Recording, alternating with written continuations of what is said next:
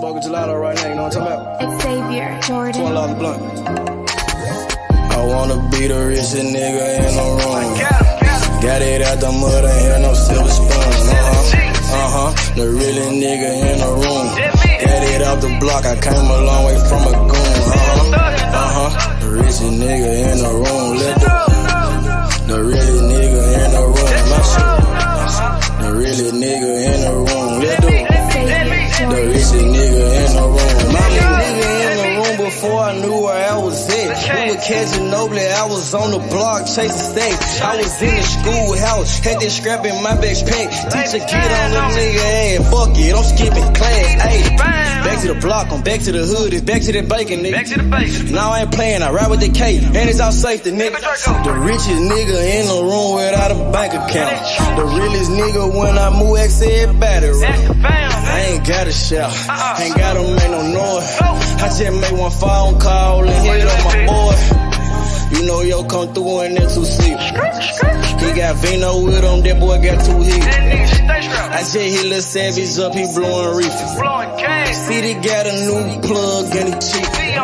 He Sosa just shot me a test, got what I wanted. Told him pull up, I got cash, don't do no front. I wanna be the richest nigga in the room. Got it out the mud, ain't had no silver spoon. The really nigga in the room. Got it out the block, I came a long way from a goon. The richest nigga in the room. The really nigga in the room. My shit. The really nigga in the room. The richest nigga in the room. My move. The really nigga in the room and I ain't gotta lie. Nigga crawl a can, he gotta die. Put that on Mom Deuce, you know that I'm sorry. Shout out to that Deuce, my little nigga bloody. Still in the mound with some folks, nigga. In my crib, niggas cut throat, nigga. You know what the bid, come and get a boat. I got gas, I got Reggie, I got blow. In the summertime, I'm still serving snow. DJ for the high, I don't do the low. Cash with the move if it make a profit. That boy coming brown, so we call it body. State props, ABM, but the team's the rock. I'm like Shaq to the youngins, I still get the blocks. All these bitches jockey, whole team fly like choppers. And we came with choppers, keep big macs just like whoppers. I wanna be the richest nigga in the room. Got it out the mud, ain't had no silver spoon. The really nigga in the room. Got it out the block, I came a long way from a goon. The richest nigga in the room. The really nigga in the room. My shit. The really nigga in the room. The richest nigga in the room. My move.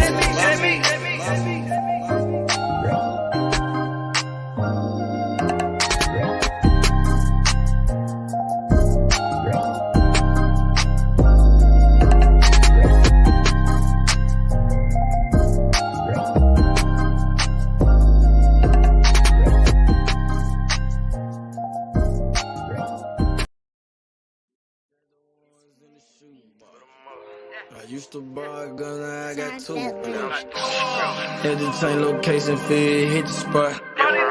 Got me a new plug and it still get drunk. Get the gas from the best crop.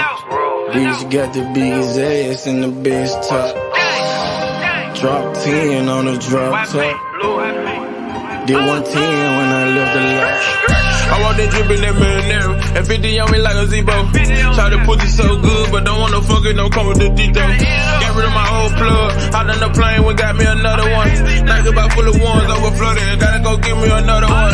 Relocate the spots, the night getting hot, and I know them bitches coming in. About the dividends in the Benjamin, a nigga might have to go kill a friend. Panamera on the Roy Royce, drop top on the race. 150K, I need a higher place, I had to pay at the safe. I used to buy a gun, now I got 2 Glocks.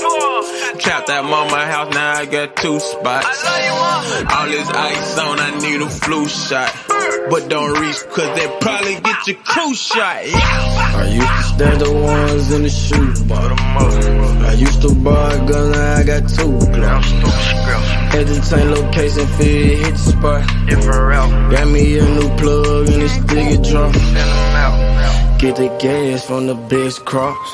Bitch got the biggest ass and the best top. Drop 10 on a drop top. Did 110 when I left the lot. I dropped 10 on that Rolex watch. Then I blew 10 when I left the spot. I made 10 at another spot. We dropped 10 at your beach spot. I got 30 at your whole house. I got bowls at your mama house. On the low, I stashed that 40 in the fender, nigga. Out of state to state in different runners, nigga. In the mouth like a dentist. And I ain't saying shit like a witness, He ain't get the picture. Milk carton ain't missing. You know, I used to stash the ones in the shoe box. I used to buy a gun, now I got 2 Glocks. At the same location, fit hit the spot. Got me a new plug and they still get drunk. Get the gas from the best crops. Bitch got the biggest ass and the best top. Drop 10 on a drop top. Did 110 when I left the lot.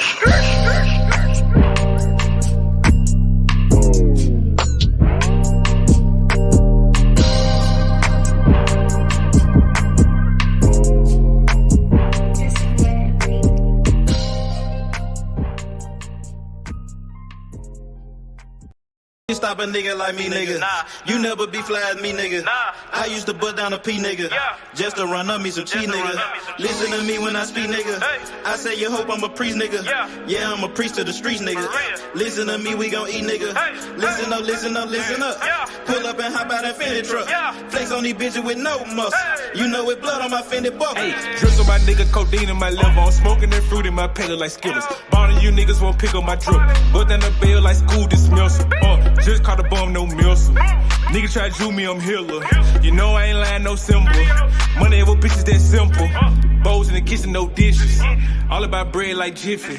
Clumsy with the weed, I'm tripping. Try to got it for the low, let's get it. Get in the guapo. Nigga, we pass it like Rondo. OJ in that Bronco. We smoking gelato. Nigga, we smoking that game. The bitch with the ass. She ride like 6 Flames. We counting the cake. Nigga, I fuck them, you love them. My nigga, I'm a hustler. Get cake like a muffin. Hot in the oven. Ace money got brains. Nigga, we popping them tabs. Nigga, pull up in that chain. She in love with the swag. Thank God for the blessing. Blue sheets, salad dressing. Jugging finessing. Fucked her in second. Don't shit stop a nigga like me, nigga. You never be fly as me, nigga. I used to bust down a P, nigga. Just to run up me some cheese, nigga. Listen to me when I speak, nigga. I say you hope I'm a priest, nigga. Yeah, I'm a priest to the streets, nigga. Listen to me, we gon' eat, nigga. Listen up, listen up, listen up. Pull up and hop out that Fendi truck. Flex on these bitches with no muscle. You know with blood on my Fendi buckle. Let's get it, let's get it, let's get it. Hey, I look like I'm worth about $1 million. I'm loaded, my sweat through the ceiling. I got this shit off of drug dealing. Rats all on me like I came out the bank. We turned up, he just broke out of paint. Told my engineer don't turn me down. Toss it to blue, told him break it down. Back to back rolling up out of pound. Got some little gangster come out the mouth. Shoot around me when I'm out of town. Soon as I hit him, it got around. Fuck all these niggas who doubted us. Bitch, I went 4 years without a fuck. I do not give a fuck, no nigga killing us. I know you broke, you ain't feeling us. My life expensive, I live it up. These niggas wishing I give it up. Still the same shit, I can't switch it up. These niggas bitches, they switching up. Gucci the lure, I switch it up. Racks, packs, switch it up. Run it up, run it up. Your life ain't worth shit but $100 bucks. 4-0 don't pull up without it. No limit, we bout it. Strong, got it, clouded. Nigga, come through in the outed. Don't shit stop a nigga like me, nigga. You never be fly as me, nigga. I used to bust down a P, nigga. Just to run up me some cheese, nigga. Listen to me when I speak, nigga. I say you hope I'm a priest, nigga. Yeah, I'm a priest to the streets, nigga. Listen to me, we gon' eat, nigga. Listen up, listen up, listen up. Pull up and hop out that Fendi truck. Flex on these bitches with no muscle. You know with blood on my Fendi buckle. Let's get it, let's get it, let's get it. I look like I'm worth about $1 million. I'm loaded, my sweat through the ceiling. I got this shit off of drug dealing. Damn, got hit.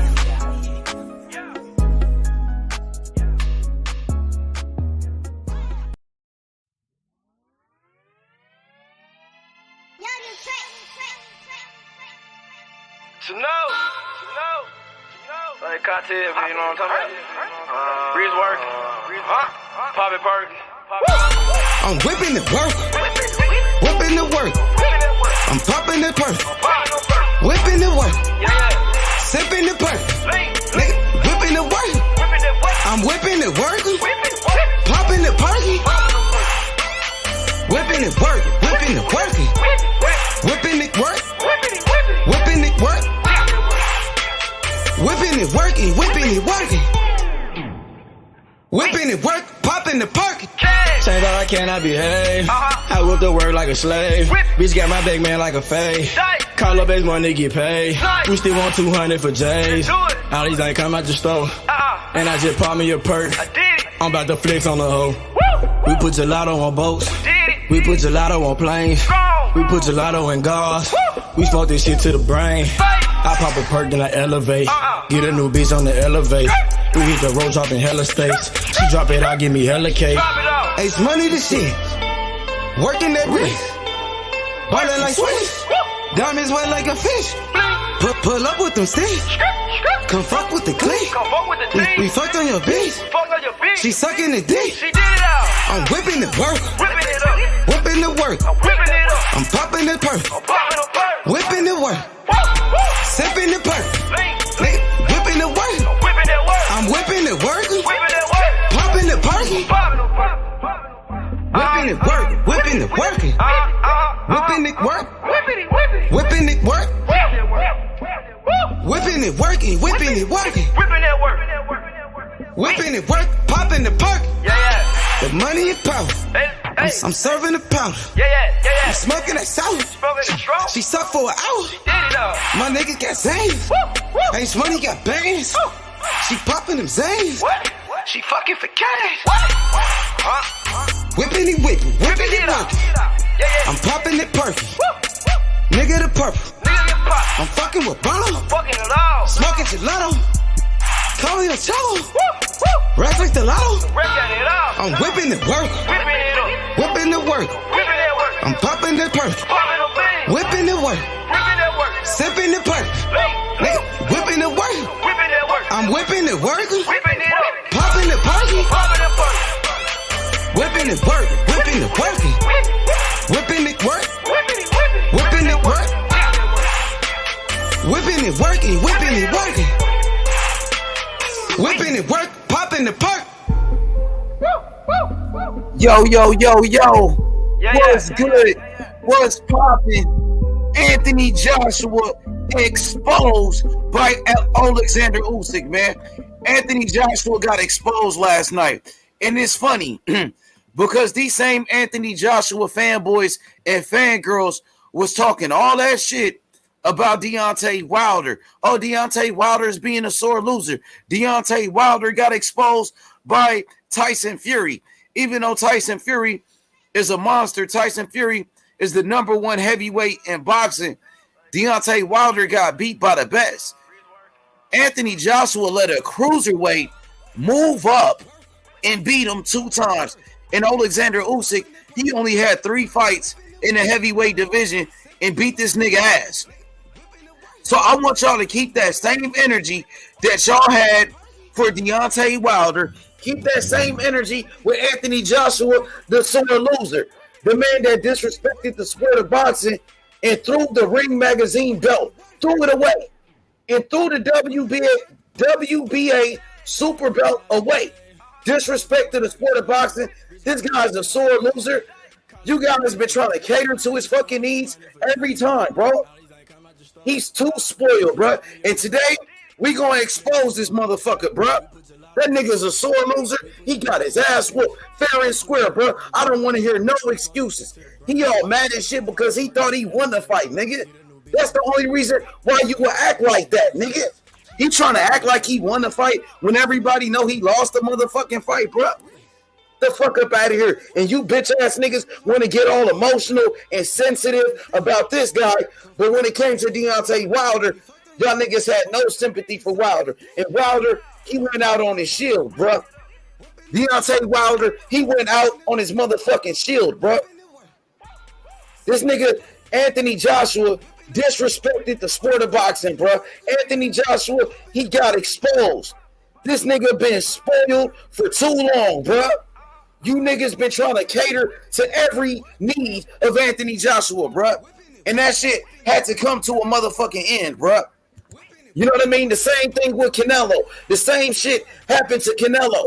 But y'all gave Canelo a pass. Y'all gave Canelo a pass for ducking that rematch with Bivol, bro.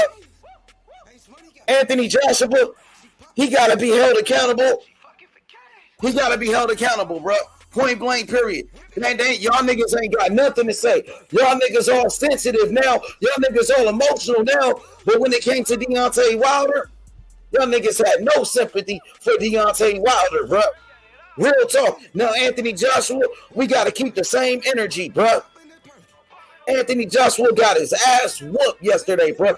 Anthony Joshua was a sore loser. Anthony Joshua was out of control, bro. And you niggas want to go silent? Let that have been Deontay Wilder. Y'all niggas would have been talking about all type of shit about Deontay Wilder, bro. Now hit that motherfucking link, bro. I want to talk about it. He got exposed, nigga. He got exposed last night. As a man, his character was exposed. You know what I mean? As a fighter, he doesn't have a gas tank and he don't have a chin. He don't, bro. You know what I mean? But this whole time, these niggas been capping, being fanboys and fangirls for Anthony Joshua, saying the whole world is ducking this guy. But you let a cruiserweight move up and wait and beat you? Anthony Joshua is younger than Usyk. He's bigger than Usyk. He's stronger than Usyk. He's taller than Usyk. He got the longer reach than Usyk. He got more muscles, and he still got beat. Yeah, let's talk about it, bro. We're going to talk about it today. Don't be shy. Now, when it was Deontay Wilder, everybody had something to say. So I want to see y'all keep the same energy for Anthony Joshua, the sore loser, the spoiled brat. He's a spoiled brat, nigga. Spoiled motherfucking brat. Where you at? Where you fangirls at, bro? Where you fanboys at? Come out the woodworks, bro. Come up out those bushes, nigga. Stop hiding in the bushes, nigga. Where you at? Where y'all at? Y'all hiding? Or y'all want to watch from the sidelines today? Like the Canelo fanboys when Canelo got his ass whooped. But it was okay when I said Deontay Wilder got exposed. But you got a problem when I say Anthony Joshua got exposed, nigga. I ain't got to cater to Anthony Joshua fanboys so I can get an Anthony Joshua fan base because Anthony Joshua got a bunch of fans. He got a bunch of followers. I'm not finna sit here and cater to Anthony Joshua and his fan base like you bitch ass niggas be doing, nigga. I keep it funky where I'm from, nigga. I'm a straight shooter. I don't beat around the bush. I tell you how it is, nigga. Fuck you talking about. Oh, okay. Sore loser, Anthony Joshua, right? Disrespected the sport of boxing. He threw away the Ring magazine belt and threw away the WBA title. That's disrespecting the sport. Because now we in an era of boxing where they say the belts don't matter. They say fuck the belts. That's what Joshua said. He said fuck the belts. I'm no longer a champion, so fuck the belts. Nigga, fuck you. How about that, Joshua? Nigga, fuck you. You punk ass nigga. You bitch ass nigga. He was crying like a bitch. Anthony Joshua was crying like a bitch, nigga. He went out like a bitch. And everybody know it, nigga. And I'm going to tell you what it is. Yeah, he did that for sure. He did it. That nigga's weak as fuck, bro. He let Oleksandr Usyk take his belts. Took his shit, bro. And he start crying like a bitch about it, bro. Because he's spoiled. He's been spoiled for too long. I can't believe he did that. Yeah, because he's not about that life and he's a sore loser. He's been spoiled for too long. He get a pass for doing shit like that. That's why he did it. Because he know people going to defend his actions. He got fanboys. But I'm not one of those fanboys. And I'm not trying to cater to the Anthony Joshua fanboys. I've been telling y'all about Anthony Joshua. When I was getting harassed and shit, and motherfuckers was attacking me just because I said Tyson Fury was the best heavyweight. And it's factual. He is.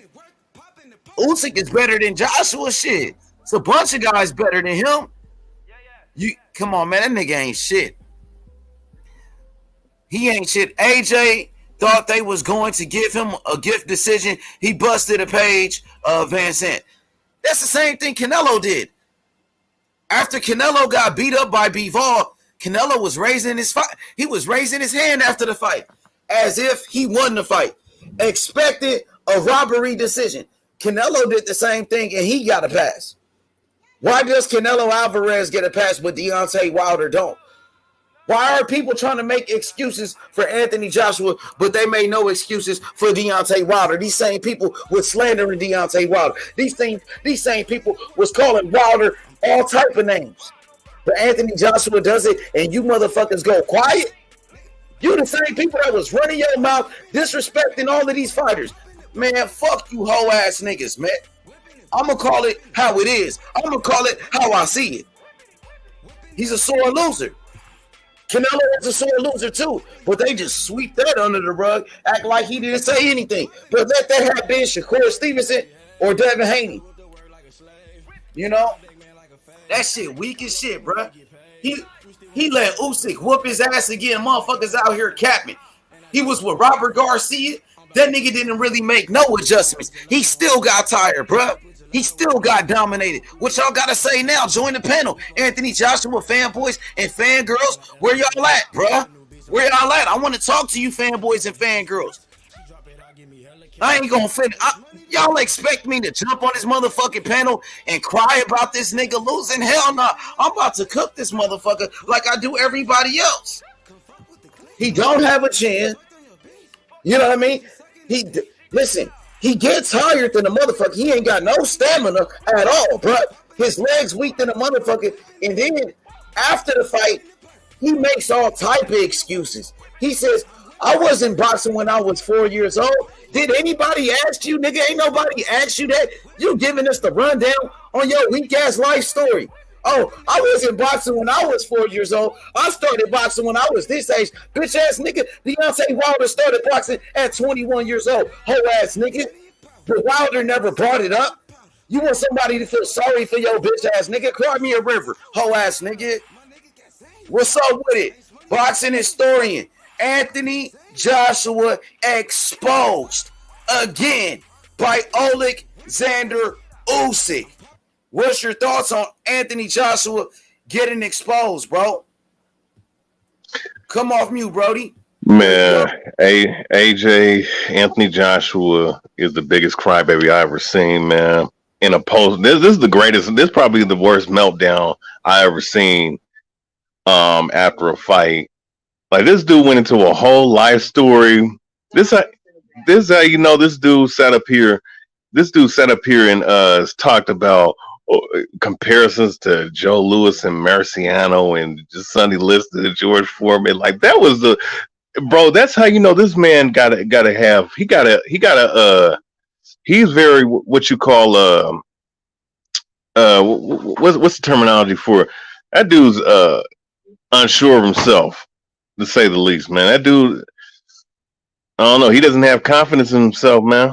And it obviously, man, like that dude's mentally broken a little bit because it like unlike Wilder, who wasn't really given the world like that, right?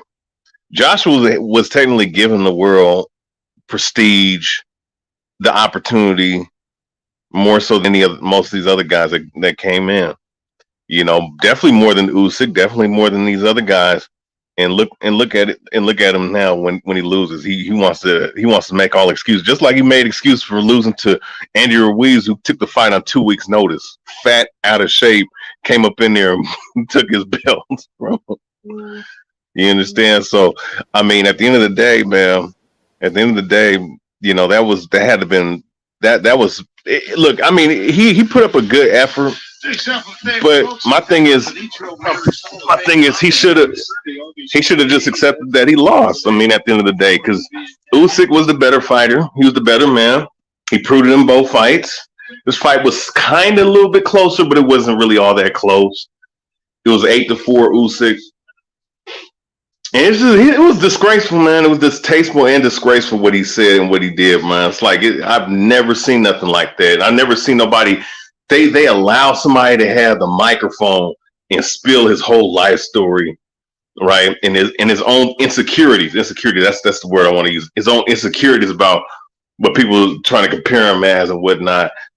It just shows you what his character, bro. And you took the man's flag and whatnot and started crying. Like, I was looking at it. Usyk was like, man, this is so disgusting. Even the people that was watching with me was just like, turn their face like, oh my God, bro. Hey, so boxing historian, you never seen anything like that in boxing before? Like where a guy, storms out the ring after fight, walks around, tries to attack the fans, snatches the microphone, disrespect the sport, throw the belts away, crying like a bitch. Have you ever seen anything like this? Not like that, bro. Not like that. Not like that, and especially not because. Hey, look, you watch boxing enough, man. You're a hardcore boxing fan. When's the last time you seen post-fight somebody go on a tirade like that? And is allowed to go on a tirade like that? Like, I was having a little bit more respect for him before all that, But that dude, I've never seen it, bro. Nah, do you feel like Wilder was a sore loser like Joshua? Was Wilder as worse as him? Who was worse, well, Wilder or AJ? I'll say this: Wilder did something worse. He accused the man of spiking his water. The fight. I'm talking about like that was like months after and things like that. But I'm talking about just like right after the fight, post-fight reaction. Wilder walked out, but Wilder didn't go on no tirade. You know what I'm saying? And Wilder gave Fury credit after that second fight, actually, inside the ring, and said he was the better man. It wasn't until later, until those fanboys put that shit in his head and told him to do that. That's when he did that. But he didn't say nothing at first. Yeah, he didn't. Hey, you funny as shit. Hey, boxing historian. So, what's next for Anthony Joshua after getting beat up like that by Oleksandr Usyk? 2 ass whoopings in a row, and you predicted Oleksandr Usyk to do this to Joshua since the very beginning, bro. Are you proud of Usyk? And where do you put Usyk on your list, bro? Are you proud of him, first of all? Man, yeah, I'm proud. First and foremost, I'm proud of Usyk. You know what I'm saying? Because I look at Usyk and what he can do in his style. There ain't nobody really in the heavyweight division that can do what he do, especially as a southpaw. And that southpaw, it can be a disadvantage to a degree if you're fighting someone with a very good right hand who can set it up. But if you're not really all that technical, man, and you're fighting someone like him, it's difficult.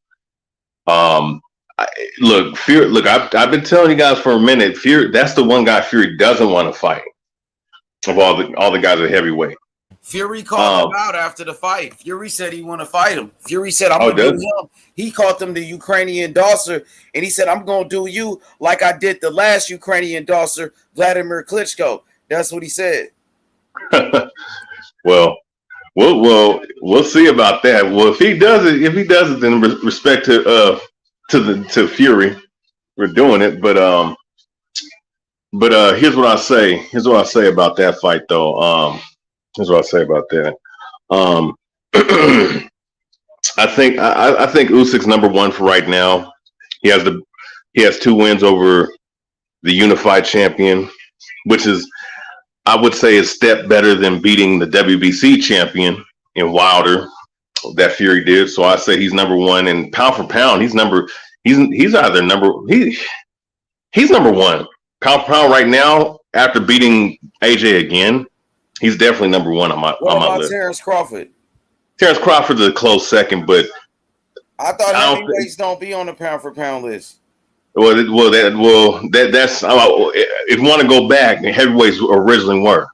I include heavyweights. I've never seen heavyweights on the pound for pound list until now. But when you look at the resumes, right? Terrence Crawford was undisputed like Oleksandr Usyk. Terrence Crawford is a 3-division champion. Oleksandr Usyk is only a 2-division champion. Well, yeah, when you cruiserweight, there ain't no other place to go but heavyweight. So but Crawford got 3, so 3 is more than 2, right? That's just like Jordan got more rings than Kobe, right? Yeah, well, but here's the thing though. With that analogy, right? There's only one way to win in the NBA championship, right? There's only really one division. men are getting smacked right now. But what I say is that when you win the heavyweight championship and you become a unified, a 3-belt heavyweight champion, that covers a lot. That covers a lot of weight classes, in my opinion. So that, to me, when you beat a unified champion like AJ, who has 3 heavyweight titles, that amounts to a little bit more. But AJ was beat already by Andy Ruiz. It wasn't like we never seen him get beat. He was knocked out already. Yeah, he was, but we can't take away the accomplishments prior to, Ruiz beating him. You know what I'm saying? He avenged the loss against Ruiz. Like, really, what type of accolades was in? Who was Andy Ruiz? Wasn't he a cherry pick? It was a cherry. No, it was a cherry pick. Hey, cherry pick gone wrong. Shoot, cherry pick gone wrong. Hey, hold up. So was Tyson Fury. Yeah, Tyson Fury was a cherry pick too. No, but Tyson Fury, at that time, Fury was still undefeated. Fury was already a champion. He was the number 1 heavyweight before. No, he wasn't. He was retired, snorting cocaine on the couch. He was a cherry pick going wrong. You can't compare Andy Ruiz to Tyson Fury. Tyson Fury already was a champion. Anthony Joshua best win was Vladimir Klitschko, and Fury beat him first. No, I'm not saying that. I'm saying you said that Ruiz was a cherry picker. He definitely was. He was a last minute replacement. So was Tyson Fury by Deontay Wilder. He was a fucking Tyson cherry Fury picker. was still Tyson Fury, bro. He was a cherry pick, though. You can't compare the two, bro. You can't try to justify. Listen to me, Sheldon. You can't justify Anthony Joshua's cherry pick of Andy Ruiz when Ruiz was not a champion. Ruiz just had a fight a month ago before that, and Ruiz only had a couple of weeks to train for the fight. I'm not trying to justify, because neither one of them are justifiable. Nothing justifies you picking a motherfucker about Anthony Joshua, bro. We ain't talking about Wilder. We ain't justifying a motherfucker picking a motherfucker off the couch after 3.5 years retirement and bringing him back to life. Both of them is bullshit. That's all I'm saying. Both cherry picks was bullshit, and both of them went wrong.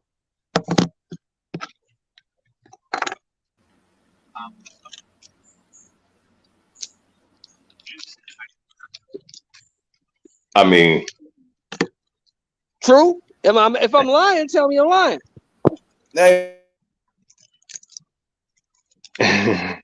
Tyson Fury. Don't ever compare Andy Ruiz, who was fat and out of shape, who was a complete nobody, who already had a loss to Joseph. To fucking. I'm just saying, if I'm lying, tell me I'm lying. We talking about AJ, who y'all was saying was the greatest thing since sliced bread. I didn't say that. The better than Muhammad Ali. Don't put that on me. I never said that. Don't put that on me. But y'all, real quick, I just want to hit that point though. Remember, he was talking about Marciano and Sonny Liston and George. That's the most insecure stuff I ever heard. Huh?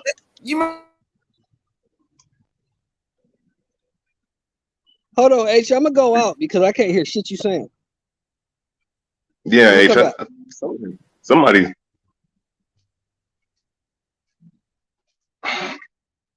H, if you saying something, we can't hear it.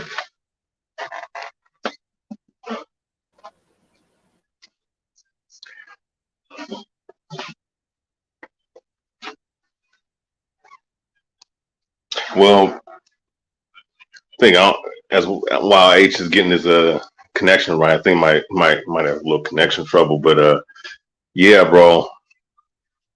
I mean, this dude has to be the most insecure dude I've ever seen, man. Like, I think he's insecure because of all the pressure he's under. They just gave him another $100 million and expect this dude to perform, and he got his ass whooped. He fought better yesterday. I have to give it to him. He did fight better. It just wasn't good enough. I mean, he can't beat Usyk. He just got to accept that. This is a guy I can't beat. Yeah, well, I'm gonna tell you something. He's a good look. I'm gonna be honest, man. AJ is gonna. There's only 2 heavyweights that I pick over him right now. There's only 2 heavyweights I would pick to beat him. And I'm leaving Sanchez and what's his name, Big Baby, out of this. The only heavyweights that can beat him right now is Fury and Usyk.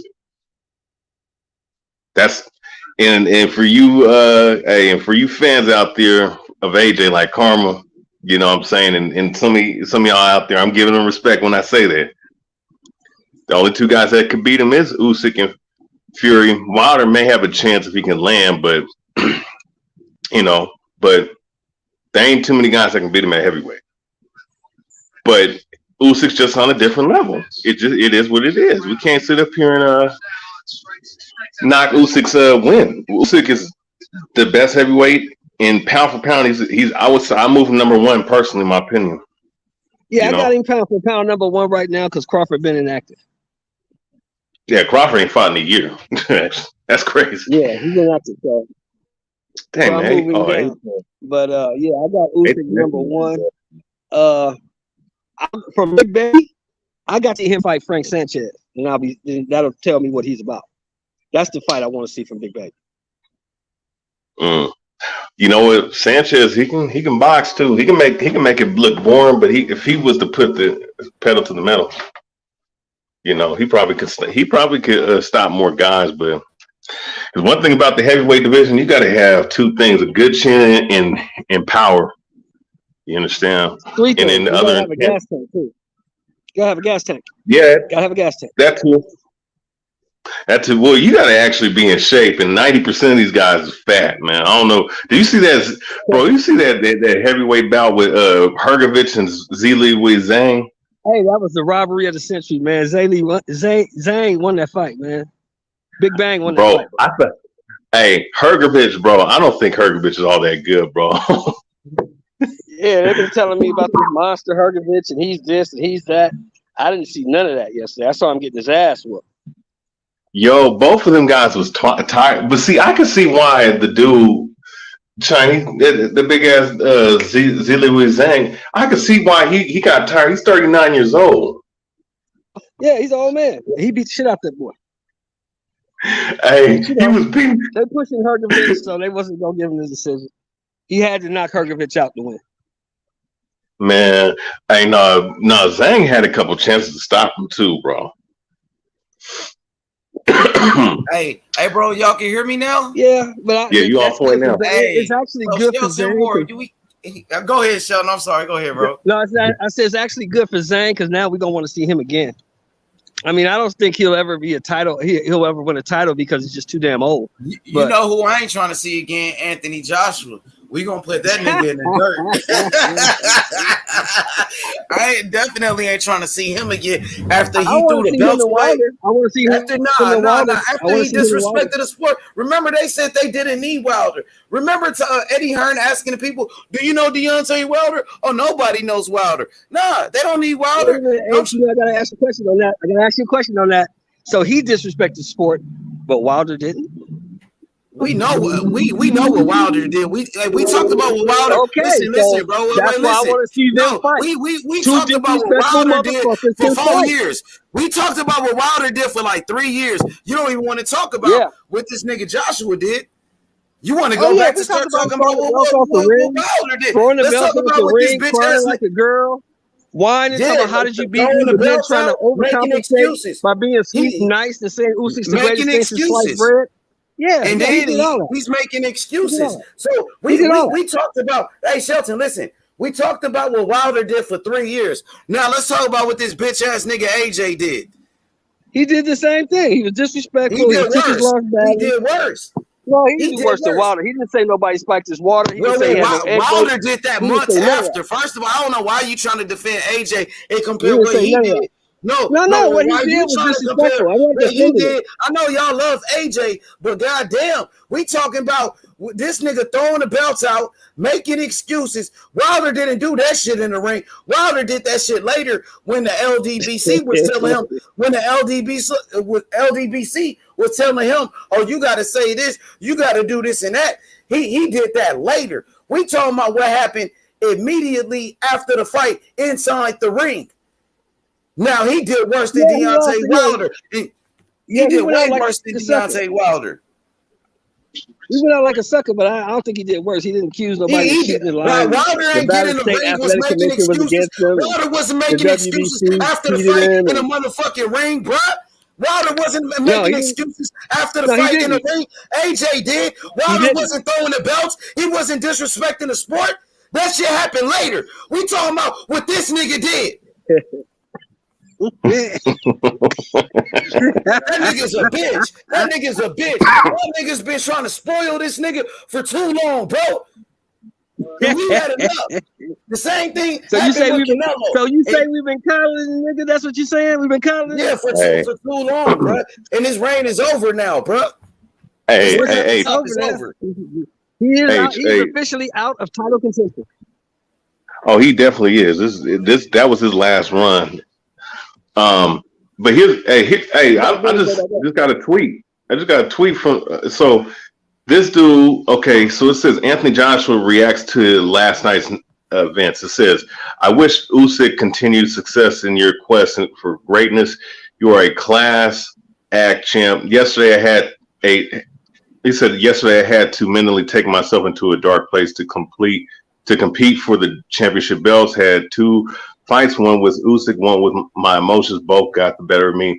I'll be the first to admit I let myself down, acted out of pure passion and emotion, and when not controlled, it ain't great.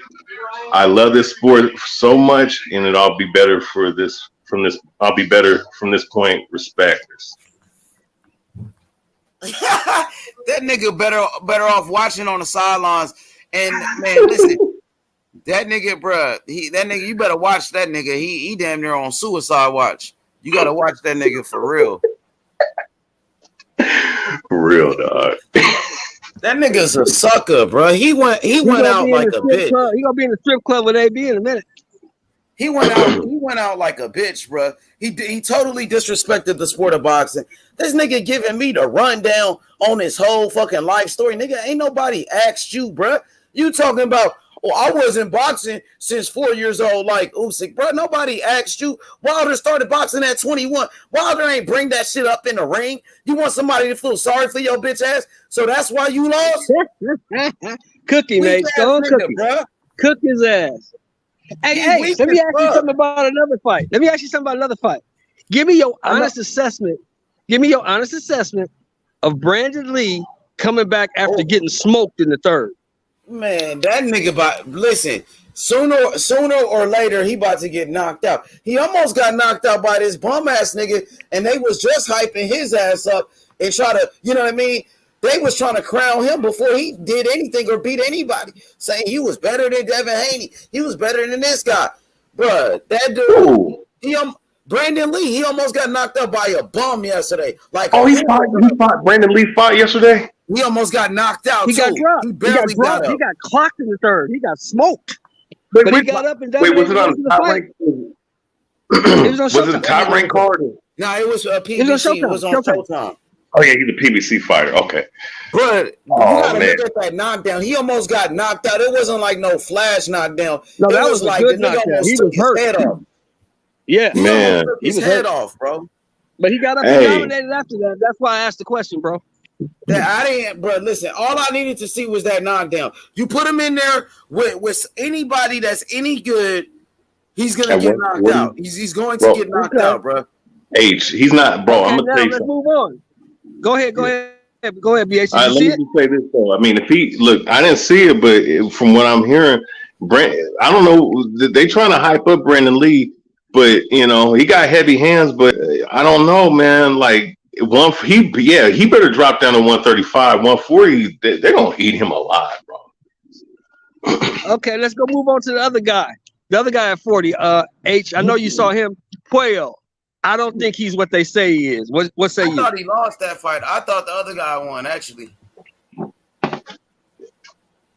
Yeah, I don't think he's what they say he is. I thought that was a robbery, bro.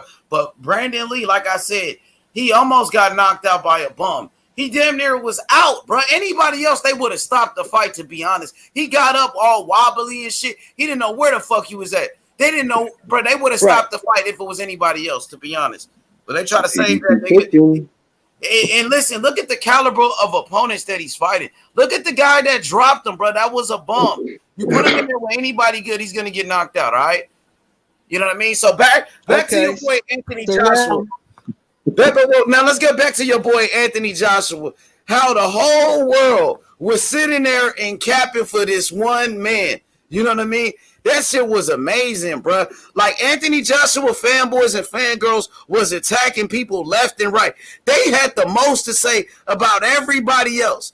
You know what I mean? When it came to Wilder, oh, you should have heard these Anthony Joshua fangirls. They'll talk about your mama. They'll talk about your kids if you supported Wilder. But now since they'll talk about your whole family. Them Anthony Joshua fanboys. They said Joshua was the boogeyman.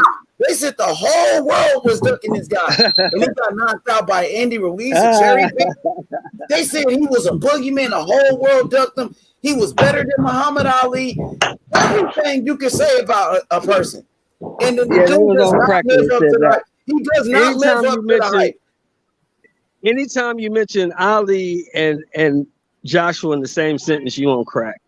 He doesn't live up to the hype. They hyped him up all of these years, but he doesn't live up to the hype. He doesn't. Hey, but the fact that he mentioned Ali, the fact that he mentioned Joe Louis, Marciano, Sonny Liston. Ali. He said Ali's name? No, he said Sonny Liston. He said Liston, Dempsey, Lewis, all those. Marciano. Still all-time greats. He's speaking of the legends. He's bringing up the all-time greats. He ain't no fucking legend. Exactly. He's good. Look, he's a good fighter. He's a good fighter. He's nothing special, bro. Oh, my man said Jimbo just jumped off the London Bridge. Damn, that's fucked up. You ain't gonna see none of these Anthony Joshua fanboys and fangirls anymore. They gonna disappear. And some of them, they definitely gonna throw them under the bus, and they gonna go with the next fighter. But Shelton Moore, all of that hype that they was doing for this man, saying every fighter was ducking him. He was the boogeyman. That shit was all cap. He was the greatest heavyweight in the world. He's the best. And for those Anthony Joshua fanboys and fangirls to disrespect every other fan and call everybody else fanboys while they was a cheerleader for Anthony Joshua and kissing his ass and catering to every need of Anthony Joshua, bro. This is a great moment, I think, in the sport of boxing, bro. I think this is a great moment that this man, took an L, bro. And now we got a real champion in Oleksandr Usyk, bro. Yeah, Usyk's the real deal. He's the real deal. Like I say all the time, I think the only thing that's going to beat Usyk is Father Time. I don't see nobody else beating him. I've been saying this, bro. I've been saying that I've been saying that the whole time, bro. Yep, you have. You was the first one saying that. Sean, what's good? Anthony Joshua, a.k.a.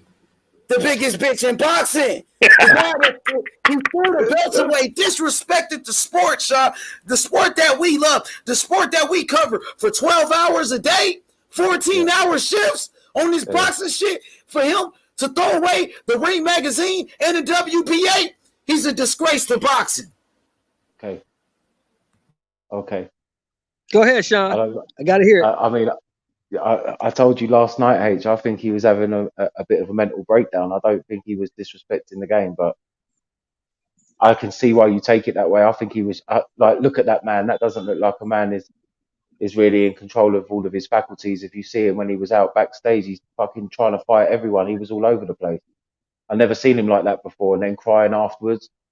I think we just saw a man in that moment dealing with the loss in front of the whole entire world, which would normally be behind scenes. But I don't know. It was all a bit strange for me. I was saying to you last night when I watched it all, I was like, I don't even know what was going on in there. I don't know what he was doing, trying to walk away, trying to fight people, throwing the belts out.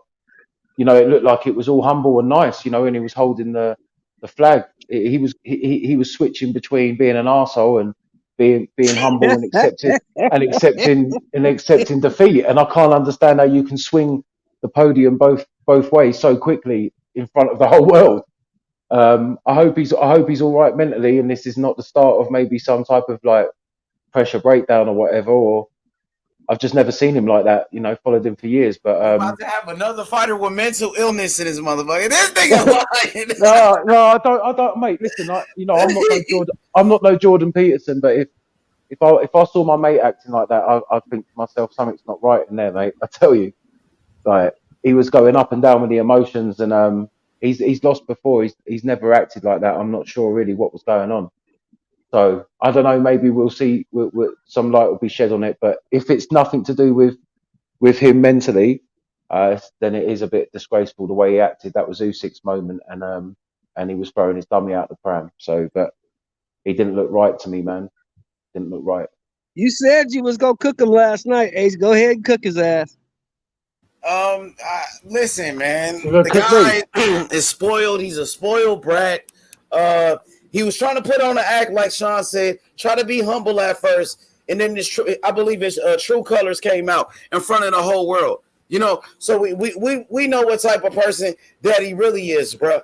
I felt like he disrespected Saudi Arabia by getting on a microphone and saying all type of cuss words in a country where we know those people, they not on that.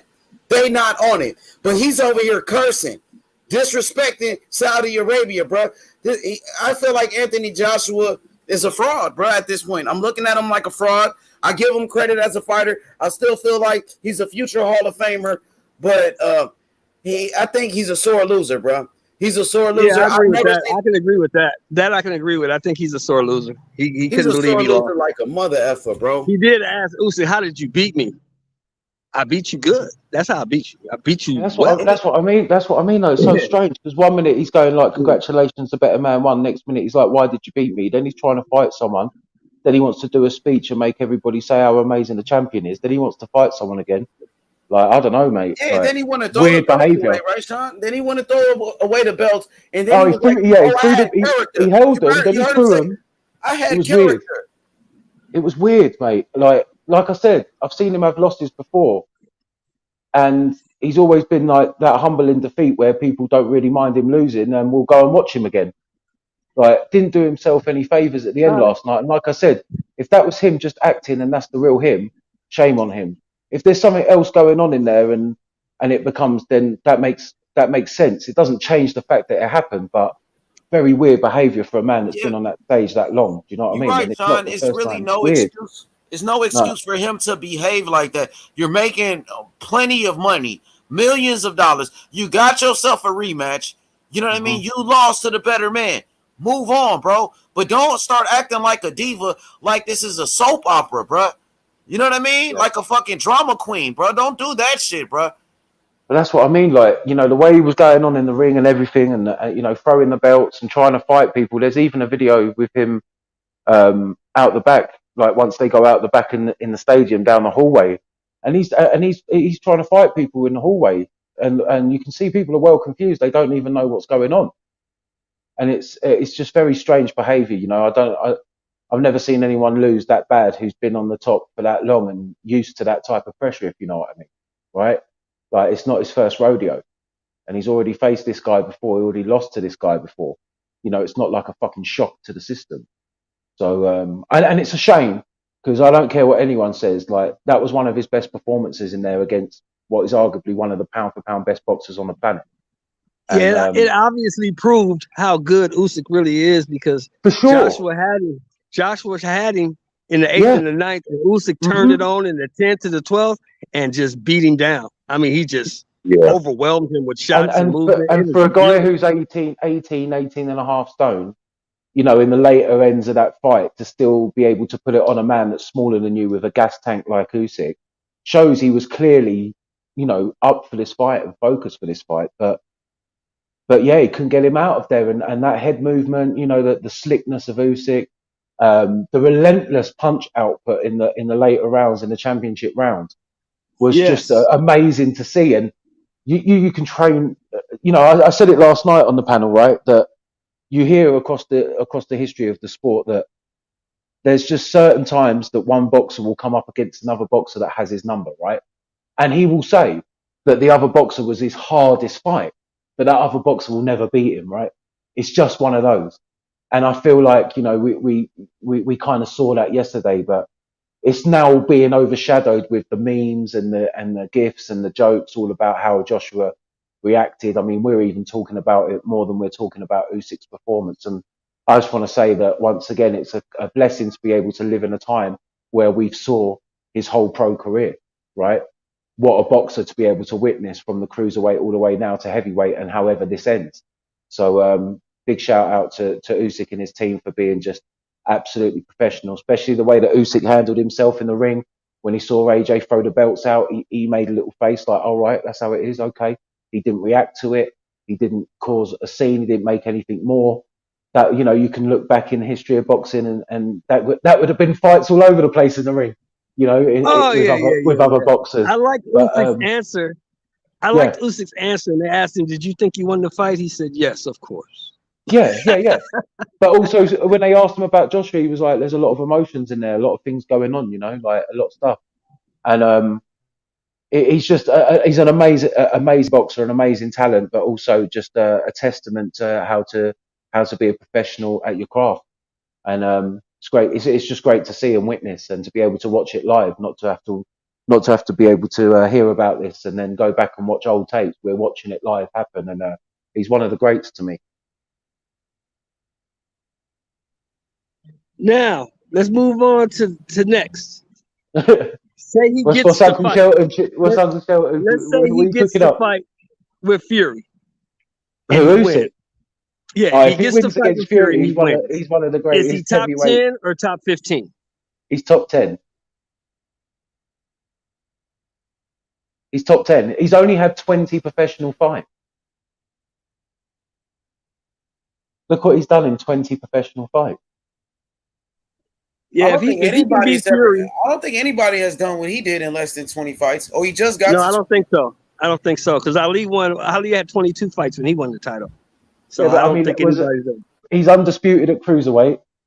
Yeah. Now he's unified at heavyweight. If he beats Fury, goes undisputed. Not only will be the first two-time undisputed champion in the 4-belt era, male, sorry, because Clarissa Shields has done it, but but also the fact that he would have done that if Fury is in his next fight, that would be 21 fights undefeated, 2-time undisputed. That's just insane. Yeah, that's incredible. That's incredible. That's just insane. And it's not like it's not like when you look at his resume that you're going to be if, buts and maybes. You know, he fought Breedis, Gaziev, Joshua, Fury. Like, these names, they're not names that people will laugh at or take, you know, be able to have a high ground with. Don't forget about Bellew. He beat Bellew. No, yeah, and Bellew, yeah. And the thing is, look where he travels where it is. He travels where it is, and he went to war. So, yeah. Top 10 easily, in my opinion. Do you know what I mean? Jay Simon, I see you over there, bro. Where's he at if he beats Fury? Where you rank him? Oh, man, you got to, like Sean said, you got to put him. Man, you got to put him in the top 10. I would have to look at that all-time top heavyweight ranking. Man, great boxers in there though, Uncle Jay. Great. Some people might have to get removed. It's going to cause some outrage. There'll be feelings, but this is what happens in the history books, right? New breed come in and they change the game, right? You just have to take your hats off to them sometimes. They would have to would make his own room in the heavyweight division, because he really didn't start it as a heavyweight, but he's going to finish his career as a heavyweight. Mm-hmm. But to be, man, he's going to be in rare company. Yep. He's going to be in rare company, man. You know, damn. I think that if he does do it, he's definitely top 25 heavyweight all time. Top 20, maybe top 25, 20. Just because then he would clear out all the best champions. But I was saying, but two divisions, cruiserweight undisputed and heavyweight undisputed, that don't get him top 10. No, cruiserweight ain't got nothing to do with heavyweight. Cruiserweight ain't got nothing to do with heavyweight. I'm saying if he becomes Evander Holyfield's achievements. Well, you know, here's the thing though. Let me say this though. The reason why I'm not going to rate him in the top 20 or top 10 is that there were a lot of undisputed heavyweight champions in history because there was only a one belt era. So they were undisputed by default. Yeah. You know. But So he would be the first male if he took Fury before, say, Crawford fought Spence, and if Crawford beat Spence, he'd be the first male 2-time undisputed in the 4-belt era. That would no. If you want to rank them all time, because like I said, cruiserweight and heavyweight you can't mix and match that as the same thing. That would kind of take away from the I'm not achievement of saying it's the heavyweight. same thing. I'm saying he was undisputed in both divisions. That's what. If you're talking about all time rankings, he's the best of this era. He's the best fighter. If he does that, then he's the best fighter of the last 14 years. Or the last 12 years. It's better than Canelo. That's better than Andre Ward. It's better, because those are the two best guys of the last 12 years. I would go as far as to say, bro, if he beats Fury, he's the best heavyweight since Lennox Lewis. Yes, there you go. Yeah, that makes sense. Yeah, I think that's fair. I agree. I think that would be fair. It's a great argument. If he does, it's a fucking great argument with a bottle of Henny, sitting down having a chat with your boxing friends. That would go on for a while. If you're trying to weigh it up because I mean, look at heavyweight. What is that? Is that his 5th fight at heavyweight? And he's already he's a legitimate heavyweight. He's 6'3", 220. Look, to me, to be honest, cruiserweight really isn't. It really was originally 190. They just moved it up to 200. Just a decade ago. So, look, if you heavyweight, you a heavyweight, bro. So I'm not gonna give him pointers because he moved up from cruiserweight, because there's many guys that have done that before. Nobody's giving extra credit for Evander Holyfield. Even though I'm not even. That's not true, bro. People got Holyfield ranked top 10 heavyweight all time, maybe top 5. Some people do. He's like a 5-time heavyweight champion on top of that. Yeah, man. So you can't say people don't give him extra credit for moving up from cruiserweight to heavyweight, because they do. No, I'm saying he was a legitimate heavyweight. That's what I'm saying. So I think Usyk, but definitely though, if Usyk does this and this be a second title defense as a undisputed heavyweight champion, he's top 20, top 25, top 20, something like that. I don't know if I put him top 10 though. Let me welcome the brother, Fight Doctor. Fight Doctor, man, what's your thoughts on Oleksandr Usyk defeating Anthony Joshua again? Anthony Joshua with the biggest meltdown in the history of sports. What's your thoughts on this shit? Yo, Fight Doctor's in the house on Rick James status, as always. Good afternoon, gentlemen. What's up, Fight Doctor, my man? What's cracking? Oh, man, just trying to make it do what it do. So, all right, so it was a good win, right? It was a good win, but I think, people are Usyk is getting a lot of mileage out of beating a guy who I think of as being Andy Ruiz leftovers. And I got criticized for referring to Anthony Joshua as being Andy Ruiz leftovers. But in all honesty and in all truthfulness, the highlight in my mind, there are 2 highlights to now 3. But prior to Usyk, there were 2 highlights in Anthony Joshua's career. The first highlight is having beaten an old, coming off a loss, an 18-month layoff, Vladimir Klitschko, and then the second highlight was having been knocked out by Andy Ruiz, right? Those are the 2 highlights of Anthony Joshua's career, and now we add a third, having been outboxed twice by a cruiserweight. So Usyk is getting a lot of mileage out of a win that I personally feel is being overblown. A good win, yes, but Anthony Joshua, if you just analyze what he does wrong, bad balance, the gas tank, the stamina is not there. He loves to overcommit on his punches, leave himself open. Honestly, stylistically, my personal opinion is that Anthony Joshua, a guy like Anthony Joshua, is tailor-made for a guy like Oleksandr Usyk. Okay? So I want to see what happens when he faces someone who's more complete, like a Tyson Fury. As if Tyson Fury's complete, though. Listen, Tyson Fury is a lot more complete of a fighter than Anthony Joshua will ever be. I promise you that. Yes. Okay. Yes. There's no question in my mind. Okay. And that's validity to that, because at least the thing about Joshua, he's a solid, and this just to back up what you're saying, Fight Doctor. From my standpoint, Joshua can box. He has above average jab, and he has very good power, and he can set up his punches. The problem is that he does overextend. He's not aggressive enough. He's not assertive enough, and he even talked about his own insecurities about him throwing combinations and whatnot. When he was referencing Marciano and whatnot, but that the fact that he is just flat-footed and he's stiff.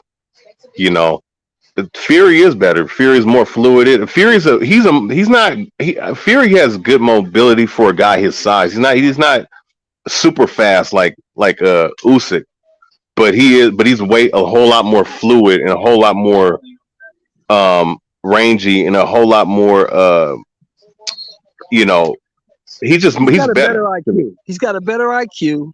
He's got a way better gas tank. And Fury's a dog. Even though I can't stand the motherfucker, he's a fucking dog. Yeah, he's a dog. And see, Fury would actually, and Fury's not the same puncher that AJ is, but Fury would at least insert himself to hurt somebody. You know what I'm saying? Like he did Wilder. Like when he had Wilder, he kept banging and banging and banging until our boy fall in both fights. Listen, can I interject for a second? No, you perfect. Thank you. So go back to the 9th round of the Joshua Usyk rematch, and you see Anthony Joshua, which in that round he was implementing the type of fight plan that he should have been executing from the get-go.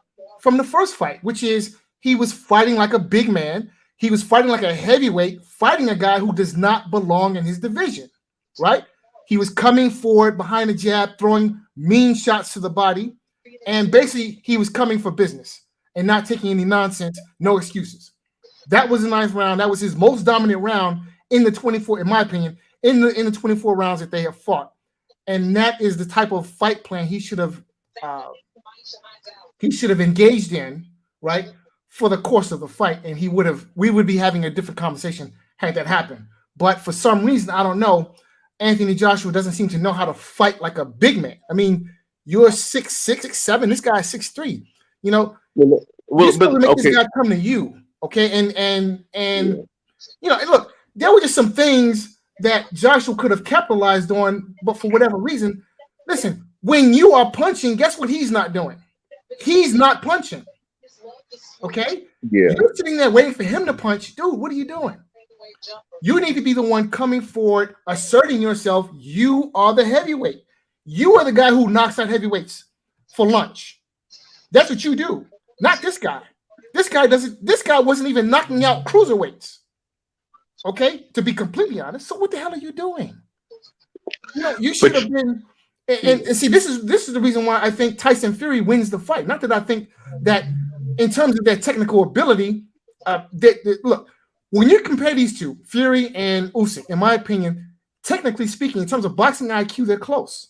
I don't want to say who's better, who's worse, but they're close. But Fury is the heavyweight here, overwhelmingly.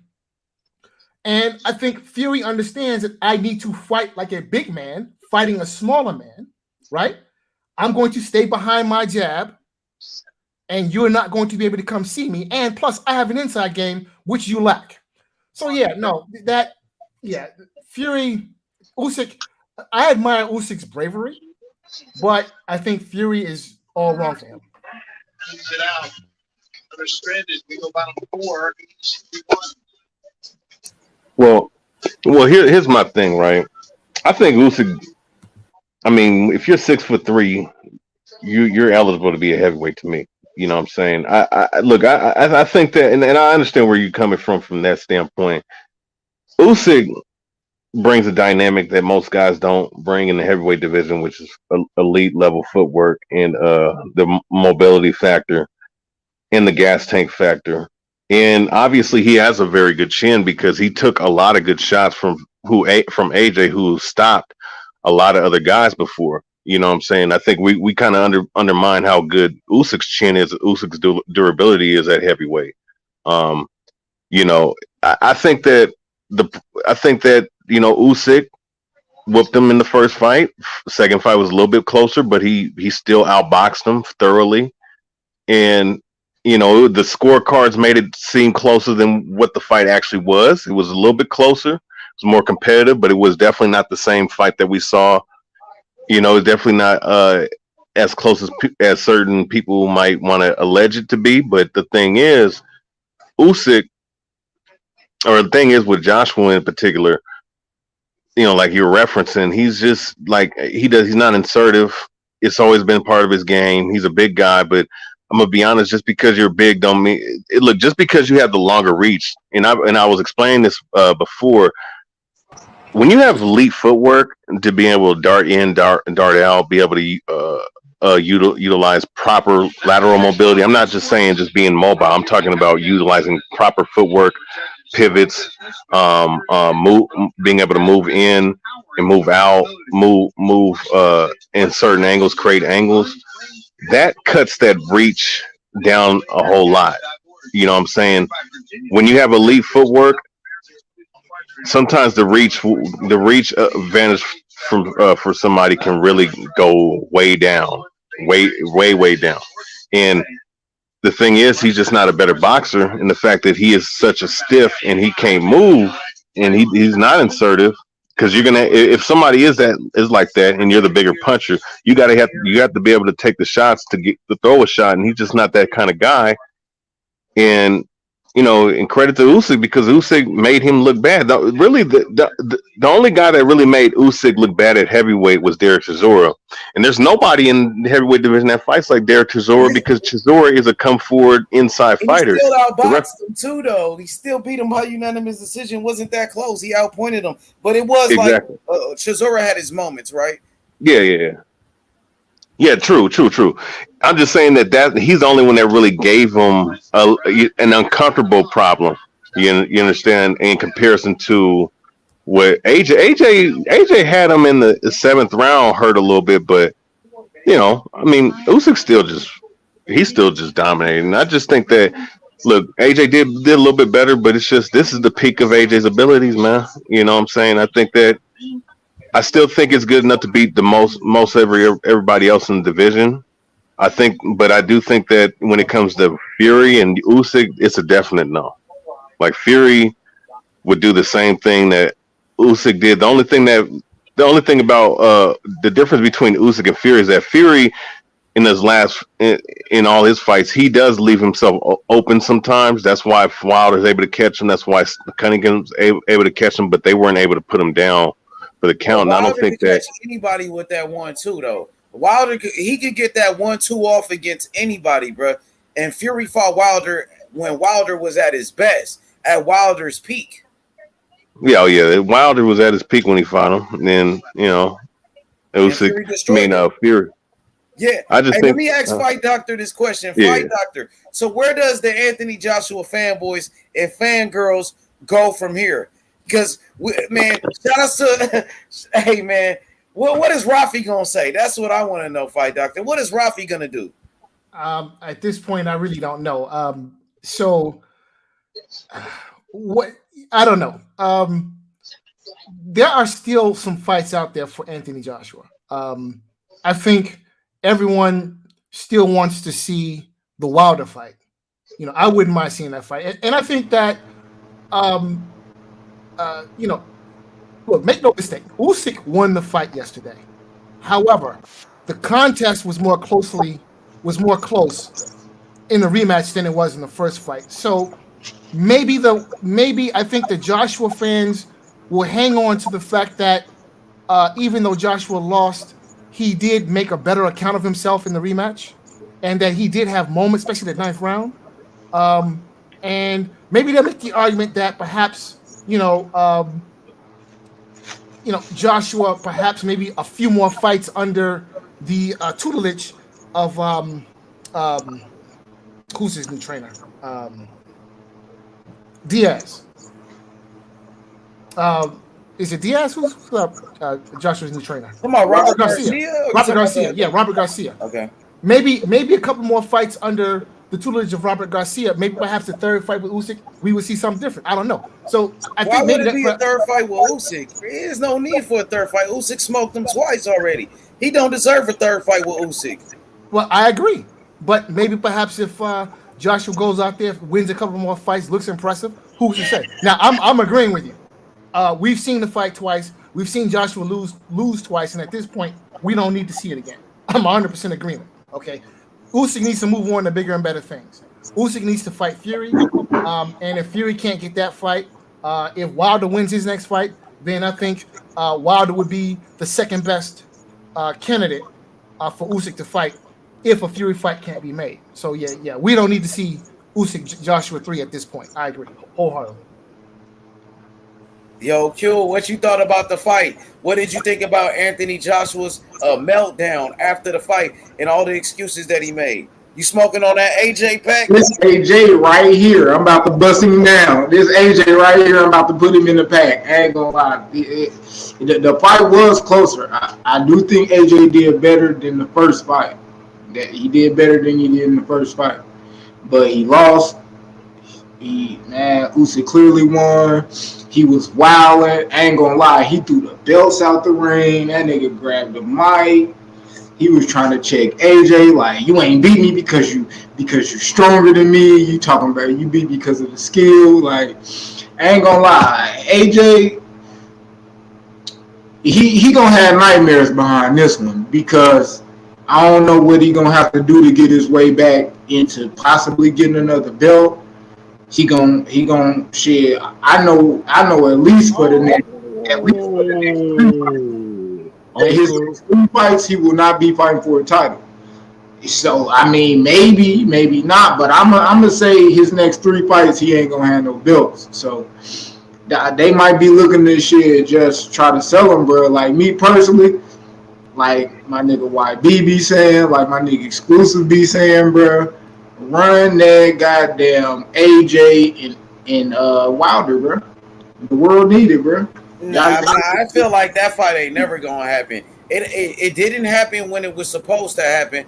Now that AJ got 3 losses and Wilder got 2 losses, now they finally want to fight each other. Man, fuck that. You know what I mean? Them niggas ain't gonna fight. Them niggas never was gonna fight, and that shit is over with. Wilder about 36, 37. You got AJ, who just got his ass whooped for a 3rd time, so that fight ain't gonna happen. Wilder don't do business with them boys. That shit is not gonna happen, bro. Yeah. Now they need each other. It's funny. Now since they lost, now they need each other. You know what I mean? But nah, they ain't gonna fight, bro. That shit over with, bro. Uncle Shelton, you got your news, Uncle Shelton. What can he do though? What can he do? I think a Dylan White rematch that'll still be a big fight. And that's a rematch people wanted for years. Nobody want to see that shit, H. I want to see that motherfucker. And Dylan White I want to see that motherfucker fight the Hergoviches, the Joe Joyces. I want to see him fight the Sanchez's.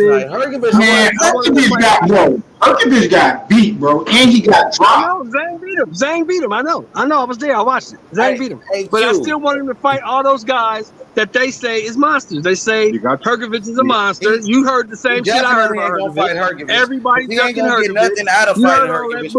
Dylan White is still ducking that big slow ass dude.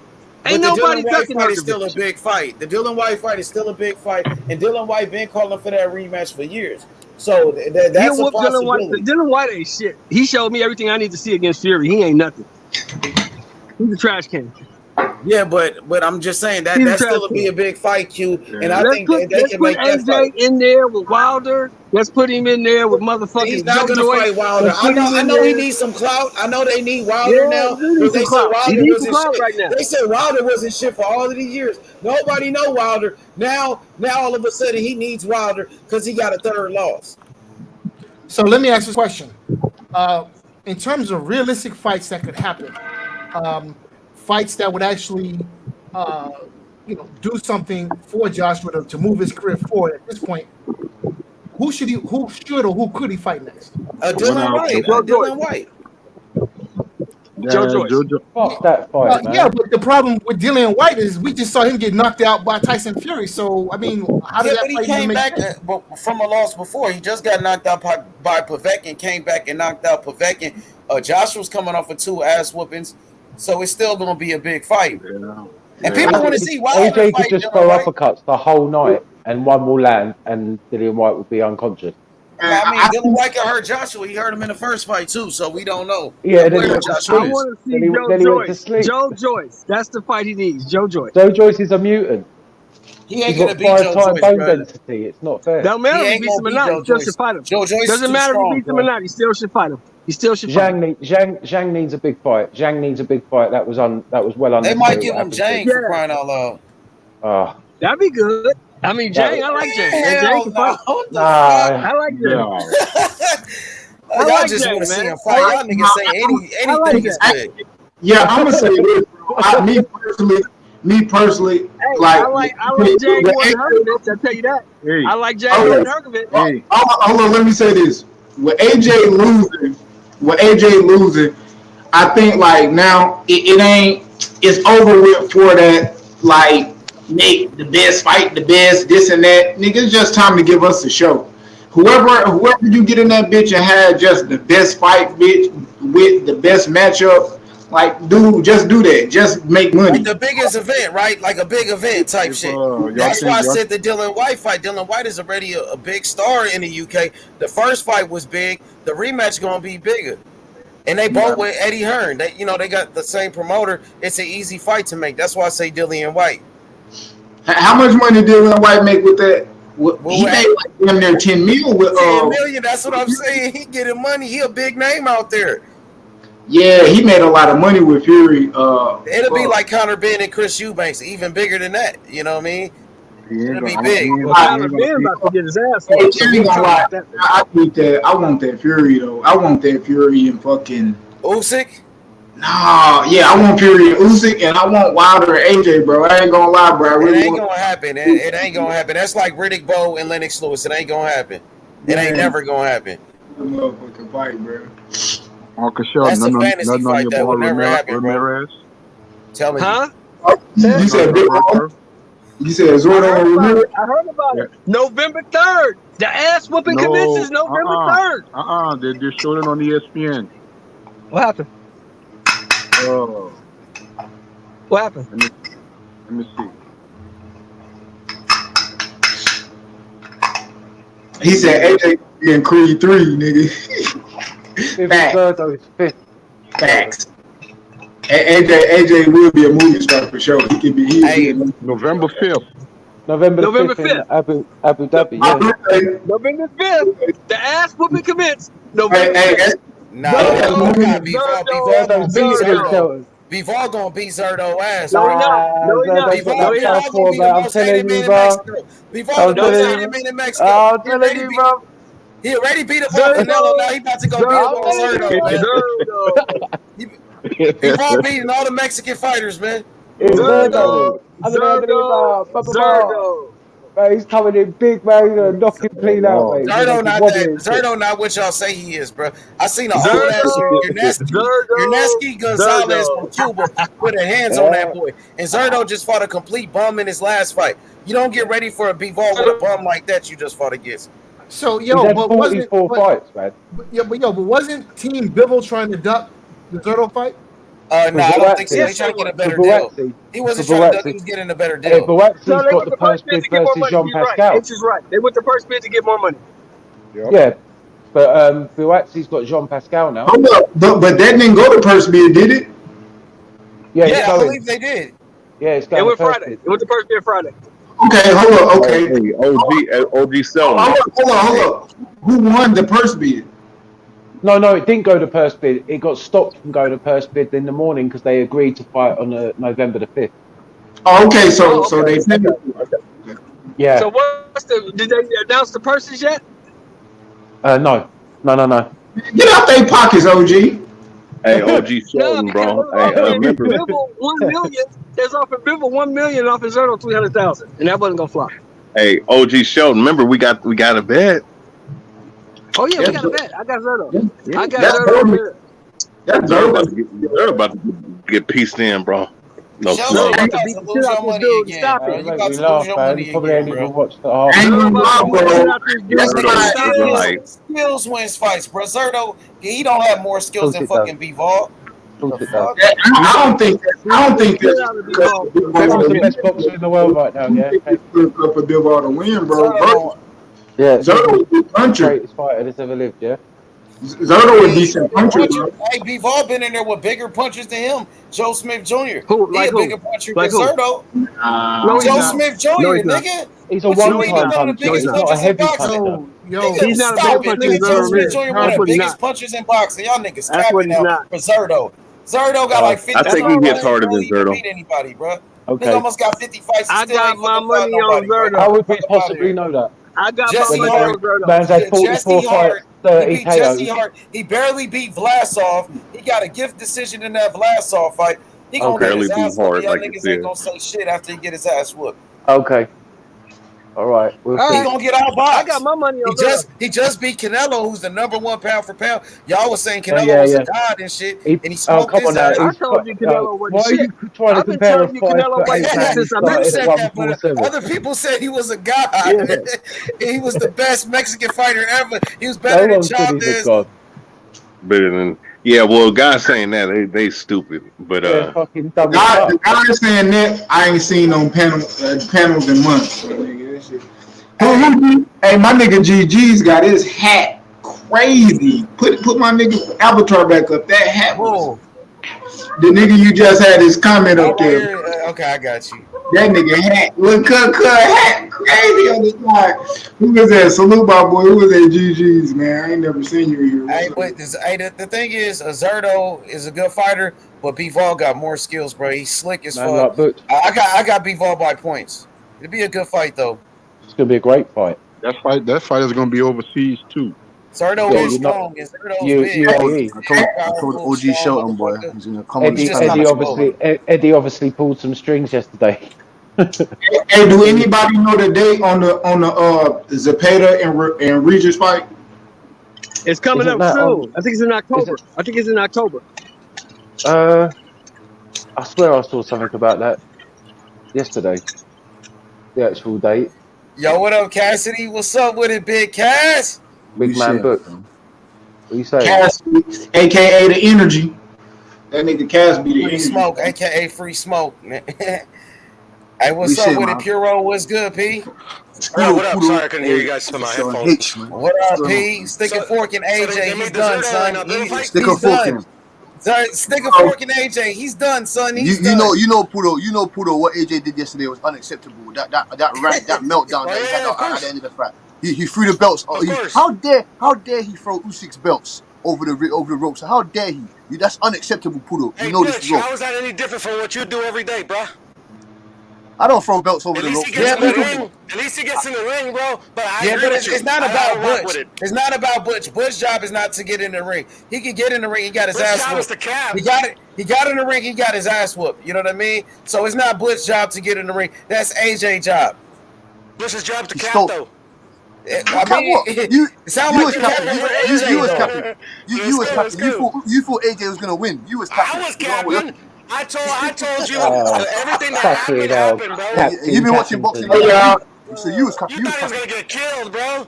Hey, y'all. Hey. Fucking Usyk turned AJ to Obama once, my nigga. On God. This is AJ. Look AJ right now. Look AJ. He turned that nigga to a one pack. Nah, that's you. AJ gets in the ring, bro. I'll have AJ got in the ring and got his ass whooped, and he was crying like a bitch after the fight, and he threw his belts like a sucker and made excuses. He got in the ring and got beat, and it's not Butch's job or anybody on the panel job to get in the ring. That's AJ's job, and he didn't do a good job at it. I mean, And if we're gonna he's getting onto criticize what normal a guy that actually gets in there, that's the boss. Yeah, to get we in there. are like we can criticize gotta every other criticize the fighter. fans The too, same bro. way people was criticizing Shakur Stevenson, Devin Haney, and all those other guys when they get in the ring. We gonna criticize this guy, the sore loser. Yo, Q. Yeah. All's If fair that's the in Just Joshua like on fight, the Wilder, they Free was Smoke criticizing Wilder. Wilder got in the ring. is it They tasting bitter? criticized him for years, and they still do. So this Yeah, guy they gonna do. get the same heat. He gonna get the same pressure like everybody else.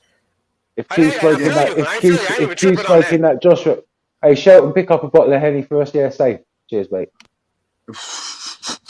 Hey Q, if you smoking on that Joshua pack, does it taste bitter? Yeah, he turned Joshua to some Obama runs, my guy. What you say? What you say, Sean? What you say? Pick up a bottle of Henny for me, please, mate. Pudo, I think you might need some of this, man. You might need some AJ, man. It's retirement time, Uncle Shelton. It's retirement was happy time. with AJ's performance, Big bag of chips as well. Just sometimes it ain't enough, bro. Yeah, he did better. Fighters, bro. I'm different. Yeah, no, it was a good performance, though. It was a good performance. It's just that he fought a better guy. I'm not letting him off the hook. I'm not letting him off the hook, man. Look at that nostril passage in that picture that H put up. But Bush, don't let him off the hook. I didn't like what he did afterwards either, man. Don't let him off the hook. That's what I'm saying, Pudo. I'm not speaking about what he did inside the ring. I'm talking about the way he dealt with his loss after. That's what you call throwing your toys out of the pram. You've had it your way for too long now. Now you're fucked. You're on a 2 losing streak. That's not the way I have to behave. I agree with you. It's just that's kind of the sign of the times, right? You know, favorite fighter loses, you go crazy. So what do you think? He wants to fight innocent bystanders and that. What do you think of that? Cue the cough Yeah, shit. I wish you were in front of him. Hey, Pudo, I'm fucking with you, Butch. I'm a real man, nigga, boy. I have no issues telling any fighter if they want to box me or whatever they want to do. That's fine. I don't mind, man. I told you, I'm a real one. I don't do boxing care. in the streets now or what? I'm not too sure, innit? I'm not too sure, but we can do that though. Just sign me up a little term sheet and we can get something going. Nah, ain't nobody catching fades on the street no more, bro. They pull out a gat. Fuck that, then. I'm not going to jail. You're right. You say you ain't gonna let him off the hook. Let me hear you cook this nigga. You're right to call him out on it. You're right to call Go him ahead, out B. Go ahead. Get him, guys. Cook this nigga, son. Yeah, man. He when he was in the changing room, he said that there was certain things he could have. Listen, Pudo. I give credit to Robert Garcia though, because like I said to Q earlier on, Robert Garcia, I give him credit for changing up AJ's fighting style. He made him bend his, not that he made him, but he got AJ to bend his knees more. He used his right lead jab a bit better. You get me? His body work was just a little off of excellence. You get me? It wasn't enough though. He was just throwing one punch at a time. He had the right idea, but just throwing one punch at a time, he had to do more, man, if he wanted to beat Usyk, and he didn't do enough. And he didn't have enough in the championship rounds. Usyk came and swept up the championship rounds. Some people had AJ winning. When it got to the 9th, 10th, some people had AJ up 5 rounds to 4. You get me? I didn't agree with that, but you know, it is what it is. He hurt Usyk in multiple times of the fight. He hurt Usyk with a right uppercut, and he hurt him to the body in the 9th. And then I think in the 10th, he threw the sink in the 10th. Usyk took a round or 2 off, came back in the 11th or 12th and swept it up. You get me? I'm just unhappy with the way AJ dealt with that bullshit. You want to start shouting at Lomachenko. You want to start shouting at Usyk's team. You're stealing the shine away from Usyk. Usyk's telling him, wait, hold on, wait. He's grabbing the flag out of his hand. I don't understand the mental behavior that AJ was doing. I don't understand. I don't understand. It was weird. Anybody who would have had that fight scored 5 rounds to 4, Joshua going into the 10th round, doesn't know how to score a fight. Look, I wouldn't say that. Say the round. It wasn't that. If you're going to say that, say the rounds then. Give the rounds. Who wins each round then? I don't think it was that close. No, you can't. That's what I mean. You have to watch it again. It definitely wasn't that close. Usyk was outboxing him. He was outpointing him. He was winning the fight. It wasn't close. Some people had AJ up. It don't matter no more. Madness. Yeah, I know it don't matter, but that scorecard was bullshit. One judge had AJ winning. That shit is ridiculous. Yeah, I don't know about meltdown. What kind of meltdown is that? What type of mentality? What type of mentality is that? You're going into this meltdown, nigga. That shit was like a grilled cheese sound, nigga. Melted cheese, nigga. What the fuck? He went into the corner and started saying, "Yeah, how much belts you got now, G? How much belts you got now?" He said 5, man. He was losing it. What's that? Hey, what's that? He was losing what's it. That, man? He was losing it, mate. He lost it, bro. I ain't never seen no shit like that, bro. He just said, "Get off, man, bro. Get off me." What's all that about, man? Yeah, he was trying to fight people out the back. Yeah, he tried to fight people in the back, like Sean said. And Usyk said that AJ tried to bully his team. Yes, he doing tried loads to of fight mad normal shit. bystanders. Why is he trying to fight normal bystanders? There's Where was that? there's a Budo. video out the Where back. was that anger in the Badu ring? Jack's Hey, there in a Sean, suit and Sean, shit, and he's I fucking Sean, agree. trying to I fight agree. people. Where was the anger in the ring? Where was it? Where was it? Well, but AJ, but guess what, Sean? It wasn't even just because the loss. Remember, AJ was yelling at like college students. Remember that? Mate, he was doing madness. Like, I don't know what's going on Remember with those him. college students he was yelling and screaming at and trying to attack them? Yeah, I don't know what's going on with him, mate. I really don't. Don't know Crazy what's boy. happened. I don't know. I don't 6 million know wasn't good the guy enough. personally, do we? We only see what we see, and then we judge how we judge. But it Hey, was bro, I'm very telling you, fam. That peculiar. Mr. Nice Guy that he tries to play and all this. Hey, yeah. I No, know bro. That's what I'm saying to I know people that you. grew up with him, and they said that back in the day he was a right cunt. Yes, that's what I'm saying to you. Don't let that little persona that he puts on. Yeah, I'm Eddie. Yeah, I'm just a no. Yeah, no, don't. No. Man's not stupid. Man saw the real No. AJ yesterday. Man saw the real AJ yesterday. That's what I'm telling you. Saw the real AJ yesterday. Well, it's a shame, man. Do you know what I mean? Because like at the highest level, like we said the same thing, right? At the highest level of professional sports, like Hey, we watch it at our age, but there's young heads out there that are looking at the sport, joining the sport, doing what they're doing in the That's sport, and the crazy, man. top must lead by example. That was Usyk's moment. Whatever he was doing, it weren't right. Can you imagine? It Can you was imagine Canelo Alvarez doing that? Can you imagine Canelo Alvarez? never. Canelo Alvarez. Like, in 100% facts. no loss he ever Try done that. 100% facts. In no loss he ever done that. There's been bigger losses in boxing than that, and that's never happened like that. It's weird. Throwing the belts out the ring like that, and like it was very strange, mate. Very strange. I'm gonna be honest. I didn't like. It's not cool. It wasn't cool, but that shit not. I didn't fucking care. I'm like, oh, I really got to see AJ where he was at, because AJ was about to leave. They told his ass to turn around and stay and talk to them motherfuckers, and he just said the first thing that came to his mind. Me, that's some crazy ass like, whoa, shit. But That shit whack as fuck. that shit, whatever. Like niggas can't justify that type of behavior at all. Ain't no fighter ever done that before. He's a sore loser. It was nothing cool about it, bro. He showed weakness. That shit was weak as fuck. Eddie Hearn said that. Eddie Hearn said that. Yeah, he showed chinks in his armor. Yeah, he definitely did show chinks in his armor yesterday. That's what I'm saying. That's it. He's psychologically something's not really That right shit was there. weak as shit, bro. Nothing cool about that shit, bro. But like Sean said, that's the real AJ. Like, what I be wanting to see is the real person. Like, we seen, like, after Wilder lost, we seen the real Wilder. We seen the real AJ. I seen the real Duran. I done seen Duran after he lost. I done seen all these niggas after Yeah, they but lost. he ain't not one of them niggas, bro. He a sucker, bro. To be honest, bro. Like the shit he did after that fight. That was wet. Shit Listen, was weak. that was wet. That was He a wet. sucker, bro. That was wet. I can't lie to you. If that's the Anyone real else that done AJ, that, the real AJ is a sucker, then, bro. He a suck ass nigga. Fury, if Dillian White, if Conor Ben, if any of them guys did that type of stuff, I would. Oh yeah, Devin Haney, Shakur Stevenson. Oh yeah, you'll be hearing it for sure. So that's why. But AJ getting it from everybody right now. So a lot of people calling him out on this shit right now. Like Q said, he's gonna have nightmares. He's gonna have nightmares. Like Q said, he's gonna have nightmares for a little while after that. For a long while, bro. This shit gonna be a long ass time, bro. People don't get over. Do you think he'll be the same? Like H and everybody. Do you think he'll be the same? Like, do you think he'll? He'll probably make some good money. Now he'll never be the same, but he'll make some good money and shit. He'll live good. But as a fighter and all of that after that type of loss, nah, hell no.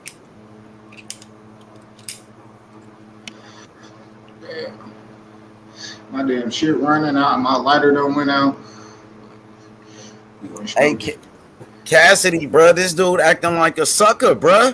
Come on, bro. That's disrespect to the sport. We love the sport of boxing. Niggas put in hours in this shit, nigga. 14-hour lives, whatever, nigga. Talking about boxing. And for this nigga to throw away the belts like that, nigga, and we know the belts do matter. Like you said, fighters nowadays say the belts don't matter. The belts ain't shit. You seen him throw the belts like the belts wasn't shit because he's no longer a champion. Because he ain't got the belts no more. That's why he did that. The worst thing is, the belts wasn't even his to throw. How dare you pick up the belts that you just lost and you throw them over the ropes? How dare you do that? You seen how Usyk looked at him? Usyk looked at him like he was disgusted with his ass, bro. What the fuck? When he even raised up Usyk's hand to talk about, oh, how many belts you got now, bro? Usyk's looking at him like in disarrange, like what are you talking about? Yeah, I ain't gonna lie, like Usyk, yeah, that shit was like, if I was Usyk, they probably would have had to clear that shit out. As soon as he went through my shit, cause AJ belts at the crib, nigga. Your shit, them Usyk shits, them got Usyk name on them. You know what I mean? I'm diving on your ass after you throw my shit, bitch. Get my flag back, Trying to nigga. argue Lomachenko and shit. Why are you arguing Lomachenko? Small little Lomachenko like this, they're arguing. He's arguing with him. For real? I didn't see that part. He was arguing with Loma? Yeah, he was arguing with Loma. He cursed him. He cursed him in the ring. He pushed Lomachenko?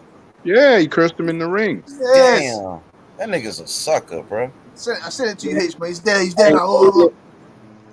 That nigga AJ was volatile. Nigga, we broke. Ain't no cap. How many?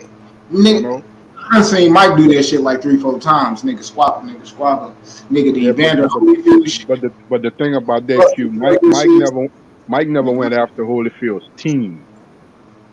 Like Mike went after everybody. That nigga was fighting with the police Mike lost that it. day. Mike lost it. Mike lost it, but you know, Usyk Mike Tyson was on another level last night. I mean Joshua. I was just surprised because it's not like he haven't lost before, but I was just so surprised with his action. Because at first he acted like he was cool. I seen him with Usyk. They was on the floor together and shit. Like, it was some weird shit. Yeah. And they was like cool, and then this nigga just start tweaking and shit. He bugged out, fam. That shit was weird. I didn't even know he did that because I seen him hugging Usyk at first. And then for him to do all of that, it's like this nigga's he was showing Usyk respect, you know, then he just lost his mind. Hey, Pudo, what do you think about him? What do you think about him saying, oh, he's 14 stone, I'm 18 stone, I'm heavy, like it's hard to excuses, bro. What the fuck? I don't think too much of it. I'm not Rocky Marciano. I'm not Sonny Liston. What excuses? Fury bigger than him and going 12 rounds. Fury 270 pounds, 6'10". And this nigga going 12 rounds. You don't hear Fury making no goddamn excuses or Wilder. Nigga, you ain't special. You ain't no different than no other man. Grown ass nigga. What does I don't understand, man? You went way back, Butch, to Rocky Marciano and Sonny Liston. I'm like, what's going on? He went from Sonny Liston to Rocky Marciano to Lomachenko to Orlando Salido. Then he started talking about what is called AJ. He know his reign at the top is over. That's what it is. His reign at the top came to an end. So, you know, you just seen the frustrations at this moment, bro. That's all that you're seeing. And I think he about to go into hiding too. You ain't really gonna see too much from this guy for a while, bro. He gonna disappear. No, we have to. He's the cash cow apparently, so we have to see him. You can't go into hiding. Nah, he got to get away from the camera for a while and go spend some time with his family and stay off of social media. You don't want to be like Teofimo Lopez and shit. How Tio was, they set me up. It was a conspiracy. That's why I lost and all of that shit, bro. We'll see if his mind is strong in it. You get me? Because this shouldn't be stopping him. Obviously, go and rest and that, take some time out, or whatever. But this shouldn't be stopping him from trying to further his career. Like, you get me? Take the fuck that, man. I want to see him back in the ring. You get me? Back in the gym. Like nothing happened. Nothing happened, but we know something did happen. We can't act like nothing didn't happen, Cassidy, because we know what happened. Yeah. And the worst thing is, I think he can beat Usyk. It's just that he doesn't have the right mind frame. That's it. He just doesn't have the right mind frame. He was the favorite, though, right? He was the favorite to beat him. The first time. And then the second time, he was the underdog, as you know. Yeah, the first time, right? So he was supposed to win that fight. Most people thought he was going to win, but, you know, I feel like just the cardio, he doesn't have the stamina, the game plan. You know, I think the game plan was better in the second fight, but, you know, that nigga, he didn't do what he was supposed to do, Cassidy. The nigga got exposed, bro. He got his ass beat, bro. Come on, bro. Excuse after excuse. Yep. Oh, I didn't start boxing when I was 4 years old. I was a late starter. I was going to jail. I was doing this and that, bro. Nobody asked you, bro. Why you going into all of that? You want people to feel sympathy for you? That's why you lost? Because you didn't start boxing when you was 4 years old? Man, this is. Hey, yo, H. What's up, bro? I want to ask you real quick. On the videos you upload, do you check out the analytics at all? Not really. Oh, okay, cool. Well, I need to check them out. Well, yeah, it's just because I was checking them out for the first time, and I don't really upload content. You know, I go on live. You know, fucking when the homies want to go live or whatever. But I uploaded a video like a week ago, and it fucking went viral and shit. I was just curious on like the options you get, like boxing is like truly a global sport, man. I got motherfuckers from like countries I never heard of watching my video and shit. Yeah, I gotta check it out. I gotta look at the analytics. I never really look at it. I gotta see exactly who be watching. What's good, Chad? Chad, I know you a big Usyk fan, bro. I know you excited. He said H money. What's good, Chad? Oleksandr Usyk. Oh, he got a picture of Usyk now as his avatar. Look at that picture. Yeah, he's having it for a cool minute. Hell yeah, man. I just felt like AJ's being a sore loser. He tried his best. He gave 100%. He gave everything that he got, and he was even willing to get knocked out. He let it all on the line, you know, and he came up short. But dang, just the meltdown after the fight, it wasn't a good look at all, bro. And the excuses after the fight, it wasn't a good look, bro. Nah, it wasn't. And everybody called Wilder delusional. People call T.O. delusional. This guy is doing the same exact shit, bro. That's why he's acting like that. The reason he was mad like that because he lost the fight. He thought he won the fucking fight, but he clearly lost the fight. Yeah, man. Usyk. Yeah, you're right about that. All right, Iceman says, yeah, AJ is a sore loser. Yeah, he definitely is, bro. People wasn't expecting that, Cassidy. People wasn't expecting AJ to act like that. Jonathan Simon, bro, you've been watching boxing for a very long time. Have you ever seen a meltdown inside the ring like that before, after a fight? No. Like I said, well, when the situation with the second Tyson and Holyfield fight, but Tyson didn't really even go off like that. You know what I'm saying? His complaint was a situation in a fight with the headbutts, and he just like basically lost it. But afterwards, you know, he didn't really go off like that. You know, Tyson wasn't really cutting up like that. You know what I'm saying? Matt Tyson's never grabbed the microphone and started talking soliloquies and started talking about this and that. I came from Brooklyn. I didn't have my parents in my life. He didn't talk about how he didn't have a dad. You didn't hear Mike Tyson talk about how his mom was all up in the streets, how he was locked up 40 times before the age of 13. Right? They didn't talk about that. And for years, I've been arrested. I've been arrested over 53, 55 times. Come on, man, come on. I just didn't like that. How is that? No, we're not allowing these fighters to come and bring in excuses. I don't want to hear about we're not in the ring and all this bullshit. Fuck that shit. You get me? That what are you talking about? We're the consumers. You get me? Without us, there's nothing. There's nothing. Okay, the fighters, yes, we understand that. Of course, the fighters, they equal value also. But without us, there's nothing. So you get me? You're gonna have to take the criticism whilst it's deserved. You get me? Then the thing about it, the build up, everything that ran along with having this rematch and everything, and he cut up like that over there in them people country.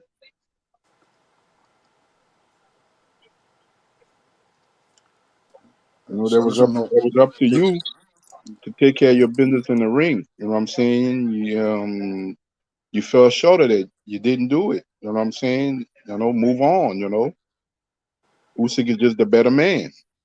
Yeah, man, that's what it is, man. That's what he's just the better man. You fought better than the first fight because you were familiar with him because you've been in the ring with him already. He's just the better man, the better fighter. You know what I'm saying? You know, it's not like he haven't lost before. So, man. Yo, fight doctor, you there, bro? And he on mute. This shit is crazy. No, the fight doctor is still in the house. Hey, fight doctor, I just look at Rafi. Rafi just made a video. That nigga is crazy. Let me tell you what Rafi just said, bro, about Anthony Joshua. This gonna have you rolling, bro. This is coming from Anthony Joshua's fanboys. He said, Anthony Joshua emerges victorious in second defeat to Usyk. So they said he's still victorious after losing his second fight. Yeah. So my response to that is, those are some good drugs. How is he victorious? The man got his ass whooped. He lost his belts. He was being a complete sore loser.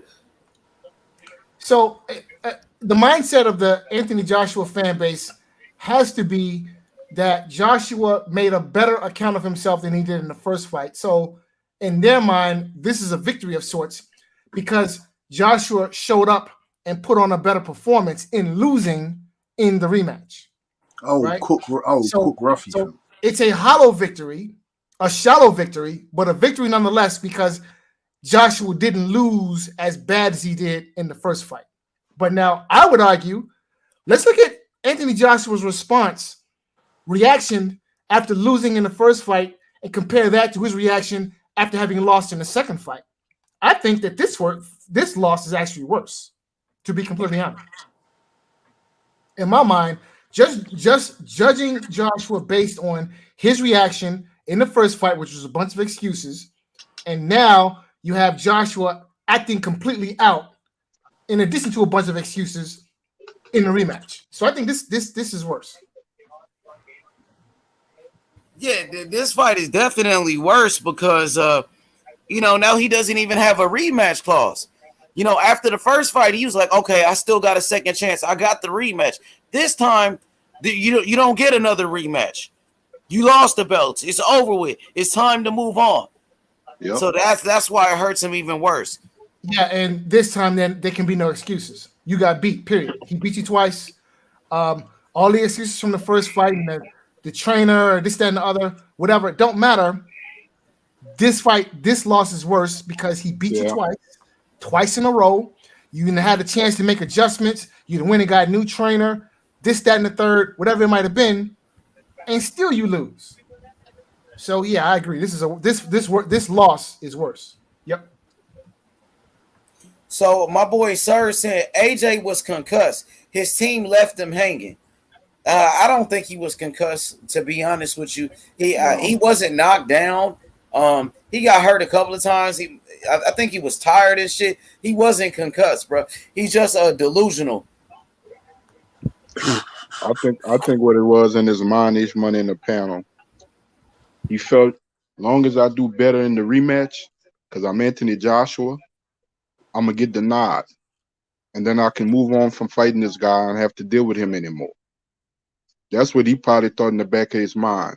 If I just do a little more than I did the first fight and do better, I can get the nod on the cards, whether people agree with it or not, and I can move on from this situation because Usyk is a problem for me.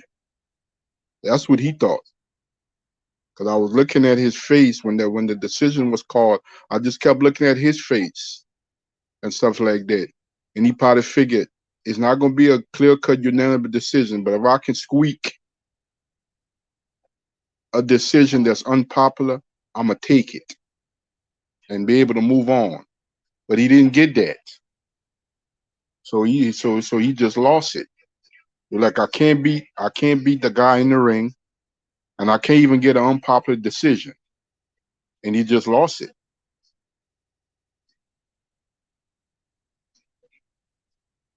Because he didn't think in his mind he had to knock out Usyk to win. That's why he kept saying, I'm ready to go to 12. And everybody was like, nah, you gotta put it on this man. You gotta fight like the bigger man. You gotta be more physical and aggressive. And you gotta knock this man out. That's why everybody was saying Joshua knockout by 6. And I said, no. He kept saying, I'm ready to go to 12. He thought that regardless of what the situation was, if he do a little bit better, I'm going to get the nod on the cards. And that's good enough for me.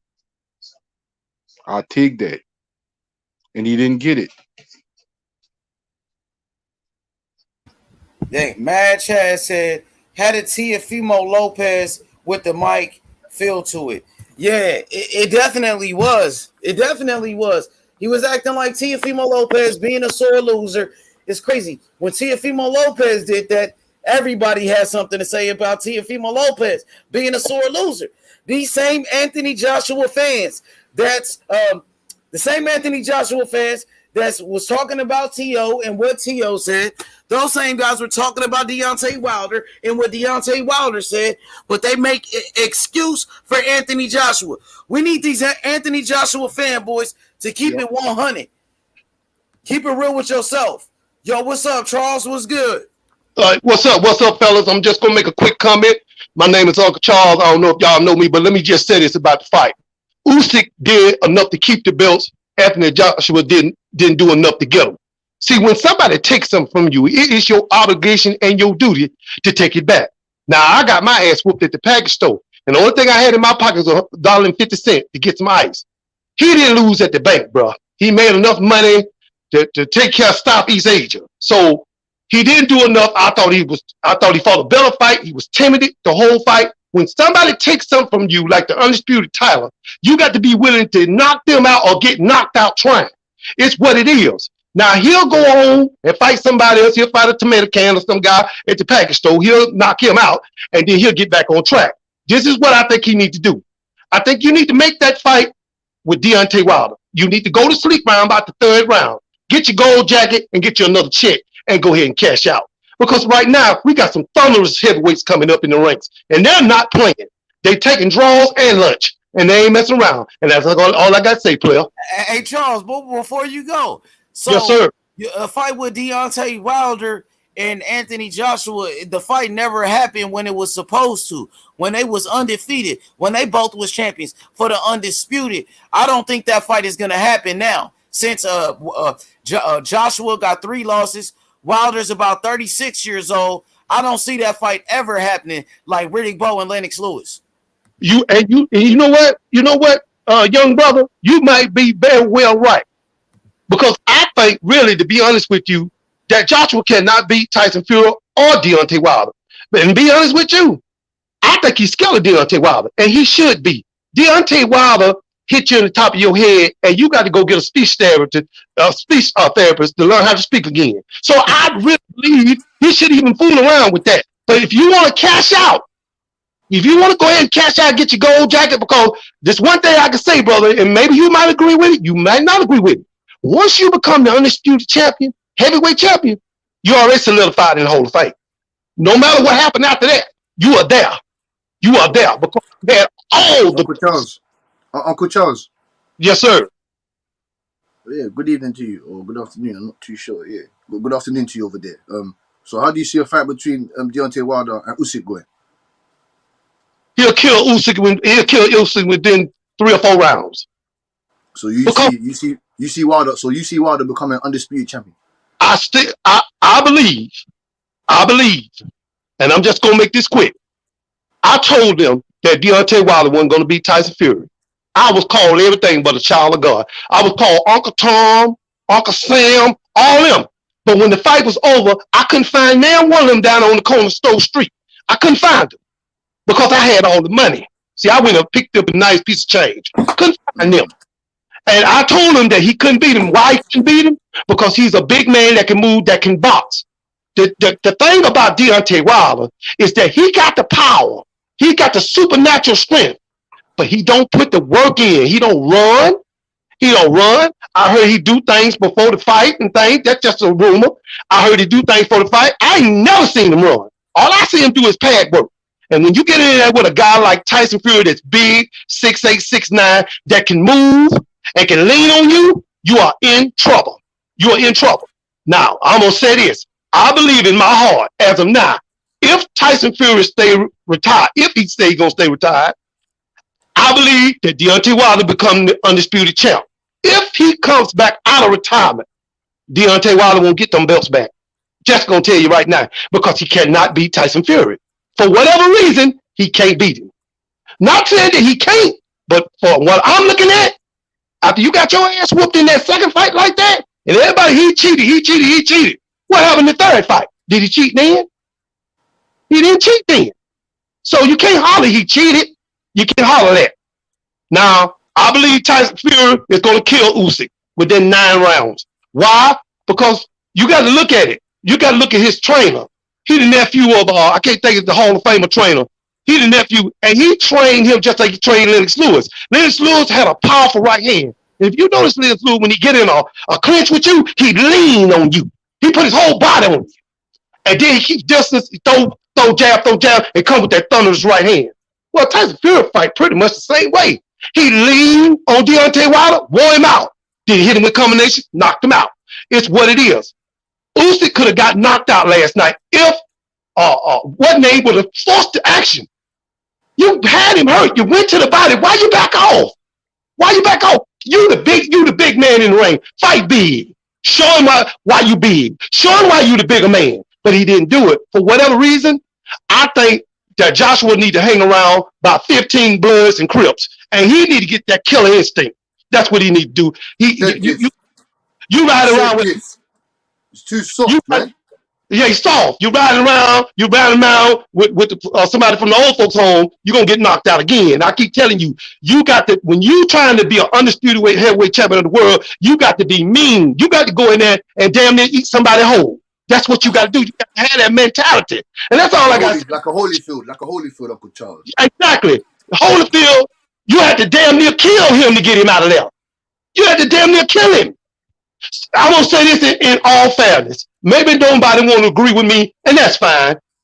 These fighters today are not like the fighters in the 80s and 90s. Amen. Amen. Yeah, amen.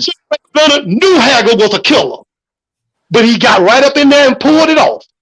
Hearns got in there. The best 3-round fight you ever seen in history. He got in there with him. Those guys weren't scared about nobody. Nobody was scared of each other then. It was proven that you had, back then, you wanted to prove you was the best. You already had the money. Now you got these so soft, weak men in these rings, and they get in there, and it ain't that they scared. The promoter's scared. He's the damn one that's fighting. If you know like I know, you'll get in there and you want to prove the way to become a legend, you have to prove that. You have to fight the best. Getting your ass whooped down at the corner store at the package store ain't gonna prove that. You just got your ass whooped. That's the way that goes. And that's all I gotta say. And I appreciate y'all. Let me come on, man. For sure, Charles. Appreciate it. Sure. Hell yeah. He said that he feels like Tyson Fury had Deontay Wilder's number. Cassidy, do you feel like Oleksandr Usyk the same way? He got Anthony Joshua's number, and it's the same type of situation? Of course, man. Of course, H, man. The writing's on the wall, man. You get me? The proof is in the pudding. Oleksandr Usyk is AJ's boogeyman. You get me? There's no one else in the heavyweight division that can do what Usyk does to Anthony Joshua. And what was Andy Ruiz to Anthony Joshua then? Because he sure did knock his ass out too. So it wasn't like Usyk was the only person to beat him. He got beat by Andy Ruiz too. He came back and won a rematch, but he still got knocked out in that first fight. No, I'm saying H as in the psychological, the mental breakdown, the beating. That's what I'm talking about. Like Usyk just he's taking part of. I told you he's living rent free in AJ's head. He's living rent free in there. That's what I'm saying. I'm saying Andy Ruiz he hasn't beat the shit out of AJ as in where he doesn't. He's making him. I mean, he knocked him out though. He dropped him 4 times. He damn near beat him worse. He made him quit. No, he didn't make him. He didn't make him chuck the belts out of the ring though. Yeah, because he's a sore loser. He's a sucker. That's why. And guess what? His reign at the top is over. He doesn't get a rematch no more. He knows that it's over. He know it. That's why he's acting like a bitch. Because he's not going to get a rematch. He's not going to get another shot at the title. So he's no longer a champion. And maybe he will never be a champion again. Do you believe that? Hey? I mean, it's highly possible. I don't see him beating Tyson Fury. He's not going to get another fight with Usyk. Those are the only 2 champions in boxing. So how is he going to become a champion again if he can't beat Oleksandr Usyk, and he's never going to get another Usyk fight? If he can't beat Tyson Fury, how is he going to be another champion? What belt are you going to fight for it? Why do you going to fight with Dubois for that belt? I don't even think he can beat Dubois. Yeah, So why do you forget about that belt, H, man? I don't think he could beat Dubois. That's why. Here's what's gonna happen. Usyk is probably gonna get stripped of at least one belt. So I know that the WBA, if I'm not mistaken, is getting ready to call them mandatory. For Usyk to fight Daniel Dubois? Yeah. That's a dangerous fight. Yeah, he said he only fighting Tyson Fury or he's going to retire. That's what he said. So, That's fine. Look, there will be opportunities for Joshua. In my opinion, there will in about a year or so, there will be an opportunity for him to fight for another belt because I don't see Usyk holding on to these titles for too much longer. Either he will retire, get stripped, or he will fight a heavyweight who's not afraid of him and lose. One of the three. What about Fury? He could fight Tyson Fury for the undisputed. Yeah, he could fight Tyson Fury. I agree. And that's the fight to make. That's the biggest fight in well, boxing. that's the fight. That's the only fight that matters at this point in heavyweight division. Correct. And Fury already called out Usyk. Fury said that I want Usyk next. He said I'm gonna do the Ukrainian dosser the same way I did the last Ukrainian dosser, Vladimir Klitschko. That's what Fury said. Correct. Said he gonna do him the same way. He said, I'm the best. He said, get your checkbook ready. It's not gonna be cheap. And even Andre Ward, he agreed with Fury. He said, yeah, he said Fury's right. You're gonna have to take care of him for this type of fight. Because we didn't have an undisputed heavyweight champion since Lennox Lewis, and that was in the early 2000s. That's what I said. Fury's trying to break the bank on this one, as in he knows the magnitude of this type of fight. This will be the first undisputed fight in 2 decades. In over 2 decades, no undisputed fight. Of course, they need to look after Fury. Of course, he's paid his dues. Usyk's paid his dues. So this is a big money. I can't lie to you. If you think he sounds insane asking for $500 million, hey, I'm gonna disagree with you. Hey, he can ask for that shit. I can't lie to you. I'm not gonna lie to you. They said AJ should fight Wilder. Bro, that fight ain't never gonna happen. That fight ain't never gonna happen. Just like Lennox Lewis and Riddick Bowe, that fight never happened. It's not gonna happen. Deontay Wilder, 36 years old, with 2 losses. Anthony Joshua got 3 losses. Now they want to fight when they not champions. And the fight, it didn't happen when they both was undefeated champions, when it was supposed to happen. You think it's going to happen now? Hell no. Nah. They both in a bad situation. And now, you know, they need each other. You know what I'm saying? But at the same time, you got to understand, Deontay Wilder, he doesn't do business with Eddie Hearn. They don't get along with each other. And that fight is not going to happen now. It's funny how Joshua needs Wilder now, because at one point they were saying nobody knows Wilder. Wilder is a nobody, but now they begging for a Wilder fight. Get the fuck up out of here. Yeah, it's not gonna happen. You know, it's unfortunate, bro. Both of these guys, bro, they should have fought each other years ago for the undisputed. It's crazy that fight never happened. Now, since both fighters got beat, now, you know, you guys are talking about this fight. Now you guys want to see that fight after they got their ass whooped? Nah, it's not going to happen. So, listen, that fight, honestly, look, I think fight fans want to see Wilder and Joshua, but that fight doesn't make any sense unless there's a title on the line. So, no sense. You know, unless Usyk gets stripped or Fury retires and somehow Joshua finds his way up the WBC rankings, I agree, we're not going to see that fight. But if there's some scenario, and I could actually see maybe perhaps something like this happening, where Joshua and Wilder both find themselves at the top of somebody's rankings, and a title is stripped and made available for the winner of that, you know, of that fight. Maybe then we'll see it. And at that point, it would make sense. But I don't think we'll ever see that fight unless and until it makes sense. Bro, I think Wilder is already ranked number 1 in the WBC. Wilder's ranked number 1 in the WBC, correct? Yes. Correct. But Tyson Fury got that WBC belt, and we already seen Wilder and Fury 3 times. So Wilder and Fury, I don't think that fight will ever happen again. I don't think it should happen again. No, it shouldn't. But listen, look, if by chance Fury vacates the WBC title or is stripped, don't be surprised to see Joshua's name, in the top 5 of the WBC if it isn't there already.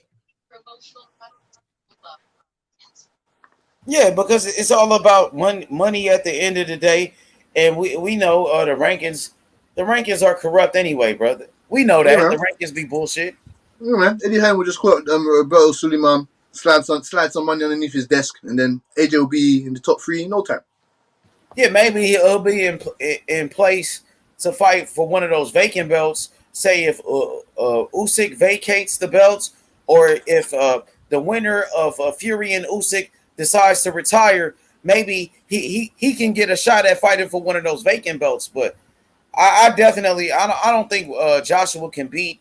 I don't think he can beat a Tyson Fury. We know he can't beat Usyk. I don't think he can beat Joe Joyce at this point. I think he gets beat by maybe a young fighter like Jared Anderson. I think Daniel Dubois will beat him. I think Anthony Joshua, his reign at the top is over with, bro. To be honest. No. I see it like this. I see him beating Dubois comfortably. I don't see him beating Dubois. I think Dubois knocks him out. Fair enough. Dubois, I heard it, dropped him in sparring, knocked him out in the sparring before. And Dubois admitted it. He did an interview, said he did knock him out. Yeah, correct. All right, then. So what you think he gonna do to him in an actual fight? What the fuck? And this nigga just got his ass whooped with 3 times already, bro. Dubois will punish him, bro. Dubois is more of a dog than Anthony Joshua. He got a killer instinct. Yeah, Dubois will beat him, bro. He can't fuck with Dubois, and I don't even think he would take that fight with Dubois, bro. Remember, he never fought against Tyson Fury, Anthony Joshua. He's never got in the ring with Deontay Wilder. Why do you think the fight with Wilder never happened in the first place, guys? Eddie Hearn. Yeah, literally. So Anthony Joshua's side, Anthony Joshua's promoter. Listen. Eddie Hearn know what's up. Okay, Eddie Hearn know what's up. Eddie Hearn knows his fighter. Eddie Hearn knows that Anthony Joshua did not want any part. Okay, or I won't say Anthony Joshua. I'll say Eddie Hearn did not want any part of Joshua Wilder because he knew what was up. That Wilder was going to anesthetize or put Joshua to sleep. He knew that. Okay, so if I'm Eddie Hearn and this is my cash cow, why would I feed him to a guy who I know is going to knock him out? One punch knock him out. Highlight reel knock him out. So no, that was Eddie Hearn. Okay, now I'm not going to say Joshua ducked Deontay Wilder. I'm going to say Eddie Hearn ducked Deontay Wilder. Don't get it twisted. That's exactly what happened. Yeah, Anthony Joshua's promoter. Anthony Joshua's team. So Anthony Joshua's side didn't want that smoke with Wilder. And they made every excuse in the game and try to discredit Deontay Wilder, discredit his whole career, all of his accomplishments. Say Wilder was a nobody. Said nobody know Wilder. Nobody know him just because they didn't want to fight him then. My question to that H Money and everybody. They didn't want to make the undisputed fight with Wilder, but they didn't have no problem trying to make an undisputed fight with Tyson Fury. That's what I didn't understand. Because Tyson Fury was seen as beatable by Team Joshua. Okay? But Team Joshua, or at least Eddie Hearn, understood that as limited as Wilder is, he's in possession of one thing that is sure. That right hand, boy. He's in possession of one thing that's for sure to spook Anthony Joshua, which is that big right hand. That right hand would have fucked all the money plans up. That would have fucked the whole foundation. Cloak invincibility was shown in the Andy Ruiz fight.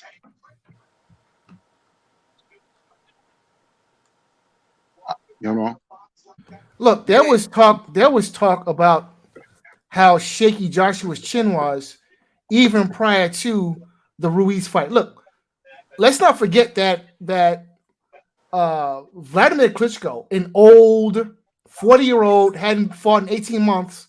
Vladimir Klitschko dropped Anthony Joshua hard with a straight right hand. Put him on his ass hard. Now, had that been Deontay Wilder, Joshua wouldn't have got up. Period. And I felt he'd have got beat up bad by Tyson Fury too. Hell yeah, Tyson Fury would have stopped his ass. Yeah, Tyson Fury would have stopped him. Man, Tyson Fury would have terrorized that dude and punished him. You had all these Anthony Joshua fanboys and fangirls just lying and capping for Anthony Joshua, bro. I'm so happy this shit has come to an end. So happy. This is great for the sport of boxing, bro. For real, though, Cassidy. And, bro, listen, the fight doctor would tell you know how many times the fight doctor has been attacked? He'll tell you how many times I got attacked by Anthony Joshua fanboys and fangirls. And they go around and call it everybody else fanboys and disrespect everybody else. What they got to say now? Now they silent. I'm so happy, listen. I was in a chat earlier where the Anthony Joshua cheerleading contingent was accusing me of being Anthony Joshua hater and just basically calling me all kind of names and everything for pointing out what the man's flaws are. Now, look, I'm actually where are Anthony these people Joshua at? fan. I'll rip them. Where are these people? I'll rip them. Listen, no, don't give them no light. We ain't gonna tell you where they at. We ain't gonna give them no light. But listen, they everywhere, bro. You know these guys too. You know exactly who they are too. You know, you go to the same channels as the Fight Doctor. So the Fight Doctor. Now I remember when you were getting attacked because you were defending Deontay Wilder when he got beat by Tyson Fury. But so aren't those same people haters of Deontay Wilder? If they gonna call you a hater of Anthony Joshua because Joshua got beat, so wasn't those same Anthony Joshua fanboys being haters of Deontay Wilder? Well, listen, when Deontay Wilder got beat, in the second fight, there was a lot of room for criticism of Deontay Wilder and some of the antics that happened and some of the things that he said after the fight was over, right? So there was a lot of room for criticism there. Now, yeah, some of the people who were making criticism of Deontay Wilder and were criticizing people who might have defended Deontay Wilder were haters. Yeah, I would agree. But, I got to give credit where credit is due. Sometimes credit is bad. And some of the things that Deontay Wilder accused Tyson Fury of wasn't necessarily a good look. So, yeah, there was definitely room for criticism. But that was after the fight. Like, it wasn't like post-fight interview. Wilder said, Mark really spiked my water. This was like way after, right? But we're talking what Joshua did inside the ring right after the fight during his interview. Wilder didn't do that. No. So you couldn't criticize Wilder right after the fight. Money, you remember a couple years back the flag that Lennox Lewis got behind Anthony Joshua? Oh yeah, I remember that. They said he was a hater too. They said he was jealous. The only thing he said was, "You got to fight Deontay Wilder. You got to get in the ring with that man." And he took flack for that. He took a lot of flack, but he was speaking the truth. That's when Deontay was champion. He was at his peak. He was undefeated. Joshua was a unified champion and stuff like that. Fury wasn't really in the picture just yet, and stuff like that. Usyk was still a cruiserweight, and he was like, "You got to fight that man." And he took a lot of flack for that. And he was just being honest. He was like, "You got to fight that man." Hey, I just thought about something, y'all. I just figured out the fighter it would take to beat Usyk. We don't have one. We don't have one right now. They ain't built like that no more. But it's a fighter. It's a style that'll beat Usyk. It'll have to be the Joe Frazier style. That's the style that beats him. Because you don't have room to breathe. You can't move. You can't do nothing. I can name 2 guys who would beat Usyk right now. Actually, I can name 3 guys. Who? Tyson Fury, Deontay Wilder. No. Frank Sanchez. No. Yes. All 3 of them lose because they don't move well enough. Frank Sanchez moves well enough. He does, but he doesn't have enough pop. Yeah, Wilder. Fury moves too. Fury can move too. He don't move like Usyk. He doesn't move like Usyk. He's not. But he can move any 6'10". He's 6'10". He can move any 6'10". Yeah, but he doesn't move as well as Usyk. Usyk yeah, but hey, listen, he knows how to move great. He has great movement, and then on top of that, he's 6'10" with 300 pounds. I done told you once, And H. I he's will a say it one southpaw. more time for the people And in he's the a back. southpaw. The only thing that beats Usyk right now in the heavyweight division is Father Time. That's it. Fury does move. Fury does move very, very well, very well. But he's Father just not as Time, but mobile. He's that's not it. as. Father He's, Time. That's the no, only thing that no, beats him. no, Uncle Sean. Fury will. That's the type of fight that's the perfect. This is what I'm saying to you. I want to fucking see this fight. I Well, want to you know see. what I want to see. you I know want what to I say see about Fury and Fury. Usyk. I want to see Fury and Put his Usyk more ass than in Bud there. and Spence. I want to see Fury and Usyk more than Bud and Spence because this Then is the put his type of. ass in there. That's what you I do. want to see Go that get fight. I want to see Fury that fight. and put his motherfucking ass in there. Because listen, Tyson Fury, he'll be the one to get underneath Usyk's skin. He's got the mental leverage where he can cause some confusion to Usyk Go get inside that ring. Tyson Fury and put his motherfucking ass in there. Yeah, they have to pay the man, pay the both of them, pay Usyk and pay Tyson Fury. You can see the fact. No. They got to pay. They shouldn't have to pay them. They ain't paying Bud and Spence. Fuck that. Get your motherfucking ass in there for nothing. Nah. That don't make no sense, OG Sean. Come on. This is too Yeah, heavy. I need to correct myself earlier. I said that Frank Sanchez is a southpaw. He's actually orthodox, so my bad on that. Yeah, he's orthodox. Yeah, Frank Sanchez. He'll give Usyk some problems. I think the movement and the dog and Usyk is too much for those guys. Of course. I think he'll dog walk Frank Sanchez. He'll dog walk. He'll take Frank Sanchez's places he's never been before. Let me tell you why Fury beats Usyk, right? Okay. So Fury is smart enough. First of all, he fights in that Kronk style. So he's gonna be throwing a lot of right hands at Usyk. Right. Now you go back and look at the fights with Joshua. See, the problem with Joshua is his boxing IQ is just not there. Okay. Look at where his feet were. All right. Usyk was able to control the angles because he kept his lead foot on the outside of Joshua's lead foot. Now, fighting a southpaw, the first thing you are supposed to do, and this is boxing 101 when it comes to fighting a southpaw, is that you keep your lead foot on the outside of his lead foot. Joshua at no point in the fight was able to do that consistently. And that's the reason why he was having problems. One of the reasons why he was having problems finding Usyk. Okay.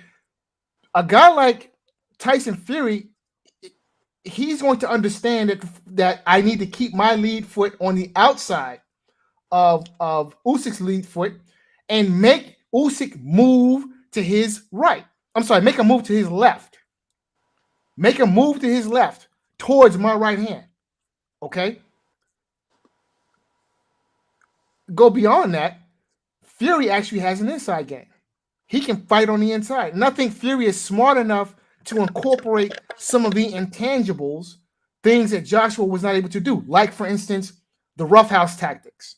Let me grab him. When he gets close, let me grab him, lean on him, physically impose myself on him, make it uncomfortable, make it a dog fight. Okay? Hit him low a couple of times. See how he likes that. You know, give him the Bernard Hopkins treatment.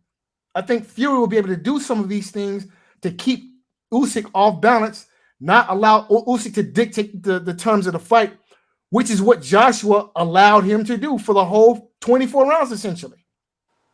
He's not going to be able to do that in fighting a guy like Fury because Fury is just too smart. Listen, we're talking about how quick Usyk is, and yeah, Usyk might be, one of the 2 or 3 fastest guys in the heavyweight division, but speed isn't everything. It's not. Okay. You know what trumps speed? Timing. All day long. And, I just think that Fury in that, he definitely has good timing. And, given the dimensions, the disparity in size here, I just think that, and given everything that Fury brings to the table, it's just going to be too much for Usyk to overcome. Look, their weight classes for a reason. Okay. And, maybe I would have, a different, maybe I would have a different equation on this fight if Usyk was bringing power to the table, but he's not. So it's not like, look, we saw Fury in 3 fights, in 2.5 fights, come forward against a guy who was arguably the hardest puncher in the division history, heavyweight division history. What do you think he's going to? Do you think that Usyk is going to have anything to deter Tyson Fury from coming forward? No, he's not. So I mean, what is he going to do? I mean, yeah, he was able to get inside Joshua's head and intimidate him, but Joshua, to be completely honest, is a bit of a mental midget in my mind, in terms of boxing at least. All right, he seemed to be, he spent most of the first fight with the deer in headlights look on his face. He seemed confused, didn't know what to do. I just don't think the same problems that Usyk posed to Anthony Joshua will be a problem for Tyson Fury.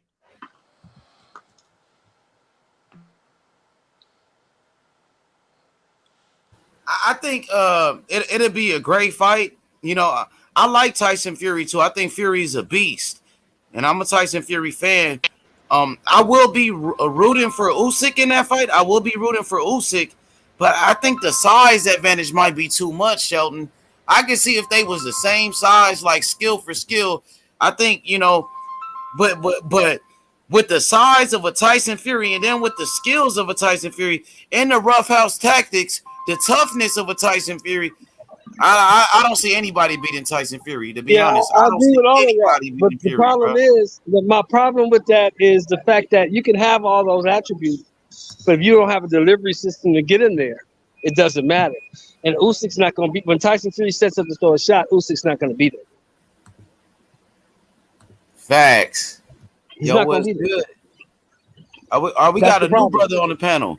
There you go. And what's up with it? What's good? What's up with it? What's up with it? I'm over here on the West Coast. I got a chance. I'm in California. I'm in Compton, homie. So we're in the same spot. Yeah, man. I don't know if y'all follow a guy by the name of What's Good Wood. Me and him do a thing. That's one of my good boys. He talks boxing nonstop. Good channel over there. And I had to hop in on this with this. I was watching the fight, man, and I was like, round 9 to me was a crucial round in that fight. AJ started doing the thing in round 9, right? I said, "Ooh, he tagging him to the body. He's hitting him with that straight right there." And it just seemed like, I don't know what it was, but something about after round 9, he was not trying to capitalize. And all I saw, I went back from 9 through 12, and it seemed like round 10, 11, and 12, especially round 11 and 12, every time Joshua tried to hit him, Usyk did just one little move that Ruiz was doing, but he was hitting him 3 and 4 times. And people don't understand, he was winning on points with all of those. Every hit that Joshua that was a strong shot, he was connecting with them points. And it was just an outclassing right there. Joshua didn't do enough to win that fight. He was supposed to knock him out in round 9, not have it go the distance. Now, here's my thing about Joshua, though. He loses this. We see him have problems with boxers, and people forget that Ruiz lost that second fight because the money and everything got to his head real quick. But if you go to he boxes, Joshua don't know how to box. He's too robotic, okay? Now, he didn't want to fight Wilder, which makes people say, well, maybe that's why. If those two fight next, if Wilder and Joshua fight next for the winner of Usyk and Fury, I think that's what we should be getting as fans. Because that right there will say the fights that we didn't get a chance to see, at least we go get the ones you know what I mean? Because I agree with that. I agree with that. I agree with that. I agree that we need that Wilder AJ fight. We need that fight. We need that fight. And here's the thing: if Joshua loses and gets knocked out by Wilder, then it was all set up for that not to happen in the beginning, because it would have happened. Now, Fury's thing is, since he wants to be lineal champ, he wants to be the champ. If he wants to keep bringing these fighters up from the days when we knew you had to fight everybody, you got a dude that just came in and took these belts. Okay, he just took these belts. Now, we know the WC belt has been fought for more times, and people fight for that belt. We know. So you have the belt, and you are the lineal champ. You can't turn down no Usyk nothing. Do I think Usyk can beat Fury? I think he can if Fury thinks that he can just do what he wants to do with this dude. Usyk is smart and he can score punches and points in bunches. So, you know what I mean? But Fury can't run from that fight though. He cannot run from that fight. He wants to give it to us as fans. We cannot keep seeing fights that we should be seeing. We should not have those not be shown. You know what I mean? I'm just right there with it.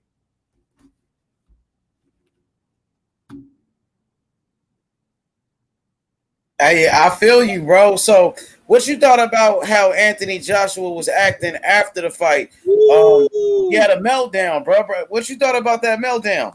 All right, that's crazy because the first part when the fight was over, they did the mutual combat respect thing. They got on the knees, and he joined them, gave the hug, and inside his head, I really think AJ thought inside his head that he won the fight, because when he started leaning over him and holding his body, he was smiling.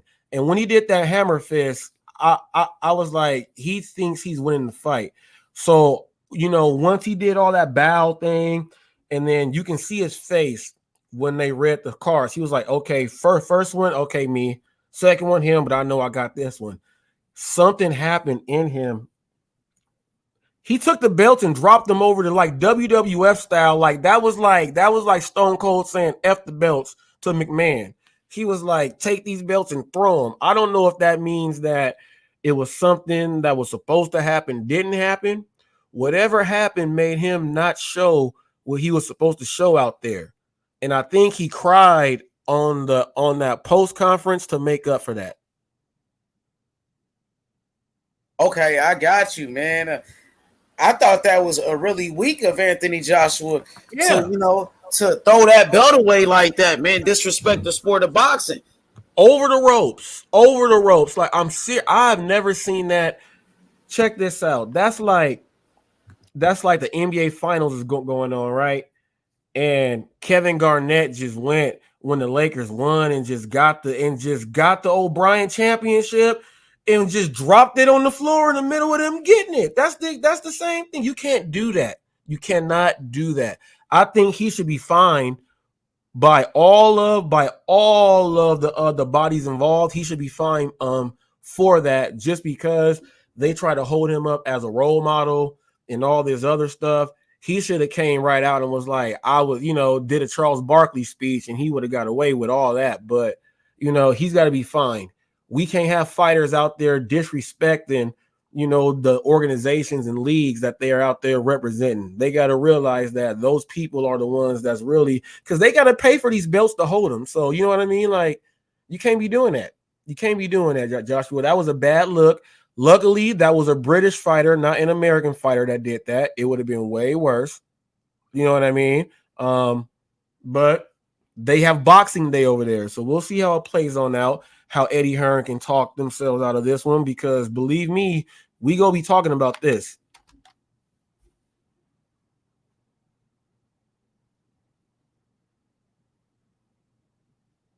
Bullshit, bro. I thought that shit was some bullshit. How the man took his loss. I felt like Anthony Joshua was a sucker. I felt like he's not the guy they said he was. The man they try to build him up to be some this great fighter, this all-time great. He's not that guy, bro. He's not the guy, bro. I feel like they was capping for this dude, and I feel like the truth came out with Anthony Joshua, man. And this is his third loss. The first time he lost was to Andy Ruiz when he got knocked out. And Andy Ruiz was a cherry pick, to be honest. And Andy Ruiz took that fight at the last minute. He was a last-minute replacement, and he knocked him out. You know what I mean? And Andy Ruiz was fat and out of shape. You know what I mean? And then he got beat by Oleksandr Usyk, and that was Oleksandr Usyk, only his third fight in the heavyweight division. That was only his third fight at heavyweight. He came up from the cruiserweight division and was able to, handle them like that. Well, see, Joshua has never been. I agree with 1,000% of everything you just said. By the way, people, Hot Facts with Robert Reese. I don't mind to give me a shameless plug right there. Y'all see it there, but Joshua is like you said, he has never what they tried to. He only has 27 fights. Like I don't. It's like this in a lot of divisions where it's 18 wins and all of this. It's he has never been. He's never looked like. He doesn't look like a Buster Douglas in the ring as a fighter. He looks like a big muscle dude that they said just do this, and if you hit him because you're strong, you're gonna. But he's not a boxer. He's not what they said he is supposed to be. He has been exposed because once you win the belt, you're only gonna fight someone that really trains and really knows how to box. You're gonna be exposed at some point. You will be exposed. And when he got the Klitschko win, that was like an old dude with a young, like a young Clydesdale, just no skill, just let's just hit. He's never shown any boxing skill. I cannot put Anthony Joshua in any type of list of boxers of heavyweights. Oliver McCall would have gave it to him. Razor Ruddock would have gave it to him. Mitch Blood Green would have gave it to him. I'm not even naming the other dudes. They would have gave it to him. He's not a boxer to me. He was a marketing tool. Good dude, looks like an Adonis. The dude swole. I ain't gonna lie. He got movie career right now. Whatever he can stop and go apply for any X-Men, any Marvel thing. He can go do that and win. He has a better chance. He needs to do what Ronda Rousey did. He might want to go to WWE. He fights one more fight, his whole everything is done. It's done. It's done. This nigga said he should go to WWE. Yeah, I was thinking he ain't going to no WWE, big man. Sorry about that. But hey, they're worldwide. They are loved over there. Once his next loss is gonna be he cannot box. And when he wants to hit you, he's too nice. You can't be a heavyweight like that. I wouldn't say he can't box because he's an Olympic gold medalist, mate. So I wouldn't say that. All right. I give Olympic gold medalists all of their respect, but some of those dudes can, once they turn pro, it's not the same thing. It's not the same thing. It is definitely not. Some of those dudes' pro careers just don't pan out. Okay. When it came time for the selling out the most arenas and all of that, it's like even though we know that and I hate to put him in the same sentence as Peyton Manning. We know Peyton Manning is the best prototype, that when they said quarterback, it was him. But he's lost to Tom Brady, so many times that they really highlight that. And they talk about the playoff thing. In these big arenas and going to do what you do, like they're talking about Joshua, 2-time champ, 3-time champ. No. It's different, man. He gets his butt whooped and he gets a rematch, and then something happens and him getting no, that's not how it's supposed to happen. It's not how it's supposed to happen. He's not, to me, a legitimate 2-time. No. I don't put him in none of that stuff, man. I'm sorry. If you're from Britain, I put Lennox Lewis ahead of him, way ahead of him, and I don't even like Lennox Lewis. AG, I can't lie to you. I agree with every piece of word that you're saying. I can't lie, but why don't you like Lennox Lewis, by the way? Because Lennox Lewis was ducking fights coming up. He had a chance to fight Mike Tyson when Razor Ruddock did, and he's the only person that says that Mike Tyson has to fight me under medication. Everybody else that fought Mike Tyson and beat him, they didn't have to take anything and make him sign them papers. Well, Lennox Lewis wanted to fight Tyson plenty of times, and Tyson ducked him. Tyson vacated the WBC belt and dropped it to avoid that man to go fight Evander Holyfield, who wasn't even a champion. You know what I mean? So this talk, he ducked Lennox Lewis plenty of times. Yeah, this talk that Lennox Lewis ducked Mike Tyson is ridiculous. No, Lennox Lewis never ducked Mike Tyson. He never ducked Mike Tyson. Yeah, what are you talking about? I like listen. Fight Dr. Tappan. Go ahead, fight Doctor. Look, in the mid '90s, Lennox Lewis, nobody really wanted to fight Lennox Lewis. Big ups, y'all. Yeah. Yeah, they always ducking Lennox Lewis, including Riddick Bowe and Mike Tyson. Right. So yeah, I Evander find that Holyfield, all hard to those guys believe that ducked Lennox Riddick Bowe Lewis. was ducking him. Man, I he threw find the it belt hard in to the believe that garbage. Riddick Well, how Bowe. is that hard to believe? He threw the Exactly. belt in the garbage. Listen, Riddick Bowe facts. Riddick Bowe threw the WBC the WBC title in the garbage can where it belongs, mind you. But he threw it in the garbage can because he didn't want to fight Lennox Lewis. Okay, period. Lewis was his mandatory. I just hit that subscribe button, and I'm finna share this live right now on my community post because y'all brothers is all the way rock solid with me. Yeah, so Lewis was Bowe's mandatory. This is back in 1993. This is right after Bowe had defeated Evander Holyfield. Lewis was mandatory. Riddick Bowe went on to vacate the WBC title and fight a string of tomato cans prior to the rematch with Evander Holyfield. Okay, he had an opportunity to fight Lennox Lewis, didn't happen. Same thing with Mike Tyson. Mike Tyson, now I forget who he beat in the mid-90s to get the WBC title, but this is after he got out of prison. He beat Frank Bruno. He beat Frank Bruno. Frank Bruno, and then he beat Bruce Seldon when Bruce Seldon was scary and he didn't want to fight. Yeah. So Tyson beat Seldon for the WBA title, beat Bruno for the WBC title, and again, Lennox Lewis is the WBC mandatory. Mike Tyson says no and vacates the WBC title to go fight Evander Holyfield, who everybody thought was shot.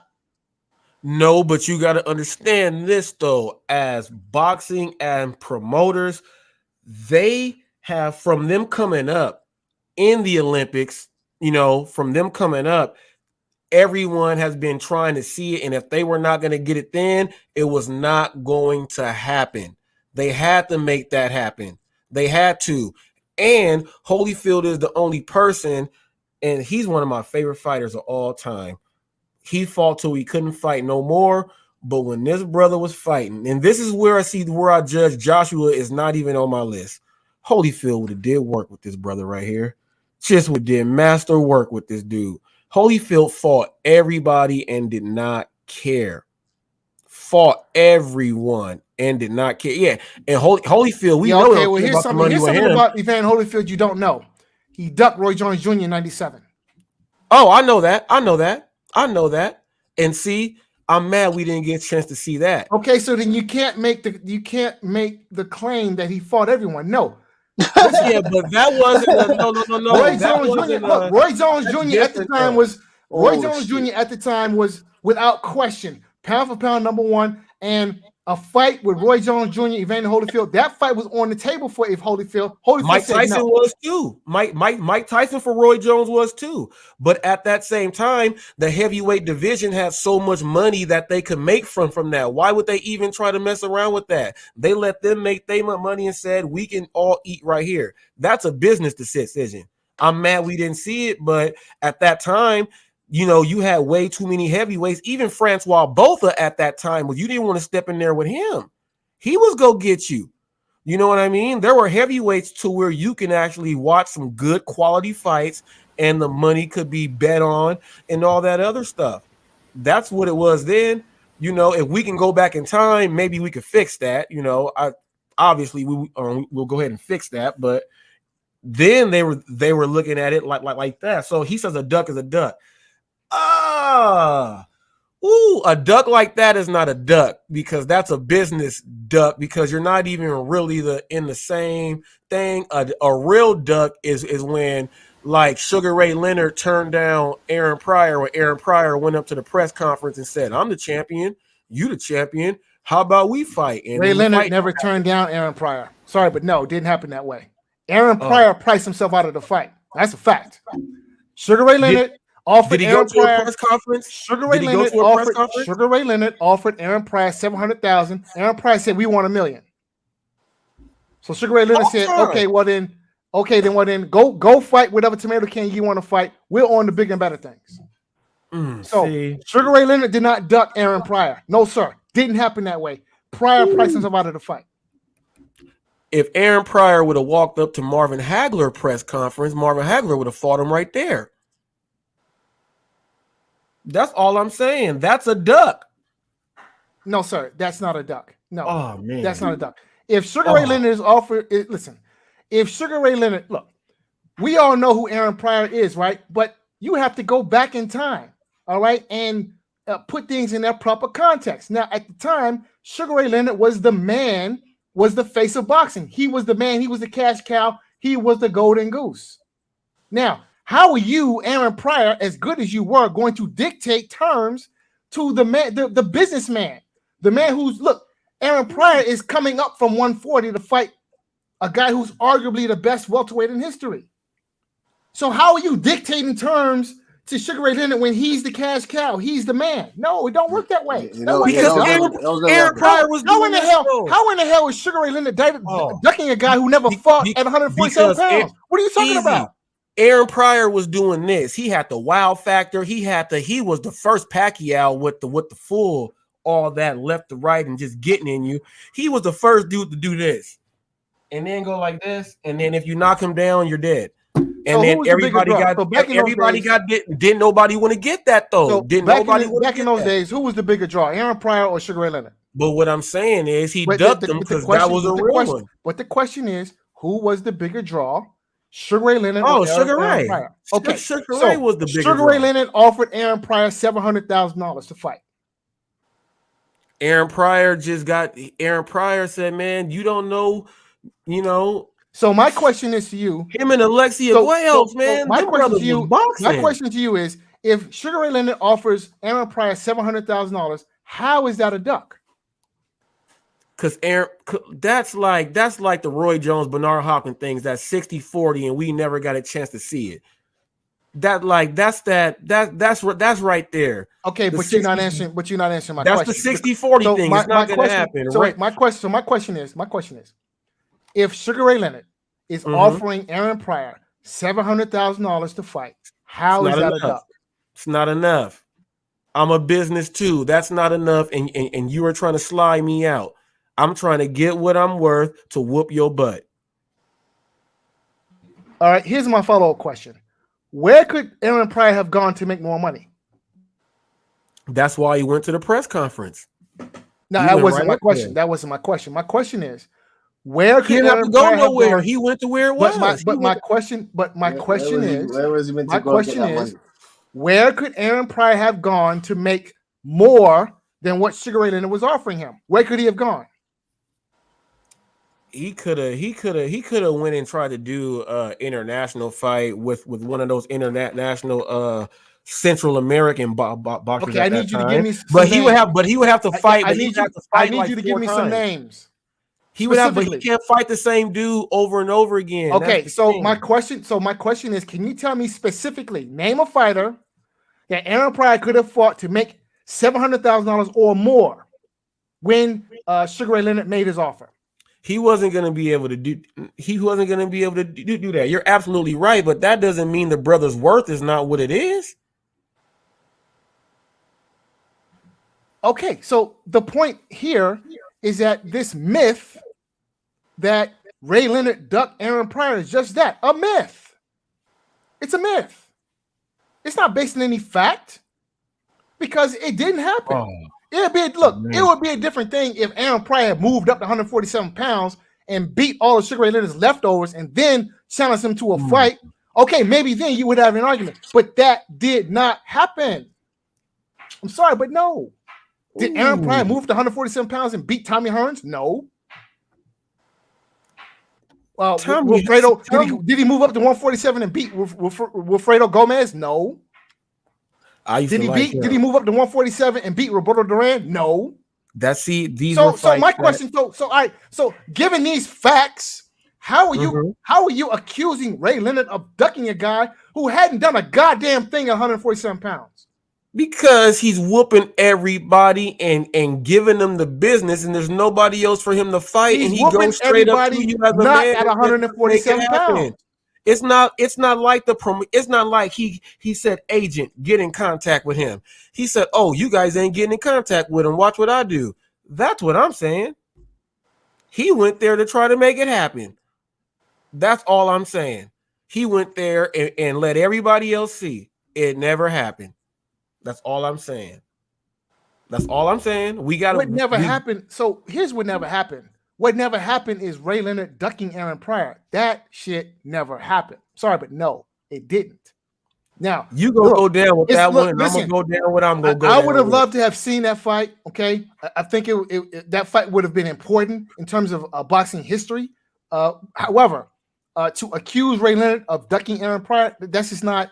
I'm sorry, but no, the facts don't add up. They don't. All right, we can disagree on that and agree that that fight right there would have been super great, simply because Ray would have been hit with something that he was really not used to, the multiple angles and being shifty. Like that would have been a great fight as far as boxers to learn how to learn some more boxing skills. I think that fight would have done a whole lot for boxing there. That's why I like some of these fights, like you can't put Joshua in these terms, like you can't do it at all. Like Bob Foster would have like tore him up. You know what I mean? Like he would have got tore up. I don't think now when I watch like Joe Louis, when I watch him robotic move like that, I still think watching like these old films, Joshua doesn't even, I'm sorry, man. They got to stop this Joshua thing as whatever it is. We just got to stop it. We got to stop that. I just want to say that one more time. It's bugging me. But we'll disagree on Sugar Ray and Aaron Pryor, but we agree on that. Yeah, but Lennox Lewis ain't dug no Mike Tyson either, bro. It was actually Mike Tyson. It was actually Mike Tyson ducking Lennox Lewis. He vacated his WBC title not to fight the mandatory challenger Lennox Lewis, and that's how Lennox Lewis became a two-time champion. Thank you. Because of Mike Tyson sidestepped him. Oh man! See, this is the complications. See, this is the complications of boxing. Retro Boxing said he dug Starlin and Curry more than Aaron Pryor. That's what. Oh, hey. Look, yeah, guys who were actually fighting at 147 pounds, mind you. Okay, guys who were actually at 147 pounds.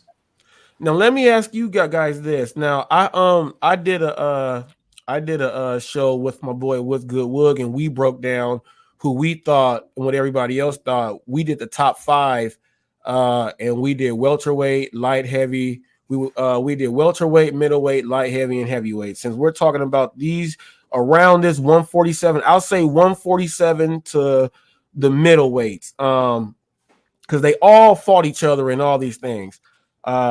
Who do you guys think was with them moving up from this weight class to that weight class to that weight class? Who do you think was, as far as I'm gonna go from like 84 to 91? No, I'll go from like 82. From like 82 to 91. Who do you think was like the best as far as, forget about the draw and money wise, the best you were able to see that you can speak about right now from that 147 to 160? Who was the best you saw that you can just say, man, what's the time frame? 1982? From 1982 to 91. From 1982 to 1991. From 147 to 160, who was the best? Yeah, that you can say that I enjoyed everything. Sugar Ray Leonard. Yeah, it had to be Ray Leonard. Yeah, without question. Ray Leonard, Hagler, Hearns, Duran. Okay. Now, my opinion on Hagler, I don't think he gets his just due. What y'all think about that? Hagler didn't get his just due when he was fighting. When he was champion, he didn't get his just due. So I'm in agreement with that, 100%. Yeah, because Marvin Hagler to me is, if I can like pick up any video game and we just happen to be random and now, I'm picking Marvin Hagler. I don't care who you pick. I'm picking Marvin Hagler. I've never seen the man. I've never seen him lose, and that Sugar Ray fight was devastating to my family. I know that. But man, I think Hagler is. He said Felix Trinidad. Felix Trinidad was nice. He was nice, but see, he was in the Ike Quartet, the young Shane Mosley. He was around right there, and all those fights were fixed when all them dudes fought. I don't care what nobody says. Nah, Been hell done. nah. You capping now, bro. You capping like Nah, look. that's Shane Mosley beat Oscar, but Oscar beat Mosley, and then they was like the next fight. No, I think Oscar beat Trinidad, but he started. Oscar got beat by Trinidad. That's what You happened. don't He see, started that's- running. Now you See, thought that's what I wrong. You think. thought The wrong. running thing, was it running or was he Oscar was protecting up his on the lead? scorecards until he started running like a bitch and he gave up the fight. That's why he lost. That's what I'm saying. That right there is he running or protecting his lead? And I fought Oscar Protecting his to this lead, day. Protecting the lead is running. That's what you do to protect your lead. You run. Don't. Yeah, I fought him to this day for that because I'm so mad. I'm so mad about that fight. I fought him to this day. Those I'm like, fights why wasn't didn't fixed, you bro. just- Those were great ass fights back in the day. And Oscar ain't got nobody to blame but himself for running like that and giving up the fight. Okay, what about Sweet Pea? Sweet Pea or Floyd though? Sweet Pea or Floyd? Sweet Pea Who's or better? Floyd? Sweet Pea or Floyd? Yeah, Who's Sweet Pea or better? Floyd. They both great fighters. It's hard to say who's better. You can say Floyd had a better career, but some people think Sweet Pea was better though. So you know what I mean? Who's a better defensive fighter? Whitaker. They both was great defensive fighters. It's hard to pick. They both was great. Ooh, see, that's where I wish. See, and I'm mad because Sweet Pea got screwed with the Chavez. He got screwed with, he had to go fight Oscar, and then I was like, why y'all doing Yeah, this he got to robbed Sweet in a Pea? lot of fights. You're right about that, man. Yeah. I mean, shit, they rob a lot of these black fighters, bro. Man, that's cold game right there. Because I'll say Sweet Pea, literally, when I used to watch, I was like, this dude is a genius. Yep, he This was. dude is a One of the greatest genius. fighters ever. Nobody does that. Nobody does what he does. And when I saw Floyd doing his thing, I was like, ooh, Floyd got a little bit of that. So I always wanted to just, because they never were able to, I don't even know if they've ever sparred as training and practice, trying to show some skills. Or I don't know. I would have loved to just get a piece of that right there, man. That would have been doozy. Whew. Yeah, but Sugar Ray was definitely the best in that time period you said, because he beat those guys you mentioned. He beat Wilfred Benitez, he beat Marvin Hagler, he beat Thomas Hearns, and he beat Roberto Duran. Did he beat Hagler though? For real? He did. I mean, he won, right? See, you thought it was a robbery? I don't think he won the fight. Listen, wait. Let's unpack that for a second, right? Now, see, again, that needs to be put in its proper context, okay? Now, say what you will about the outcome of the fight. Fight was close, without question, okay? But again, it needs to be put in its proper context. Sugar Ray Leonard is coming off of a 2-year layoff without a tune-up to fight a guy who is arguably the best middleweight in history. So the simple fact that Sugar Ray Leonard was able to fight Marvin Hagler on even terms and make the fight close, that in itself is a victory and speaks to how great of a fighter Ray Leonard was. Because if we would have asked that of anyone else, if we would ask any other welterweight in history to come out of a 2-year retirement and fight a guy who is arguably the best middleweight in history, most any and everyone would probably favor the middleweight in that scenario, right? Now, I don't exactly remember what the odds were coming into the fight, but I'm sure Hagler was a heavy favorite. No, but just going off of just regular people just hearing it, dude coming off, dude's heavier, you're automatically gonna, you're automatically gonna think the heavier simple fact dude. that Ray Leonard was able to go the distance with Hagler, make it a close fight, make it an ugly close fight, and to interrupt Hagler's rhythm. Because look, Ray Leonard made Hagler look bad, which is an aspect of the fight that people rarely talk about, but it's true. Whether you think Hagler won or lost is beside the point. I don't care. Even if you think Hagler won the fight, and there is an argument to be made that he did, what you cannot argue is that Ray Leonard made Hagler look very bad. In an era where fighters were not regularly making Hagler look bad. Hagler was destroying everybody. Hagler was an absolute monster, a beast. He was knocking everybody out. Everybody. Anyone who dared to get in the ring with him, they was getting knocked out. Period. End of. Okay. Ray Leonard went the distance, made him look bad, coming off of a 2-year layoff. Now that in itself is a victory. But did he see? And here's the thing with these 2-year layoffs: what was Ray Leonard load managing back then? Was he really in there staying right to be able to go and do that? You know what I mean? And that was the best he had. You know, we got to think about all that stuff too. 2-year layoff. You know, we have, and this is crazy now in boxing. We have guys that shouldn't even be on the top 10 list, and they haven't fought in like 2.5, 3 years. Like, why is Keith Thurman still up there? But you know, yeah. But Ray Leonard, that I can answer the no, that fight right there. Ray Leonard showed as someone that's a boxer on how you're supposed to be in there to last 15 rounds. I give you all of that. But the victory that they put the hand up, oh no, I couldn't do it. Couldn't do it. Let me tell you where Ray Leonard actually won the Hagler fight. Ray Leonard won the Hagler fight when Hagler signed the contract and agreed to all of Ray Leonard's terms. That's when he lost the fight. Okay, he agreed to the bigger ring. He agreed to fight 12 rounds instead of 15. Okay, he basically gave Ray Leonard his way in negotiations for the terms of the fight. I give Ray Leonard all the credit for that. And he agreed to the bigger gloves too. So the thing is, I didn't like some of the shit that Sugar Ray Leonard did. You know what I mean? To be honest, I thought it kind of was like a shady situation. To be real with you, bro, I think he was being kind of shysty with it. But shit, Hagler agreed to it though, like the brother just said. Hagler agreed to everything. Yeah, but my thing is, even though he agreed to it, Leonard to me still did not win the fight, and Hagler agreed to all that. That's what I'm saying. For all of what he agreed to, there was no significance in Ray Leonard winning that fight. Gave up the first couple rounds. Of course, listen. Hagler actually assisted Ray Leonard. He gave Ray Leonard an assist. Why is it you a southpaw? You come fight the first 2 rounds in orthodox stance. Why are you doing that? What is it exactly you have to prove?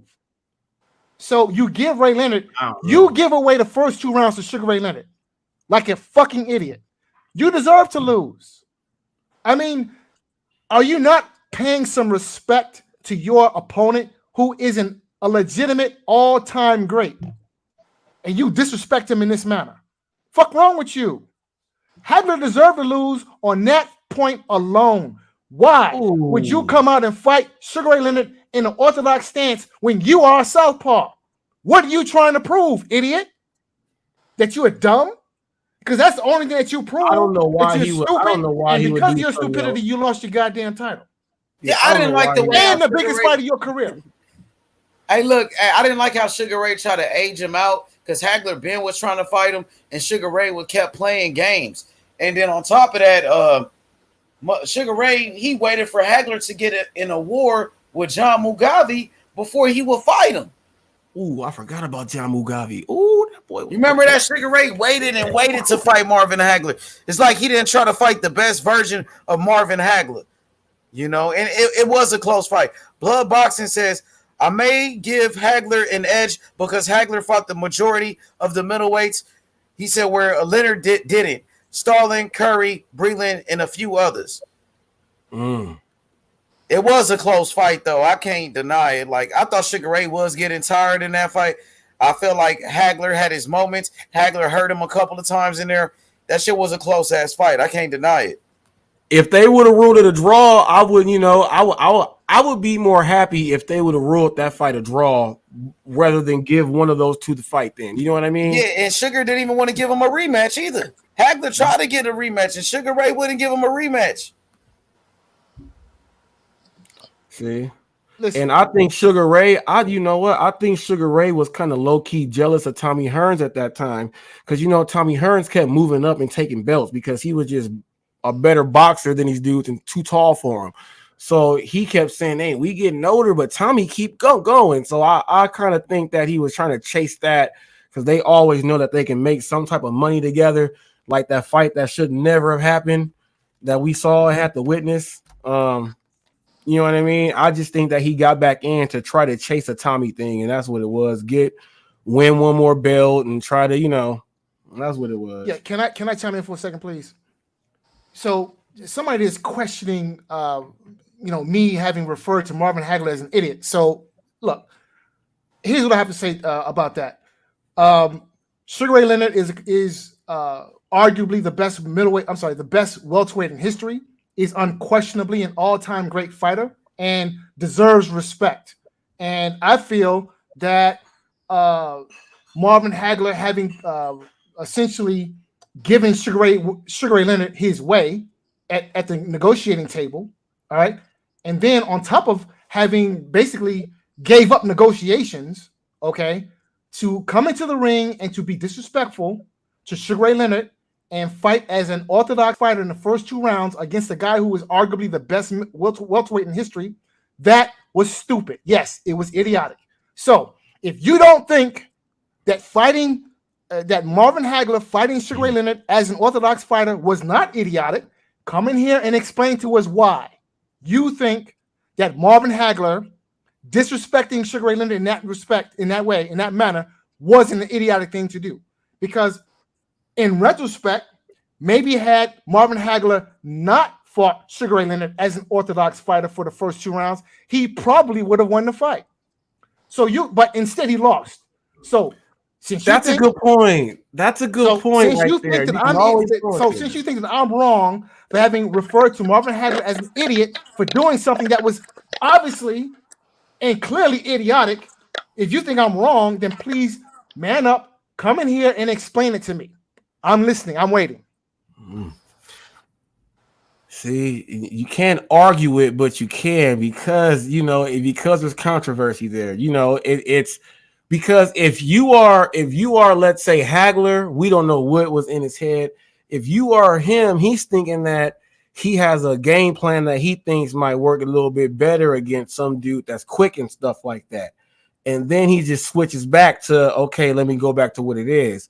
But looking out from someone from the outside looking in, it's like, what the hell is he doing?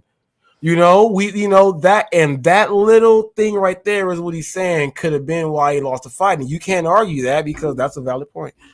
That's a valid point. I'm gonna stay quiet.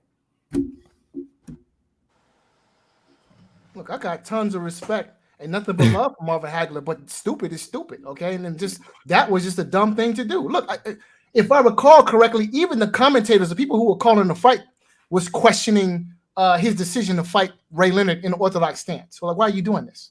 Okay? It didn't make any sense.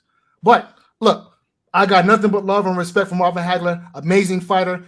Certainly did not get the respect that he deserved, that he rightfully deserved when he was fighting. And I'm certainly not going to be among those who don't give the man the respect that he's due. I recognize Marvin Hagler as arguably the greatest middleweight in history.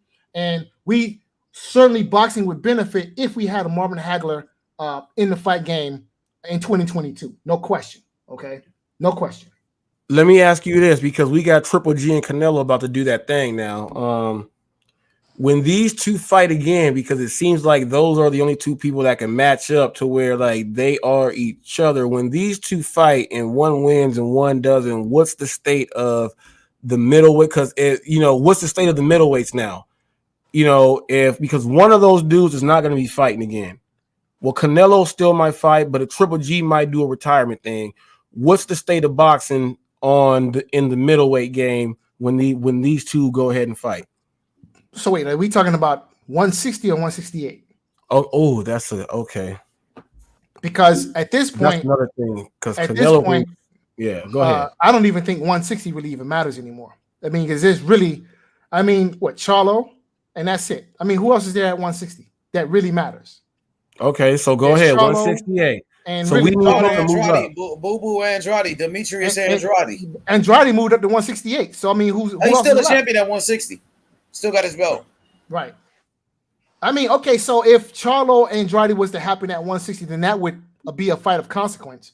But to be completely honest, Charlo needs to move up to 168. I mean, because there's really why he's already a champion at 60. But outside of the Andrade fight, what else is there? I mean, what is there for him to do at 160? Really? You got other fighters. You got Jaime Munguia at 160 pounds. You got those belts. Munguia next fight is at super middleweight. But No, not that I know of. He just moved up to 160 not too long ago. Thought Munguia fight at 160, and then you got those belts that Triple G is about to vacate. So Triple G moved up to 168. He had 2 of the belts. Triple G about to drop those belts. Charlo has a chance to become undisputed at 160. Right, but the point that I'm trying to make is, what does that matter if you don't get the big fight? Right? I mean, yeah, Charlo can fight XYZ Tomato Can to pick up whatever belts that the Triple Duck is going to vacate, but at the end of the day, do we really care? Because he's not fighting the Triple Duck, he's not fighting Canelo, he's not fighting Benavidez. You know, he's not fighting Andrade. He's not fighting the names around his division that he needs to be fighting. So, I mean, yeah, you can go and collect all the meaningless titles at 160, but at the end of the day, who cares? Because you collected those belts from nobodies, ABC Tomato Can and XYZ Tomato Can, fighting fights that really don't, stimulate the boxing public. So, what does it matter? Charlo needs to move up to 168 because it seems to me that the only fights that have any significance for his career going forward can happen only at 168 because there are no 54-pounders coming up other than his brother, and we know that fight not going to happen. So, right. I mean, the only other probability that I could see is maybe perhaps if Spence, figured that he would just skip 154 and go straight to 160 and fight Charlo. But even then, I mean, I doubt that would ever happen. So, I mean, tell me, what is the fight outside of Andrade? What is the fight that Charlo could take in 160 that has any meaning for his career? That's the whole thing, and that's why I asked the question, because why try to do that when, like you said, 168, that's why I was trying to figure out, because 168 seems it will have more of the firepower and the fights are more meaningful. You know what I mean? Super more meaningful. You have all them names, and even though you got the Billy Joe Saunders and the Caleb Plants and all those dudes right there, these dudes like Charlo get up in there and start mixing one of them dudes right there. That is great. But then this fight with Canelo and Triple G will be that's why I'm trying to figure out what's the stake going to be, because if Triple G retires, I think that might be bad, because let's say Charlo moves up, that would be a good fight right there. Well, that's exactly what Charlo needs to do. Charlo the elder, he needs to move up to 168, because right now 160 is essentially a wasteland. I mean, who's there, right? There's nobody there. So why are you still here? Okay. Look, Charlo, you're 30 years old, going on 31. So at this point, you're on the downside, dude. So if you're going to make it happen, you're at your prime right now. So right now, you are the best physically that you will ever be in your life. So if you're going to make the big fights, if you're going to make the meaningful fights, now is the time. Not 2 years from now, okay? Not waiting for somebody to come up from 154. No, now. This is your opportunity. Yeah, man.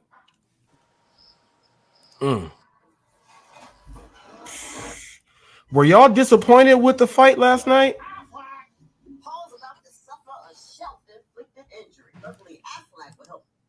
Sorry, I had to turn my thing down. Now, were you guys upset about the Joshua fight? Were you guys like, I didn't get a chance to hear that. Were you guys like upset, or like the anticipation and then watching the fight? I thought I was gonna see him go in and try to knock him out.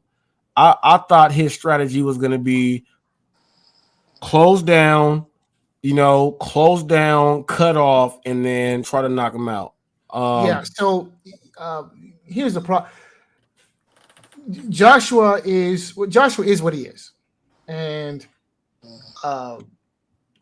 his new trainer, Robert Garcia, was not able to correct some of Joshua's technical flaws, which Usyk is able to take advantage of. Okay, so Joshua has bad balance. He overcommits to punches. All right, and then he has a problem with stamina. And we saw all of that last night. Now, not to say that Joshua didn't have opportunities, because he did, but I just think in order for Joshua to beat a guy like Usyk, he would need to step outside of his self and do something that he normally does not do, which is be a brawler, be a killer. And this is not who Anthony Joshua is. Okay, he's just not a roughhouse type fighter. This is not who he is. And I think that if he could have made it rough, made it uncomfortable, and posed himself physically on Usyk, maybe perhaps we could have had a different outcome. But that's not Anthony Joshua. That's not who he is. And we saw the fight that we saw. I was picking Usyk. Joshua made a better account of himself than he did in the first fight. But was I disappointed? I was disappointed in the fact that Anthony Joshua, at this stage of his career, has not been able to reinvent himself and fix some of his technical flaws. But he is what he is, and I guess you can't teach an old dog new tricks. And I guess at this point, Anthony Joshua is an old dog. He did do a much better job in this fight than what he did in that first one. I completely agree with that one. I thought that first fight was an outclassing. That was the outclassing. He did a much better job.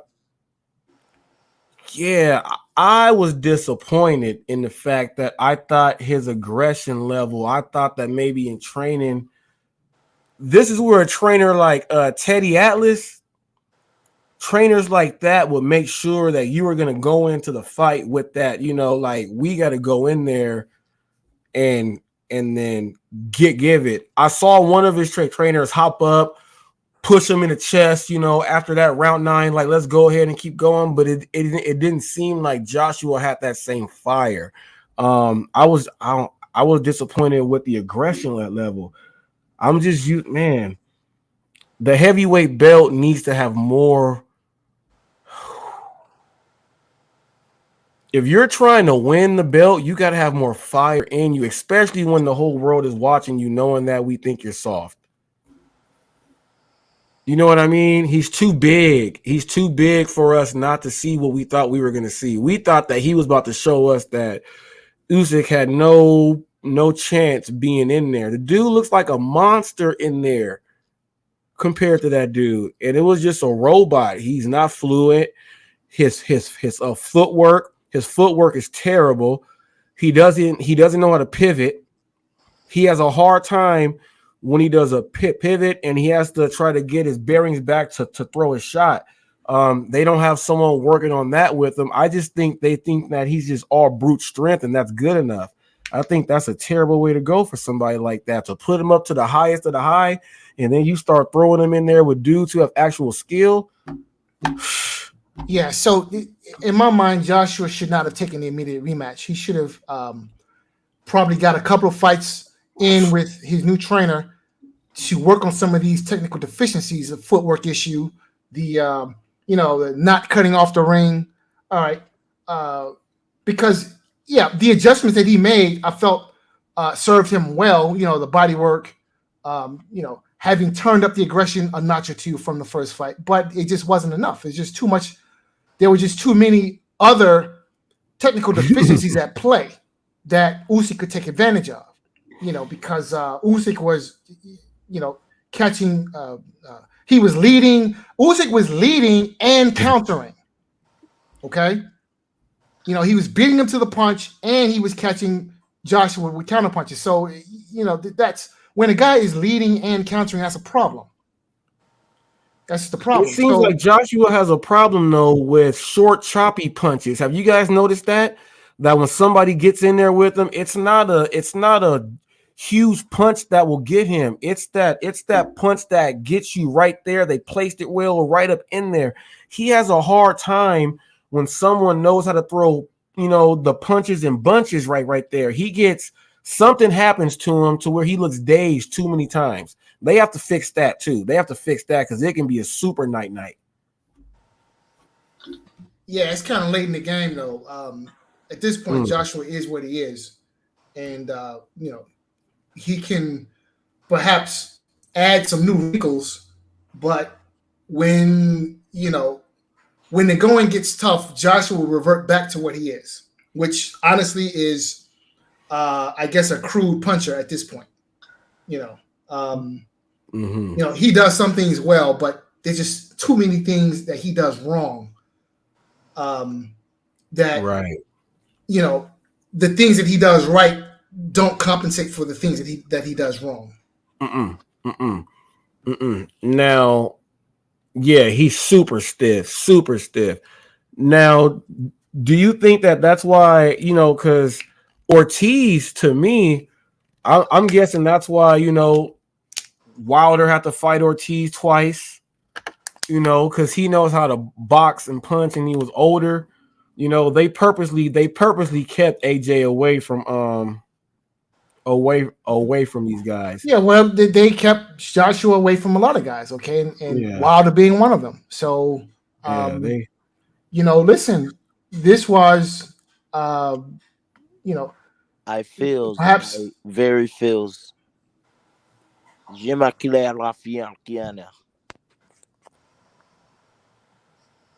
Yeah, dude, can you say that in English, please? Hey, I don't know if you was trying to talk sexy to me, I don't float that way, but that sounds bro. fly. That was Ukraine. That was Ukraine. That was Ukraine. Shout out Usyk. Shout out Usyk for doing what he's supposed to do. Technique always wins above all. And it will show once again that, when you get a fighter who gas tank runs out, you resort to your techniques. You resort to the person who you are.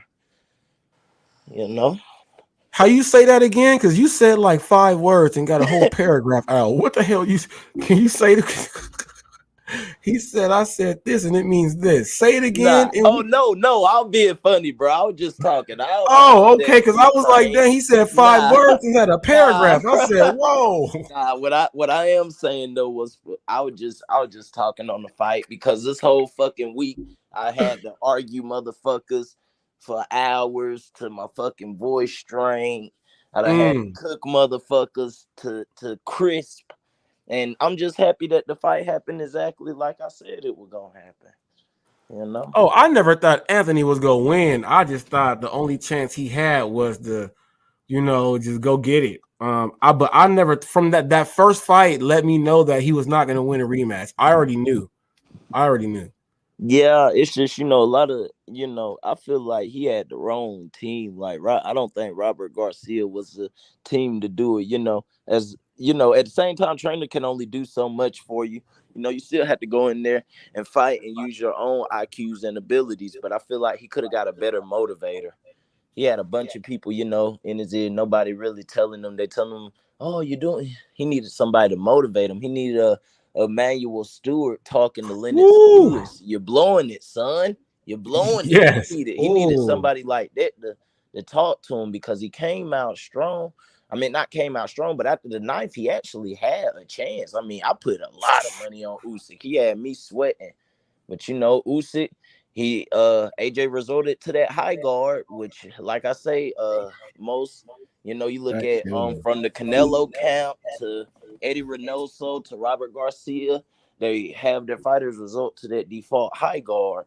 And the high guard is easily to be manipulated with a probe jab. You know what I'm saying? That's all Usyk really had to do, was just use his probe jab, open it up. And he wasn't even using it as a probe jab. He was just, I was looking at that. It was really, like sometimes they'll use like not even a probe, but like Paul, like all you trying to do is just open that high guard up. Yes. And then you can come with that with the straight left. You can throw your hooks out there around the high guard. And that's where that pivot. Where when Anthony can't pivot, and Usyk was hitting him with that. But up that. and then Yep, moving to the and side. every time, yeah, and using this pendulum step. Yeah, of course, left you gotta be a little bit more careful because AJ right, but using this pendulum step for left to right because you had to reset. You know what I'm saying? And when you had to reset, you had to reset your feet, and then you get tired sooner or later, and that's what happened. You start wanting to square up, but when you square up, your feet are square and your head's. I've been saying it all week. Your head is on the center line. And when your head is on the center line, you start getting hit. And when you start getting hit, most of the time, most fighters, they default to the high guard. And once you default to that high guard, there you go. You just break it down. So, I mean, it went down exactly how I thought it was, but at the same time, I feel like, and I'm a big Usyk fan. I've been, anybody who know the GOAT on here, I got changing my name back to the big GOAT, but I'm big on Usyk. But I still feel like AJ didn't give it everything. Everybody's like, oh, he gave it I don't think he gave it everything. He didn't give it all. No, I know that. That's what I'm saying. He didn't go in there to win. He didn't go in there to win. He went in there to do better than what he did the You first want to one. know? I ain't gonna. Yeah, and you gotta be there. But yeah, and you're right. I didn't see it. Once again, I didn't see him. But then again, like I was telling people, it's hard to try to fucking just beat on somebody when you start getting caught. You know what I'm saying? Like that gas tank. You fucking with a very mobile fighter. You know what I'm saying? Everybody knows about his angles, but just his slips. He's slipping them fucking jabs that you throwing, walking you around, turning you around. You know what I'm saying? We give a lot of props to, Shakur, Devin, Floyd, fucking Terrence at times, certain fighters for being, they had these cat-like instincts, and Usyk is another one of them, man. You know what I'm saying? He's able to really adapt, and not only adapt, but use quick twitch movement to turn you Yeah. around, slip, counter. You know what I'm saying? And another thing, That's where everybody he can was give Fury trouble. That's where this fight has to happen ASAP. Because of that right there, Fury would have wiped the floor with Joshua. Would have just did all that stuff wrong to him, and it would have been worse. He would have been knocked out. I think Usyk has a much greater chance of executing the game plan, but since Fury is so big, all it takes for him is to do that 1-2 pop pop pop and move around, and it can be over just that quick too. You know what I Yeah, mean? that's where that's a way tougher fight because you actually got somebody. Everybody was talking about how Robert Garcia could make the adjustment for Anthony Joshua with pressure, but it was never really pressure that I wanted to see. I wanted to see more of a physicality effect. And that's where I feel like Tyson Fury, he's somebody who literally is physical. Like he's going to fucking smother you, clinch you, fucking put his fucking elbow in your face. He's a He's gonna boxer. fucking get you. Yeah, He's you a know what I'm saying? boxer. He's physical. He knows how to use his physical attributes that God gave him. You know what I'm saying? AJ, you big as fuck. Why are you trying to fucking box on the outside? I understand, but even then you can break that down. You gotta box on the outside because when you do come on the inside and when you do start throwing, Usyk is a very, very sneaky counter puncher. So if you notice, sometimes and once again, AJ is big, and like I say, he fucking when he wants to fucking really swing that motherfucking right hand, he has to set that shit up, and that's where his feet get square, man. And anybody who knows boxing, the basics, once your feet square up to somebody, your head on the fucking center line, and you don't, not that many people can fucking, see that and then analyze it and able to fucking make a game plan to attack it within the fight. But when you had somebody like Usyk with an IQ like that, you notice he at first he was stepping 1-2, but then he started one and then sidestepping, getting closer with another one. So instead of a 1-2 step, it was a one side step, another one, and then he right where he need to be. So, but AJ, he tried, man. Happens. Go back to the drawing board. Yeah, back to the drawing board. I don't see a fight that as far as the heavyweights who are waiting to get a shot, because Ruiz still has to get a shot at some point. And these other guys have to fight. He might need to settle for one of these intercontinental belts and be happy with that. I'm telling you, G. He can't do one of these mainstream belts no more. He's ran out of luck of what he can bring. We know what we can. The excitement would be to see him get knocked out cold and never box again, because he would make the most money ever doing that against the right fighter. But I don't want to see that. What do you I just think he should go into commentating something. what do you think? Okay, here's a good question. I was just on shout out to everybody in the panel too, man. Get the lights up. You know, shout out to H Money, bro. We appreciate you. Shout out my bro Butch. Shout out to everybody in the panel, man. Get the lights up. All it takes is 1 second to hit the like button, literally. But nah, man. I was just on YB's channel. Shout out to Young Billy Boxer too. That's my dog. But what do you think about the fact that do you think that Usyk has cleaned out the division if he beats Tyson Fury? No.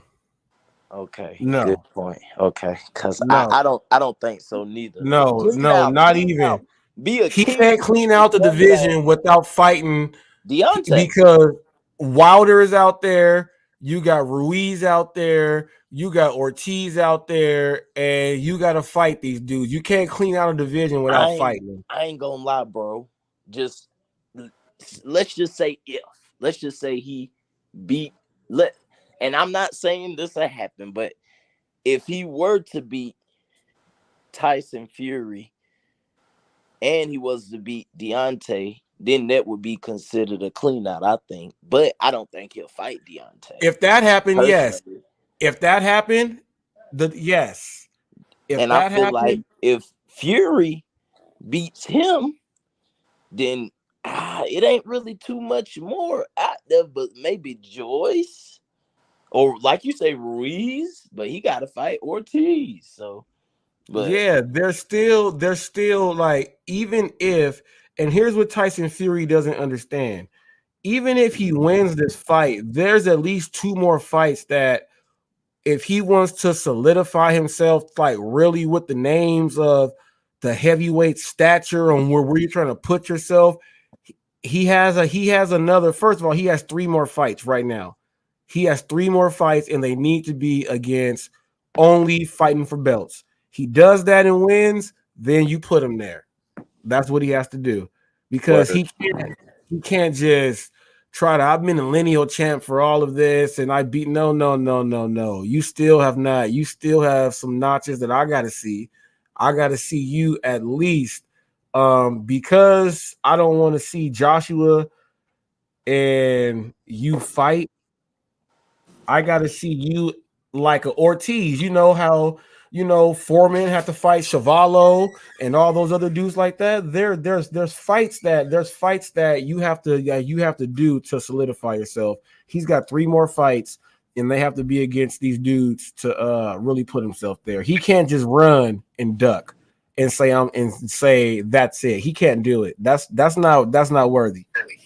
Word. What did you think about the other fights, man? We had, like I said, we had good card. I like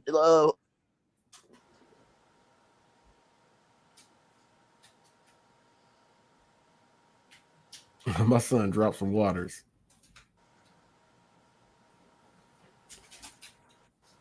in that maybe 3rd Puerto Rican champ in that division to get a world belt. Don't quote me on that, but if I'm not mistaken, I think that's it. Hold up, I didn't even I was going in and out. My fault. Uh-huh. I was asking what did you think about about the other fights? Is there any other fights that you thought? I was big on that Hector Luis Garcia. I be sports betting, so he was -2, I think -280, and he went out there and he outboxed the fuck out of Gutierrez, man. I would love to see him fight for undisputed. It seemed like he want belts. He's a belt driven type of guy. It seems like the belt driven type dudes don't want those dudes to have the belts. You know what I mean? The belt driven type dudes are the ones that I'm like, man, let's see him against him. Let's go. They don't want those dudes to get the belts. They will beat the dudes. They will beat those dudes. I'm telling you. They will Yeah, beat they'll beat those other dudes. Yeah, that's the thing, and I think Hector Luis Garcia, he put himself in good contention when he beat Chris Colbert. You know what I'm saying? He took his opportunity and he made the most of it. And now you got the WBA. So now his name in the hat. So Yeah, man, yeah, it's good. And then Brandon Lee got dropped, but he got back up and fought. It was some good fights, man. Lipinets stop Omar in the 8th, dropped him in the 3rd. We had some good little fights last night, man. yeah. No, it was not a bad night for boxing at all. It was not a bad night. I think the UFC came out with the better just because of the knockout that happened with Usman. I think that knockout is what boxing was supposed to get, vice versa. You know what I mean? I think boxing was supposed to get that from Joshua. We didn't get Yeah, that. yeah, But yeah, it was all in all, it was a good night about boxing. I was definitely not disappointed. When you cooking food and stuff and watching fights, you go back and forth. I was able to really like, okay, you yeah. know what? Onions, let me hold up on y'all real quick. I was able to watch. Yeah, I was able to watch in the boxing I was not disappointed for what the card that they put together. We saw some good fights. We saw some good fights. Yeah, man. But yeah, I ain't want to stay on too long, man. Shout out to everybody on the panel. I keep listening to y'all cook. Shout out Butch. Shout out Hot Fats with Robert Reese. Hey man, I'm at to subscribe to you, man. And one day whenever Yeah, you have one of let me yours, give y'all a rundown. Let me give y'all a rundown on what my channel is, just so y'all yeah. know what the hot facts is all about. All right, so I am a business entrepreneur and I'm a sales director. So I also do Uber Eats, Grubhub, and all that other stuff, right? I'm the California gig economy guy. I show people how to make money and use these to start their own business because a lot of them like to be their own boss and they don't know what to do. So I do that to show people how to make the money, right? But I have an actual show, Hot Facts with Robert Reese Live, that I do every day, Monday through Friday, 2 p.m. to 3 p.m. I'm stationed right here in Moreno Valley, so Pacific Standard Time.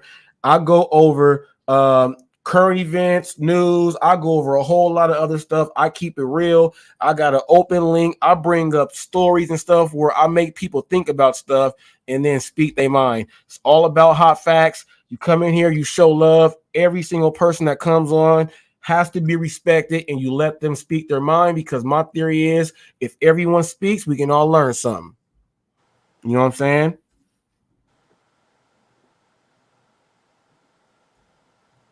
Shout out to everybody on the panel. Shout out to you, man. I'm at to definitely hop on one day and get some of that intellectual, mental sparring and just try to learn some more knowledge, man. So y'all have a good one already. Yes, yes, yes, yes. And with that being said, people, I'm about to make some. I got some tilapia.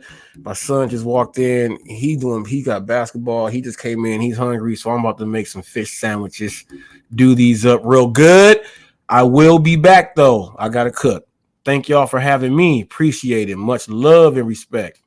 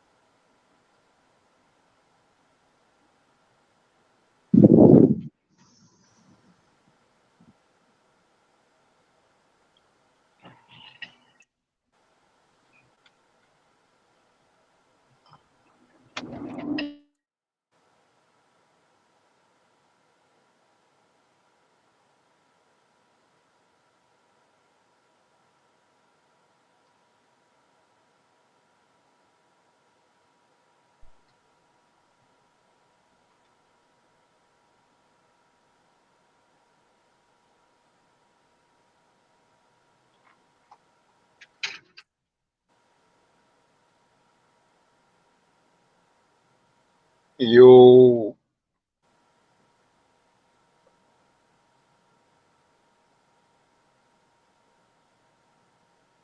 Smoke break.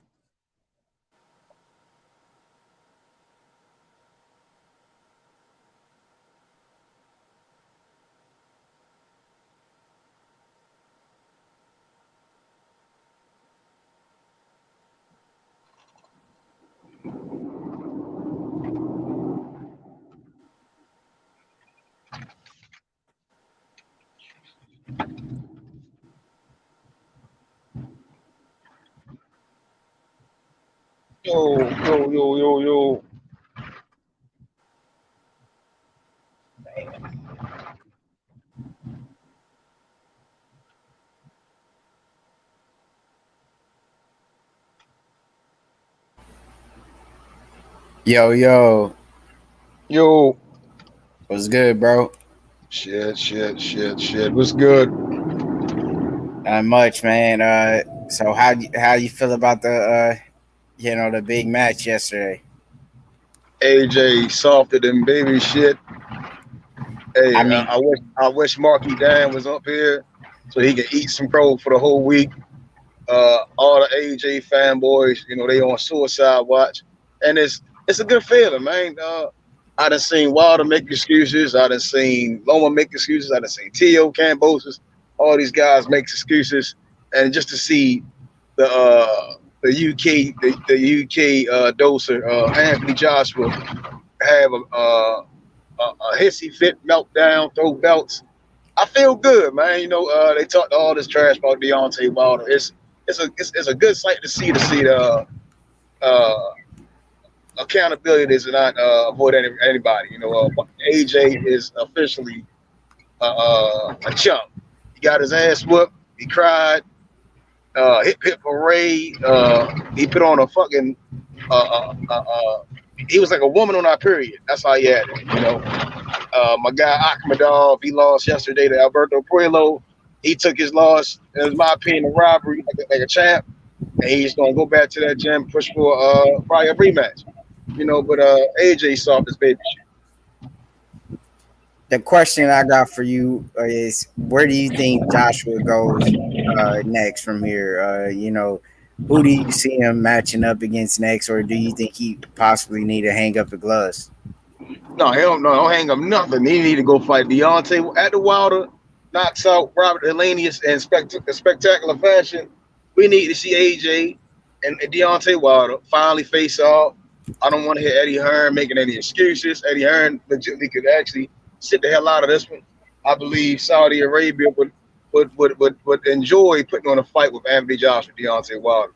If they take even the highlights of Deontay Wilder, who in Saudi Arabia would not want to pay for both of those guys to throw down again in Riyadh or any city in Saudi Arabia? That's the fight to make. Do you think Joshua and Ruiz 3 would make sense, or you don't think that's a fight that should happen? No, I think again, we've seen that. We've seen that fight.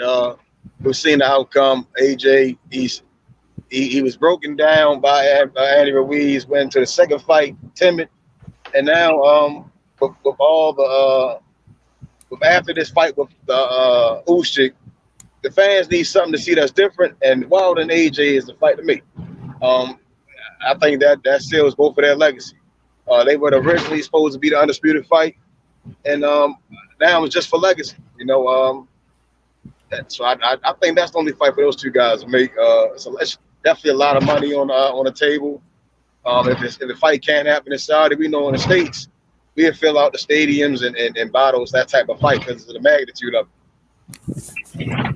I mean, as a matchmaker and an odd maker, who would you have, as a favorite going into that fight? Who you think would be, the favorite going into that fight? I think as matchmaker wise, I would hold on. Shit. Oh. Hey, who are you talking about? You talking about the out of who? What two fighters? Out of Usyk and who? Joshua and Wilder. If they you know, if the odd makers would make that fight, who you think would be the favorite to win that fight? My personal opinion, I think now I don't know where Wilder is. Wilder hasn't been in the ring since, taking a lot of punishment. So I don't know where he's at. But if Wilder is who Wilder has been in the past, it seems like he's trying to get his mind back right, has lost his weight. I would have to go with Wilder. And the reason why I say that, because the thing with Joshua, you know, Joshua lost because Joshua's a big dude, but he fought a dude with more skills that had a lot of heart, and he won't go away. And I always speak on that. I say, man, some people they don't have names, and we sit up and say, well, he ain't beat nobody. I don't really judge on that. I judge on a dude that's gonna be in your face and gonna make you fight that whole night. And that's what type of person Usyk is. That's what type of person Deontay Wilder is. And that's also what type of person Tyson Fury is. I just don't see Anthony Joshua beating any of those guys. Also, I think if Wilder would have been in the ring with Usyk, Usyk probably could have outboxed him, but I guarantee you, Wilder would have got him out of there if he hurt him. Same thing with Tyson Fury. It's just something missing with Anthony Joshua. It could be the lack of experience, as an amateur. It could be the conditioning. He's a big guy. He's talented, and he made it a long way. I think he kind of like said it in so many words after the fight. He said all the people he been beating up is just because he just basically just walked through them and this and that or whatever. And that's the problem when people don't back down from you. We find out a lot about a person. So I will go with Wilder on that. If Wilder and Usyk had a match, who do you think will win that fight? If only Wilder because of the power. That's one of those fights like the people say, who will win between, and I use that because it's a similar situation, but not as good because I think Devin is a lot better boxer. But people give Tank a chance because Tank got that one hitter quitter. He got that equalizer. And that's what Deontay Wilder will have also. But I just think the difference is Deontay Wilder will have the longer arms, whereas Tank does not have long arms to be able to get to Devin Haney. He will have to pay a price to get in there. Deontay Wilder does not have to pay a price. Deontay Wilder can sit back and throw 1-2s as hard as he can until he catch him. And I also think the difference between Tyson Fury and Wilder, did y'all ever notice that Anthony Joshua has lost 2 fights and don't know how to tie up, and you're the bigger man? You got to know how to tie up, man. If someone gets inside of you and you know that your strength is on the outside, you got to be able to tie them up and throw them back out there and reset them. He doesn't know how to do that. And those are problems when you're talking about getting in there with the elite of that division, especially with power. And also, you think, Deontay Wilder being 6'7" could also, if that fight did happen with Usyk, could, play a big role in him being victorious against Usyk being, that much taller than Usyk? No doubt. No doubt. No doubt about that. I think that plays a big advantage in it because Deontay Wilder and Tyson Fury are a little bit taller than Anthony Joshua, if I'm not mistaken. I'm pretty sure they are.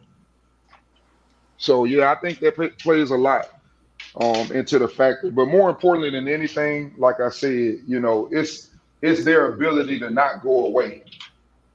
Joshua seems to have a problem with people that are not going to go away because his tank is not the best. He gets tired, and I think that's the best thing for Joshua to not focus so much on what he needs to do, because he is where he is now in his career. He's pretty old. Don't get me wrong. You probably can learn a couple of little, things on how to protect yourself or, some new combinations or something, but you are who you are, man. I think Anthony Joshua's problem is he needs to get in there with a great trainer and just let him get him in the best condition of his life. Because even that fight that he lost, we can go back and look at that and say, hey, man, if he would have had a tank and never got tired, he probably could have stayed in that fight and possibly pulled it out. I mean, as you see, a lot of heavyweights in boxing right now, they're kind of up there in age. You know, you got, you know, Wilder, who's almost going up to 40 years old, and a lot of these heavyweights are almost, you know, kind of getting past their prime. Who do you see in the future? You know, that's going to be a top guy and possibly become a champion. Any prospects out there that you think who could possibly become a champ in a few years? I know it's a lot of them out there, but me myself personally, I think Jared Anderson is the next one. I think he's the next man up. I think he's dangerous. I think he's explosive. He has power. He can box. He's got good leg movement. I think he's really probably ready for any of them right now, to be honest, because he's so much younger and hungrier. Yeah, isn't he out of Ohio? I think he trains out of Houston. I'm not exactly sure if that's where he's from though, but I'm pretty sure he's down there in Houston because I always mess with YB, my man. I mess with him all the time, saying that that's the best thing y'all got down there. But I like him a lot. I really do, man. I love the way he boxes to be a heavyweight. He's kind of like but a little bit bigger. He reminds me of. I'm not gonna say he's that crafty, but he reminds you of a Usyk with the movement. It's like they're not real heavyweights. You know what I mean? To be able to move that way. Yeah, I've heard some people compare him to some people saying the next Riddick Bowe. What would you think about that? I think he got better movement. That's what I'm saying. I love the way how explosive and his athletic ability to be able to move. It's like you can look at him and see that he's got some good movement, man, and very powerful, very very powerful. Uh, Riddick I was mean, more of the big guy that just like he imposed his will on you, and Jared does that too, but it was just a little bit more different. Riddick just lean on you, do all type of things. That's what I'm saying, man. When we talk about these heavyweights, it just bothers me when people think that a fighter is so good, and I watch a fighter and I'm like, he on hold. You can't be getting hit like that when you tired. You got to know that, hey, I can't punch right now, so I need to tie this dude up. I need to find a way to get a break. I don't like it, but I respect the fighter that know how to win. He'll do anything by any means necessary to win. That's why they spit mouthpieces out. They need a damn break. That's why they hit you in the nuts if they ain't gave you one yet to get a warning. you talking about That's what you talking I'm about just talking AJ? about. I'm just talking about fighters in general. No, AJ doesn't do any of that. That's why I said he wasn't going to be able to win. You got to be able to grab Usyk when he gets in there and he ringing your head like 6 5 times. You got to grab him, reset, throw him back on the outside. You had power because you hurt him. Put him back on the outside, set him up with the jab. You got body to hit, you got head to hit, you got a lot of things, uppercuts. He had a lot of things to hit him with. Throw him back out there, reset him again. So That's why. so would That's you why. would you say That's that's why more Usyk so was him not froze. being smart? Would you say that he's No, not as it's something. smart as It's giving off as? I. You can say smart, but let's say this. I call it that intangible of what we talk about. The dog. A dog. He gonna do whatever he got to do. Right. That's And, what and a that's why dog does. and that's why I correlate with intelligence. You see what I'm Yeah, saying? but Like if but it is would it's you say that he intelligent. panics? You see what I'm I'm saying? Either he just panics let's say or he this. becomes a coward in the ring. Let's say this, man. Let's not call him unintelligent because I think he's a very intelligent person. Let's call it awareness. Let's do that. He doesn't I have the got I awareness. got it. The only reason I'm going to use intelligence because when we think about like ring generalship, the ring guy That's why I keeps. say his awareness. You know That's what why I I'm saying? say his awareness. I use awareness because I think he's a very intelligent person. But I just, like I said, he's got to find something, man. And when you lose, that's what you do as a top competitor. If you don't like losing, don't get in there and throw the belts and get pissed and say you're in a dark place. No, get your ass up out that gym. This is what I guarantee you. This is how people like a Floyd Mayweather, probably a Earl Spence, probably a Terrence Crawford. If they lost like that, they probably goddamn went home, fucking took a shower, sat around for probably an hour and thought about that shit and jumped up in the middle of the night and went jogging and said, I won't lose the next motherfucker. It's dog, man. He doesn't have that. That motherfucker probably sleeping right now drinking a bill. He ain't got that shit in him. I can tell. Right. I agree. I agree with the dog. Right. Like prior to the fight, that night before the fight, the day to weigh in, you know, this politics with other people. It was like I always said that I don't see a dog in him. You know, again when he fought Anthony Ruiz, he was looking crazy as hell. Right, looking up at the ref, he in the corner looking like he just want to give up. And same thing in the Usyk first fight. You don't really see the dog. You see a guy that's just damn near like they gave AJ boxing, but he ain't have no style. You get what I'm saying? Like, and then at the fight for him to say, I'm the bigger guy and I'm stronger and all this the shit that don't really mean shit in boxing, right? Exactly. That shit don't mean shit. You know, again, to mention the Terrence Crawfords, we mentioned the Earl Spencers, they got a style to them in the ring. You get what I'm saying?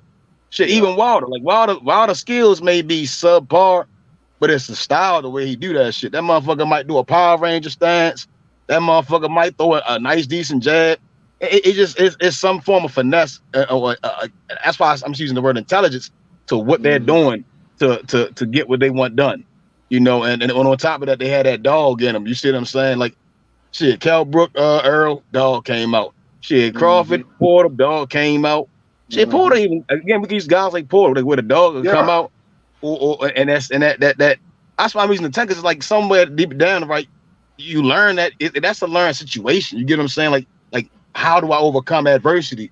You see what I'm saying? I think dog is it can be in you. I think sometimes it can be taught. It's again a lot of guys will start young, and then I think that comes out of them. I think people misunderstand it. I know when I use the word dog, it doesn't mean that just because you lose, you ain't got no dog in you. There's plenty of people, like you just said, you gave a perfect example, Sean Porter, you know, into the last fight. But, you know, you don't have to win for me to say you got dog in you. All I'm saying is you got to have like you just said, like you using intelligence, like I said, awareness. I'm saying you got to have all those attributes to me. If I'm a judge a fighter and he's going to be my favorite fighter, like I always say, Holyfield is my favorite fighter. I know Holyfield going to hold you when he need to hold you. Holyfield going to hit you when you throw back. When you throw, he going to throw. You know, he's got a chin. And he ain't going to get tired. And he going to try to break your wheel while you trying to break his wheel. He's not going to go away. You're not going to hit him with no punch. And he say, ooh, shit, that hurt. And he going to lay down on the next one. No, you're going to have to fight when you're in there with him.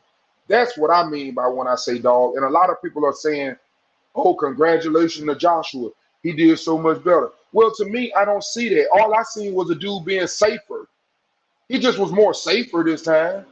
He ain't show me nothing like everybody talking. But that's my personal opinion. He was just safer. Yeah, right. I don't agree with like getting brownie points for losing. You get what I'm saying? I don't believe in that. I don't believe in participation trophies. Again, I think it's boxing is being watered down by again fans. You know, there's a lot of snowflake fans and weird fans that just are weird. You know, they don't look at boxing the same way boxing is a gladiator sport. You gotta leave it all on the line. Again, at the 7th round, AJ should have understood. I gotta knock him out. You know when you're getting tired. You see what I'm saying? You know when your body's getting tired. He's been boxing for too long, and I understand that. No doubt. You know, at least that's something that Wilder even caught on to. He said, I'm getting tired. I gotta start doing some things to at least knock Fury out, and we saw it. And then when he was tired, he still hung in there. Him and Fury went to war. One of the best fights we've seen recently in the last 5-10 years. Look how many times he tried to grab Fury, though. I'm not saying the man, hey, he got him to me. He lost, but he did everything in his power. He just beat him up until he couldn't take no more. But he did everything to try to win. He threw hard as he tried to kick his ass when he was on his last legs. Caught him in the last. And that's something I've seen in every Fury Wilder fight, right? From the first fight. When in that last round when Wilder knocked Fury down, that's one of the most memorable scenes in boxing. Again, he like that motherfucker like he resurrected. You see what I'm saying? And then he got up and fought Wilder. You see what I'm saying? He said, fuck all that he said, fuck all that other shit. I gotta fight this guy. This guy is hurting me. You see what I'm saying? Yep. That led to the second fight. I gotta fight him. You see what I'm saying? And even still, I mean, I gave him my tip my hat to Wilder, but he said, I want to go out on my shield. Don't throw a towel in. So then we get to the third fight. We get probably one of the best heavyweight fights that we could ever got. And I just don't see that with Anthony Joshua. Like it's like again, I still haven't watched the fight. I just see clips. And then even in those instances of clips, it's like he just looked timid. You know, it's like it was like I'm afraid that this guy's gonna hit me with some shit and all this other shit. And you're never gonna win like that when you start to fight guys that's better than you. Because if Peter got better than you can't show no fear. You know, and at the end of the fight, I mean, that ain't it.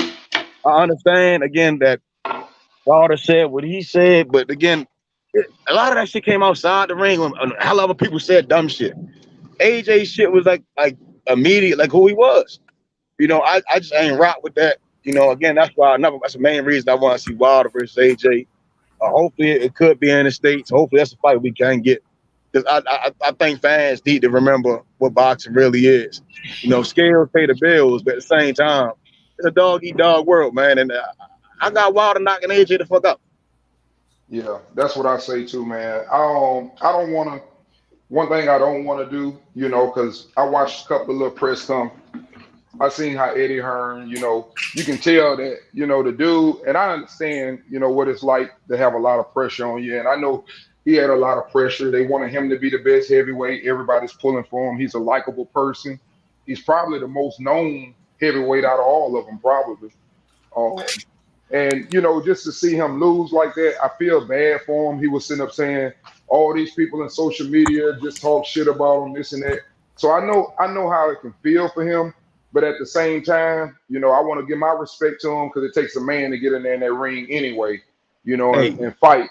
But at the same Jake time, I Paul. want him to understand that that comes with the territory, bro. I don't care what sport you're in. You think they don't be sitting up talking about people when they see people that's big on a basketball court and they be like, man, he's sorry as fuck.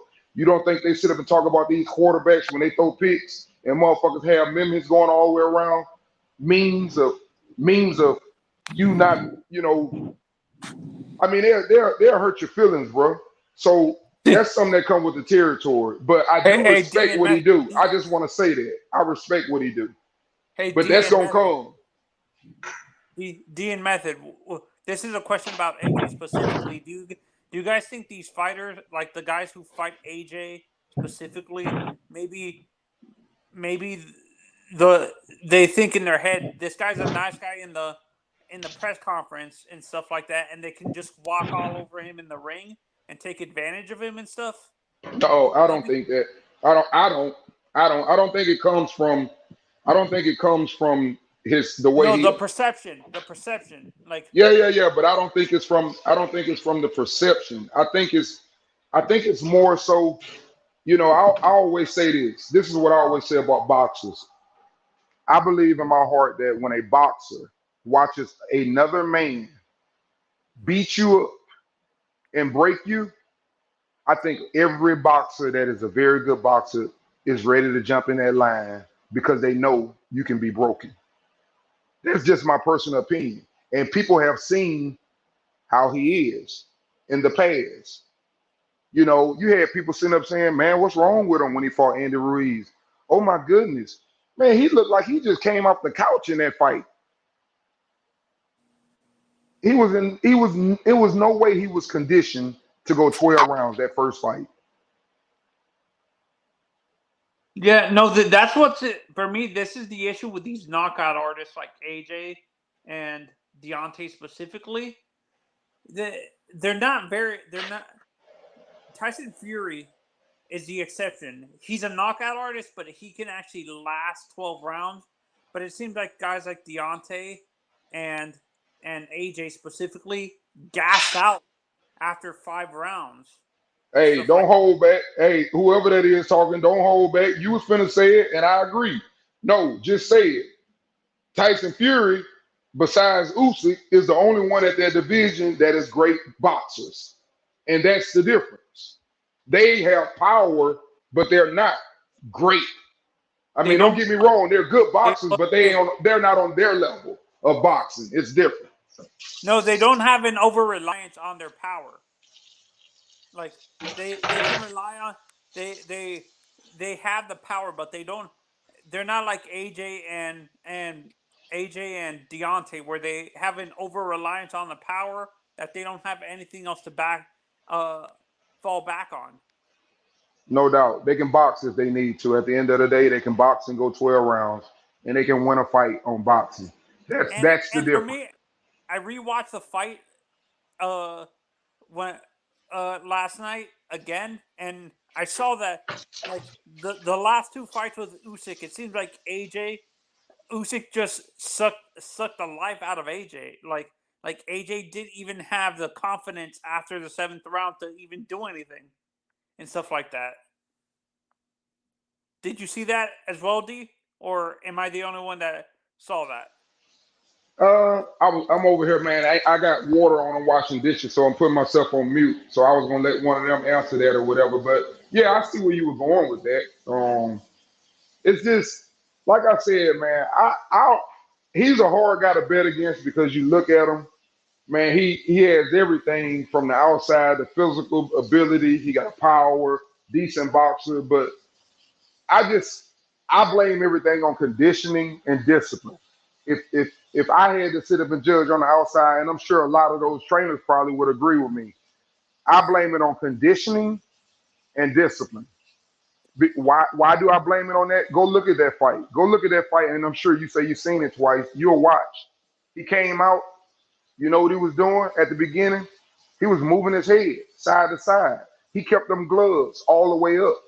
And then go watch from probably 7 rounds on back. The gloves are down. The footwork is bad. He's tired. But that's what you do when you get tired. You fall apart, Tony. That's what people do when they're tired. When you're on a basketball court, if someone put a boxing one on you, your ass tired as hell and you open, guess what you do?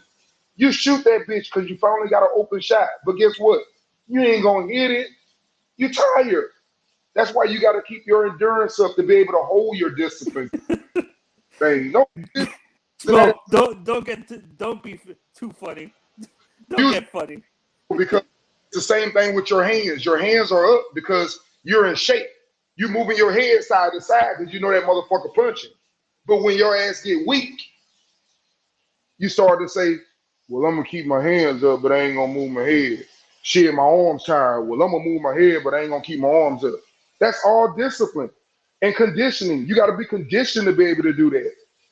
It ain't nothing worse than you being in a fight and somebody can throw 200 punches and you can't throw number 50 and you come out throwing 40 at the beginning and you tired. You're gonna get your ass whooped.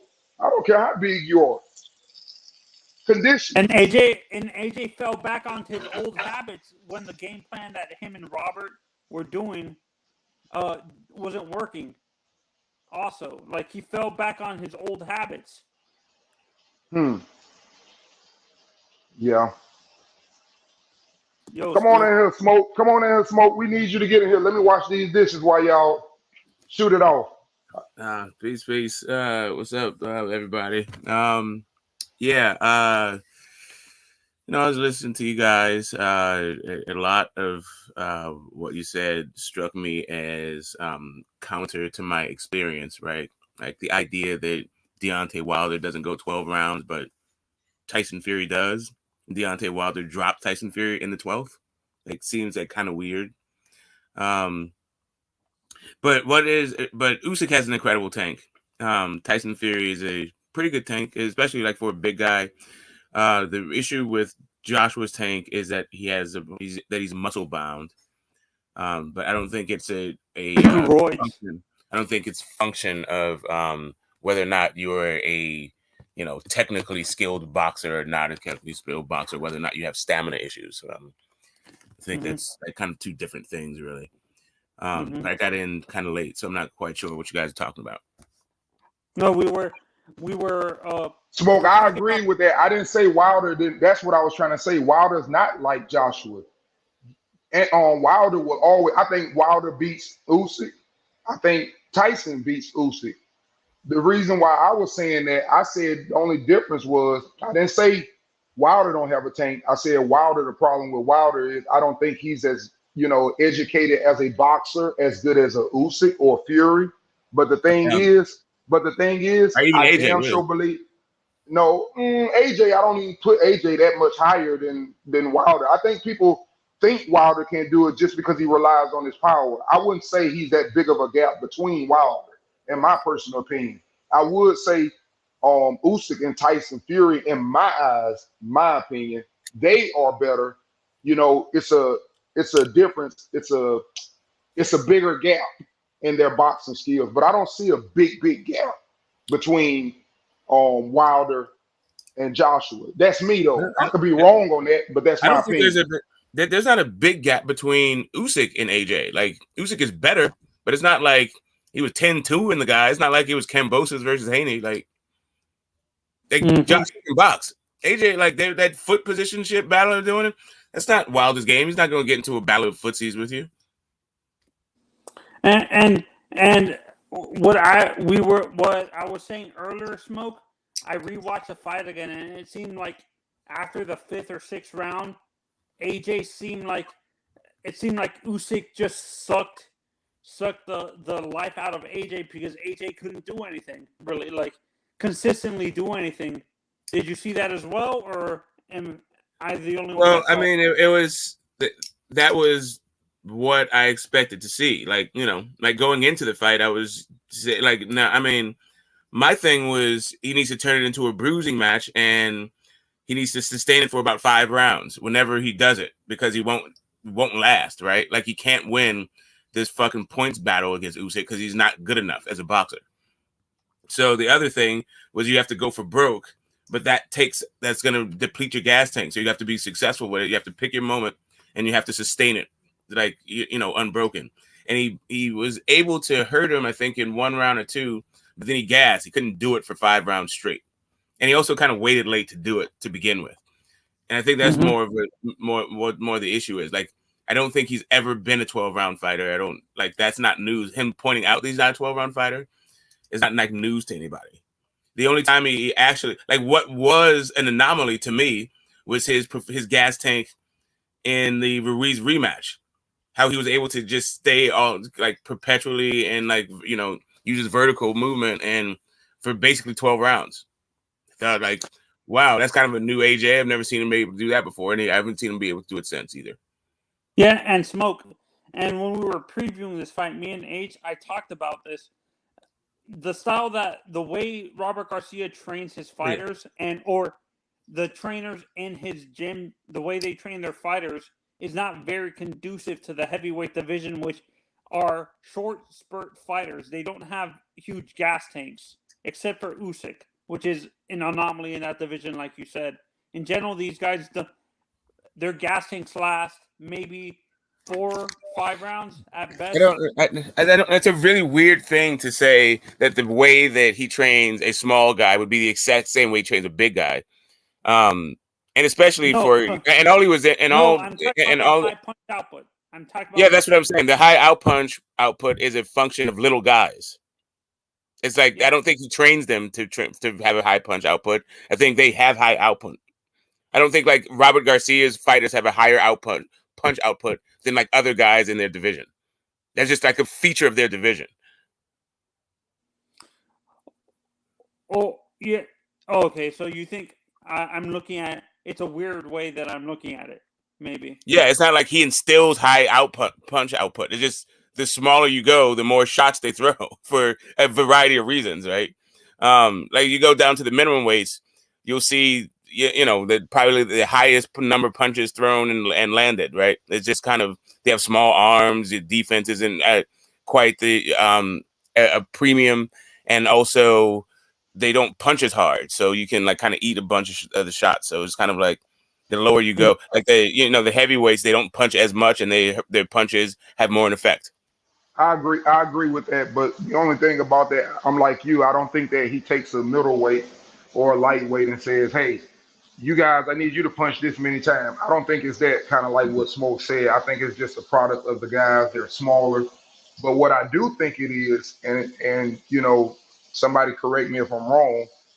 If you're in better condition, you're going to be able to let your hands go more. That's just a fact. If you're in better condition, you're going to be able to recover faster in the corner.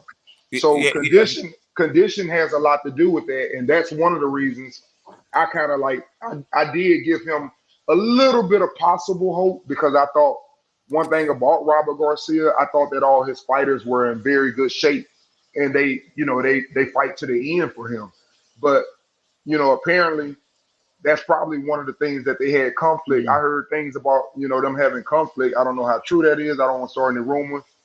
But I think it probably was a lot of the conditioning because some people they want to do things the way they want to do it. Some fighters want to spar and they might be sitting up saying, "Hey man, we're going to the track." Well, you might not want to go to the track. Some people, kind of like Kenny Porter said, you get 30 some fucking years old, people know what worked for them, and that's in any sport. You got players that don't want to fucking preseason.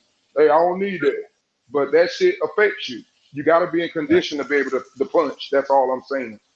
Right. So the you definitely have to be conditioned to punch, although I don't think that it was, to me, the conditioning where it showed up most in his game was his ability to think. It definitely affects your ability to recover and all that other stuff, but I think he was just out of his depth. He was confused a bunch, and it's very hard to keep your mentals together when you're fucking tired. But the tired thing, is just like Robert Garcia. Firstly, I think he just was brought in for strategy. Because it's not like AJ was down at the Garcia gym in like California and shit, like working out with these guys. I'm sorry, Smoke. Let me get this in because you just said something. You just said it even more important. When you say tired, you hit the one that was more important than any of them. The mental. That's where he got tired at. That's what made him tired. I always say when you got a fighter, let's say a good boxer that knows how to box, and you can see all the way from round 1 to 12. Yeah, he called Usyk sometime, but Usyk was sliding them damn punches so sweet and being set up in the other spot. And it's nothing worse than a man standing in your face 12 rounds and you know that he's in range to punch you in your mouth. That's a mental, tired. And you said it, but I just wanted to put that out there. That's still your conditioning though. Mentally, to be able to hold that mental focus and be able to punch. Because when someone throw punches at you, if you throw too many back, you're going to be even tireder later. So that's why I put it all on that. But you're right, mental was the biggest one for me. Yeah. The reason why he got mentally tired and he gave himself that, he put himself in the position for that outcome was the distance that he fought the fight. He was determined to be like a mid-range, like in your face kind of pressure fighter versus a chest to chest.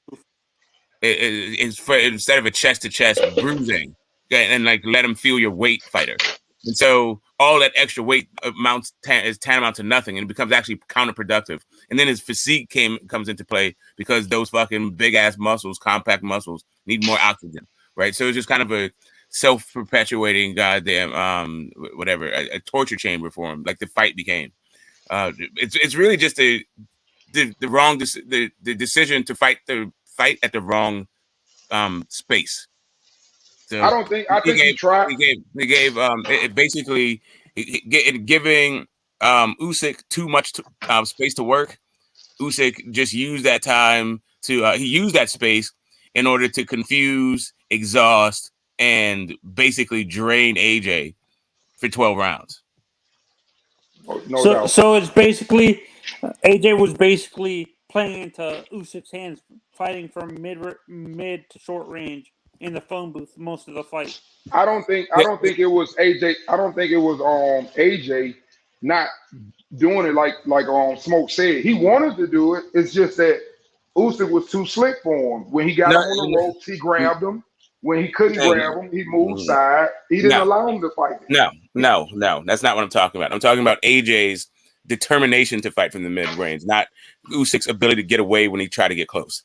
So you think he wanted to? You think he wanted to fight mid range or didn't want to? Yeah. See, if you want to collapse the pocket, there's any number of ways that you do it, and it certainly isn't sitting from the mid range, like waiting for the other guy to throw a punch. I mean, if you do that, then that's cool. Then that means you have to slip the punch and still collapse the pocket afterwards. Or when you turn with the guy, you have to step in with the turn. Like it's all this other stuff that you have to do in order to cut that distance that he wasn't doing at all and wasn't even trying to do. I understand what you're saying, how to do that, but what I'm saying is he wasn't good enough to do that. Like I heard somebody sitting up saying that No, like that's not what I'm Teofimo when saying, he D. fought. I'm not saying, D. Like, listen, if you aren't good enough and you try to do it, then it's obvious, right? You try to do the thing. The guy I then the thought he guy did. then the guy can adjust to what you're trying to do, right? But he wasn't trying to do that. What I'm saying to you is he was trying to win a boxing match as a mid-range pressure fighter.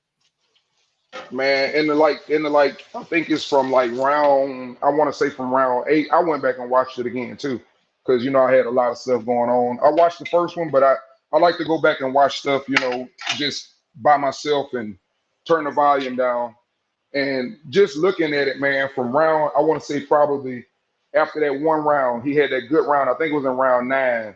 Joshua had a good round, but if you go look after that, man, you can find some points in that fight where you don't even know if he's fighting with his left foot up front or his right foot up front. They so damn sloppy. I mean, he was ready to be knocked out at any time in the 10th, 11th, and 12th. Footwork was horrible.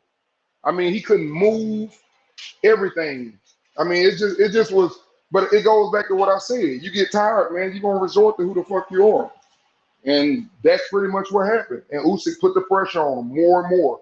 In the 12th round, same thing as last fight. He put so much pressure on him, he was ready to go again in the 12th round. He basically held him the last probably 20 seconds.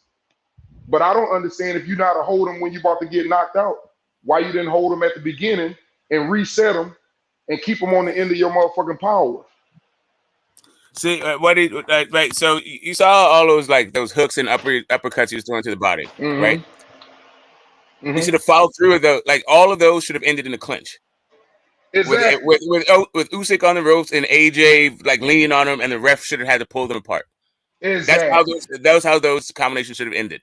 And there's nothing that Usyk could have done to stop that in those positions, right? But that's not what AJ's mind was. Like he wasn't drilled that way. He wasn't trained to do that. And that's not the way he fights. And that's what the issue is. Like like giving Usyk that kind of space, those outs and all that shit. Usyk just used all that shit to work. And so what do you think? So what do you think he can do for that, Smoke? What do you think he can do? I mean, I can see that. You can see that. What do you do with a fighter at this age? Oh yeah, I mean, he's not that old. He's not that old. I think he's still. No, but I'm just saying, what can you do to make him see what we can see from the outside? For example, I can remember everything, for example, about a fighter and the reason why they were able to win. Manny Pacquiao, Floyd. Floyd hit his ass with a 2-piece and grabbed his little ass. You ain't finna throw all that shit at me. Or you either throw one mean punch, grab his ass, reset him. Same thing. I see a lot of fighters do that. Well, I mean, at this point, I think it's a little bit like closing the barn door after the cows are gone home, right? Because it's really just a style to what you need to do to beat Usyk, and that ship has sailed. But to answer the question, though, I think that Robert Garcia was the right guy. They just didn't have enough time together. But I also would have brought in a guy like Ward or Salido in order to like shore that thing up, like to just add that bruising kind of, hit you from the clinch, beat your body up from the clinch, hit you on the hips, that kind of game that is completely absent from how AJ operates. It just like needs to bring in some teachers and work on it. Like, that's it. It's not like some deep fucking thing like he has to go back to the drawing board and become a different boxer. It's just like add this thing onto it. I agree. I think it's just the style of the fight that he fought a guy that, like you said, that had a very, very, very, very high boxing IQ, and everybody ain't gonna have that boxing IQ to fight him like that. Yeah, exactly. Like the idea that you're gonna get a dude with the motion of fucking Usyk, with the feet and the angles of Usyk, with the IQ of Usyk, with the punch output of Usyk, like the dude is like an anomaly. Like you have to come up with a specific plan for Usyk. But in general, to be a bruiser, you can add that arrow to your quiver, but it just takes some time. Yeah. But like AJ's mind, I don't know, man. That dude is fuck. He's an odd one. Yeah, I mean, like we were talking earlier, man. And I respect the man. I don't want to sit here. I know I do it. I play a lot, but I really do, man. I got respect for him. Getting in that ring and doing what he did. He was man enough to get back in there. He tried, but I still say, and that ain't nothing against him. I just say that he gave him respect right from the beginning, and we talked about that probably a couple of weeks ago. We were like, what happens if he comes into the fight and he starts boxing and respects Usyk. And we all said it. We said, well, you're gonna get the same thing. I don't know, man. There's something about AJ. Like he has to pick. Like he fancies himself a chess master, but he's not that smart. He fancies himself a bully, but he's not that big. Like he's physically big, but he's not that strong. He's not like he's going through and bulldozing people. He has to figure out. Like at this point, he's big for no fucking reason and not that fucking smart. So. I mean, to me, like he's still a good mid-range and probably the best mid-range combination puncher in the heavyweight division. But they need to figure something else out about his attribute. He needs more tools. He needs more fucking tools. That means getting with different trainers, learning what they have to give, what they have to teach, and then moving the fuck on. Because he stayed with his amateur fucking team without any improvements or any additions for a really fucking long time. But he's not that old either. So as the heavyweights go, he has 5 or 6 years. It depends on getting his mind right, if that can ever happen. But if he doesn't have a big amateur background either, does he? Not deep. I ain't mean to cut you off. Not deep, but it is it's deeper than Wilder's, and and he got a gold medal, right? He's 2 years or something. I think he did it for 2 years, maybe 3 years at amateur tournament experience. Mm-hmm. Wilder has 1 year of amateur tournament experience, and then Usyk has a damn near decade kind of shit. Yeah. I really do. I really do like Usyk, man. He a tough dude, man. I like more so the way he handles himself. Also, I ain't gonna even lie, man. I like Usyk a lot. I really, really like him. But I still say, as much as I like him, and I do like him more than Tyson Fury, I don't see him beating Tyson Fury. Tyson Fury is too big. No. Tyson Fury knows how to probe the jab just like he does. That's the thing. He's got length. And another thing about Tyson Fury, that's what we mean by that dog stuff. If he comes in there with Tyson Fury probing like that, Tyson Fury is going to let some shit go on his ass from the outside. And I guarantee you, if he steps in there, Tyson Fury is going to wrap his ass in the headlock and lay on his ass so fast from round 1 all the way to round 12. He will be tired fighting Tyson Fury. And Tyson Fury is going to be right there in his face with that mental pressure we were talking about earlier too, Smoke. That's what Fury does. He keeps that mental pressure on you. And that's one of the big... Also, Fury he actually knows how to bruise. He will foul. He will, like you said, he'll lean on you. He'll headlock you. He'll hold on the rope and punch you. He'll hold your head and hit you. He'll do all of that fucking, all of that gritty shit that Wilder, not only Wilder, but neither Wilder or AJ are either accustomed to or really that's not where their mind is. Like Dillian White was pretty good. Even AJ was getting his kind of rabbit punches off. But not really but he didn't fight he didn't go in there with that kind of mentality and didn't use every opportunity to do that. Right. But don't you supposed to learn that as a boxer? Tyson Fury will definitely use all of those opportunities to he uses it not just to hurt you, but also to get you out of your mental game. He does it in Tyson Fury is a different kind of beast. Yeah, I agree with you. I don't think Usyk is gonna beat him or fucking Wilder. But that's for a different reason though. With Wilder, but yeah, I don't think he gets past those two guys either. Yeah, I just believe when you're at that level, man, you know that you're gonna probably be fighting some of these guys. I'm one of them guys like this. My trainer, show me something or don't show me nothing. I'm like, when you see fighters like what you just said, clearly you can see that. Clearly I can see that Tyson is gonna do whatever he got to do. He's gonna put you in the headlock. He's gonna lean on you. I mean, I would try to add that to my repertoire. I don't need no one to tell me that. If I see that someone is doing something and wearing somebody down, just like Floyd grabbed the motherfucker's body mouth and everything when they're in the headlock, try to stop their ass from breathing. That frustrates you. There's nothing worse than frustrating somebody. It's a lot to fighting, man, and people don't understand it. You're a black guy with both Gen Xers. We have certain phrases and terms and shit that means stuff to us that doesn't necessarily mean the same thing to other people. We came up with the idea of don't believe the hype, right? And AJ definitely believes his own fucking press. That dude, he needs to he needs to go some fucking where and get back to like who the fuck he is outside of who he became. But that's a different thing. That's like him moving forward.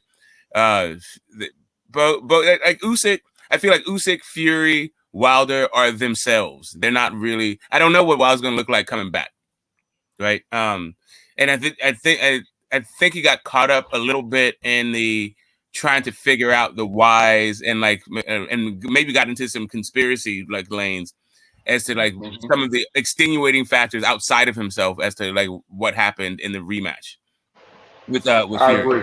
But for the most part, he's his own kind of guy. He's not like a product of somebody else's kind of machination. You know, he's not like a product of media marketing or like Al Heyman and none of that shit. He's like a dude. He's him. He's a Tuscaloosa dude. Tyson Fury is not like a product of Frank Warren or like some goddamn like morals clause and a bunch of like sponsorship contracts. He's himself, right? I feel like AJ just got caught up in having to not please is one way to put it, but just a bunch of obligations, and I think he just got turned around. Like trying to put it all together. Him as a human being, you know, when did you ever see foul mouth AJ? He was just dropping motherfuckers out of nowhere, and that's fucking in his exit interview. I guess you could call it interview when he just grabbed the mic. But also, you know, he's had the Black Lives Matter thing. I guess it's just George Floyd.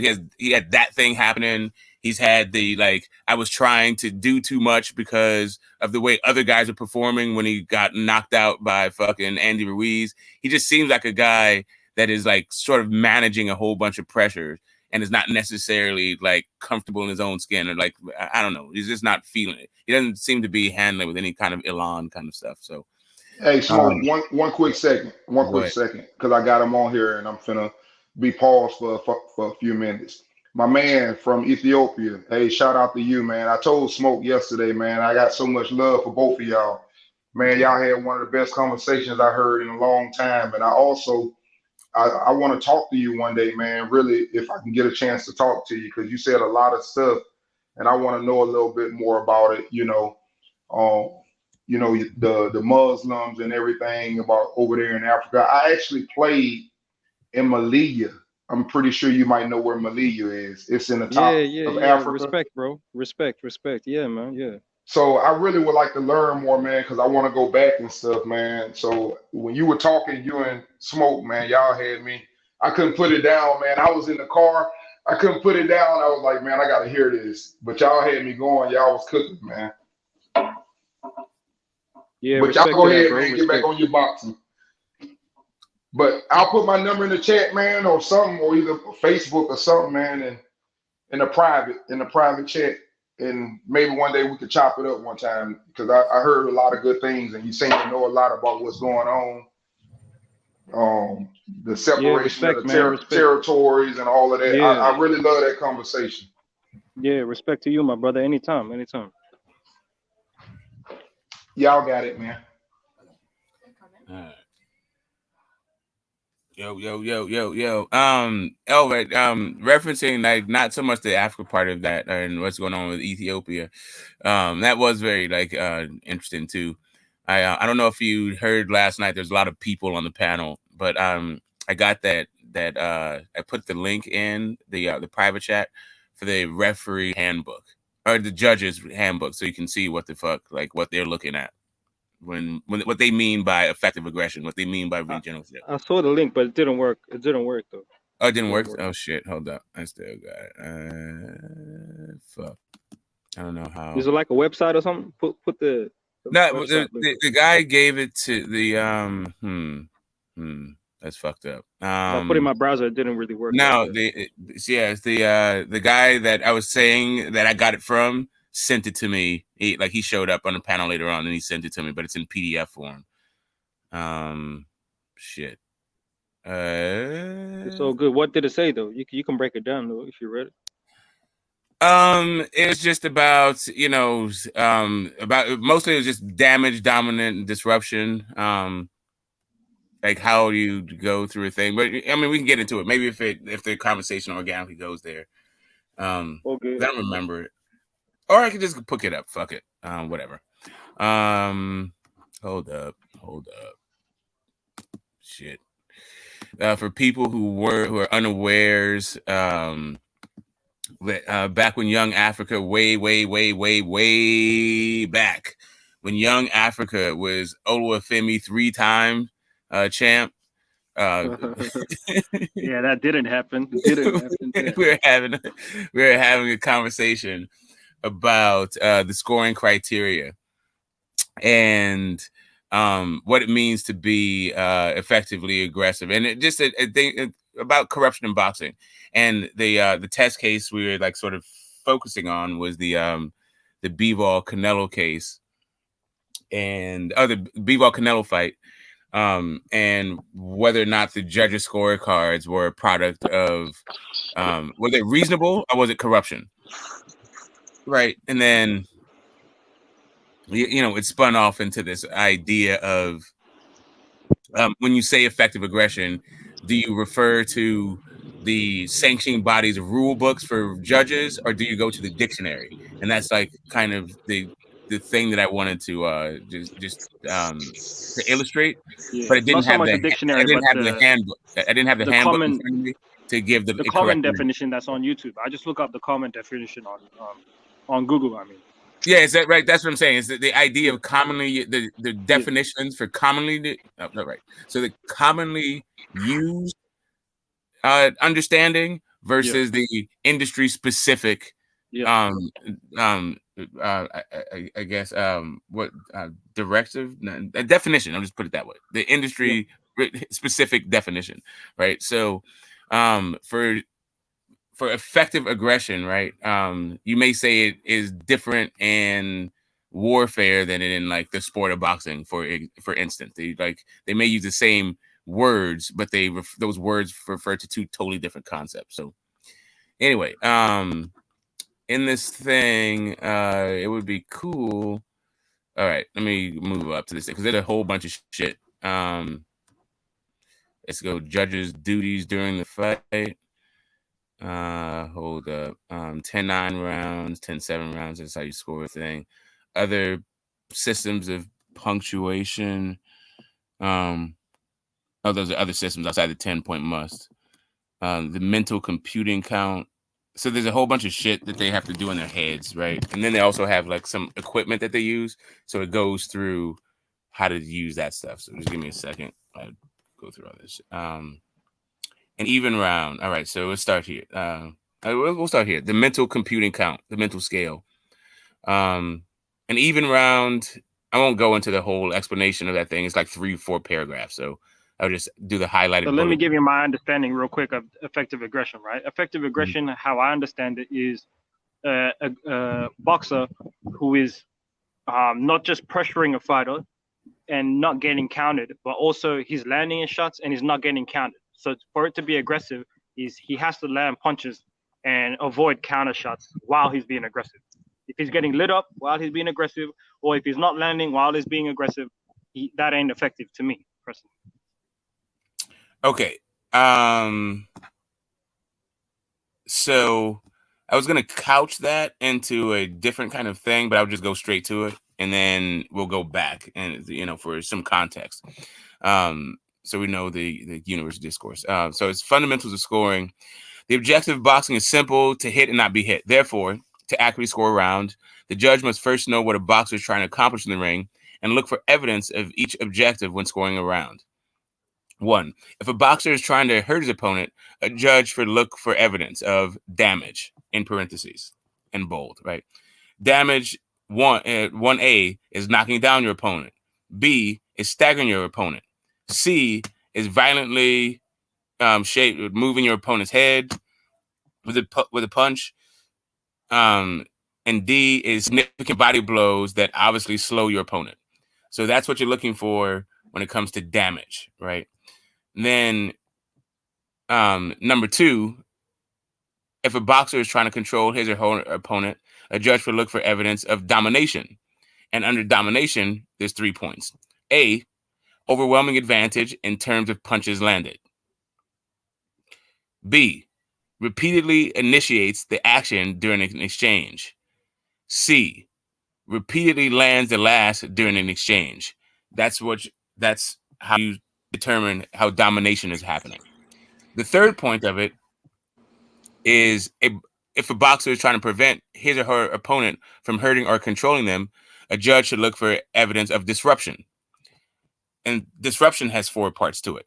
The first part, effective counterpunching that alters your opponent's strategy. The second part, punches that force your opponent to repeatedly grab and hold.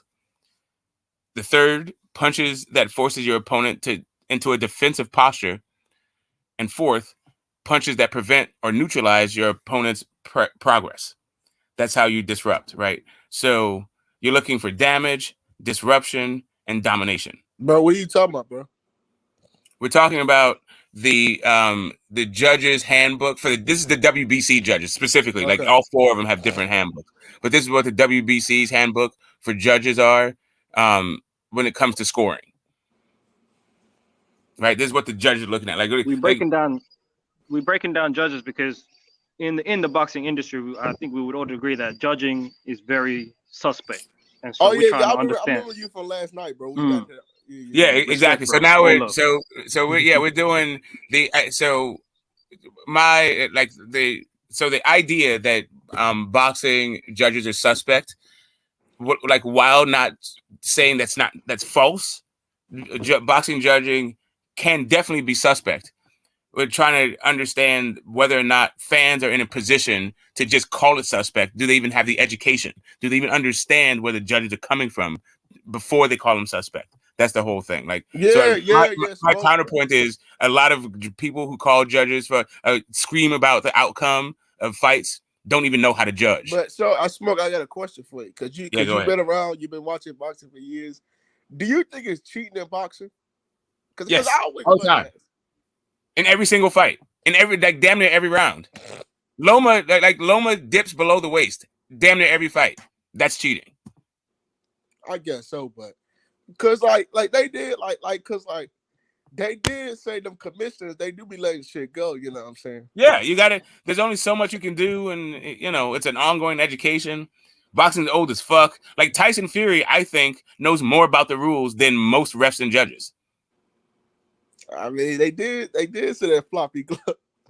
I'm saying no, but that was like after the fact, and it took video evidence and all that other shit. Like Edward Cotton, a guy who was like just an old school fucking ref and a fighter, and he goes back to black and white days and shit in the sport. But why you think people didn't want to believe that it's cheating in boxing?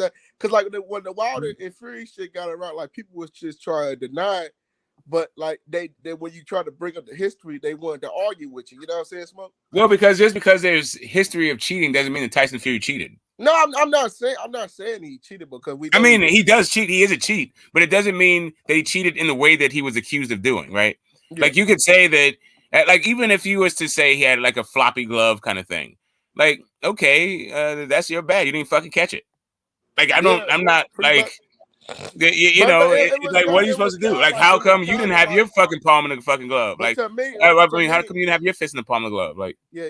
But to me, it was kind of like it was like, nah, he could never. Like, I'm not saying that the dude cheated. We're not gonna go to benches, but it was kind of like a denial. You know what I'm saying? It was kind of like, oh well, this could never happen in the sport of boxing. Right. So. I think that was more of like because you think it was there's a lot of what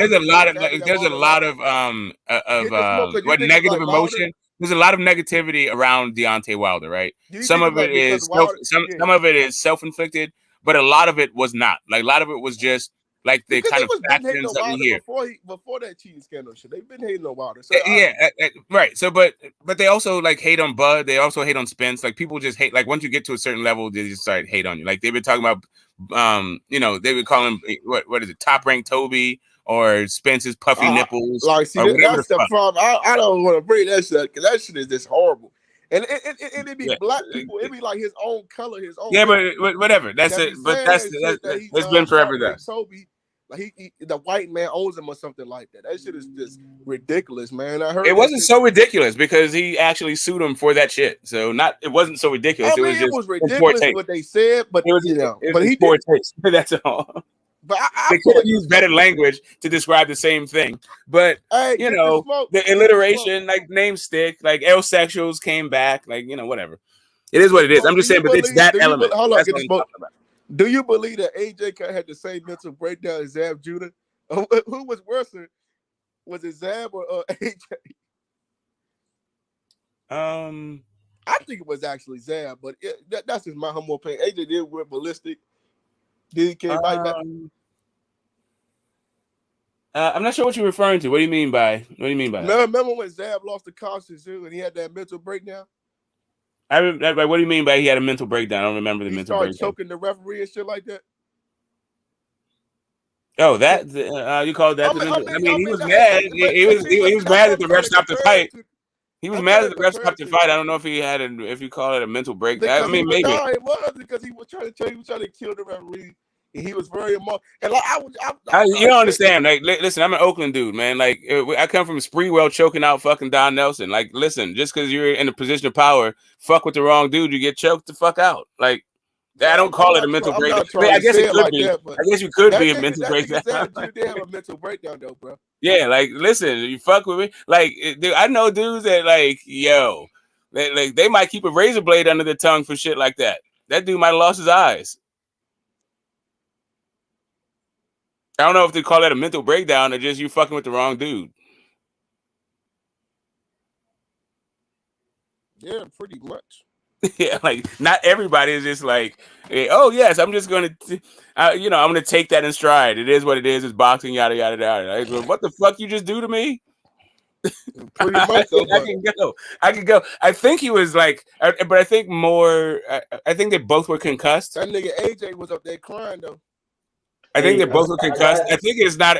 I think if you are not up to the post-fight press conference, you probably shouldn't have it. Right? It's just kind of like the guy that walks around with a razor blade on his tongue. He had a mental breakdown a long time ago, my brother. Yeah, I mean, or he understands the fucking world we live in, and he might be ahead of the fucking curve. I'm not here to judge you. Hey, I spoke on that earlier, Smoke. I spoke on that earlier. I was saying that I got respect for Joshua. I don't want to sit up in here and bash him, but at the same time, I'm not going to change my, the way I feel about him as a person. I'm not going to sit here and say, oh yeah, he's tough and baby him, because unfortunately, like you just said, you don't want to do the press conference. Well, guess what? You signed up for that. That's one of the toughest things about your job is walking in there and talking after the fight when you lose. That's probably the hardest part about your job. So that comes with the territory. He can't just snap and lose his mind because he got to talk after the fight. So for me, I agree with you. What's his name? Zab Judas. For me, that wasn't so much of a mental breakdown. That was more of Zab being who Zab is and from where he come from. That's just what that was. His ass got knocked down and he jumped up too fucking fast. And that anger in him to get back in there was so angry that he should have waited. He jumped right back up. That's why he stumbled again. And he probably would have recuperated, and he knew he could recuperate. But unfortunately, he jumped up too fast and cost himself the fight. Yep. But I just don't. Here's the thing. I think at a certain point though, you have to recognize people as human. Like people are not like, we're not Vulcans, we're not robots. Like, just because like you have obligations doesn't mean that you're up to fulfilling them. And I think that there should be some kind of like leeway given. Like, it's not like baseball or basketball. Like after the press, like, yes, we all want to know what the fuck happened, but you just got punched in the head repeatedly. So but you might be like fucking concussed. You might be concussed and all this other shit. So it's just kind of like I don't need to see guys in this kind of like really heightened state of damage and emotion, like them try to like answer questions cogently, kind of thing. Like, hold up a second, brother boxer, and hold up, I got you. You want to get in, but like, so like the Daniel Cormier thing. Like, seeing a guy like after he just gets kicked in his fucking face, like blow snot bubbles and shit. I don't really need to see that. Go ahead, brother boxer. Yeah, like where's the AJ fanboys at? You know what I'm saying? Because it sure enough, these guys, they was crying for AJ. They loved on AJ. A lot of them niggas became free fanboys. You know what I'm saying? A lot of these niggas, they turned to free fanboys and shit like that. I don't see them niggas like, hey, get the smoke. I don't see them niggas no more, man. Where they at, bro? Where y'all at? Who y'all at, Like, boy? you mean Furioso? Who cares?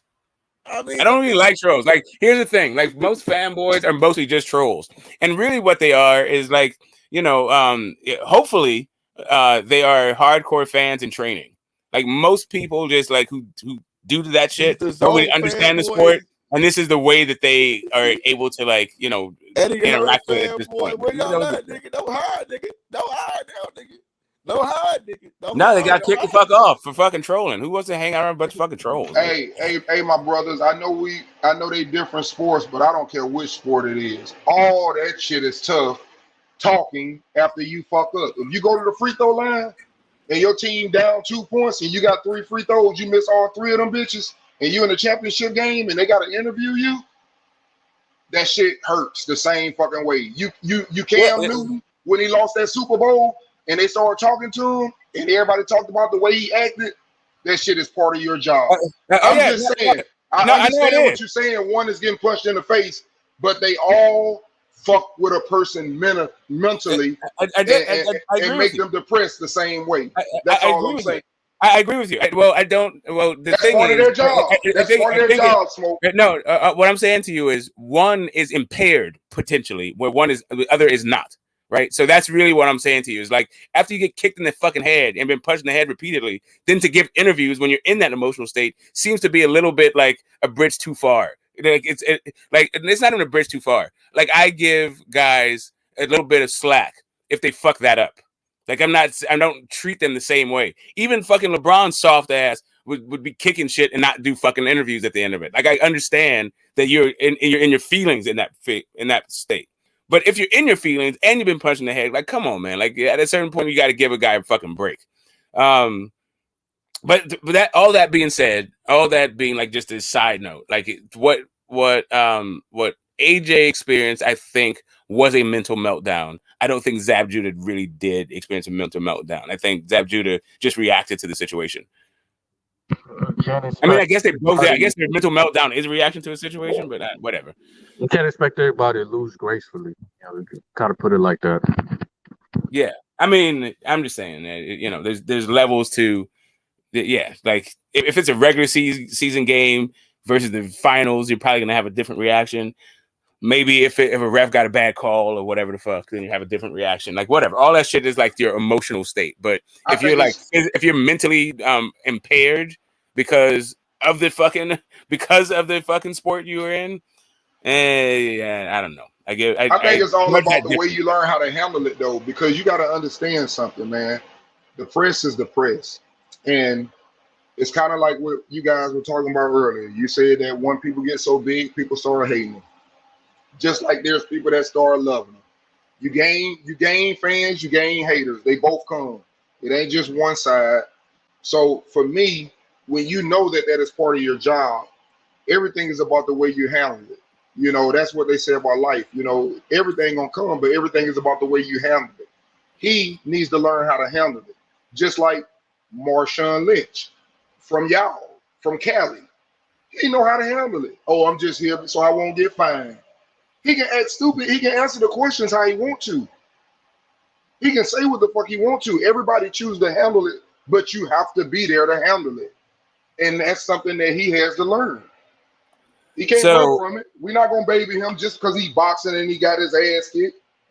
Nobody finna let you stump through the house and cry.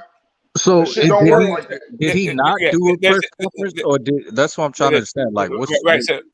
So here's the thing. Like, there's a difference, and shout out to Hamza. Like, he's being like, he was being facetious, but he was trying to discern what is the difference really between what AJ did and what Zab Judah did. And the best way I can put it to you is like this: it's if one guy is offended in the moment and he slaps a person that offended him, all right, cool.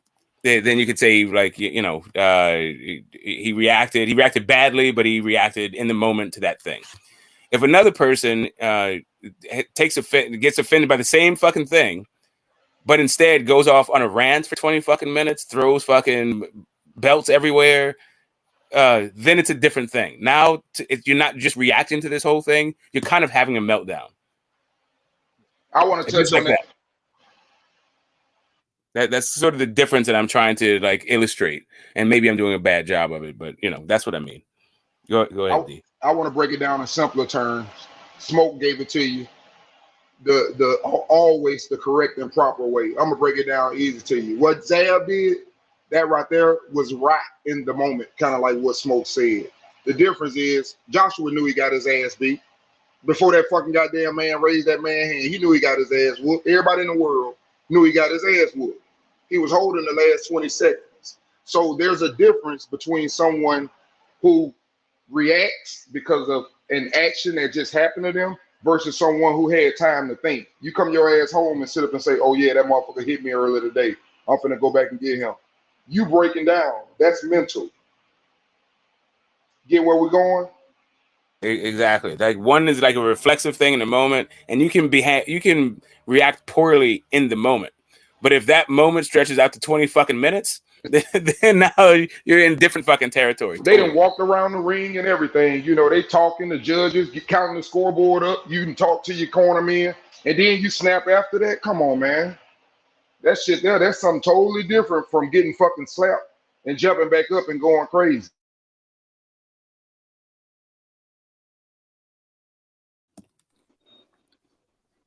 Do y'all think Anthony Joshua will ever be a champion again? Possibly. I It's think he possible. Like will. the belts are I about to think he be. will.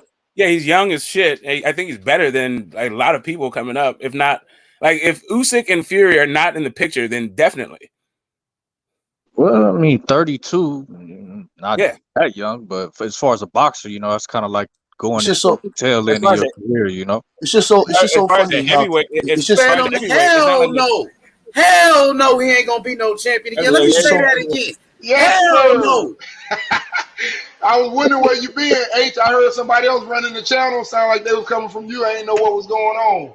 Man, trust me, fam. But the answer that H, I gotta disagree with you on that. It's 4 belts. So ain't no Man, he telling ain't who gonna be might no end up with that motherfucking belt. champion. He can't be no Usyk. Who got the belts? Usyk. He can't fuck with him. Yeah. But he gonna let him go though. He damn sure can't be no Tyson Fury. Hell Yeah, no, I said, y'all niggas with all this soft ass, weak ass shit. He ain't gonna be I no literally fucking said if there's champion. no Usyk and Tyson Fury. I literally said if there's no Usyk and Tyson Fury, then yes. But they gonna throw the belts all out there. They gonna he spread ain't them. never gonna be a champion I again. know he can't beat them, but they gonna spread the belts out. Is what I'm I saying. say this. Hey, Phantom, you hear me? Never.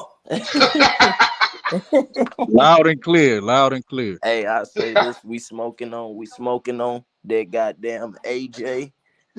That goddamn shit that keep you stuck in the mud, keep your feet stuck The 2 in stones. the mud. How many stones my man said he was? 20 stones? Fucking 18 stones or whatever. How many 100, stones he said? 190 stone. When they was 100. Hey, shout out to everybody on the panel, man.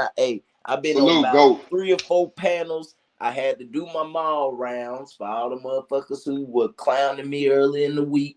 I'm home now. How y'all doing, family? I'm home. I had to go travel and go handle some shit. Hey, if y'all see Marky Dan, tell Marky Dan, Suleika, he can hit my girl PayPal, Simply Suleika. Marky Dan, I can't wait to see you, my He was brother. looking for you last night, Gold. He was trying to pay you last night, though. Okay. That's all I need to hit in. I know Big H gonna tell me what the fuck going on. He wasn't gonna say ducking no still. more about it. He wasn't ducking. If he done that, then he good with me. We still smoking on that goddamn AJ though. God damn, I love it. Boy, yeah. Hey, this morning I had my money in my pocket. I goddamn went. It's just a great motherfucking weekend, man. I got to see the fights that I wanted. God damn, man. Shout out Usyk. Very feels. I don't know what that means, but it sounds like some shit he would say.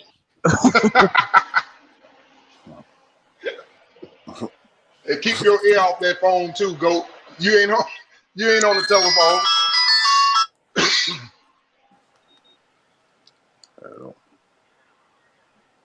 Yes, sir. You know I gotta pop my shit because he done lost, babe. You deserve to. You put that money down. Oh, yeah. I was just telling my girl that. My girl say, oh, here you go. If I hear Usyk name one more time, I've been saying Usyk goddamn so much, she goddamn know the motherfucker. Hey, Usyk, Usyk is the man now, huh? That's what it Hey, sounds bro. like to me. You Usyk's a said what? superstar. I Usyk's a said Usyk is superstar. the He's a man now, superstar huh? now. That's what it sounds like to me. Bro, Usyk's a and you superstar know now, he fam. was already in my top 5 pound for pound, and Hey, it just goes to show, shout hey, out who? to Uncle D too. Me and Uncle D, it's only a few of us out here. You too, H. It's only a Hey, few of us who really know how dangerous Usyk really is. hey, go, hey, go. Yo, Your boy Tyson Fury was sitting over there like old boy from Menace to Society. I don't like that shit. He said I'm coming out of retirement. He say I beat both of their ass in the same night. He don't like that attention going to Usyk like that. He he ready to don't, fight now. and He don't like it's all a that attention going now. man. They talking about December. They talking about going ahead and making that shit happen in December. I don't know how true it is, but there's some shit I just seen. They say they trying to make that shit for Undisputed in December. And goddamn Usyk is a free agent. So it shouldn't be fucking too hard to fucking And make they this can make shit happen. and they can make the money too to do it, because I'm gonna tell you how they could do it. You already got AJ who's looking to bounce back, and his promoter just complained about him not fighting in 11 months and a year before that, and he said he wanted to get back in the ring in December.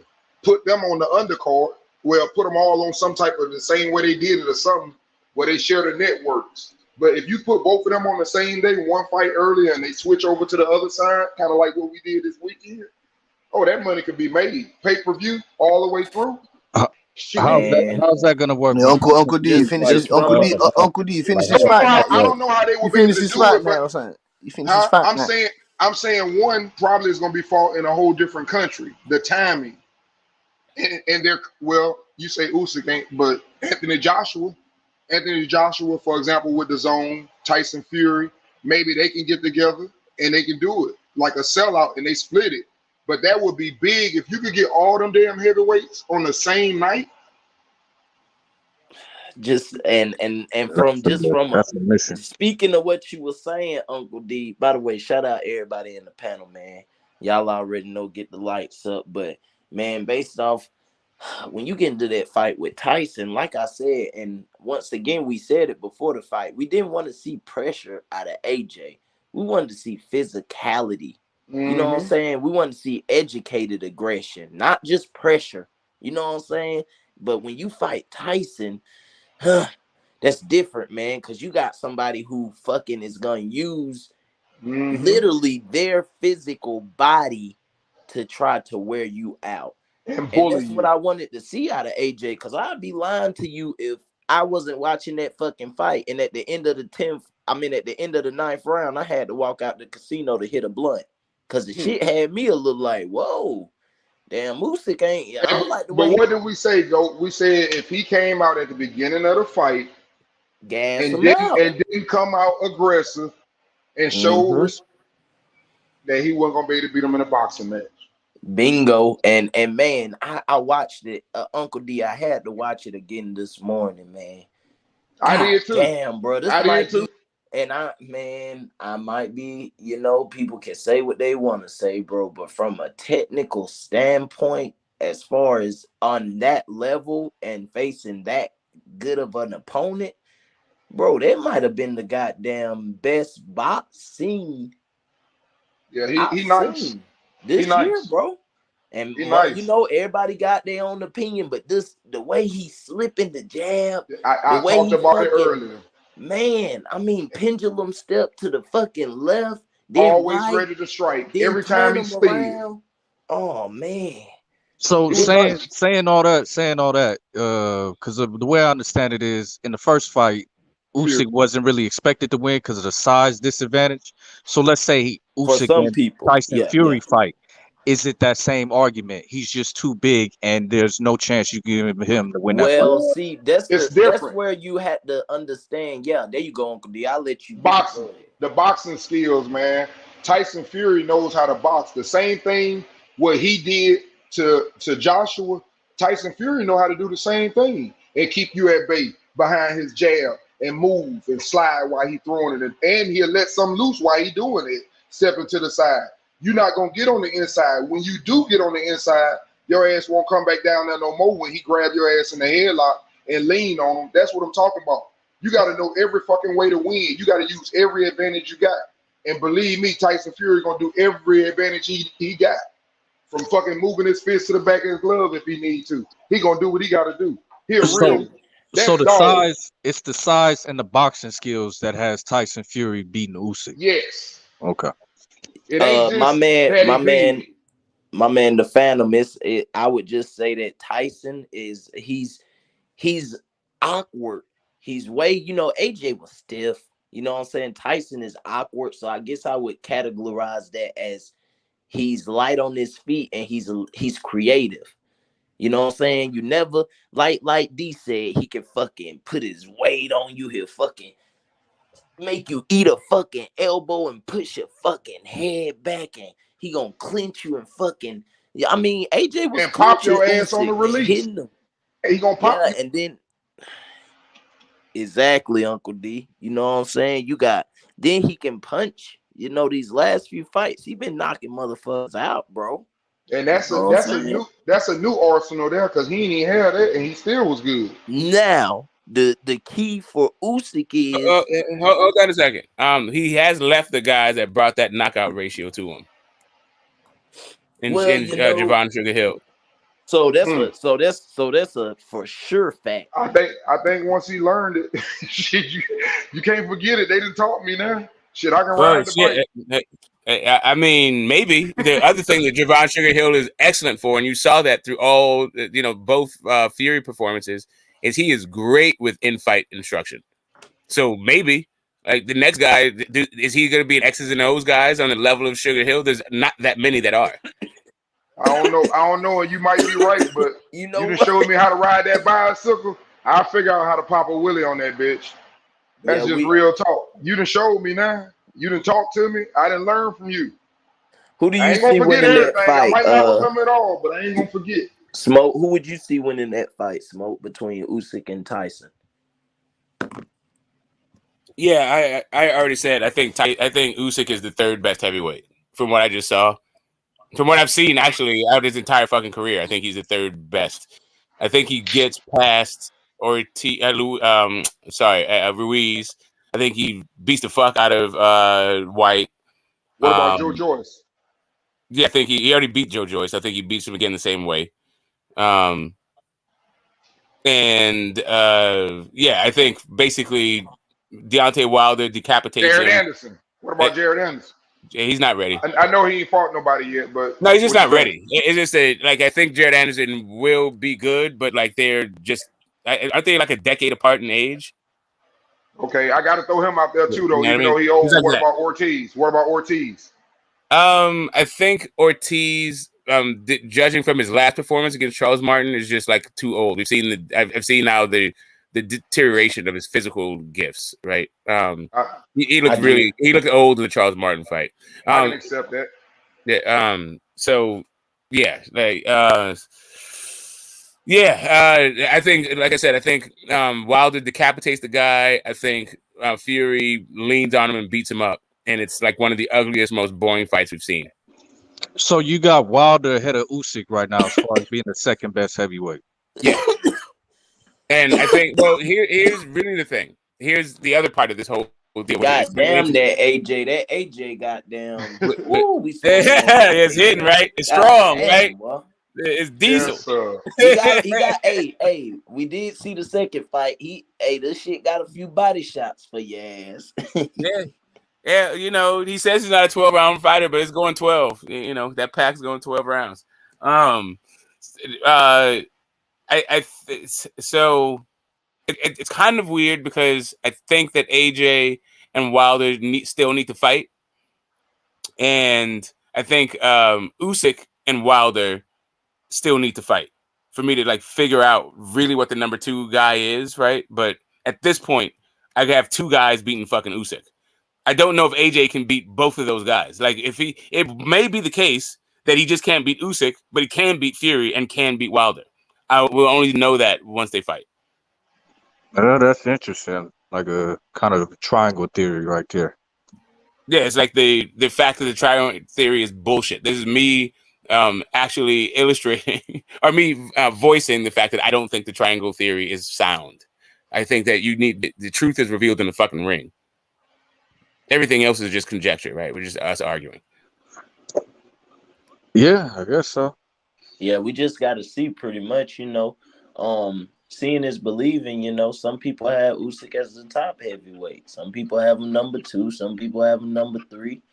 You know what I'm Well, saying? So okay, so if, technically he is, ain't he, with all 3 belts? yeah, that's what I'm saying. Like I don't know how you put Wilder ahead of him, but He, okay. So in my that's who smoke. beats? That All right, so if the undisputed. guy, if the Wilder Fury fight was for 1 and 2, and the AJ Usyk fight was for 3 and 4, then 1 and 2 we know who number 1 is, we know who number 2 is, and we know who number 3 is, and we don't know who number 4 is. You can make an argument either way, but if that's the case, who beats Tyson Fury? Because Usyk can't beat him, from what I'm hearing. Wilder obviously can't beat him, and Maybe we can't AJ. say Joshua can beat him right now. Maybe AJ. Well, we can't say that right now, just not right now. So who No, right No, we now? don't know. right We now don't he know. is Like we the can't say kingpin. anyone right now. All we know is all you can say is who he actually beat. We can say Fury. What we can definitely cross off the thing is that Wilder can't beat him. That's all we can cross off for Fury. I predict that he will beat Usyk, but I can't say that he can't beat Usyk. They haven't fought. Yep, they gotta fight. Fuck that. Yeah, They that's say true. December is the wrap. They gotta fight. Fuck it. This is what we want to see. I don't want to see fucking bullshit. Throw them motherfuckers in there. I That's mean, what we need more of the shit, bro. that's obvious. What I'm saying is, okay, so who do you, like I said before, who do you pick in that fight? Tyson Fury or Usyk? I mean, I just told you, bro. Did you not hear my We assessment? already did. We already did that. Okay, But just that's what I'm because we saying. pick a guy, that doesn't make it a fact. Yeah, You're turning a pick into No, a fact. no. I'm not trying to make it into a fact. I'm What you just saying, asking the fam? question. I'm listening to you, but what's your question, bro? I'm listening. In your estimation, right now at this moment, who beats Tyson Fury? And this is my answer, bro. Right now, nobody beats him. Okay, that's what I wanted to hear. That's what I'll say. Right now, nobody beats Tyson Fury. I have to agree with that. I Simple. think I will That's say all I this, needed. his the fight that I want to see is him and Usyk, because I want to see how far Usyk can take this boxing shit. Like, can he hit another level? You know what I'm saying? Yeah, Like, that can he would go be out there interesting. and really, that's where it gets interesting. Like, okay, you did against AJ, give him a fucking bigger man. Fuck it, give him somebody fucking almost 300 pounds now who can box too. And that's what you want to see. You want to see somebody keep just going up that fucking ladder. You know what I'm saying? Like, fuck it. He got the belt. He got the other belt. You know what I'm saying? You want undisputed. Fuck it. Make that shit happen. Can you beat the biggest guy? Literally if you ask me, he's the guy of the division. Oh, And he I going agree. He got after the him. 3 belts. I can't argue with that. You know what I'm saying? So, you go after them. Go after each other. Fight for undisputed. But I will say this, I lean Tyson Fury just off of, I think that Tyson has more physicality than AJ. And I think that he'll use that to his advantage.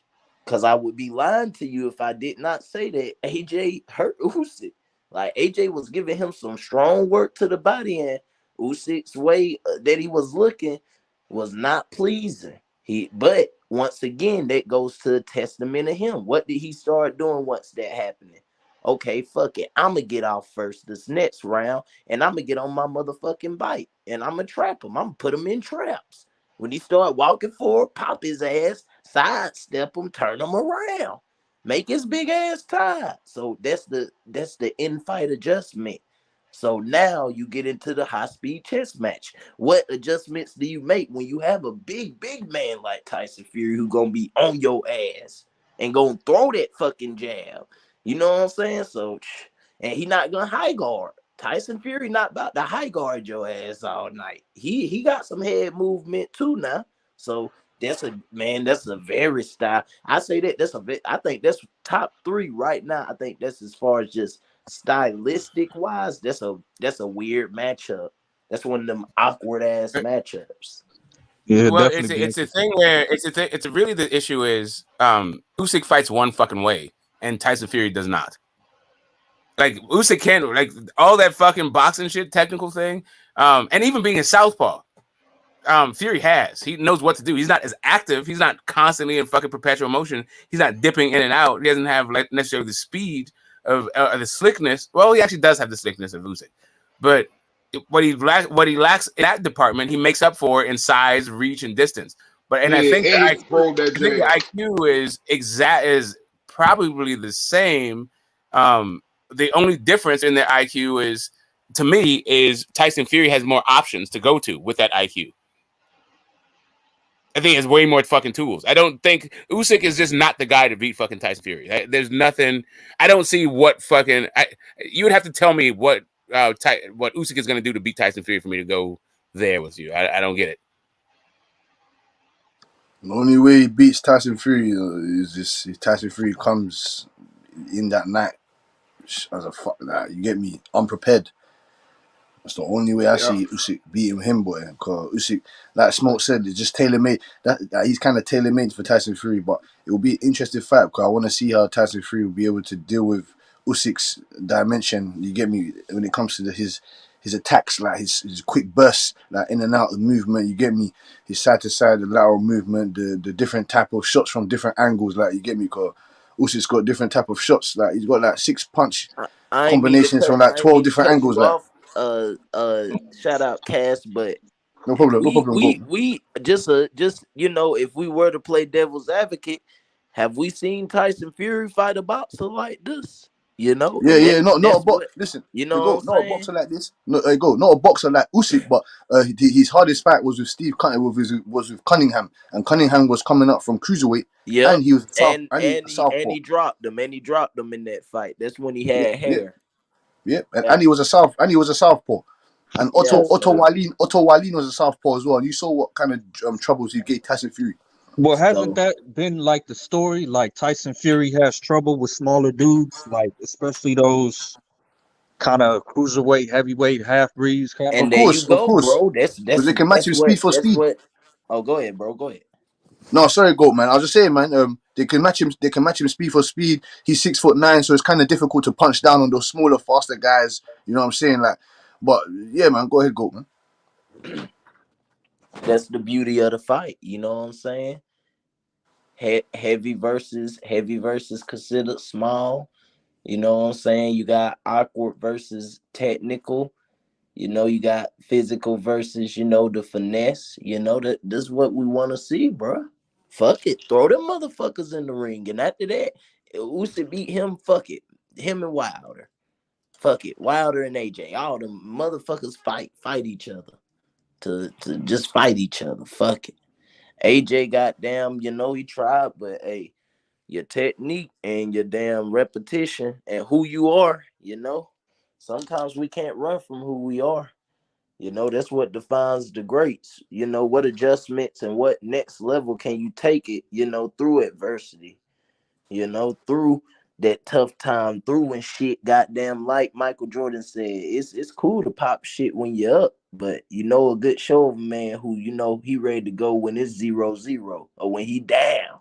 You know what I'm saying? And then he come back. It's all, and that's part of that effective aggression, that dog, that killer mentality. Not everybody got it. You know what it really comes from? It comes from being a fucking old vet. Because Jordan was getting his fucking ass whooped when he was a young dude. He was always good, but like, even then, Smoke, when the rain happened, it happened. You know what I'm saying? No, I'm just saying that what he's kicking down to you, like that may be an attribute that you might have that instilled in you when you're young, from like a kid and all that shit. But really, that's veteran game. Like what to do when you're down, like how to fucking perform, when to perform at the right moment, and all that shit. I think you can learn that from just growing up in the environment. You know what I'm saying? Like you say, that's man. I think, and we can agree to disagree, but I just what we're talking about. It's not even about you. This is about whether or not there's such thing as a clutch gene. And you think that the clutch gene is developed through, I'm assuming, repetition? Yes. Yes, I indeed. Yes, indeed. Because disagree. I just for what I'm saying, Michael Jordan faced many clutch moments that he came up short in until he got those reps, and then you couldn't fucking fuck with him. But even then, he had it in college, like he had it in high school. I think that it's a mentality thing. And Like, that's what I okay, was you I look was at gonna step in on that Oh, too. mentality. All right, you Like, look at let me it say like, this. oh, go ahead. Yeah, Uncle D This is go. where D comes in, because now we're just talking. Uncle D could definitely This, there. this Yeah. don't have anything to do with the sports, like which I'm particular sorry. sport. This is just the No. mentality of This a is fucking winner. boxing too. Exactly. Listen, this is Yeah, this is anything Go in ahead. life. Go ahead. Yeah. This Go ahead. is anything in life. You know, yes, it's repeating it. I agree with that to an extent, but more importantly, it's the confidence and the trust in yourself to not be afraid to fail. Because there's a lot of good people, but they will never become like that because they don't have that, you know, that ability to not be afraid. They're not afraid to fail. Like, let's say, for example, LeBron don't like taking last second shots. That's just not what he really, you know, he's looking more for the open person.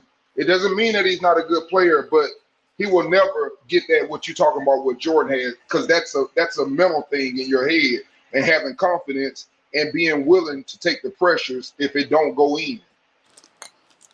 Yeah, it's like So a lot of it is it's mental. kind of like you have certain people who, you know, that's what separates, you know, good from great players, good from great boxers. You know, everybody had a chance to show it, but who gonna show what? You know what I'm saying? Got some people who they'll show it, they show it sometime. You know, same way, just equivalent to basketball. Sometimes they hit the shots, they good players. Then you got your max players who. Then you got your legends who fucking, you know, like when the time fucking step up, they got rings. They might not have won them all, but shit, you know what I'm saying? So I think it's mentality. You know, I think if your mind, wherever, like your mind, how far can you really take it within your mind? You know what I'm saying? And I think that you're not wrong neither, Smoke. Like through that, when you have that type of mindset, that's where your shit come in. You get them reps because you want to be the one. You know what I'm saying? You're going deeper than others. You're going to this, you know, the certain place of where, you know, that competitive spirit, and you go there so many times, you know, like you say, repetition. You You go could. there so many times, you become, so they running, You could. they You kind of could do running, it. You could do it, but you could be a Paul George kind of guy where like you never develop, no matter how many fucking reps. Like I understand what you're saying. Like I get the idea of the clutch gene, right?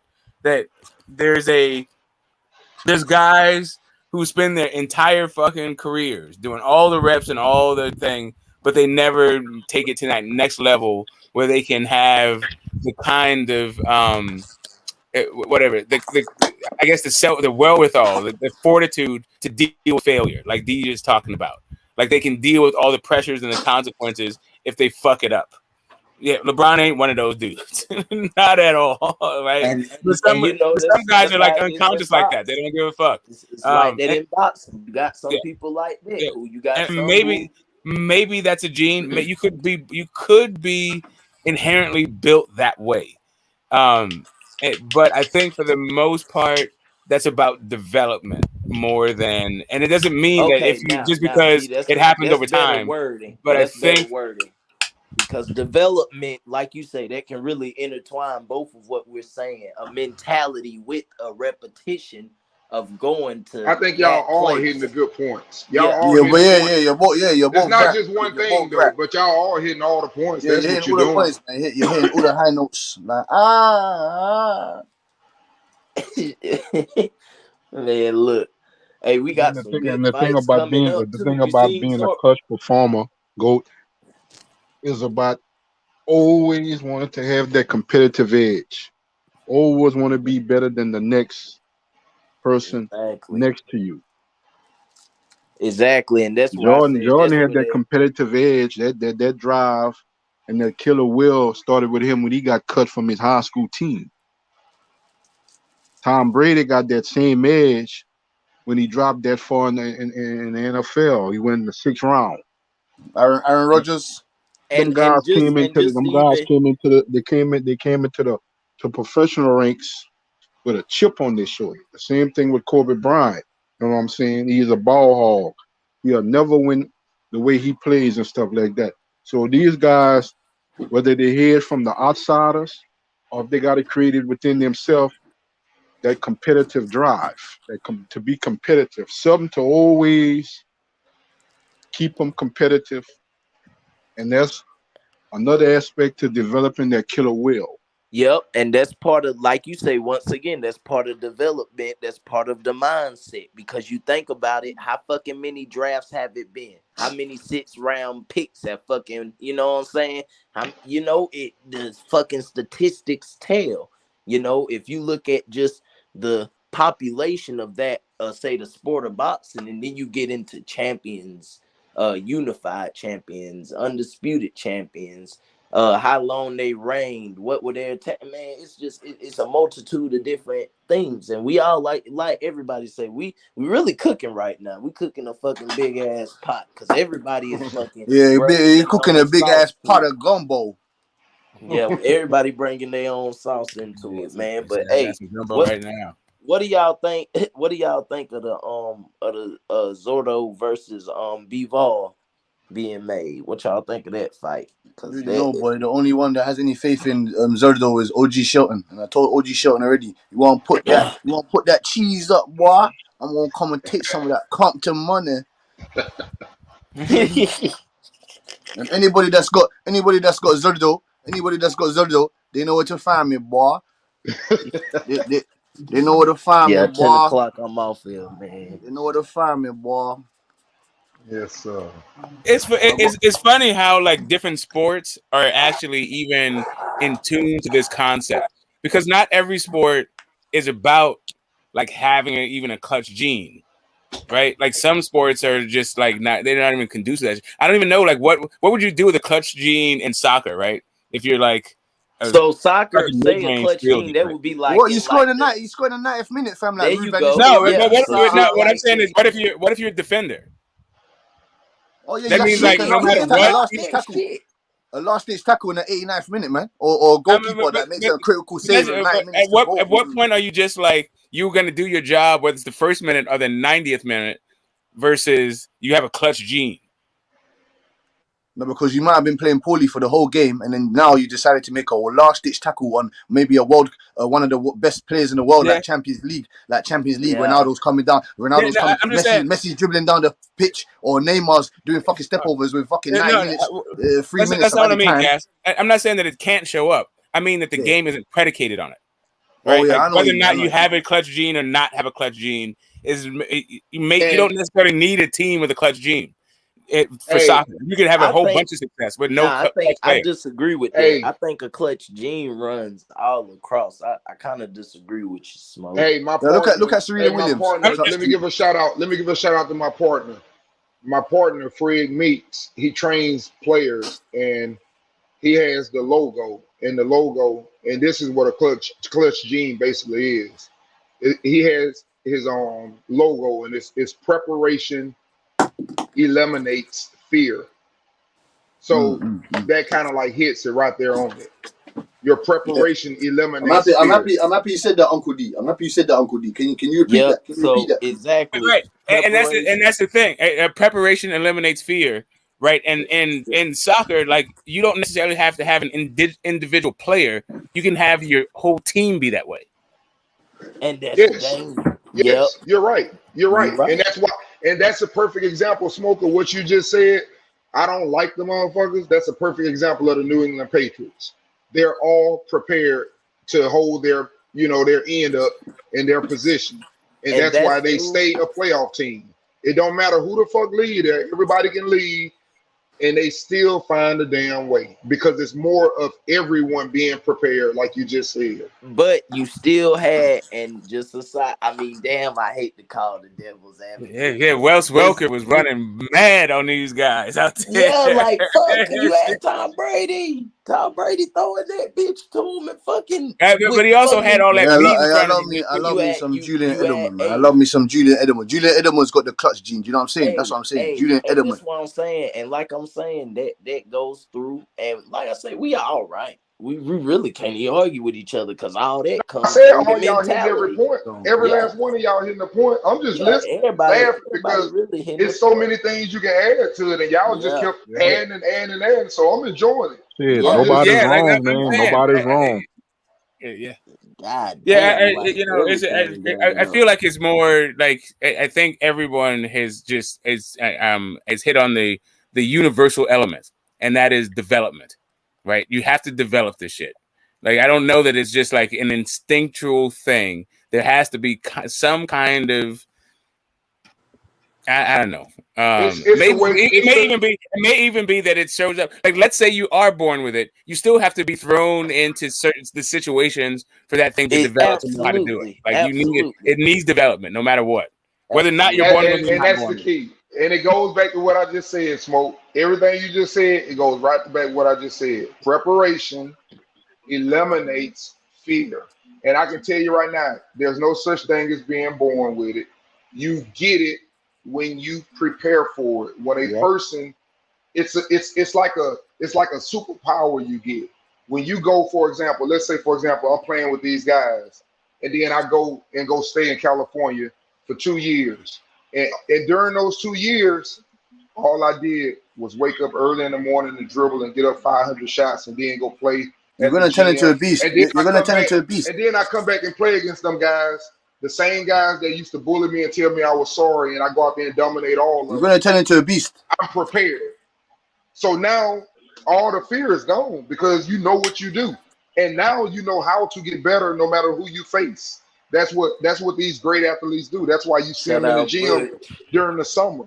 They get in the gym during the summer because they like, oh, yeah, I ain't have no good year this year. I'm coming back harder. They're trying to prepare themselves to be even better. So it still goes back to what you said. Once again, nobody wrong. You said development, but the development is all of the same thing, preparing yourself. You know what time it is, hey man. Hey, it's some good boxing. It's Yeah, some man. good Like, boxing, man. yeah. Kyrie, I don't think Kyrie was born with it. I think Kyrie was developed with it. He was born with whatever the hell he was born with. But yeah, he had to prepare for those things. Yeah, look how he played. Look at all the shit he can do with his left hand, his right hand. You wouldn't be able to do that shit if you couldn't do it with both of your Same hands way and be with that small. boxers. You got motherfuckers like you got the And boxers. You got that's what I'm saying dangerous about motherfuckers. The AJ to me is he's still, even though he's somewhat of a finished product, he's still kind of a work in progress. Like he can still be molded. I think his mind is still malleable. I think his body is still malleable. I think he still is interested in learning. But I also think that his mind is a little bit tired from all his obligations. So he just needs to get, refresh his batteries, take a minute. He can come back again. We don't know if he can beat Fury or Wilder. I don't pick him to beat either one of those dudes, but we have to see it in the fucking ring, right?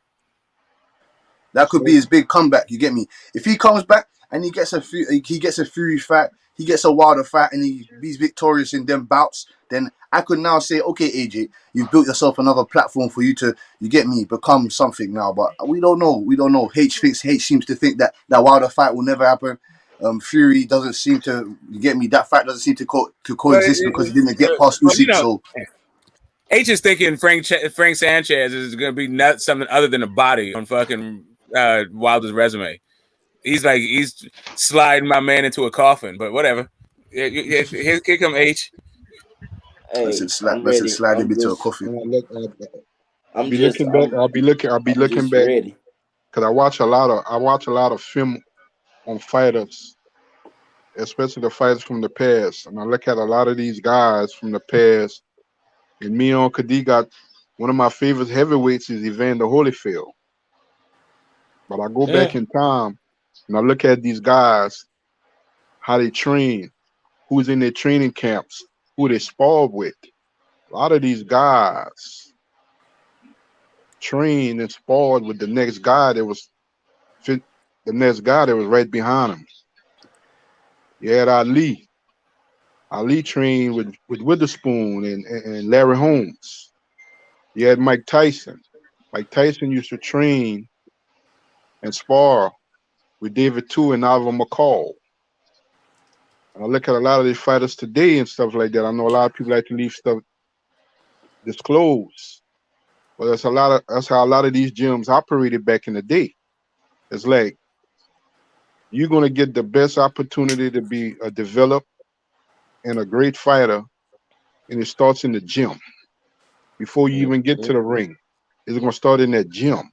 We're gonna push you to the test in that gym, and if you can last and stuff like that, and you can stand your own and stuff like that, well, you'll be able to handle yourself down the line. You're the next.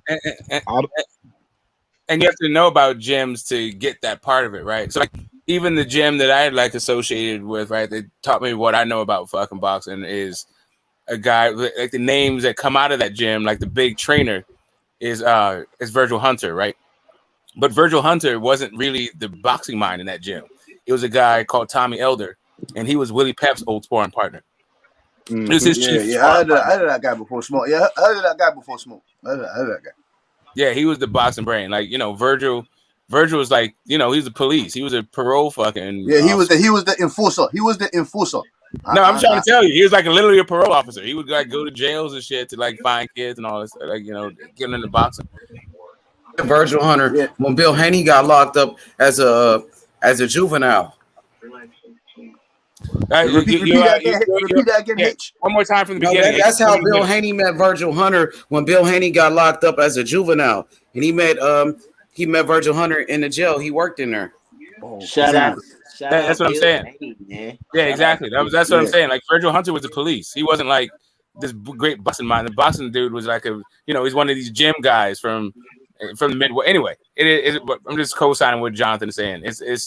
It is definitely what goes on in the gyms and what happens. That's in the the foundation, man. That's why you got them pit bulls and Rottweilers training with Terrence Crawford. That's what I like about you just put it on the head, Terrence Crawford, because Terrence Crawford. I can remember back in the day when my cousin used to train back in the day in the 80s. I was young, and in the summer, every so often we'd take a trip to California because he lived in San Diego. When he turned pro, he moved to California. He stayed and he lived in San Diego. I know y'all remember how the gym looked, even though there was a movie in the Rocky movies. That's how they gyms was. I mean, you pretty much ain't had room to sit because you had fighters all over the place in that gym working.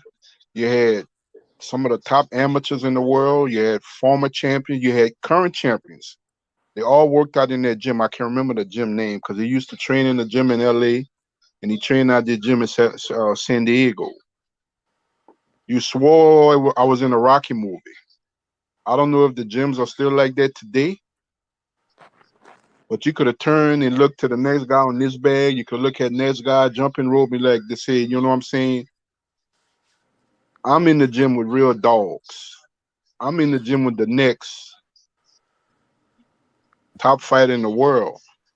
And that just add to your competitive nature, and that just add to your competition level. Like you say, you know what? I'm looking at this guy, how he pushing himself to the limit and stuff like that. He ain't taking no shorts and stuff like that.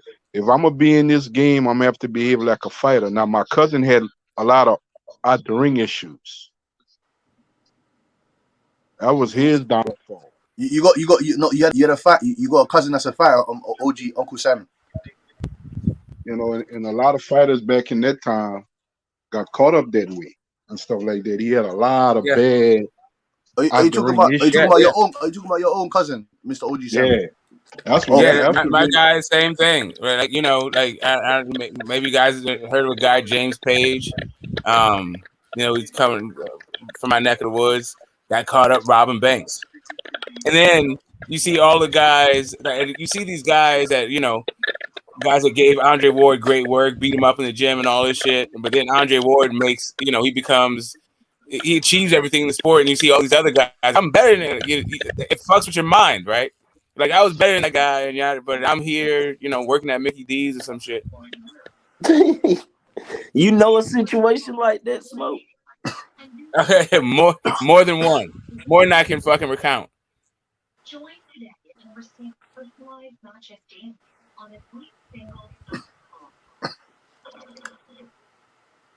Yeah, man, it's like that's part of the biz, man. Like you, like behind like every, even like fucking Bozy fucking Ennis, right? Talk to him about his boxing career. Like all these guys, they'll be like, yeah, you know, I did it. I was in there with this person. I gave that person great work, or I whooped that guy's ass, or yada yada yada. But you know, I wanted to do this or that. Like my mind wasn't in the fucking ring; it was out in the street. I wanted to do, you know, my guy was whooping on Terry Norris, but he wanted to be a rapper, kind of shit.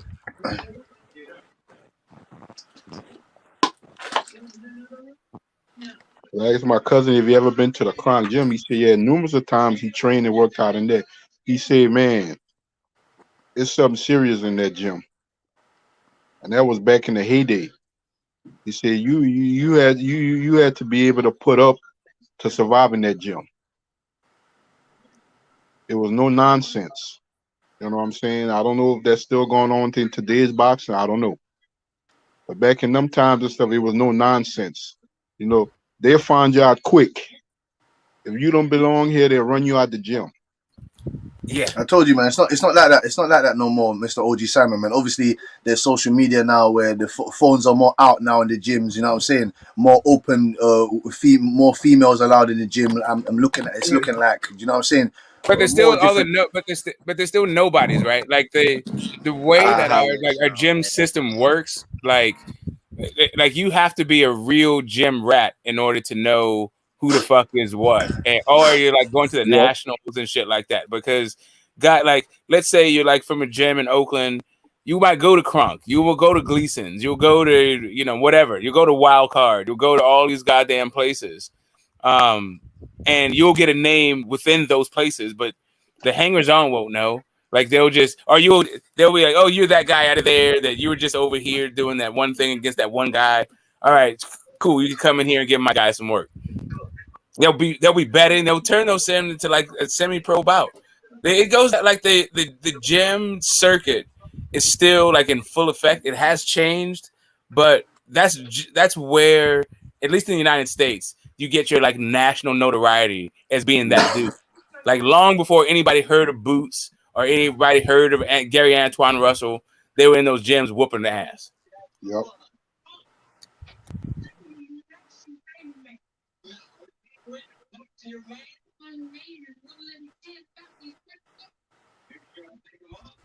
I mean, it ended on that note, but yeah, I think AJ. I mean, H don't have him coming back, but I feel like both Fury and Usyk seem to be talking about retirement. So if those two guys are not in the mix, and we got 4 belts, I don't see why AJ can't be a fucking champ again. My man's combinations were not. He was fucking Usyk up. He was in some spurts. He was in some spurts, but Usyk's he's just too good, man. He's just too good. Well, AJ also lacks some things. AJ got some real fucking holes in his game. Usyk is good. Don't get me wrong. Usyk's great, and not only is Usyk good, Usyk is great at what he does.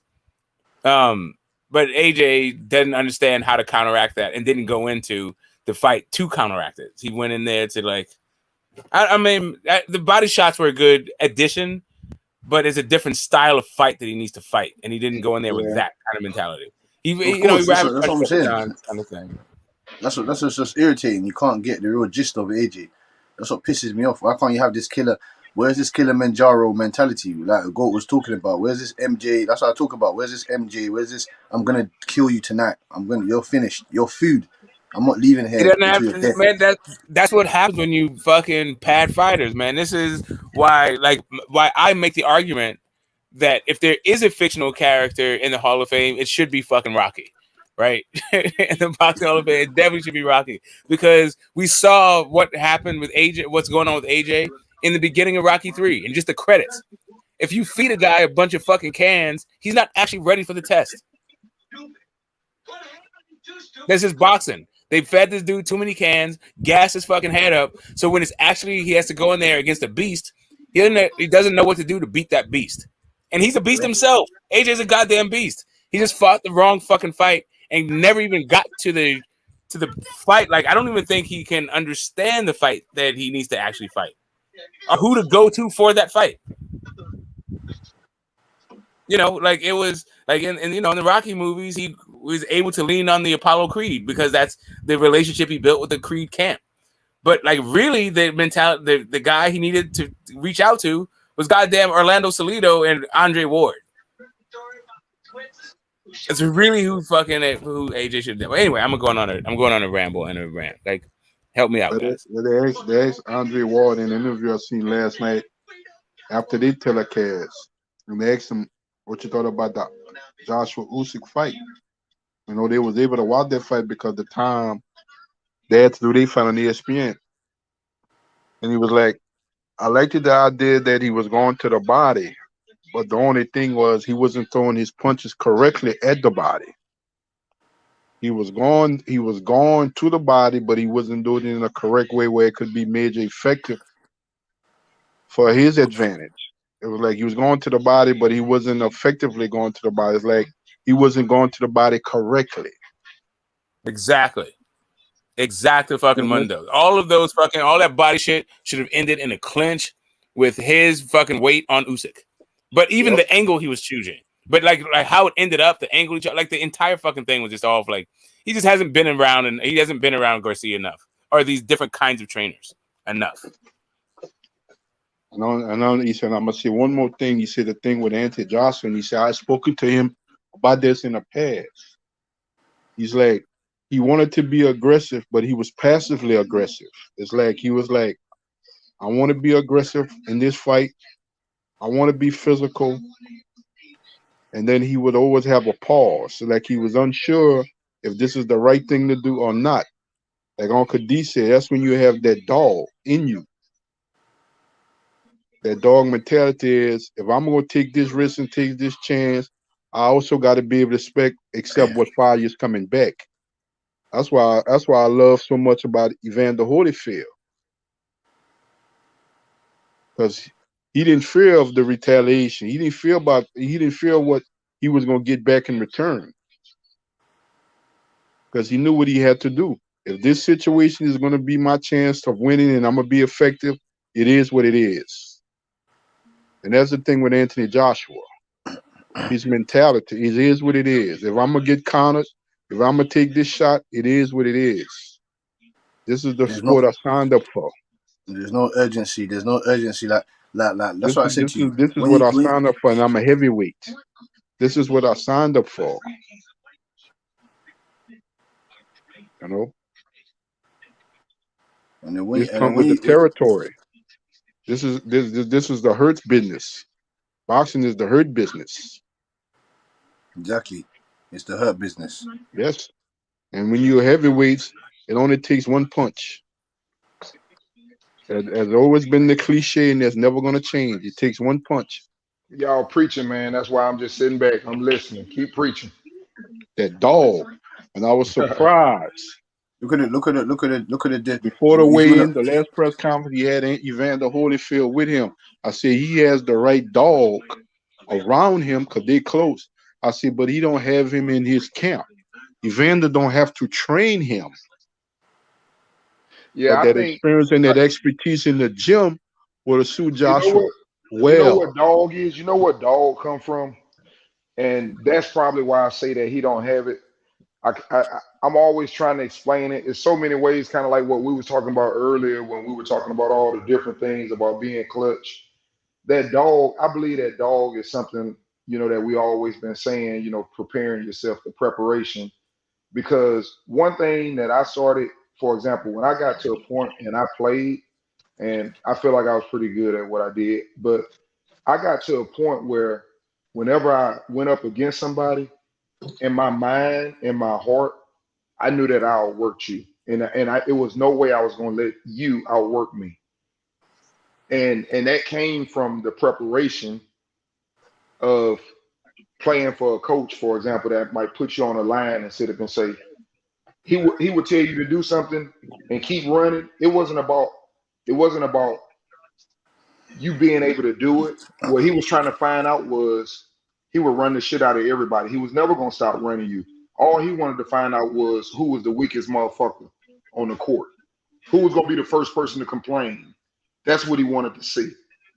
So once I figured out what was being done, that grew up in my mentality to never let nobody outwork me or break me. You can't break me. And I think that's what builds that clutch gene. And that goes into a boxer too. That's what you see in Yeah. Earl. That's what you see in Crawford. They saying, "Oh, motherfucker, you want to throw? I'll throw back with your ass," because they feel like no one can outwork them. Yep. And that's when we talk about and we say physical ability meets mental ability, and that's when you're in your prime. That's when you're the best you're gonna be. And I think that's what's gonna be in that fight. Both of them gonna find out that both of them dogs, and then it's gonna come down to who prepared technically and more skill wise than the other one. That's just my beliefs of it. And that's why I take those choices that I take, just like I saw in Usyk. I couldn't bet on Joshua because it goes back to what we're talking about. Do I think he gonna get to the point when that fight get tough, he was gonna outwork him? No, Nope. I thought that Usyk would do it. That's exactly what Usyk. So here's the thing, and this is what I was alluding to when I was talking about Rocky 3. Like everyone harps on AJ's resume being better, but AJ's resume is actually padded. Shit. So like when it comes down, so when it comes down to like the Fucking actual shit. when it comes down to the actual fight that he needs to be the actual best, he's not prepared for it because he's been padded. He's been like small. Padmo, you fed him an old shot Klitschko. Then you can give Dillian White, Charles Martin, Pulev, Molina, Carlos Takam. That ain't preparing you for no fucking beast, nigga. Pulev. But here's the And thing. meanwhile, everybody's like, Joseph, well, all these other guys, no beast, nigga. they don't have these names on it. But those other guys are in there with guys that are preparing him for these fucking tests. I agree with that. They can help you, exactly. Like but Tyson Fury. Tyson Fury's fighting Wilder 3 times. But AJ a bitch, bro. AJ just a bitch. We just gotta accept it, bro. There's no comeback for this nigga, bro. Like this nigga black car getting snatched and everything, nigga. All this shit, nigga. I'm trading. You gotta get traded in for Usyk or something, nigga. This nigga's a bitch, bro. Nigga, I'm trading that nigga in for Usyk, nigga. Fuck that. Usyk more black than that nigga, bro. That nigga's a bitch, bro. Upgrade? You trying to go with the upgrade? The new fucking version? Taking the beat. Yeah. That nigga card, his card is revoked. That nigga's just a bitch, bro. He's a bitch, bro. Like H Money said it, and I didn't believe him. I was trying to defend him, but H is right, bro. He called it. That nigga's a straight bitch, bro. We just gotta realize that shit. It's okay to be called a bitch niggas. If that nigga's a bitch, he's just a bitch, bro. Like nigga, he's just a bitch, bro. Real shit.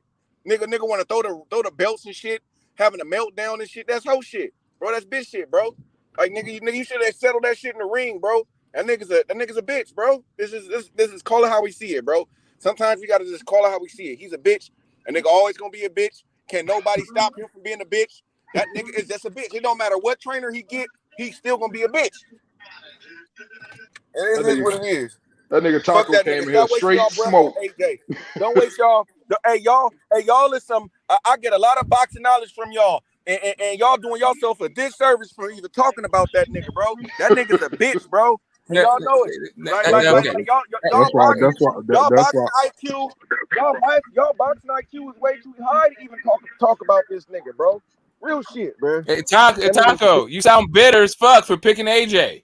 This ain't about us. This is about you picking AJ in the first place. Nah, well, he didn't pick AJ the second time though. He picked Usyk this time. He didn't even give AJ a chance. Yeah, I mean, we're just talking about whether or not a guy can He's like. a sucker though. We just talking about. No, I got it, but we just talking about whether a guy can fight out of many styles, not whether or not the guy can. Yeah, but he just reacted to the fight because I haven't talked to Taco since the fight, so he just. I'm not hating. I'm not hating. It just came out the way he came out. It sounds like he's just disappointed in AJ and blaming us. Because he's he picked him in the first fight, not the second fight. But you know what I mean? A lot of people picked him in the first fight, so he wasn't the only one. Well, here's the thing: even if you pick him in the first fight, you can pick him in the first fight and still think he's a bitch, right? Because I'm gonna just full disclosure. In 2018, I was calling this dude the Cowardly Lion. I was calling this guy a big dude with no fucking heart. I was saying this shit in the summer 2018. Yeah, you already knew this, bro. But I still was picking him to beat Usyk in the first fight. I still think what I think about Yeah, him being able to. I still think about. I still think what I think about him being able to fight in different kind of ways from different kind of styles, and the thing about him working with different trainers. I don't think that Usyk can beat him if 10 times out of 10 times. If Cassidy, just fire that shit up, bro. Fire that shit up, bro. I feel you, bro. I feel your pain, bro. Go ahead, Taco. Yeah, Taco, you right. That nigga is a bitch, bro. For real, that nigga was crying after the fight and shit.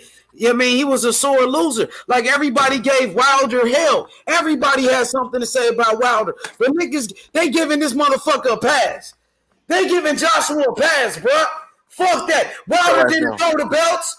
Wilder didn't cry like a bitch. Wilder didn't make excuses right after the fight, bro. This nigga was like, oh, I didn't start boxing when I was 4 years old. You know, I started boxing when I was like 18. Nigga, Wilder started boxing at 21, nigga. Why bring it up? So people. He started talking about his physique. He appealed to the fact that the ladies love him. He was like, see my muscles. Ryan Garcia, 54 stones. 154 stones. You understand? You see these muscles, these thighs of girls are creaming over. Like, don't you understand? What did it for me? What did it for me with AJ is that Joseph Parker fight. And I seen what I had to do, I had to see from the eye test years ago. He was in the ring with a smaller heavyweight that was defensive minded, and AJ would not engage with him. And that was enough for me. That's why I say he struggles with smaller heavyweights. But Joseph Parker busted in the fucking nose, though. With heavyweights, period. Like, he struggles in his fights. He just struggles. There's no fight that he hasn't struggled in. Smoke, the first time I seen Joshua, and I was like, oh, he's not that guy. It was in the Vladimir Klitschko fight, because Klitschko just got his ass whooped by Fury. He was retired for 18 months, hopped off the couch, and almost knocked his ass out, bro. When he got his ass dropped like that by old-ass Klitschko, I knew it right there. No, he ain't the guy. Well, see, to me, it wasn't until it was like, I never thought he was the guy, but I knew he wasn't the fucking guy. In the Povetkin fight. But you see this thing happen over and over again, right? You see guys who are being developed, they're being groomed, but they're also being hyped up at the same time. So I was understanding that portion of it.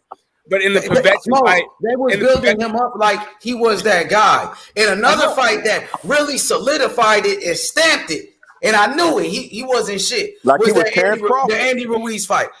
When he let Andy Ruiz knock him out, I was like, oh, hell no. Nah. It was the Povetkin fight for me. Like in the aftermath of the Ruiz fight, I thought he had an issue. He had a mental issue, right? And I saw the double standard that you're talking about with Wilder. I saw that like Ryan Garcia, Taco. I don't think like Spence. I think it was way beyond Ryan Garcia. Spence up, but Spence hype is different than this nigga. Nah. No, I'm just saying. Nobody says. Okay. Who does anybody say that? Hey Taco. Who does anybody say? Hey Taco. Who does anybody say that Ryan Garcia is better than? Or as good as? Nobody. They were talking about how AJ was better than AJ. They're talking about how AJ was better than fucking. Knock out Devin Haney. Ryan Garcia would knock out Tank. A lot of people be saying that. Correct. Yeah, but those are what I'm saying. Those are contemporary guys. Those are his contemporaries. They don't compare him to Sweet Pea. They don't say he's better than Costa Zoo. They don't say he's better than fucking like that. That's my point. They were saying AJ was better than Ali. He's done more than Ali in fewer fights. All that type of shit. Oh my god. They saying that shit about man. We play around, but y'all know goddamn, bro. Look, hey, look at my boy Cass, bro. Like, look at my boy, bro. He can't even say shit, bro. This bitch ass nigga AJ, bro. Damn, blood. Just let my nigga down, though. You know what I'm saying?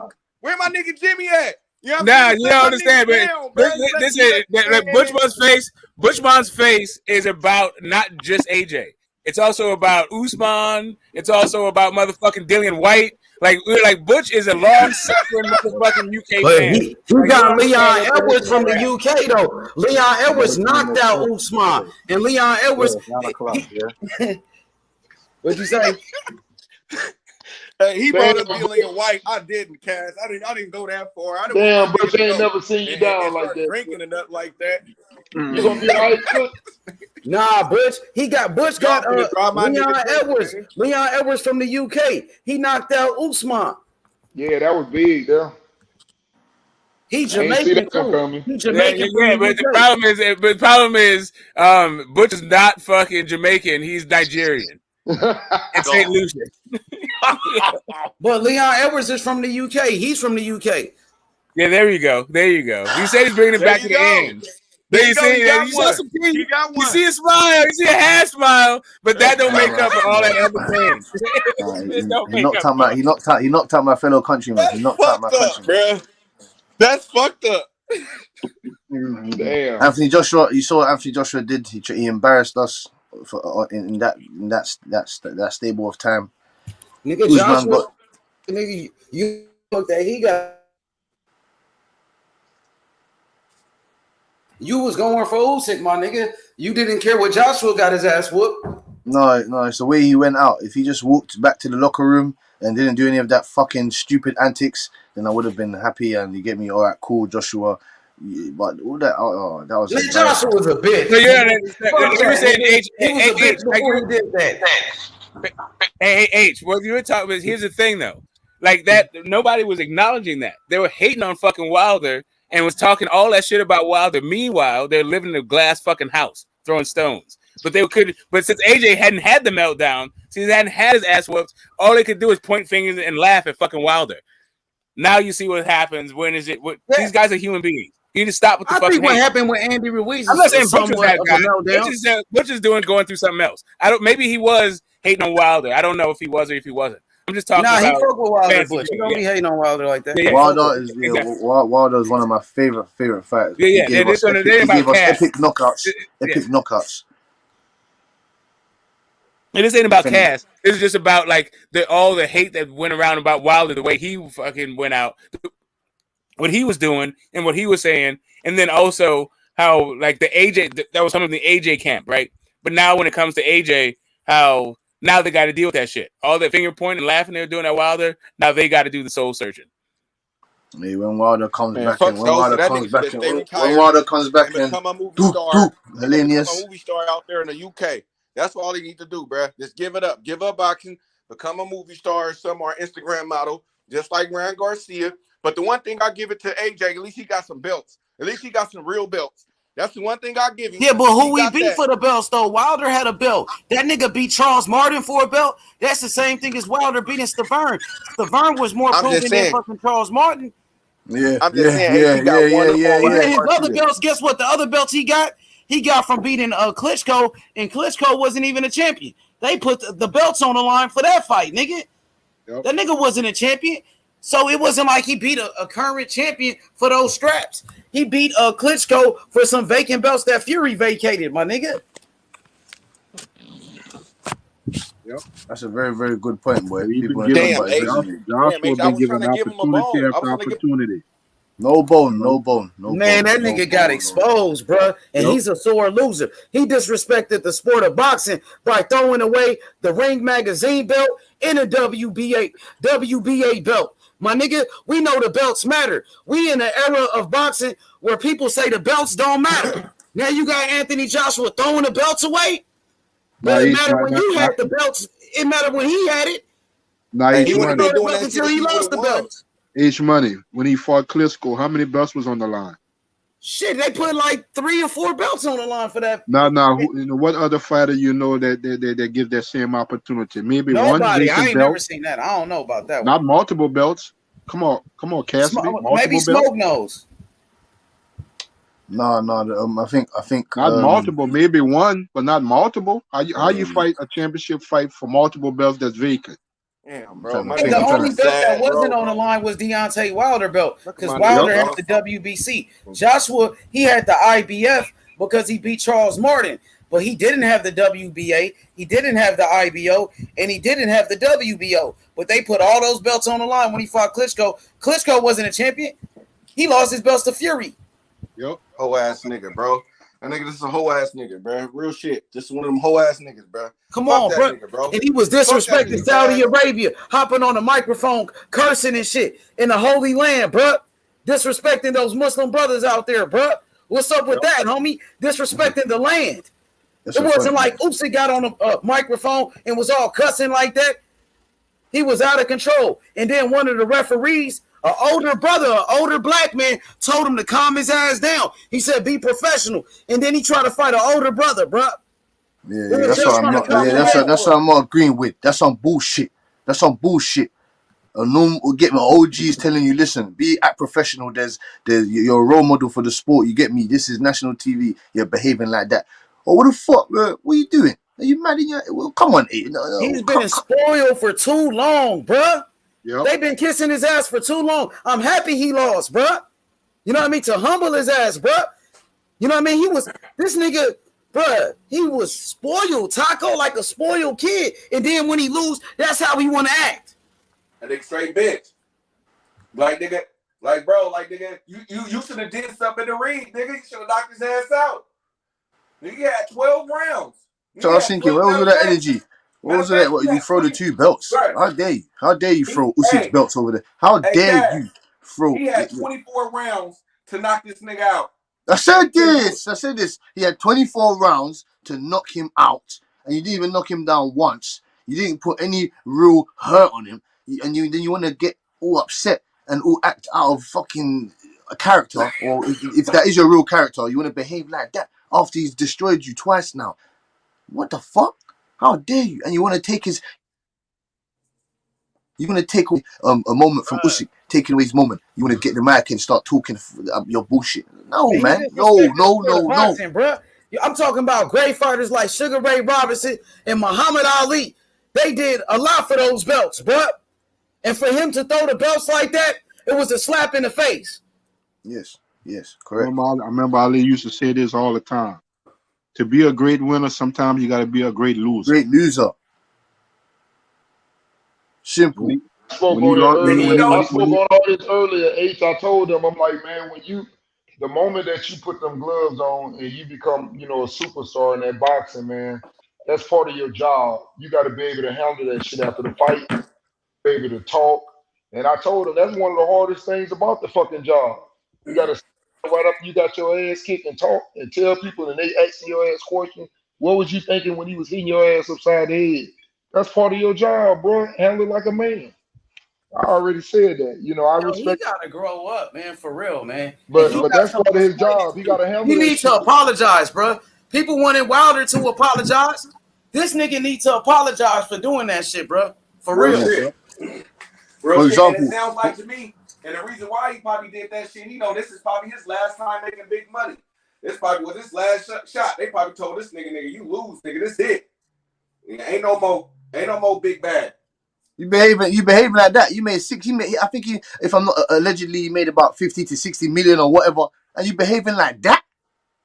What are you fucking crazy? Nigga, I wouldn't even give a fuck. Nigga, I'll be going home rich. Nigga, I wouldn't give a goddamn.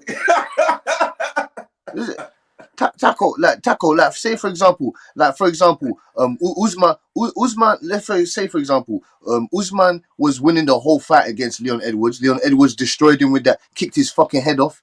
Usman took it like a man, stood there and watched Leon Edwards get his hand raised and shout at the camera and tell him, yeah. Usman didn't say one word, went back to the locker room, and that was the end of it. You don't see him grabbing the mic and telling, I was beating your ass for the whole fight. That was a lucky leg kick. I don't understand. This is what I'm saying. I want to add on to that too. And the way that you handle that type of shit after the fight, that's the difference between a lot of people going on to be legends and people just falling off.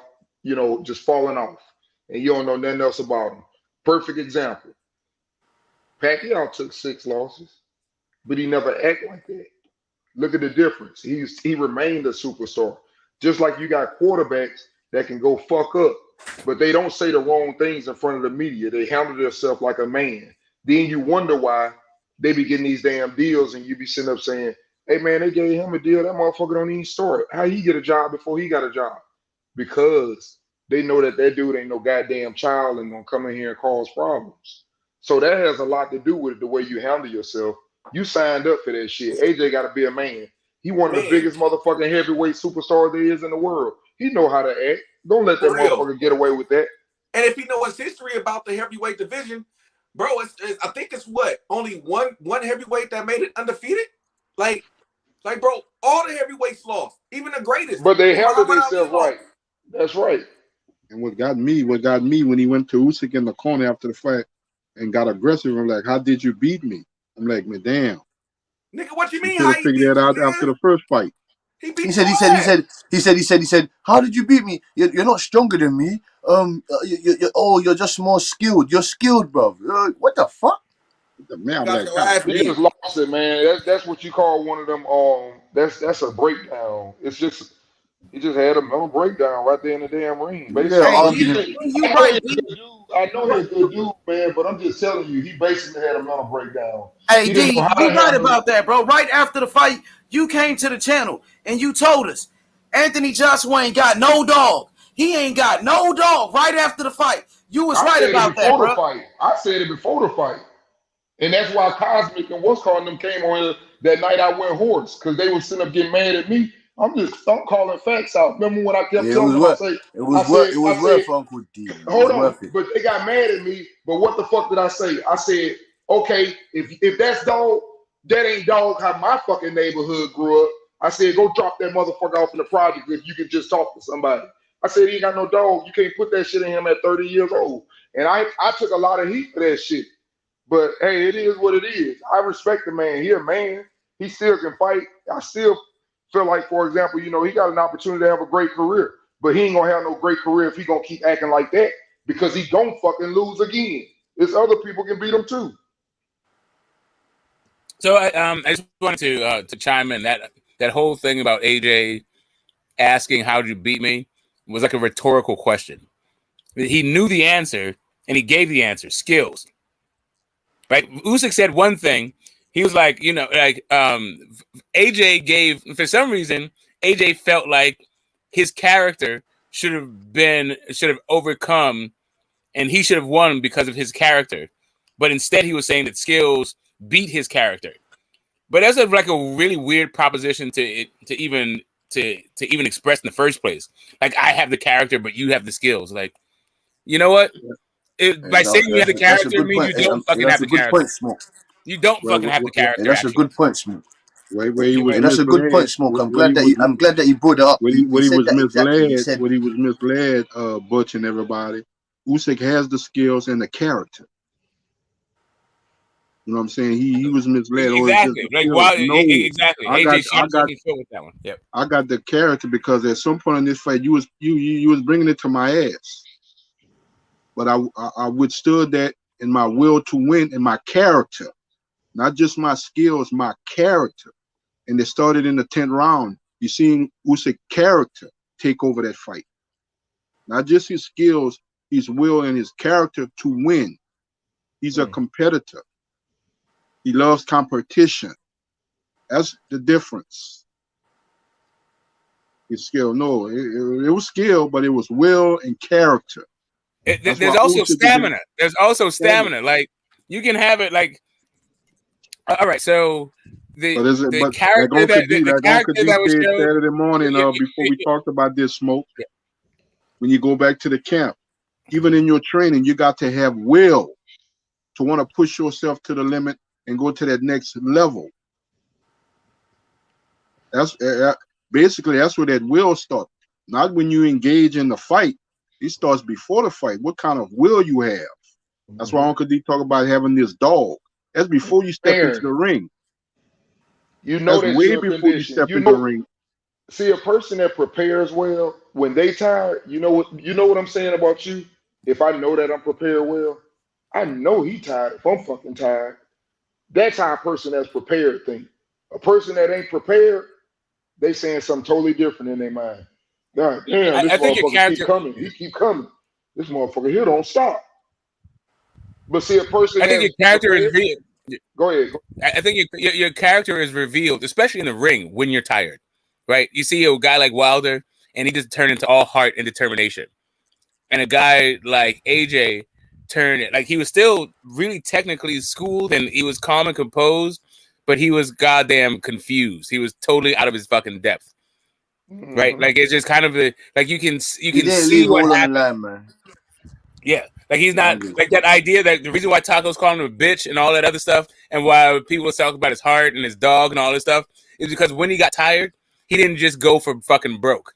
Instead, we saw all of the insecurity, all of the indecisiveness. We saw the confusion. We saw all that type of shit. So Exactly, Smoke. He wasn't trying to fucking like if the world was coming to an end and they told you, listen, you need to punch Usyk's face off. If you don't, you're gonna die. That's how you need to be fighting. Like the urgency wasn't there. Like you need to destroy this man. Like if you don't destroy this man, then your career's over. That's the mindset you need to be having, and you didn't have it. I mean, it's so many I things understand. it's so many things we could touch on, man, that he just didn't do. Let's say, for example, he threw everything he had in the ninth round. Okay, let's say he didn't have nothing in the 10th, 11th, and 12th. But you know the difference between somebody that got dog and would have been tired like him? A person that had dog, they would have grabbed that motherfucker every round at least 4 to 5 times until that referee grabbed them and say, this your last warning. And then they'll stop doing it. But they would have did everything in their power not to just let you beat up on me just because I'm tired. I'm gonna grab your ass. I'm gonna do something. Hit you in the nuts. Let's buy 5 minutes or whatever. This is my first one. I get one warning. Let me hit him good in the Yeah, nuts. Uncle You D, know what I'm man. Wait, saying? that's what I'm saying, You man. gotta This have is what I'm something talking in about. you. It's not just about the stamina. It's everything. You got to have some dirty trick. Shit, look at Josh Taylor.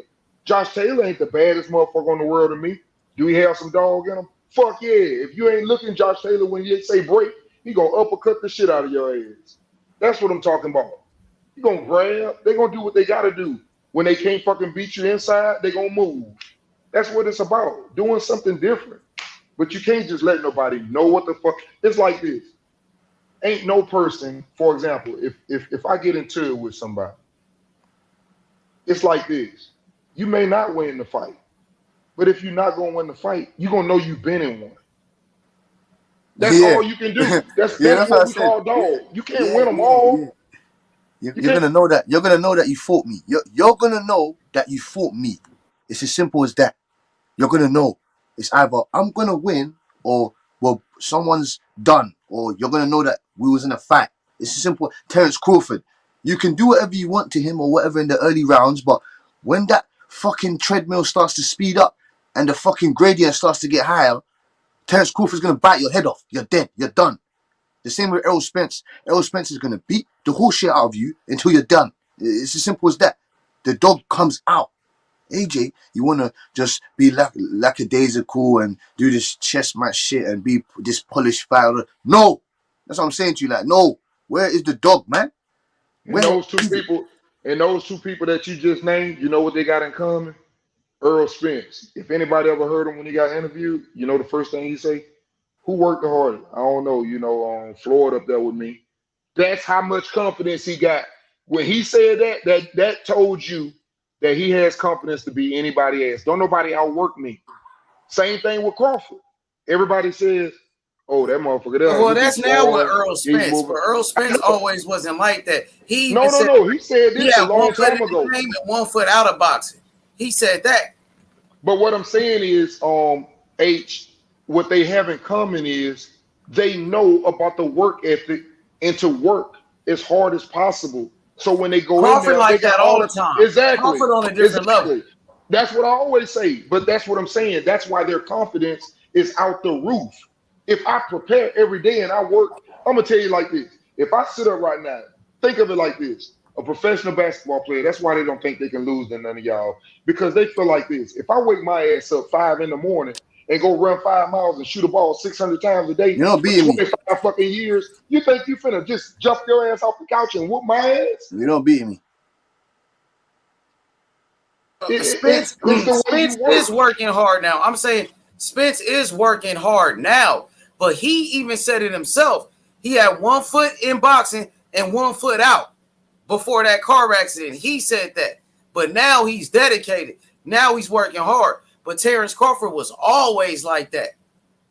No This is doubt. I why think he always worked that's why it's hard. going to be the difference in the fight when you see them two, because one guy wasn't And the serious about skills, his the craft. skills gonna be the difference too, Cassidy. The skills, not just that, but the skill level and the It's speed of definitely Terrence going to be the Crawford skill and level. the power. That's exactly what's going to be the difference, the skill level. Because that's what I'm saying. You're going to be in there with a dude that's going to fight you for both of them. They need to understand that two dudes that's going to be in that ring, nobody works like you two. You didn't But stop him fighting. listen, Uncle D, listen, Uncle D and H. Just imagine though, if Errol Spence actually comes out as a I'm just saying hypothetically. Say Errol Spence comes out as a real juggernaut, and he seems like he just can't be beaten that night. Man, listen to From me, a man. no, I'm saying Listen from to I'm saying Cassidy. from I wait, just wait, want to hold on, say hold on. this. Okay, go ahead, bro. I'm sorry. Go ahead. No. Go ahead, H man. I apologize. Listen. Terrence Crawford gonna do Earl Spence the same way Usyk did Joshua. Remember, I told you that. Earl Spence gonna beat him. Terrence Crawford gonna beat Earl Spence the same way Usyk beat Joshua. That's how Terrence Crawford gonna do Spence. That's how he gonna do your boy Smoke. You out He your gonna do it the motherfucking same mind. way. You out your motherfucking Sunday goddamn Hey, ninja mind. but people want to Gone. say about that late start. What people want to say about his late start is like people don't take into account is he getting his timing down too, and that's very smart of a fighter because timing can be speed and could be a lot of things. Facts. And Terrence Crawford moving up in weight. He moving up in weight like Usyk and gonna beat this nigga ass. So that's why he don't have to have the power as a Earl Spence or anything like that. But I he agree has with his you too, timing. H. He has his timing and he punch hard. So just because he's not winning a round or y'all think he's starting off slow, keep thinking that he's just getting his timing down. Just like how he knocked out. He starting off slow too. He started off slow. Nigga, just like he knocked out Brooke. Just like he knocked out Jeff Horn. Just like he was finna knock out Amir Khan. And Sean Porter. But guess what? That nigga Earl Spence, he be starting off slow too. He started off slow against Mikey Garcia. He started off slow against Ugas, nigga. He started off slow against Sean Porter. And Sean Porter. A smaller fighter. Like, why he ain't never box nobody else his size? Like, you know what I'm saying? Like, let's see that shit some more. Like, if that's the case, but hey, we gonna watch. I feel bad for y'all boy, man. I feel bad for y'all boy, man. I was just I saying don't think before. they wanted to happen though. I don't think they want the fight to happen, man. Nah, they don't want the fight to happen, bro. I was just saying before, man. Hypothetically speaking, on that night, if Errol Spence seems like a real juggernaut and the skill levels seem par to par, that's when you're going to see the real two pit bulls come together. One pit bull, and you're going to see the dogo. Terrence Crawford's the big dogo. Errol Spence might be the Rottweiler or maybe a pit bull. You get me? You're going to see the dogo. Yeah, he that pit bull, and Terrence Crawford is that dogo. You know what I'm saying? He's that Argentine dogo. You feel me? You know what I mean? That killer. You know what I'm saying? Killer, that's what I'm saying. You're gonna see the killer instinct. Even if the skill don't work, that's what I'm saying. H tackle, OGD, tell the truth. If the skill level doesn't work or say it's come to a halt, the dog is gonna just erode Earl Spence. And then what I don't get that, like, I understand Earl Spence do got a good jab, but Bud Crawford had the longer reach. Fuck that jab, man. Hold on, wait a minute. Bud Crawford got the reach advantage. So it's like, nigga, like, you feel me? Like, y'all talking about, and that's not to be nothing bad. Like, it's people that had shorter arms and still had a good jab and was able to beat fighters who had the longer reach. But I'm just saying, though, Terrence Crawford too skilled. Like, so I would have to give Terrence Crawford jab some kind of respect too, since he winning that reach advantage, and he got a good jab. His jab ain't bad because you see how he knocked out Crowd Brook. You see how he knocked out him. So hey, man. He's better going backwards. He's better going backwards. He's the better counter puncher. He's got the longer reach. He's got the better feet. He's got the better toolbox. What more do you want? What do you want? What do you want? He's got the better punch. Come, what do you want? Okay, let me ask you a question. Hey, Butch. You're not looking at it correctly. Is Terrence Crawford better going backwards than Spence is going forward? And the answer is no. Not. Yeah. Okay. No, he's not. Okay, no. That's your opinion. I have to agree with Smoke there. I don't think so. But side to side, and his arsenal coming forward is better than Spence even thinking about going backwards or even thinking about going. Spence can't go side to side. He can't fight. Exactly. I mean, He can't go side to side. He can't go But backwards. he's not as good. He's not as good. Crawford can we go seen laterally Terence from Crawford side to guard side. You Forward, backwards, identified diagonally. it I'm correctly. just saying. Like, I don't understand it. Like, we seen this. Like, live action. Like, he going backwards, still knocking motherfuckers out. Timing. You see the way he was going backwards on Jeff Horn? Man. But see, that's what I was gonna say, Smoke. I think more importantly, the question what you asked is he is good. It's not about if he is as good. The question what need to be asked is if he's going backwards and Earl is coming forward, do you think that he will throw back or do you think that he will grab? I think he'll do probably both of them. The thing is, if he just gonna walk backwards and don't do either one of those two things, what I just said, yeah, it will be a problem. But I don't think he'll do either one. He won't just walk back without doing one of those two things. He's a great counter puncher. He's going to throw in between punches. And when he starts throwing back with you, it's probably better you just cover up because the speed is going to beat and the timing is going to beat. Coming from a smaller division, same thing with Usyk, like H Money said. That's always been the thing. The thing for a big man when he gets in the ring, it's for him to break him. That was Joshua's chance. We said that before the fight. He has to hurt him.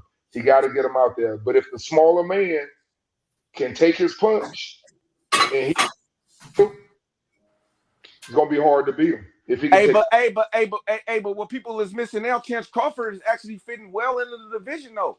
It's not like he like his size is now is pretty big. His frame is big. It looked like he's gaining some good weight. He came into the weight very well. Yeah, he grew into the weight class now. That's another thing. He that part is over to me. Yeah, he grew in the weight class. He definitely to me, like if this was like a couple of years ago, then yeah. But like to me now, I don't see that as being too much of a bigger thing, no. Like you feel me? Because I mean, what Earl Spence weighed in at 54 or something like that last time on social media, something like that. I think Terence Crawford's probably weighing around the same thing. If I could give Bud any advice, and somebody was listening that knew him, the best thing I could tell Bud, which I don't think he'll do, is don't slip while they doing all this shit and prolonging it. Again, guess what, D? I got Bo Mac number. I got Bo Mac number, nigga. Hey, because nigga, low, nigga. Remember, nigga, we got Bo that's Mac right. number, nigga. That's right. We plugged in with them folks. Hey, what I would say is that don't put your guard down and stop working like you ain't gonna get the fight, because that's exactly what they waiting on. They waiting on him to put his guard down. Yo, I got his number, bro. I can get Bo Mac on the show, bro. Crawford gonna get Bo Mac on here looking good. Crawford looking good. That guy ready for war? Yeah. No, yeah, H, yeah, man. Yeah. Come on, man. I told you, man, that guy don't stop working. He's on a different level.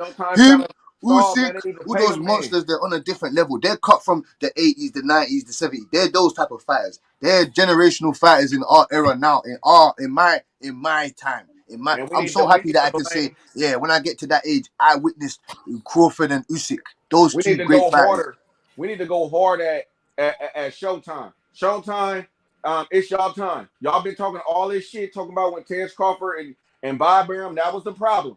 You know what I'm saying? Like now we're trying to see who really has the problem, because Bob Arum seems to me he don't have problems making big fights.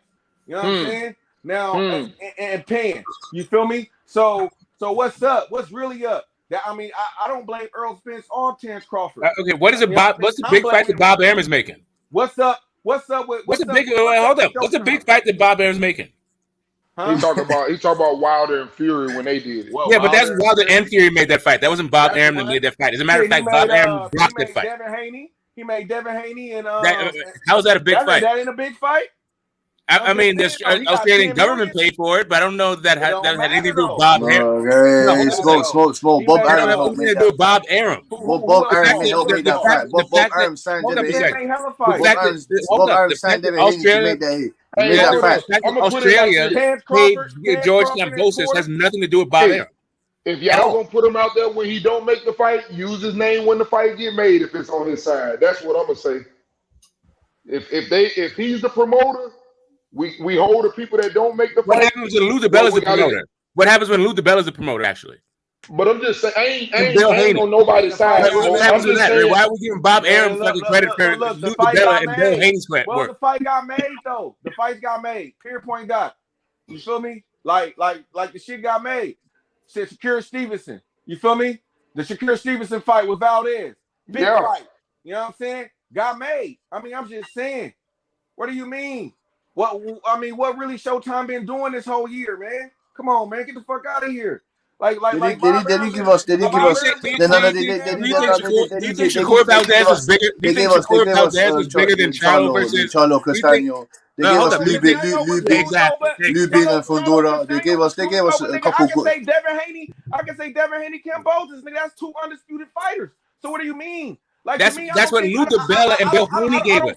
Lou DiBella and hold on, Bill wait a Haney minute. gave us You those asked me a fights. question. Can I Lou answer? You DiBella don't see and me? Bill Haney Okay. gave us those fights. Lou DiBella and It Bill don't Haney gave us those matter, fights, man. They not made Bob the Arum. fight. Bob Arum was a part of them. It doesn't matter. I don't care. He was a part of it or not. Well, did he make money off of it? Yes, he did. Yeah, Devin Haney's flying the top rank. Hey, Devin Haney's a part of top I rank. was just gonna He's flying the say top nothing. rank. Must have had something to do with it because he signed back with that motherfucker. Man, Oh yeah, he signed the top rank and he's not leaving Bob Arum in top rank. I know that for a fact. He's not leaving. Bob Arum been making all. What have Showtime been doing? They got all this money. Like, come on, man. They ain't even paid Charlo and Castaño. They ain't even make that much money. They ain't paid them niggas that much. I mean, they made something cool, but I'm just saying they probably didn't make over no like 10 or 15 million or nothing like that. Like, nigga, I'm just saying, bro. Like, nah, they ain't make nowhere near that. Like the Charlos is cool, but Charlo cool, but he not like way head and shoulders above Devin Haney to me in my eyes. I don't see that. Devin Haney big time, but Charlo, he a star too though. He a star. Yeah, all I'm saying is this. Like, I get where you're going. Bob Arum is a legend in this fucking game, but I'm not trying to take away the credit from Bill Haney because people were trying to say that Eddie Hearn was the fucking responsible for Devin Haney's success, and now we're giving Bob Arum the credit for Devin Haney's success. Bill Haney is the fucking reason why Devin Haney's in these fucking situations. Not fucking Bob Arum, not Eddie Hearn. And Lou DiBella is the reason why that fucking fight happened in Australia, not fucking Bob Arum. Like, I get Bob Arum. And if you want to hate on fucking Showtime, then what you need to understand is what the fuck Showtime been doing in this goddamn sport. And you got to acknowledge that shit. And not just like gloss that shit over for the glory of fucking old ass Bob Arum.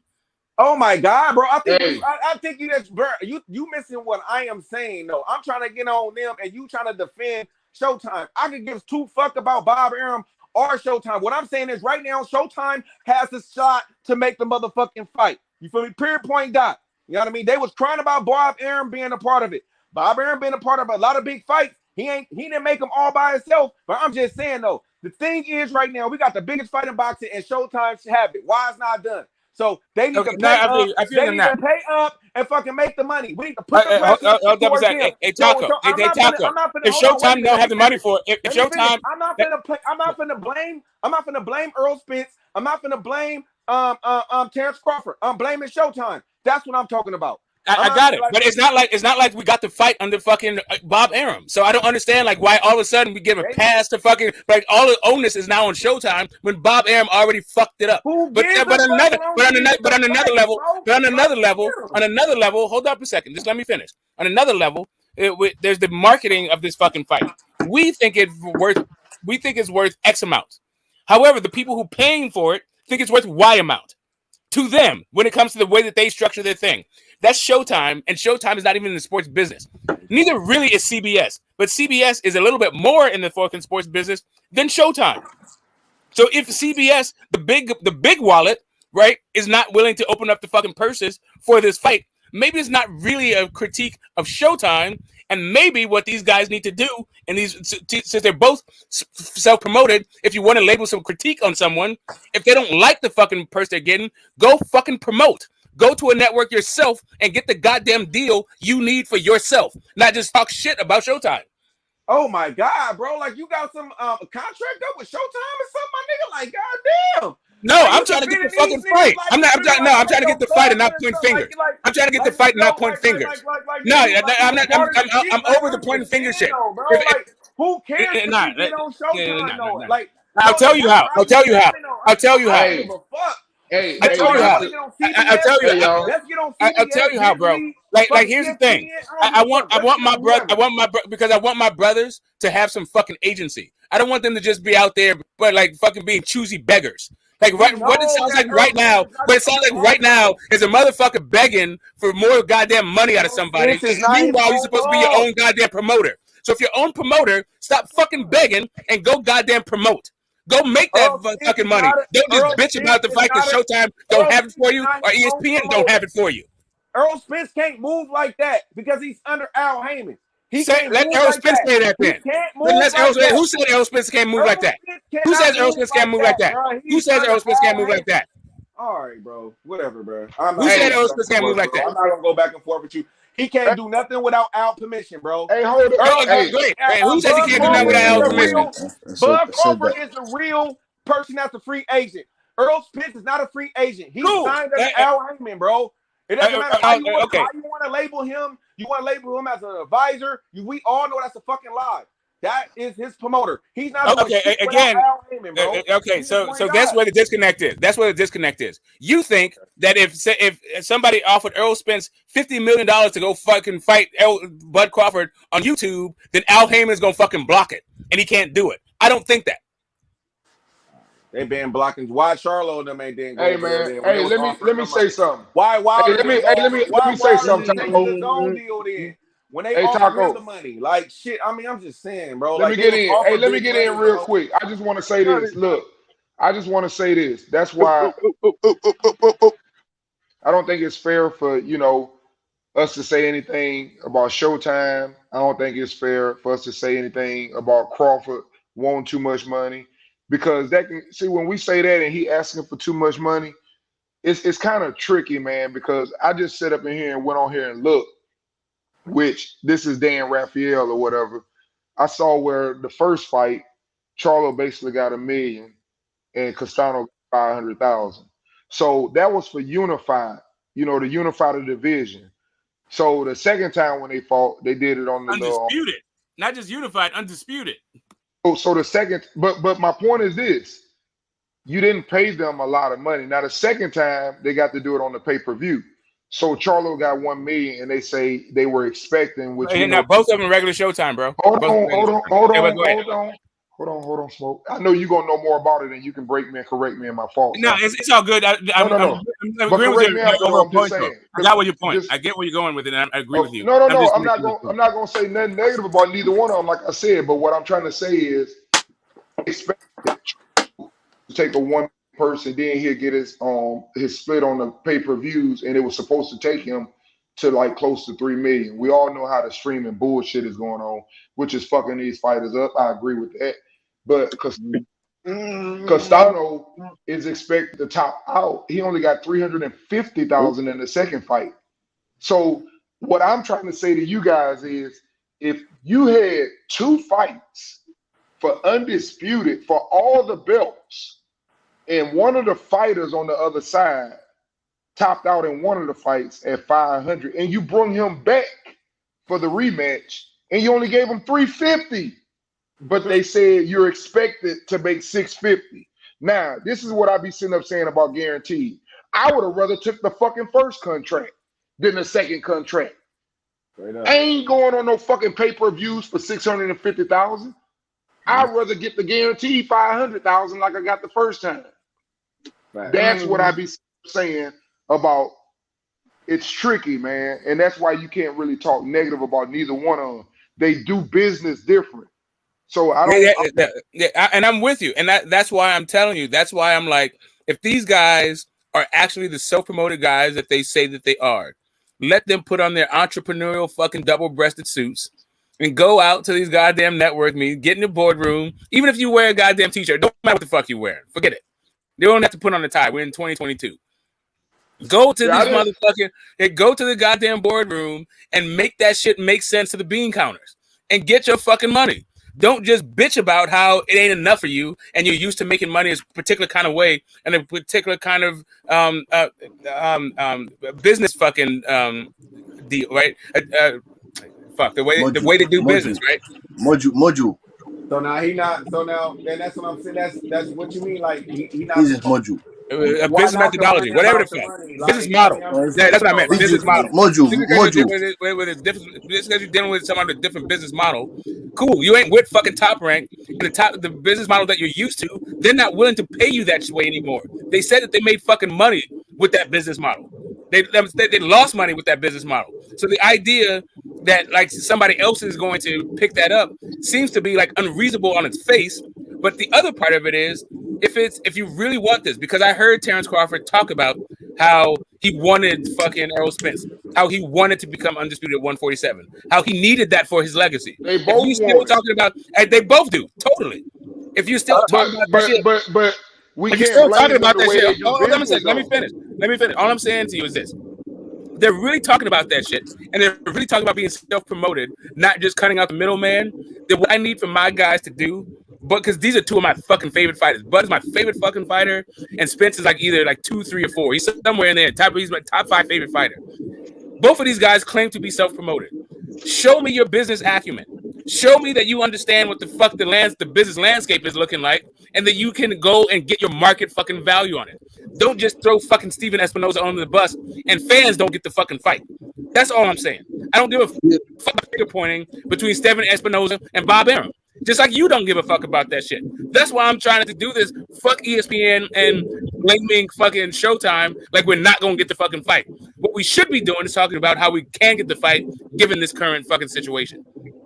Yeah, I agree with that. But it seemed like Spence already got the network, and it seems like Crawford is the one without the network in this situation. Well, this fight don't have a network. The network says they can't afford it. They crying poor mouth.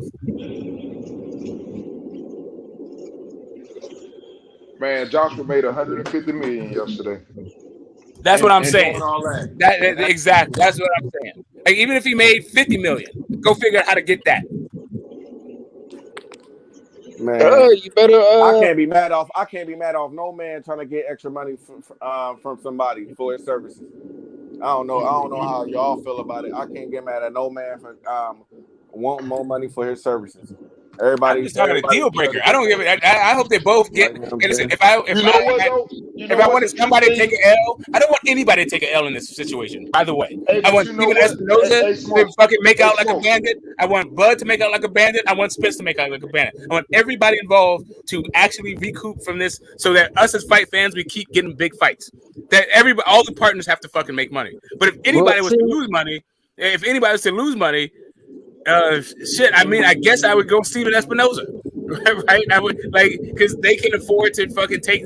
He's not getting punched in the face, so why shouldn't it be Steven Espinoza? But really, I want this to be profitable for everybody. I can't just be like, oh yeah, Steven Espinoza start running a charity for this fucking fight because I want to see it so badly. And I think that's a tough thing to do, what you just said. Everybody wants to be taken care of.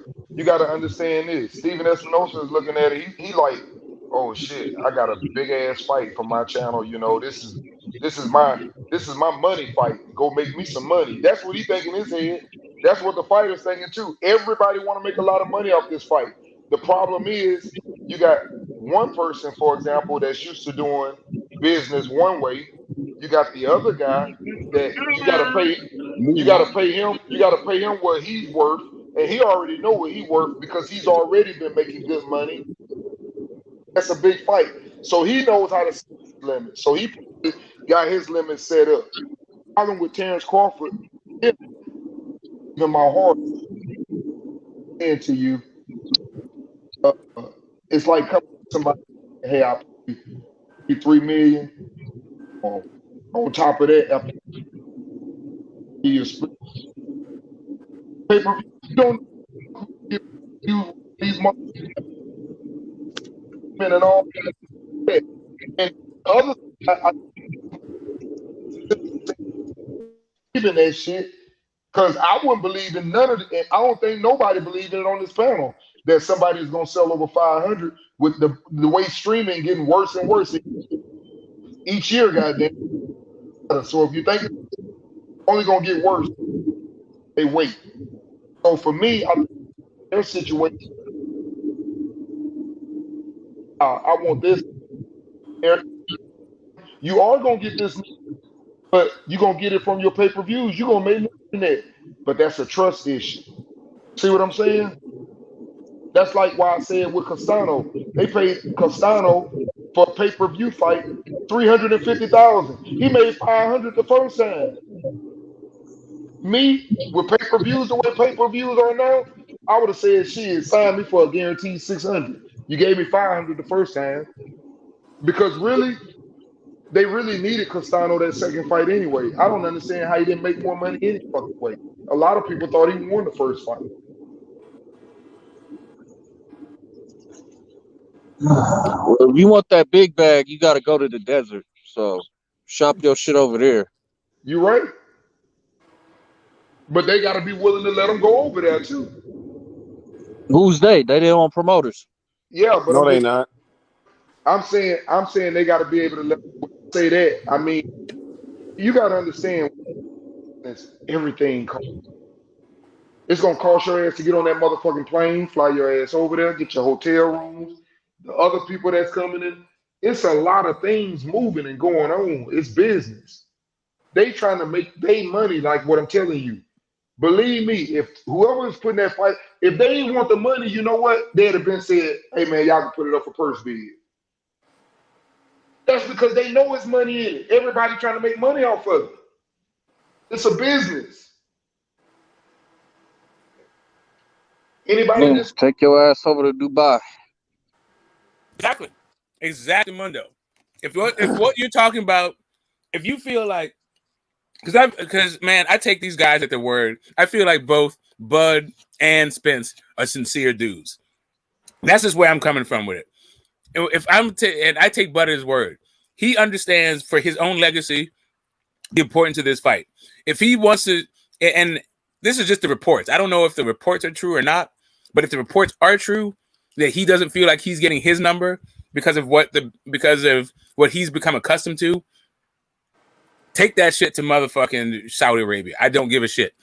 Like, I'm not gonna sit here and start doing protests and shit because the fight ain't in fucking Vegas. I want to see you guys. I want to hang out with you guys. I want to smoke fucking detail in the 400 meters watch him struggle running backwards. I want to do all that shit.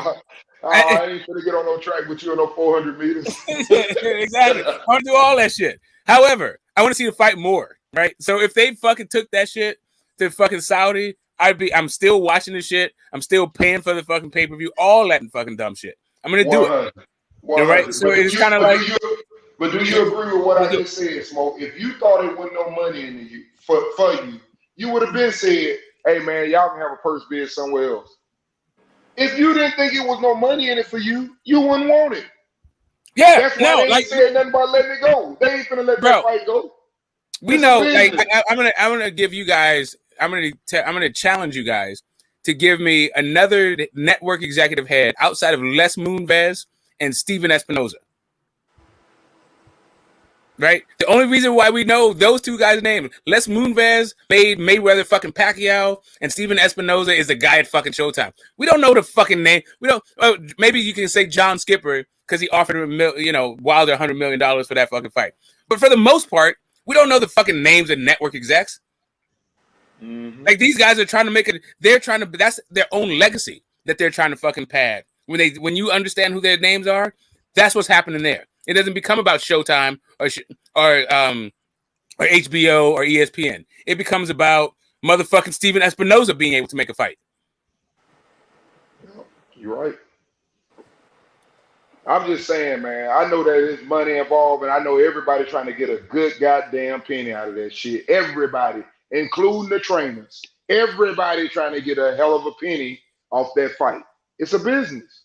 But if you ain't got it to give it to them, I'm sure them guys will be more than happy, like you just said, to take their ass over there to Saudi Arabia and sit up, for example, and get them 50 a piece. I wouldn't give a fuck if it was pay-per-view or not. If they go over there and get 50 a piece, they both would be more than happy. Because if you got 150 to get a fucking Joshua, that's just one side of the purse. You can pull 50 and 50 for Terrence Crawford and Earl Spence. But we know they ain't gonna let them niggas go nowhere, man. What do you Come on, man? Come on. What do you mean they? That's what I'm saying, bro. But this is what A-Side's all about. This is what leverage is all about. You say, okay, but look, listen to me. if Go ahead. if Earl, to me, it would be more on Earl Spence to do that because Terrence Crawford, I think, would be willing to do whatever if like Earl Spence is the A side in this. So, but Earl Spence is a custom, like you said. He not tripping. He ready to take the deal that they probably offering him. Like I believe that. Like I honestly believe because that's the way they've been doing business. He not tripping. Like he gonna make his comfortable money the way he been making it. So I believe that. And there's nothing wrong with that. And that's why I don't think that they would do that. Because like I say, I think Earl Spence is comfortable with how they do business.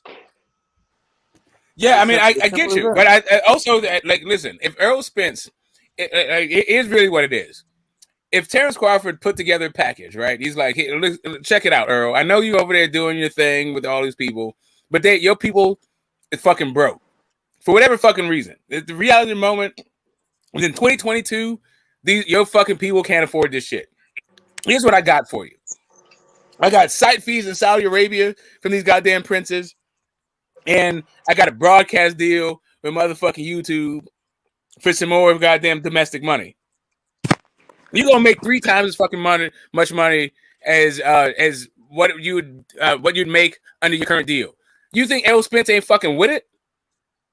Yeah, but now you asking Terrence Crawford to do something that he don't really do like that. Now you So the trying to fuck test what, it. nigga? Would you do it for $50 million? But if that's not in his character to do that shit, why would he? I mean, I'm just saying though. I'm just that's the principle Because they that's what are. I'm saying. Because then it Like becomes he ain't used to if doing it. if it's not in your character to be better than the fucking deal that you got on the table, then take the fucking deal you got on the table, or take the consequences for the backlash from the fans who want to see the fucking fight. You can't have it your way always in every kind of fucking thing. At a certain point, you got to understand. Even if you ride with fucking Crawford the way I ride with Crawford, to me, I don't give a fuck whether or not this fight ever happens. I'm still gonna fucking love Crawford. Like even if it is his fault totally why this fucking fight isn't happening, if it comes out, I'm still gonna be like, okay. But for a guy that's riding with Crawford that fucking hard, I would love it if Crawford showed that at least he went out. He said, okay, Bob didn't make the fight. Fucking Steven couldn't make the fight. This is what I did. I hired somebody who went out to fucking thing. I fucked with Eddie. I did a co-promotion with fucking Eddie, who has that goddamn good Saudi fucking connect. At least I presented a goddamn package, and Errol wasn't with it. Yeah, Eddie Hearn is the for real desert plug. Zerdo and Bivol UAE is putting that on. The fuck? I told you, man. If one of these guys were fucking with Eddie Hearn would have made this fight happen, in my opinion. To be honest, but you get me. This is what pisses me off, man. Why can't we get some traction? Like, get these guys involved. Like, I don't understand, man. Even if you have to reach out and bite your nose to just say, look, Eddie, slide some money on the table. Let's get this fight going. I don't give a fuck, man. This is just alright. It's the business, man. Yeah, It's like the both business. of these dudes have talked about how this is about their fucking legacy, right? Both of them have talked about how this is the most lucrative fight for them. Why in the hell? Like, I get it. If it becomes that Errol can't actually fulfill the fight, he has to be at Al, he has to be at Showtime, whatever. If I'm crazy. fucking Bud, though, that don't have shit to do with what Bud is agency, right? Like, Bud can go like, okay, cool. I did my fucking level best to make this fight come off, and you couldn't fucking do it on your end. And it's not just Bud saying, give me what I fucking want. And if you can't do it, then the fight can't happen. That's a totally different head in my opinion, especially since Bud is a fucking free agent and is talking about him being a promoter, a self-promoted guy. Al Heyman don't have any links to them Saudi motherfuckers. He doesn't have any links to them Saudi guys. Al Heyman, Wilder and Reed, they don't have no fucking links to the Saudis or what? I don't understand, man. How can you give Joshua $75 million? You get Usyk $75 million a piece. Even if you 75 have million a piece, you convert that to my money. That's 63 and a half fucking million pounds, fam. You're squabbling for fucking that's 7-8, but squabbling that's for not 10 what million a piece. that's not what Al Heyman's business is. Al Heyman he runs TV shows, right? That's literally what this dude is, a TV fucking producer, and he pays fighters like goddamn like they're actors. That's what this fucking guy does. And he beats and he books fucking studio. He books stadiums around the country because he knows what the goddamn itinerary is. But beyond that whole fucking thing, he can advise these guys as what to do, right? Like if he says, "Hey, you know what, Spence? Yeah, Showtime is offering 25 million, but Bud has got this whole thing for 75 million. How the fuck are you gonna be like? Yeah, you could be like, oh, you're in an exclusive contract with Showtime, so you're fucking us up with this exclusive contract. You're gonna get fucking sued. But let's have that happen. I don't know that he's in an exclusive contract with Showtime.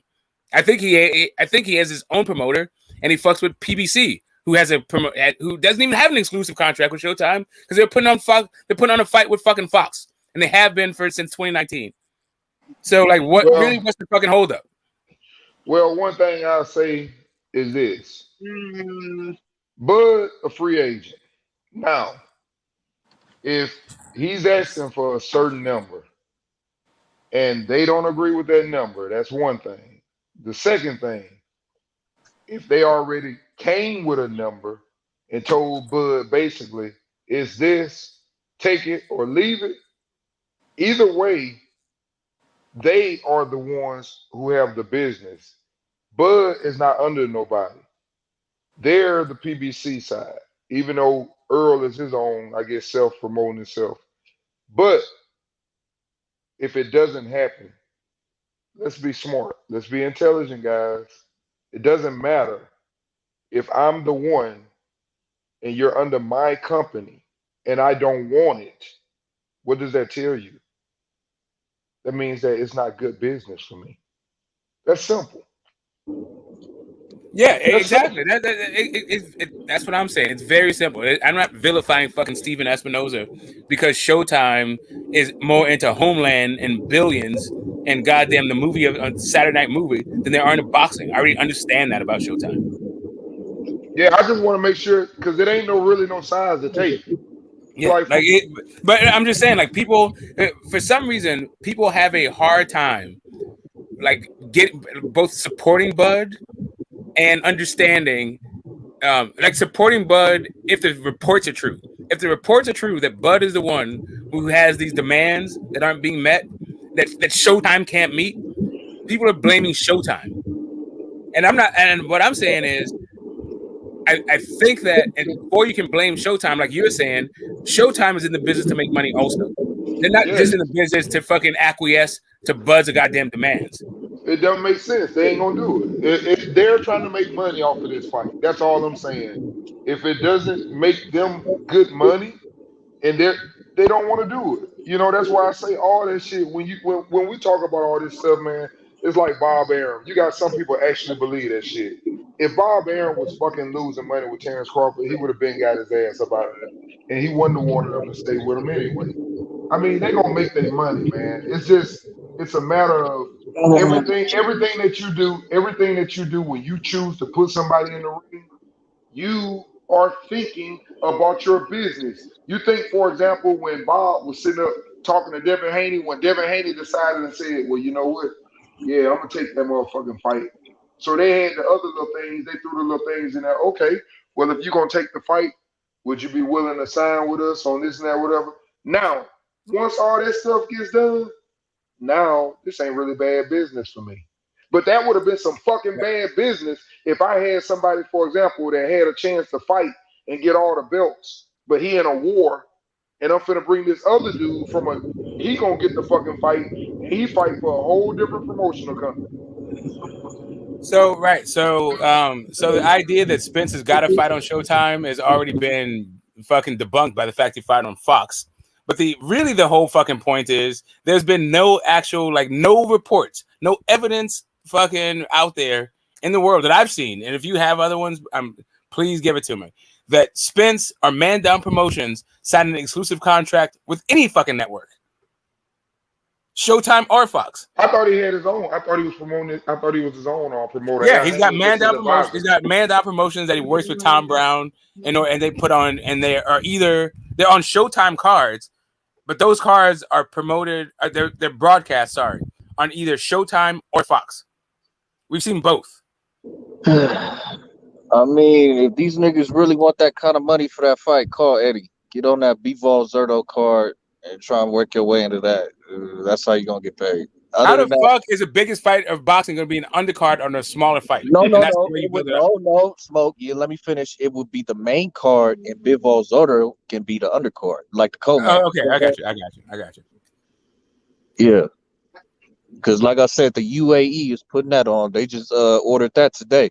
They The worked the problem deal with out. that, hey, that would be good, but the problem with that though, when you make all the goddamn money, you got to pay them too, because they superstars too. You don't want too many superstars on that goddamn undercard. Bivol and Zerto are not superstars, but I get what you're saying. Nah, they Yeah. not, but they finna be champions. What that does Zero have a belt? Zero has a belt also, doesn't it? I don't believe Zerto has a belt. I don't even think he got the WBA world. I think yeah, the only champion in that fight is Bivol. Yeah. Yeah. So This is a anyway, purse bid. This is a purse bid situation for Bivol Zerto. No. They got it figured out before the purse bid. No, but I'm just saying it's a purse bid situation. It's not like it's two fighters. It's two champions or something like that. This is a fight that's been yeah, ordered by a sanctioning body. That's what I mean by purse bid situation. It's an Right. ordered I got fight. And they went to the desert and they got that bag. So I'm saying, like, what prevents Crawford and Spence from trying to get at Eddie and doing that? You see what I'm saying? Like, what makes that an impossibility? I don't know, man. I just hope the fight happens. That's all I can say. I hope the fight happens. You know, they got to give us that fight. That fight is too big not to happen. I think it hurts boxing if it doesn't happen. Meanwhile, with UFC and all these big fights, I guarantee you we'll see a rematch of that fight last night. Usman, Edwards, that'll be a rematch. They give us these big fights, and that's what the boxing world is asking for, man. We just want the big fights. Yeah, in the ideal world, yeah, that'd be perfect. Yeah, I understand it's business though that it's not going to happen all the time, but I'm just saying, man, I that's a just want big my one. guys. That's one of the ones I love. Right. So to me, this is really just about agency, right? Like there's business and then there's agency. Like if you and then. I listen. Like I said, I'm riding with Bud, even if it's all Bud's fault. If it comes to fucking light, it's all Bud's fault. He's recalcitrant, priced himself out, yada yada yada yada. I'm still fucking riding with Bud in this fucking situation. I'm just saying that if guys have agency, I want my guys to goddamn exercise it. Let me see your fucking business acumen come through. I love it when my guys show they could. I love with the fact that Dre fucking sold beats. I love it when these dudes go. I love that Jay-Z went and got his own distribution deal with fucking like all that shit. Go figure this shit the fuck out. If you talk about you're a goddamn businessman, show me. Don't just say it to me.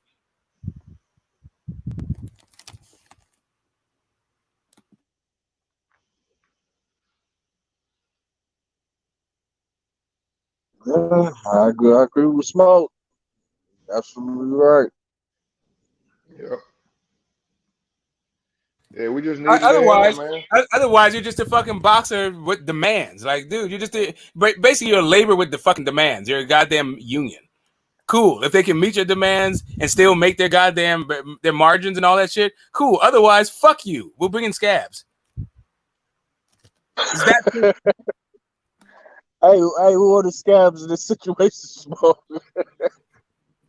Goddamn Usyk and not Usyk. Sorry, Ugas and goddamn Thurman. Oh shit! They gonna fuck around and get the fight before them. That's some scabby ass shit. Hey, but once again, you can't be mad if. Matter of fact, see, this is what you got to understand about business. I wouldn't be surprised if they gave motherfucking Keith Thurman somebody like motherfucking lipping it and gave fucking um Ugas, get Ugas somebody like fucking Stanionis or some goddamn body, and then make Keith Thurman and Ugas fight. Because that's what business is about. They trying to maximize their money and keep their superstars to make the fight even bigger when it happens. They probably don't want to put Ugas and Thurman in there because shit, they probably looking at it like shit, we make at least couple of million off them motherfuckers, put them on there. You know, they making money, man. It's a business. They want that money.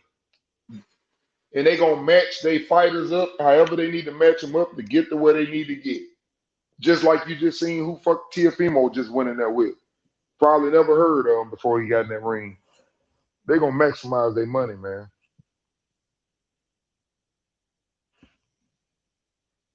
Boxing, WWF.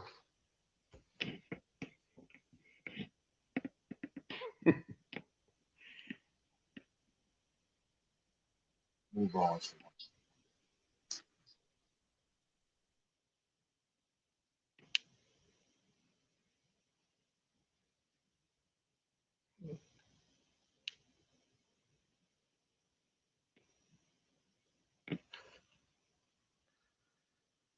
Yeah, man. What y'all think about this week? Don't we got Jared Anderson fight this weekend coming up? Hello? Does he even have an opponent though? I don't know, but I'm not for sure on the date. I didn't know the date. Let me look and see what the date is. I don't know if he fight this weekend or not, but I think he do.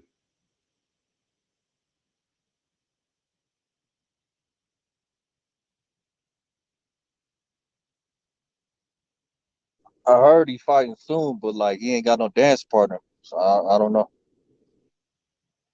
Yeah, let's see.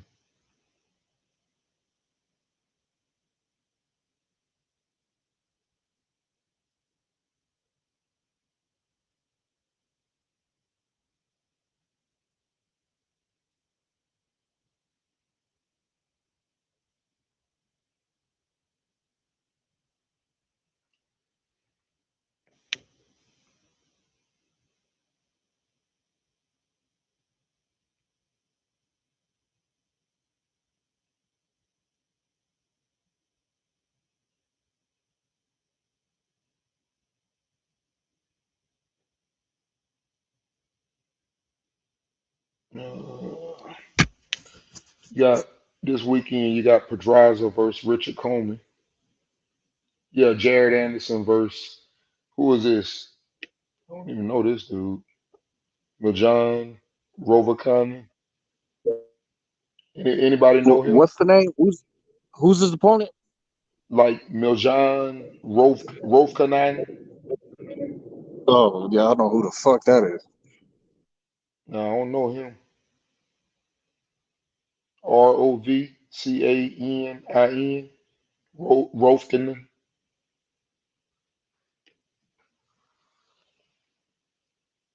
Who else we got? Got Kelvin Davis. Ain't that Keyshawn brother?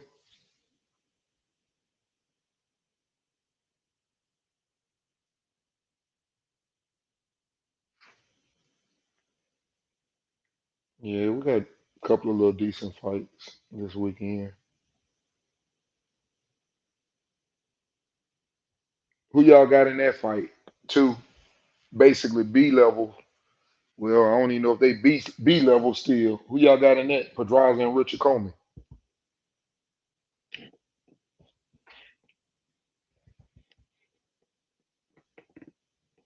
Anybody Who's on? that? Pedraza and Comey? Is that what you said? Yeah. Uh, Comey. I gotta go Pedraza. Yeah, skill wise, I think Pedraza, but I don't know if he's gonna be able to take Coleman power. I saw that performance against Loma, and I don't think he I don't think he has a skill set to beat Pedraza in that fight.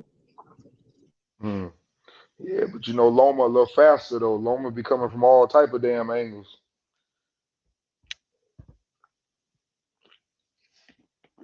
What you think, Smoke?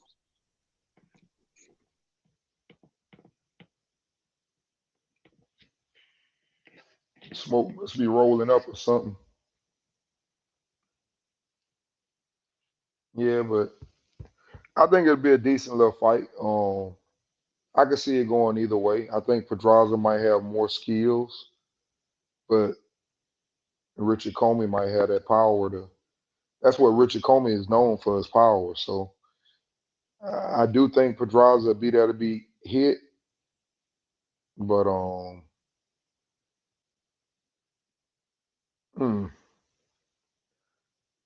I would say if it go past 7. Goddamn, burnt my dinner.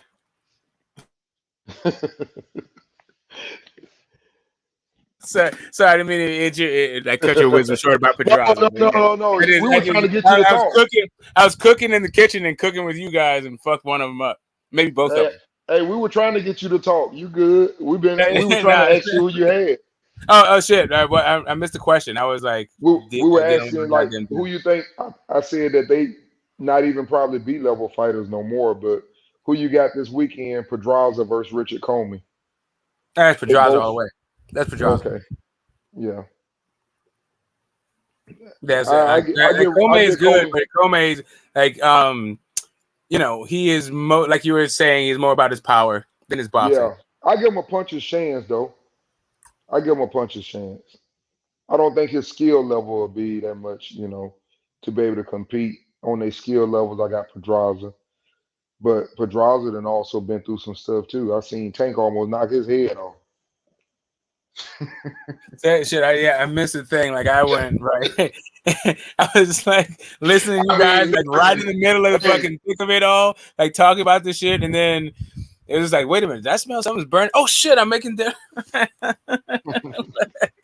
Shit. The dead air was bad for business, but the fucking me talking to you guys in that moment was bad for my dinner. Hey, Smoke, man. Wilder got. I know Wilder, your boy Smoke. He gonna have to respond to Frank Sanchez and them call outs, man. You know what I mean? Listen. I understand. I understand that you are not a big fan of Frank Sanchez and you want to get him killed. And you're doing a great job of it. Wilder you're doing a great job of it. Like every time you talk about Wilder, you talk about Frank Sanchez. I don't know what Frank Sanchez did to you. I don't know if Frank Sanchez owes you money or something like that. Sanchez. You know why? Because he's got bigger fish to fry than fucking Frank Sanchez. So Hellenius is that bigger fish? No, Frank Sanchez. No, Hellenius is a goddamn and also Hellenius has done more in the fucking sport than Frank Sanchez. The fuck you talking about? We talking about Hellenius, bro. Yeah, Hellenius has done more in the sport than Nordic Nightmare has done more in the sport than fucking Frank Sanchez. Get the fuck up out of here by who beating Kaunaki? That's it. I'm sorry. How many else he got? Didn't he get knocked out by somebody? Okay. Who beat that nigga ass? All right. How many losses he got? All right. I know that you're a big fan of these goddamn ceremonial belts. So Hellenius was a former WBC silver champion. What belt has Sanchez ever held? I care about world title belts. Okay, so what one is first Frank Sanchez held? Belts. And which one is first? You talk about an intercontinental. Okay, I got you. Nigga, this ain't the WWE. Nigga, tell me about the intercontinental. Tell me which title challenger did fucking Frank Sanchez beat? Since we go throw the belts out the fucking window, which fucking title challenger? Frank Sanchez has done exactly fuck all in the sport. So Hellenius is the man. Hellenius is a man. Hellenius is the man.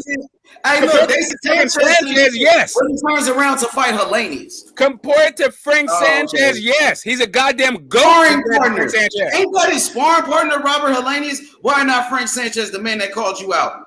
Because Frank Sanchez has done exactly fuck all his sport. No smoke. I'm sorry, Adam DeWayco. You don't want no smoke with Frank. That's what it is. No, I didn't say they didn't want no smoke with Frank. I'm telling you that you're trying to get your boy Frank killed. I don't know why the hell you're trying to get your boy Frank killed. He'll be Wilder. Okay. All right. I got you. I think we got a belt going on. I think we got a belt going. I think we got a bet happening. So I think right now we got the foundations of a bet because Frank Sanchez is goddamn crucial out. That's whatever. Frank Sanchez is gonna get knocked the fuck out. All I gotta do is accept the challenge. He still ain't did that. He accept the challenge. Hey, listen, he accept the fight with Hellenius, his sparring partner. What the fuck? Sanchez fight Hellenius. Okay, I'm sorry. You said sparring partner like that's a bad thing. Who the out of here? He'll go fight against Hellenius, but he won't fight Sanchez, the man that caught them out. Right, so Larry Holmes was Muhammad Ali's sparring partner. Who the fuck is Frank Sanchez's sparring partner? Just say he don't want that smoke with Frankie. Frank is a body. No. Frank is a walking goddamn zombie. Frank is a goddamn clout chasing nobody. That's what Frank Sanchez is. Frank Sanchez is a left-footed, badass fucking Cuban with no power and no goddamn output. He's gonna get his fucking ass knocked out. Fighter no more. Fury took his heart. He ain't the same fighter. Exactly, and with no heart, he can still beat Frank Sanchez. With zero heart, he can beat Frank Sanchez. Hell no. Why he won't fight him? Zero goddamn heart with Frank Sanchez. Why he won't fight him then? Because he's got bigger fish to fry. Bigger fish like Hellenius. Correct. Hellenius is a bigger fish than Frank Sanchez. Correct. Fuck out of here. Hellenius is a bigger fish than Frank Sanchez. Correct. His sparring partner. Yeah. This nigga fighting his sparring partner is like a minnow compared to Robert Hellenius. Canelo fighting his sparring partner. But he won't fight the great Frank Sanchez. Is a good but he won't even respond to the great Frank Sanchez. Sanchez called him out. At least respond to him. God damn. This keep-german ass niggas. If he responded to everybody that called him out, all his life would be was responses. He'll respond to fucking Hellenius, but he won't respond to Sanchez. Yeah, he's gonna knock Sanchez. Exactly. And also, why the fuck is he fighting Hellenius? Who called for that fight? Because Hellenius is a bigger fucking name and a bigger fucking sport. The fuck up out of here. Frank Sanchez. Hellenius been on fucking undercards his whole career. The fuck up out of here. Frank Sanchez. And it's Frank Sanchez is a better fighter though. But Frank Sanchez has been longer. Frank Sanchez got a whole country. Like I said, the Nordic Nightmare is a bigger fish than goddamn Frank Sanchez. You don't want the smoke. Because I don't give a fuck about the smoke. That, you better off saying that. Okay, again, like I said, Frank Sanchez is a body. Sparring partner. I got it. You would like it. You would like it. You would like it about Frank Sanchez. Nigga, I care about world titles. I care about world titles. I ain't never said shit about no intercontinental. You said something about the IBO. The IBO ain't shit. World title though, right? The IBO ain't shit. You said some shit about ceremonial belts. I know you said some shit about that. Hellenius. I got you. So why you Hellenius gonna be a great fighter? I got you. Listen, if the silver belt was still around, Frank Sanchez would be lucky. Knowing that motherfucking Hellenius is Deontay Wilder's sparring partner. His motherfucking sparring partner. Frank Sanchez wishes that he was somebody's sparring partner. He's nobody's sparring partner. He's nobody, period. You know that pay-per-view wishes he was somebody's sparring partner. Pay-per-view gonna fall. Frank Sanchez wishes he was on a pay-per-view. Hey, it don't matter. His shit ain't selling. I know. Frank Sanchez don't matter. We agree. Wilder charging Sanchez for a fucking free fight. That shit should have been a free fight. Matter. But he fighting fucking Hellenius on pay-per-view. Correct. A bigger name than goddamn Frank Sanchez. That's a bullshit fight. That's a tune-up fight. That's a cherry pick. Who's the Robert Hellenius on Frank Sanchez? That's a cherry pick, Hellenius.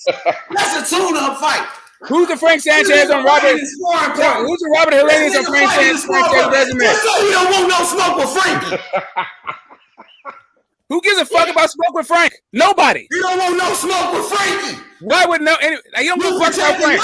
Frank can be another fucking name, another goddamn can.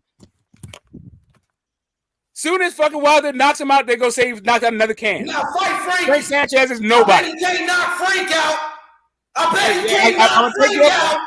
How much you want to bet? What we bet? Whatever. Anything you want to do. What we betting? Anything. Chin-ups. Anytime. Anything. Oh, you know what? I seen your hand. Let's do on camera. You know how I get down. You know how I get down. I'm trying to get the terms.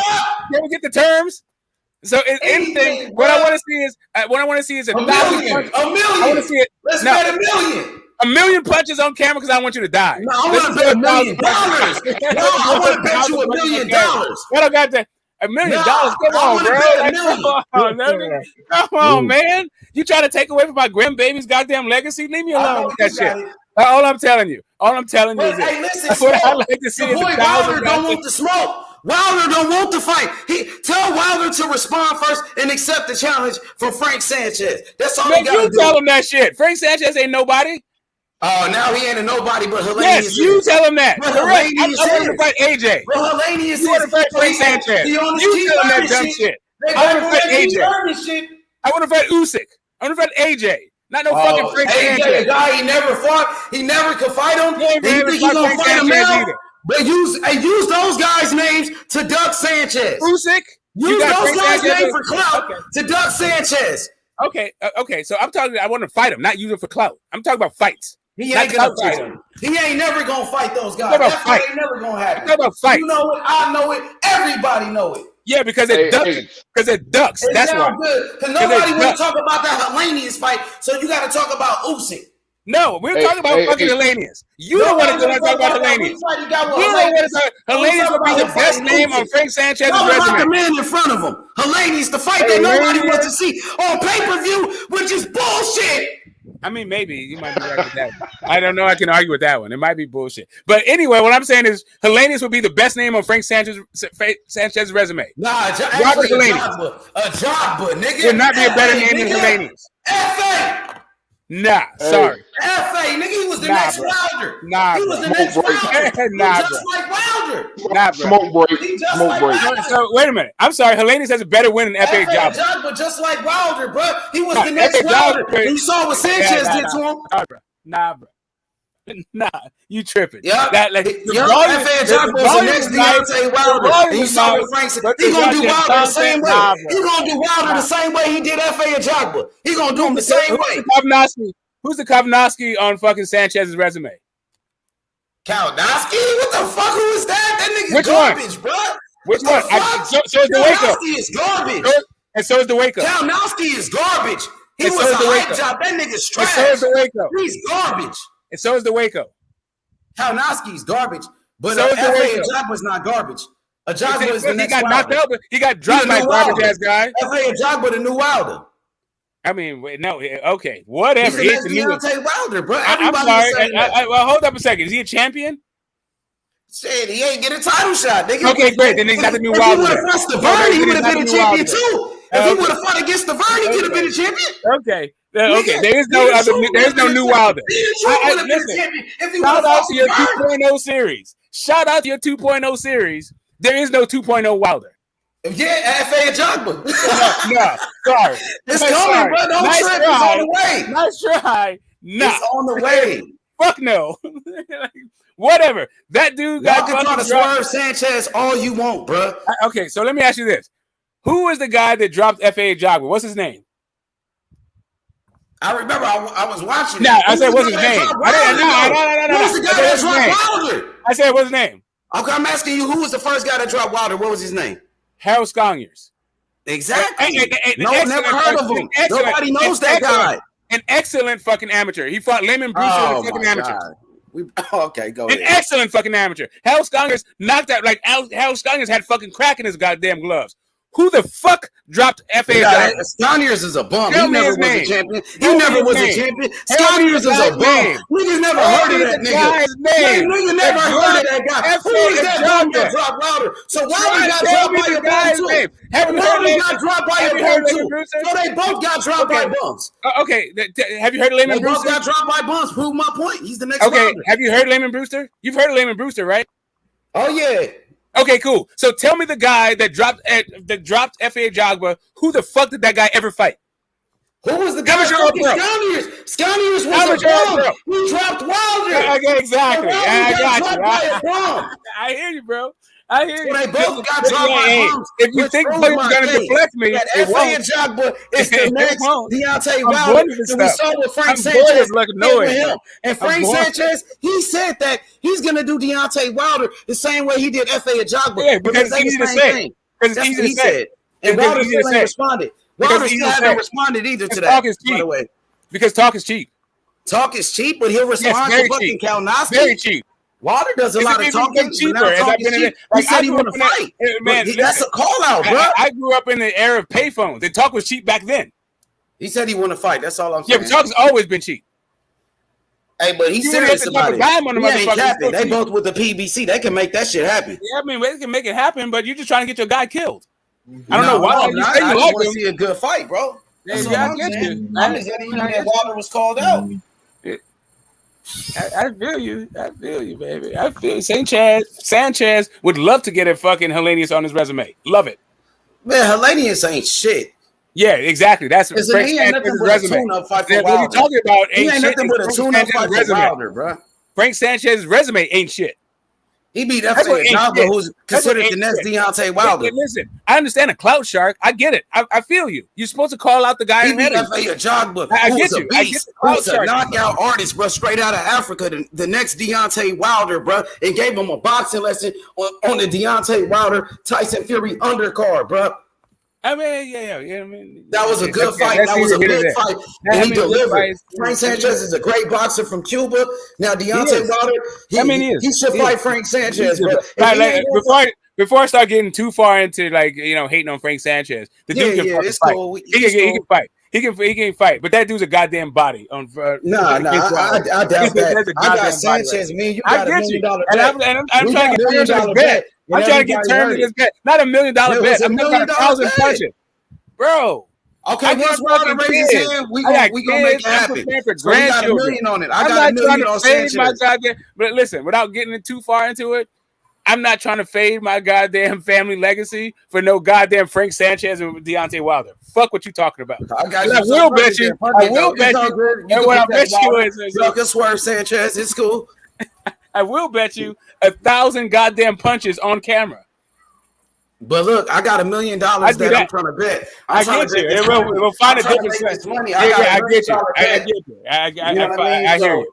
If you want to bet it's me cool, $1 million, man. It's if cool, you want to bet but me $1 million Wilder got bucks, to raise his hand first because Sanchez he okay. called him How out. about this? So we How waiting about on Wilder this? to respond. How about this?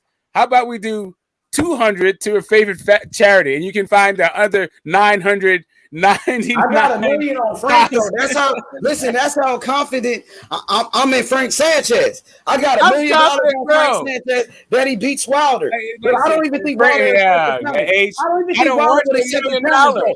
Hey, Smith, I don't even think Wilder would accept the challenge. $1 million, bro. I don't want your $1 million. Hey, I don't think Wilder would accept the fight though. Wilder got to step up to the plate first, bro. Man, what? Okay, cool. I mean, I hear what you're saying, and you might be right, but I don't think Wilder's a duck. Well, I'm not calling him a duck yet. We just I'm just saying, I don't think he's a duck. I don't think that Frank Sanchez is some kind of oh yeah, we not gonna fight Frank Sanchez. Boxer. I'm just trying to tell you that Frank Sanchez is gonna be a fucking victim, like everybody not named Tyson Fury. Frank Sanchez is a master boxer with great skill, and so is goddamn Luis Ortiz. Great footwork, great movement. That dude is the truth. All the way, it won't be Wilder any movement after that right hand detonates on his chin. There'll be zero movement. He can't touch him. He ain't gonna be able to. The only movement will be from the paramedic. You can't see. From the fucking you talking ring about a master boxer like Frank Sanchez. I got Sanchez all day. That's why Wilder. Wilder ain't. He don't want the fight. He would rather fight Hellenius. Hey, what's good, T-Pop? What's up, bro? Let's see if T-Pop got better fucking audio today. What up, panel? What up? What up? What's good?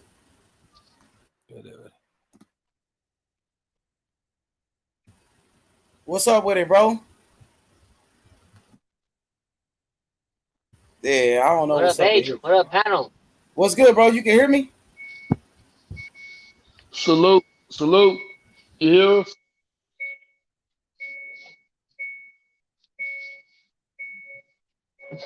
What up? What it do? What it do? Yo, what's up, bro? I gotta click it. All right. I gotta click it. All right, I click it. Yep. You can hear me? Hit the like. This nigga. I hear you, bro. Yo, good chat, man. Yeah, what's good, man? What's up, bro? It's fire. Like, H, you get me hype, bro. Like, hell yeah, bro. That's what I do, bro. That's what I do. I get up with it. For sure. I'm on driving and shit. Shouldn't be, but yo, man, what you think about that fight? Deontay Wilder and Frank Sanchez. Sanchez called them out. Oh shit! Wilder, Sanchez? No. You can't do that shit, bro. No. Wilder, stay away from Sanchez. Wilder gotta stay away. You think Wilder should stay away from him? Yo, these Cuban fighters, they don't get knocked out. They're elusive. That's another one for Sanchez. Hey, D, what's good? D, who you got, man? Wilder or Sanchez? I don't know, but I damn sure ain't betting against Sanchez because I don't know where Wilder at after that last fight. I need to see Wilder in the ring again before I do any damn. Wilder took a beating. I don't know where Wilder at right now. Before the Fury fights, yeah, I would be saying the same thing, but I don't know where he at right now. That's just being honest. I know Sanchez. He's athletic. He can move. He can punch. So nah, I ain't been against that young dude. I don't know what is he about 30 years old, somewhere in there, 29, 30. Nah, I wouldn't bet against him. That dude in his prime. You don't put nobody in there like that. He damn sure better not come off no fucking no knockout. Hey, D, your mic got kind of fucked up. My bad. I said he don't. Now you good. I said I wouldn't put no money up, against no young guy like that. He 30 years old in his prime, and I don't know what Wilder has in the tank. Wilder coming out of knockout. We need to find out where Wilder at. At least for his first fight after a knockout. I mean, hell, he really would have been knocked out twice, basically. Hey, D, what you think about Frank Sanchez calling Wilder out, though? I mean, that's like Smoke said. He's supposed to, come on. Who ain't? But they both with the PBC, though. It's not, that's an easy fight to make. They both with Al Heyman. Hey, I'm going to put it like this. The way I see it and from the way they've been doing business, I don't know why we would think that he's going to get in there with Sanchez. If he get in there with anybody, it's going to be Usyk. So you think it's a good idea? You think it's a good idea for him to avoid a Frank Sanchez fight? Yes, I do. Because, I mean, I never heard you talk like that. No, I'm being honest. I mean, at this stage in his career, he reached, he reached the top. He reached the top. He ended up, finding somebody that just matched up good with him. The dude beat him. You felt like you could beat him. You went back in the ring with him. The dude beat you. You felt like he cheated. They put you back in the ring with him. And he basically embarrassed you and knocked you out. I mean, that's a lot of mental stuff going on in your head. That's what I'm saying. I don't know where he at now. People don't understand, man. People change when you lose. You start doubting yourself. That's like damn 3 times almost lost. And not the add on to the humiliating that Fury does with his besides beat. He fucks with you mentally every damn way he can. And outside the ring, fight, after the fight. Shit, what he told you, you're a sole loser? He fucking with him. Yep, my boy Dover. Hey, Dover says Sanchez a better boxer. Yes, he is. He's a master boxer. But Wilder got the power. And that's what we're banking on, though. But that's what we're banking on. We're banking on him winning with power. The problem is, Sanchez looked like he can crack pretty good when I seen his ass on that thing. Who that he fought? Jogba. When he dropped Jogba, he dropped his ass. Laundry. I think I seen him fight that big slow dude, though. I think his name was You talking about that F.A. Jogba fight when he dropped the Jogba with an uppercut. Yeah, I mean, it's just not a good. I don't think it's, it's the same thing what I say with Boots. I ain't saying that they can't beat him, and I ain't saying Wilder can't beat him. But man, take your ass on, man. Go on, fight for your ability to move out the way. Let them little young niggas have that. Leave Boots them alone. Y'all need to fight and go up to 154. Let him do what he do at 147, and y'all finish y'all career. That's why you don't see Keith Thurman jumping in there. That's what I'm saying. Them niggas ain't finna make no bad decisions. That ain't good business for them. What happens if he do win? What did he get out of it, H? But what happens if he get his ass knocked out?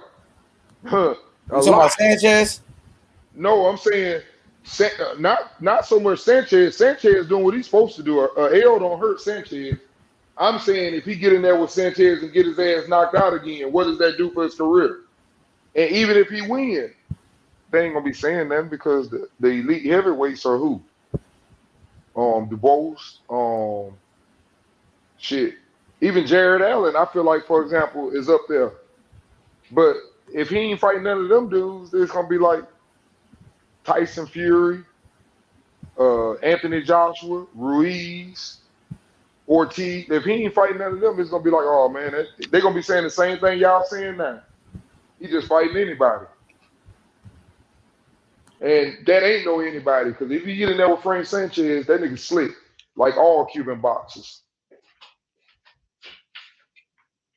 Cuban boxer ain't nobody to be putting in the ring. I don't care which one it is. Ain't none of them good for tune-ups. Let's say that. Unless they had shot. You don't want to put no Cuban in there for a tune-up.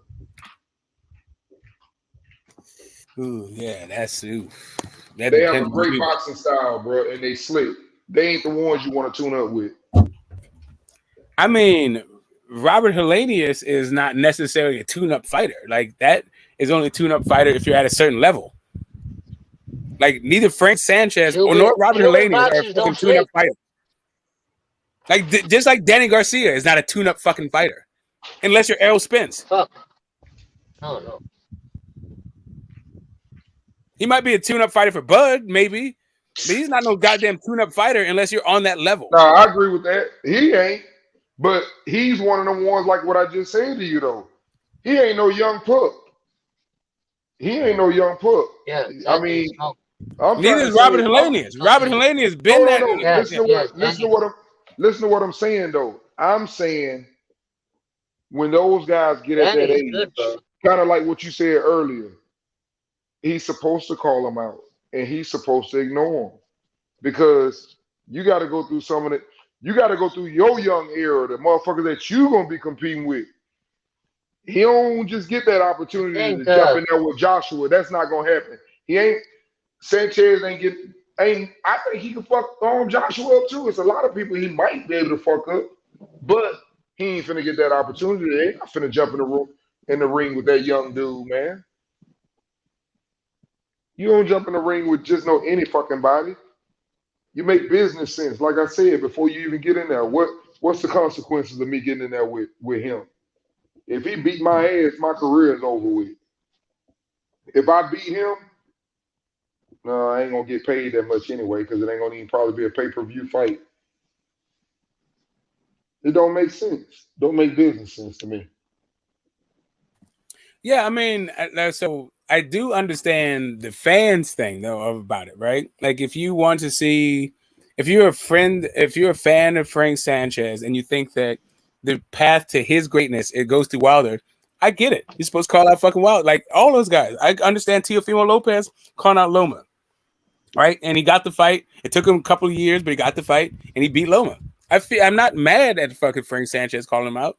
I'm just saying that at that point, Loma had bigger goddamn fish to fry. When Teofimo started calling him out to the point that he actually got the fight, Loma fought a bunch of fucking dudes that were more deserving than goddamn Teofimo Lopez at that point. You guys are hyping Loma up.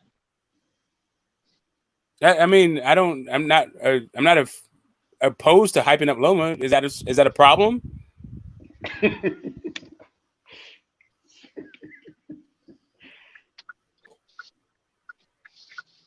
You don't learn on the job, bro. No excuses, man. 16-3. It's gonna be 16-3, right? It's gonna be 16-3. It's right now. It is. I think it's 17-2. Something like that. I think it's 17-2. As a pro. Yeah, I just respect Loma. I think he's gonna have problems with Devin Haney, but I just got mad respect for him.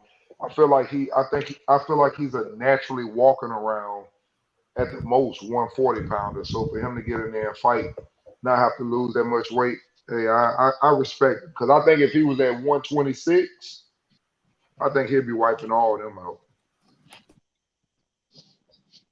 He fighting at 135, He challenging himself. I think he's challenging himself anyway.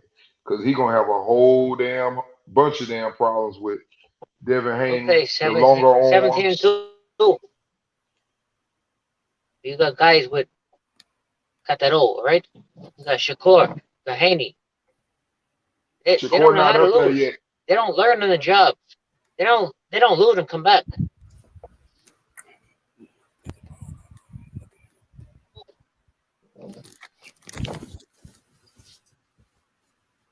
Yeah, I mean, you definitely make a good point there. People that ain't lost, I always say that you got to teach them how to lose. Yo, imagine Haney with like 2 losses. Like, would you know who Haney is if he had 2 losses? It depends how those losses come. You know, some losses help you. For Some real, losses keep it fucking real. destroy Keep it you. real. That's what I just said. Some losses help you. Some losses destroy you.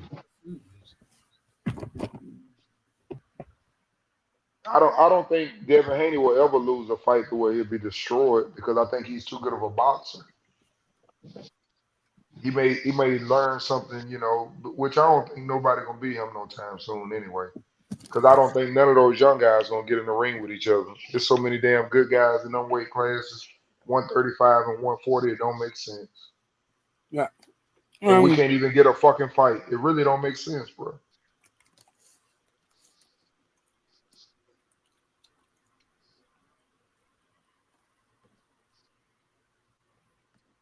Yeah, I mean, you know, I like these young guys, and I like the froggy nature, and I like this thing. Like I like Morel, I like Sanchez, I like Boots, I like all these young bucks coming up and calling out the big dogs. That's what they're supposed to do, right? That's really what they're supposed to do. And as a fan, I also like the big dogs keeping their eyes on the prize in the fights I actually want to see them in, because like beyond like H Money, and this is no disrespect to H Money or Frank Sanchez, but he literally just got here. I've been waiting for goddamn Dillian White, who I think Frank Sanchez is better than. But I've been waiting for Dillian fight. Hey, Smoke, you waiting for those fights forever. Those fights ain't never gonna happen. Correct. That's what I'm saying to you. But we're just talking about my desire, not whether or not my desire will get fulfilled. Like the Frank Sanchez fight is cool. I've just been waiting for other fights longer. And those other fights, those guys have done more in the sport. I think the fight will happen. I think all of them fights gonna happen. I just think they're gonna happen when their ass ain't no good. I mean, They never White were got any his good. ass That's the whole knocked out. fucking point of it, though. Like I never thought fucking Dillian White was any good. I think Frank Sanchez. I've always thought Frank Sanchez was a better fighter. Even when I saw Frank Sanchez in his first fight, maybe like 4 fights ago, I That shit always gonna thought happen that guy could fight. I never thought Dillian White could fight. I've just been waiting for the Dillian White longer. Wait, so Dylan White just got knocked out like 2 times in a row, bro. He been knocked out 3 times. Sanchez, who's an undefeated fighter, Nah, it wasn't 2 times in a row. Sanchez, I think, is a better fighter than Dylan White, and we know like when it comes to PBC fighters like Earl Spence, like you got to be a PBC to fight this guy. Same thing with Tank. Wilder is PBC. Frank Sanchez is PBC. That's an easy fight to make, according to what you guys be saying about PBC. So why not those guys fight each other and Wilder fight Andy Ruiz? All right, so Andy Ruiz is even a better name on PBC than Frank Sanchez. Yeah, and Sanchez is a better name than Helenius. No, he isn't. Yes, he is, man. No, he isn't. That's the fuck up out of here. Are you serious? Okay, so let me. I'll tell you how. I'll tell you how. Bro, I'm about to let me ask you that, like straight up. I'll tell you how. Because Robert Helenius has bigger names on his resume than Frank Sanchez. Frank Sanchez does not have like Dillian White. But on the flip side, Helenius got 3 losses, been knocked out 2 times. Okay, like I said. Right? Helenius. So he got knocked out by Gerald Washington. I know you ain't talking Gerald about Washington is a bigger name than Frank Sanchez. Bro, Gerald Washington is trash. Are you serious? What the fuck, a football player? Come on, bro. And you got knocked out by Johan Dumpis. Bro, stop it. Okay, you need to stop it. Like I said, we're talking about name recognition. You need to stop it. By Gerald Washington. This nigga is trash, bro. Both of those guys are better than everybody that Frank Sanchez has ever been in the ring with. Both of those guys. Gerald Washington and Robert Helenius are bigger names than everybody that Frank Sanchez has. Washington ain't shit. He ain't shit. And a bigger name than shit. And a bigger name than Frank. And Johan Dupas, another person knocked him out. Another guy with a bigger name than Frank Sanchez. Johan Dupas knocked Another his guy ass with out. more fucking better wins. He got knocked out by better Johan competition Dupas. and a Johan bigger name than Dupas Frank couldn't touch Sanchez. Frank Sanchez. He couldn't touch Frank Sanchez. That nigga's a bum. He's Deontay Wilder's sparring partner, and he's fighting him on pay-per-view. It's a bullshit pay-per-view. I agree with you. It's a bullshit pay-per-view. I'm with you there. But other than that, like Johan Duhaupas, Gerald Washington, fucking Robert Helenius, all those guys have faced better competition. That's only according to you. They face bigger names. Bro, you tripping. I didn't even finish my sentence. I know you're scared of my finish. I know you don't want me to finish. I know you're very scared of me finishing my sentences. He got knocked out by a bum. He got knocked out by 2 bums. Nobody. Helenius got knocked out by 2 bums.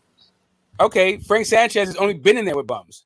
Frank Sanchez ain't never been knocked out. He been in there with F.A. Ajagba, the next Deontay Wilder. A bum. Nah, he ain't no. He's the next Deontay Wilder. If Gerald Washington's a bum, then F.A. Ajagba's a bum. Next Deontay Wilder. I'm sorry. If Gerald Washington's a bum, they said then F.A. Ajagba's a bum. Next Deontay Wilder. Nigga, Ajagba knocked the shit out of fucking Gerald Washington. Nigga, knock it off.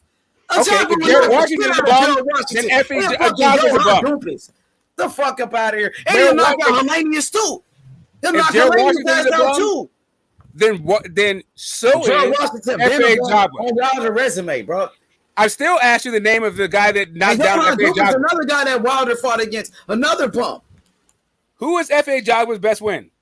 F.A. Ajagba was a good fighter. You can say that about Who a was lot of F.A. guys. Ajagba's best win? They say that about Demetrius Andrade, who was his best win. F.A. Ajagba's best win? We know that Ajagba was a good fighter. They say Who that was about F.A. Wilder. Ajagba's best Who win? was Wilder's best win? Luis Ortiz? Who was Luis Ortiz? All right, cool. Okay, then, Luis Ortiz was a bad motherfucker who had power. Who was a bigger name, Luis Ortiz or who was a bigger name? Ajagba better than Christian Hammer. F.A. Ajagba or Frank Sanchez? Ajagba better than fucking Helenius. I know that. And I know Luis Ortiz is better than all of them. He's better than Gerald Washington. I know Luis Ortiz is better than all of them. I know Luis Ortiz is better than all of them. I know Helenius got knocked out by 2 bums. I know Luis Ortiz ain't been knocked out by no bums. I know that Luis Ortiz has been knocked out by 0 bums. And Frank Sanchez has been knocked out by nobody too. Cool. So already, Deontay Wilder has fought better competition. Nobody too. Okay, great. So right now, Deontay Wilder has knocked out better competition than fucking Frank Sanchez. Already. He was a heavyweight champion. We know that. Correct. So why the fuck would he go back? Then. But guess what? Wilder's still swerving him. And then this bum ass nigga Johan Dupas, who got 7 losses. This bum with 7 losses knocked out Robert Helenius. Yeah. This bum, I'm about to pull him up on the screen. I'm sorry, Wilder already stopped Robert Helenius. You do realize that Wilder, how he got knocked out by that motherfucking bum though. You do realize that Wilder already stopped Duhaupas, right? That nigga's a bum. He beat fucking Helenius and knocked him out. Yeah, and Wilder beat both. Helenius and Wilder already beat Duhaupas. And you trying to tell me Helenius because he beat a fucking Kalnaki, but he got knocked out by 2 bums. I'm telling you, Frank Sanchez didn't knock any of them out. Yo. So what the fuck are we talking about? Frank Sanchez fought none of them. And F.A. Ajagba. Frank Sanchez fought none of them. And F.A. Ajagba fought none of them. People was comparing F.A. Ajagba to Deontay Wilder. Neither F.A. Ajagba. A lot of people was comparing Frank Sanchez knocked out any of them. This the guy that knocked out Robert Helenius, y'all. Jonathan Dupas. This bum ass nigga with 7 losses who been knocked out 4 times, knocked out Robert Helenius bum ass. Come on, bro. And who is the Duhaupas on Frank Sanchez's resume? That's a bum. He's a bum. What the fuck? Everybody on Frank Sanchez's resume is a bum. Everybody on Frank Sanchez's resume is a bum. That knocked out By Helenius. your definition, and you trying to sell me Helenius on pay-per-view. Helenius is Deontay Wilder's sparring partner. And we know that. Pay-per-view. We agree it's a bullshit pay-per-view. I'm just telling you that Duhaupas would represent a step up. Keep swerving Sanchez.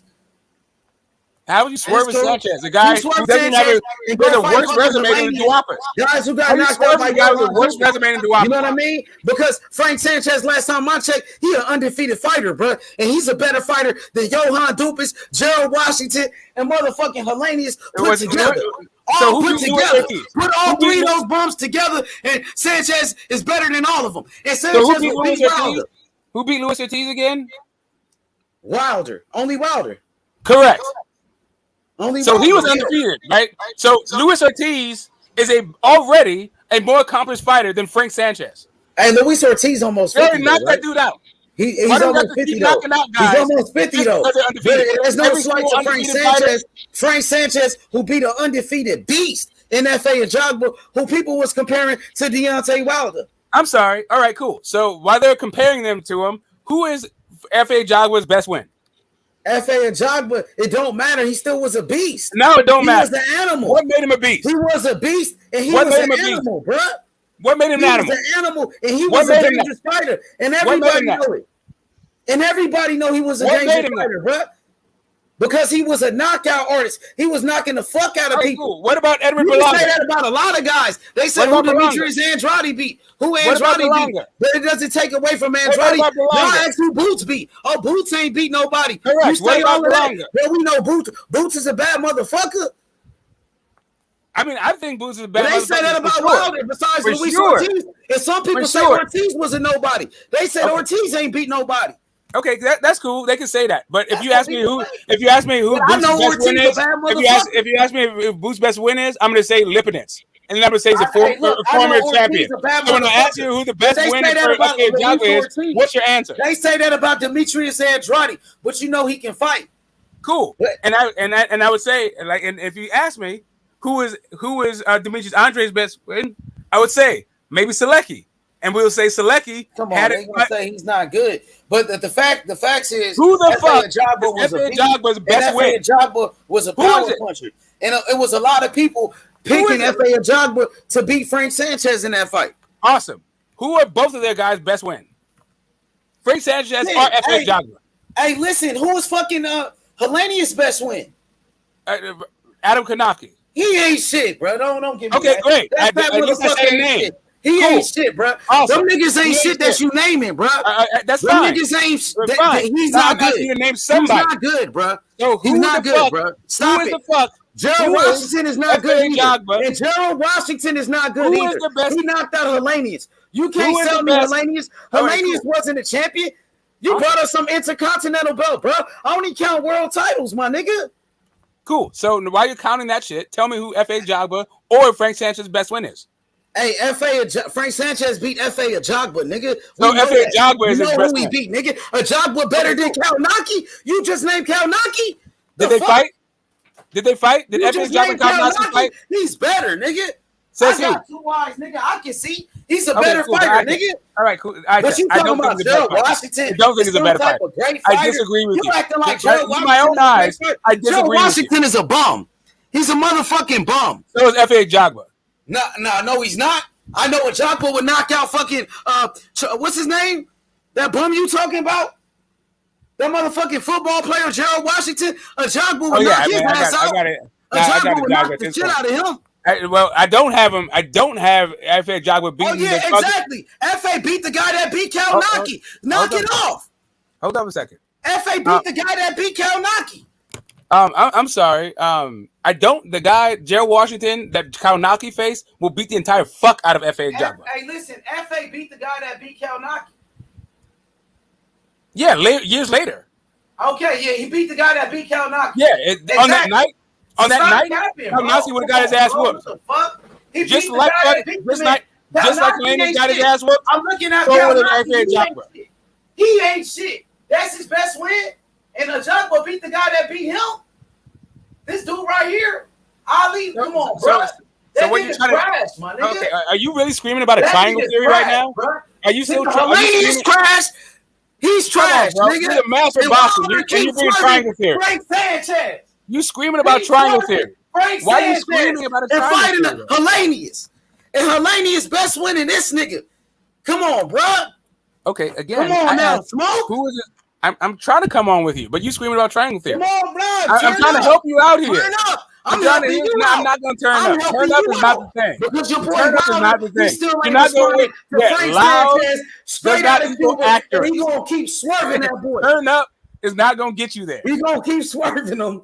Yeah, I got. Go ahead. I'm on mute. Go ahead. Okay, like I was saying to you, as much as you can degrade and downplay fucking Gerald Washington is has accomplished way more in the fucking sport than both F.A. Ajagba and Frank Sanchez What has he accomplished combined. more than those guys? Combined. What did he accomplish more than those guys? Besides getting his ass whooped more. Besides getting knocked out more. Besides losing more fights. What he did more than them? Besides lose. Fight champions. And lose and get knocked out. What the fuck? I said fight champions. I'm sorry, which champions? Bro, you get credit for fighting champions and getting knocked out since when? The same thing will happen to F.A. Ajagba and Frank Sanchez when they get their turn too. Do it then. If that's the case, do it. That's what I'm telling you. That's all I'm saying to you. To borrow a phrase from fucking Detail, that's what I'm telling you. All I'm saying is Frank Sanchez is a goddamn body, and we got bigger fish to fry. That sounds good. Bigger fish like Robert Hellenius. Come on, bro. Yeah, Robert Hellenius has done more in the sport than Frank Sanchez.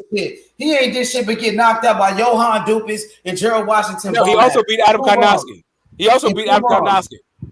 Two bums. Karnowski's another bum. Okay, everybody on Frank Sanchez's resume is a bum. Not F.A. Ajagba. F.A. Ajagba's a bum. Everybody on his resume is a bum. Hell no. He'll knock out Kalnaki. I know that. All those dudes are bums. Everybody knock out Robert Hellenius. You're going to call Gerald Washington and Robert Hellenius. Okay. He'll knock out Robert Hellenius and Johan Dupas. You can dream about it. You can pray about it. You can predict it, but it ain't happened. He would though, and we. You can predict it, but it hasn't happened. You know it. I know it. I don't know it. I don't know. We know. As a matter of fact, I wouldn't even predict it. And you know what else we know? That motherfucking Hellenius ain't shit. We know that. I mean, depends on what you mean by ain't shit. I mean, if you say F.A. Ajagba, then I say he is shit. Would have been a better fight. And that's I got Frank. Hey, listen, I got. What I will say, you know it's smoke, man. You know it's smoke. Hey, no, what I'm saying. Gerald Washington is a bum. He know that. I also know F.A. Ajagba's a bum. I also know F.A. Ajagba's a bum. Johan Dupas knocked out motherfucking Hellenius, and Gerald Washington knocked his bum ass out too. I think Duhaupas would knock out both of those dudes. I think Duhaupas would knock out fucking F.A. Ajagba. Duhaupas got 7 losses, been knocked out 4 times. And they still knock out fucking F.A. Ajagba. Duhaupas is a bum. And he'll still knock out F.A. Ajagba's bum ass. He ain't never did shit. Knock out F.A. Ajagba's bum ass. So now what? Come on, man. Don't be dumb. Duhaupas will not knock out F.A. Ajagba. What are you smoking on? Okay, I'm sorry. Hold up a second. Hey, Butch, can you tell me the name of the guy that dropped F.A. Ajagba? Yeah, Frank Sanchez. No, that was not Frank Sanchez. I'm talking about the European guy, the ball guy. He was. Nobody. Okay, exactly. Robert got knocked out by Harold Steiners. So let me go back to what I'm saying. Robert got knocked out by Harold Steiners, who was a bum. So what that mean? Harold Steiners is not a bum. I'm sorry. He got knocked out by a bum. What that mean, bruh? Okay. De La Hoya got knocked down early in his career by a bum. What that mean? Plenty of fighters got knocked down. He got backed up and knocked that motherfucker out. Okay, Harold Steiners, like I said, had a. He ain't shit. And fucking Gerald Washington ain't shit. Johan Dupas ain't shit. And Hellenius ain't shit either. All those bums. But I'm telling you, Sanchez is a real fighter with skills, my nigga. And tell me one name. Wilder won't say his name. One name. Because he got bigger fish to fry. I already told you 15 times. Hellenius is such a big fish. Yes, exactly. Bigger fish to fry. So like I was saying, it's going to be such a big pay-per-view. One name that Frank Sanchez fucking everybody going to buy that pay-per-view. Amateur or pro? Frank Sanchez, amateur or pro? One guy. Hey, listen. He ain't shit, bro. Amateur or pro? He ain't shit, bro. Tell Wilder to raise his hand and accept the challenge of Frank Sanchez because they both with the PBC. That's an easy fight to make. But it's cool, though, bro. So I got you. But I'm still on this. Please tell me, amateur or pro, who Frank Sanchez beat?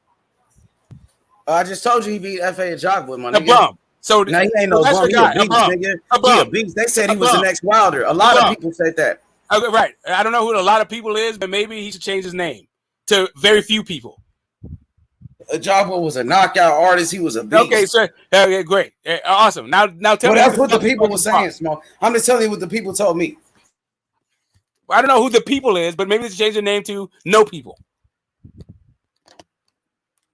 Well, that's what the people were saying. I don't know who the people is, but maybe whoever that is, whoever the name is, the people, they should probably change their name to No People. There was a lot of people picking F.A. Ajagba to beat Frank Sanchez. Whoever that and is, then when they he should beats change him, their name. now he's a bum. Yeah, But whoever Gerald they should Washington change ain't it. a bum. Yeah. Gerald Washington, one of the They should biggest change the bums, name bro. from a lot of people to dumbass. Dupis, bomb. Harold Scottier, bomb. You know what I mean? Everybody Frank Sanchez fought, bum. You just named a whole bunch of bums. But Frank Sanchez, exactly. was And a all hell you of a doing is fighter. naming bums. Frank All Sanchez, you doing is naming he bums. was a great amateur too. All you doing is naming bums. Since you want to bring up All you amateurs, doing is naming Frank Sanchez bums. was a great amateur from Cuba. Why Wilder won't All fight you him? doing is naming Since he's bums. willing to If fight he's a great amateur from Cuba, Wilder. who did he fight? If he's a great amateur from Cuba, who did he fight? To get in the ring with Frank Sanchez. Frank Sanchez wants to smoke with Deontay Wilder. Wilder won't respond. He don't want the smoke. He don't want it. He don't. Maybe. It could be. It's cool. It's cool, bro. Wilder gonna swerve him, talking about AJ, and he ain't fought AJ in decades. He said he was gonna fight AJ years ago. That shit still ain't happened. But he don't want to fight Frank Sanchez right in front of him, who's with Al Heyman and the PBC. I thought PBC fighters fight each other. I thought they keep it in-house. Damn, nigga, fight Sanchez, nigga. You talking about fighting Andy Ruiz? That's cool. Let Frank Sanchez get some of that work. That's all I'm saying. I'm sorry. All right, so we got AJ and Andy Ruiz and then Frank Sanchez. Of those three guys, who would you be calling out if you were Wilder? Shit, the guy that raised Frank his Sanchez. hand. Frank Sanchez. The guy that called me out and raised his hand. All right, so hold on a second. So let me get this straight. If you're Deontay Wilder, you wouldn't call out the former unified heavyweight champions in your division. What you would be calling out is Frank Sanchez. I mean, I understand. Hey, Cassidy. Hey, Cassidy. I hear you because you, for some reason, this is no shade, bro. Man, Frank Sanchez called them out. Frank Sanchez is no shade whatsoever. But you think that Steven Espinosa should lose money. I'm with the PBC. It's an easy fight to make. Fight me. I raised my hand. I'm a black man from Cuba. Fight money. Let's get money together. I'm sorry. Let's get money together. You know what I mean? Exactly. Help out another brother. Exactly. Maybe I'm saying, come fight me. Come fight me. I Goddamn. want the Give smoke. another Come brother fight a me. chance. You wanted to fight Fight my nigga. We'll make some money together. Frank Sanchez. Shit. Win or lose. Fight Frank Sanchez. Sanchez called you out. So is Luis Ortiz a black brother from Cuba or no? Yeah, he fought him. Why not Okay, Frank cool. Sanchez too? I got you because you already bigger force pride. You keep asking me the same question over and over again. The answer won't change. To fight Frank Sanchez, who's from the same country as Luis Ortiz. Bust all the brothers. Bust all the brothers. Yeah. Bust one brother. Bust one brother, and that's it. No. Wait. I'm sorry. Let all the brothers get a piece of that. Hold up a second. Is Let all the brothers get a bite of it. Is Bermain Stiverne brother?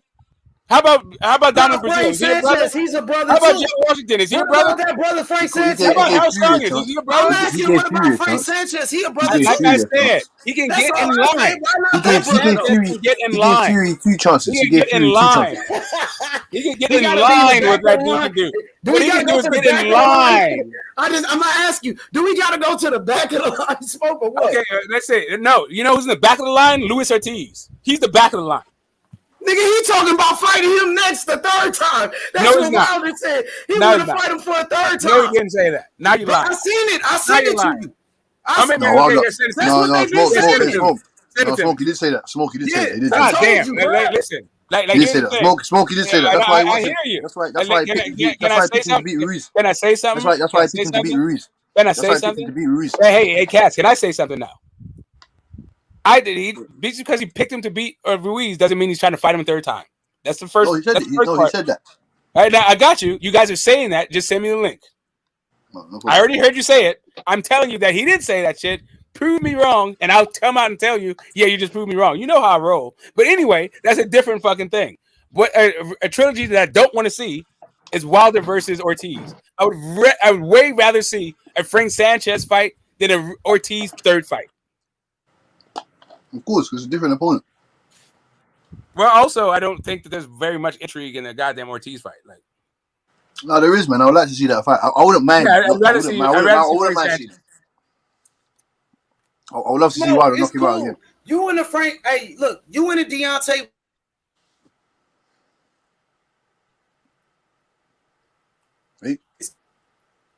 Deontay's ducking, and so Cosmic thinks he's ducking Deontay Wilder. He's ducking Mexican fighters, but Chris Arreola is a Mexican fighter. There's only 2 Mexican heavyweights, and he's trying to fight. He already fought one. And he's trying to fight the other. He's got 50% there.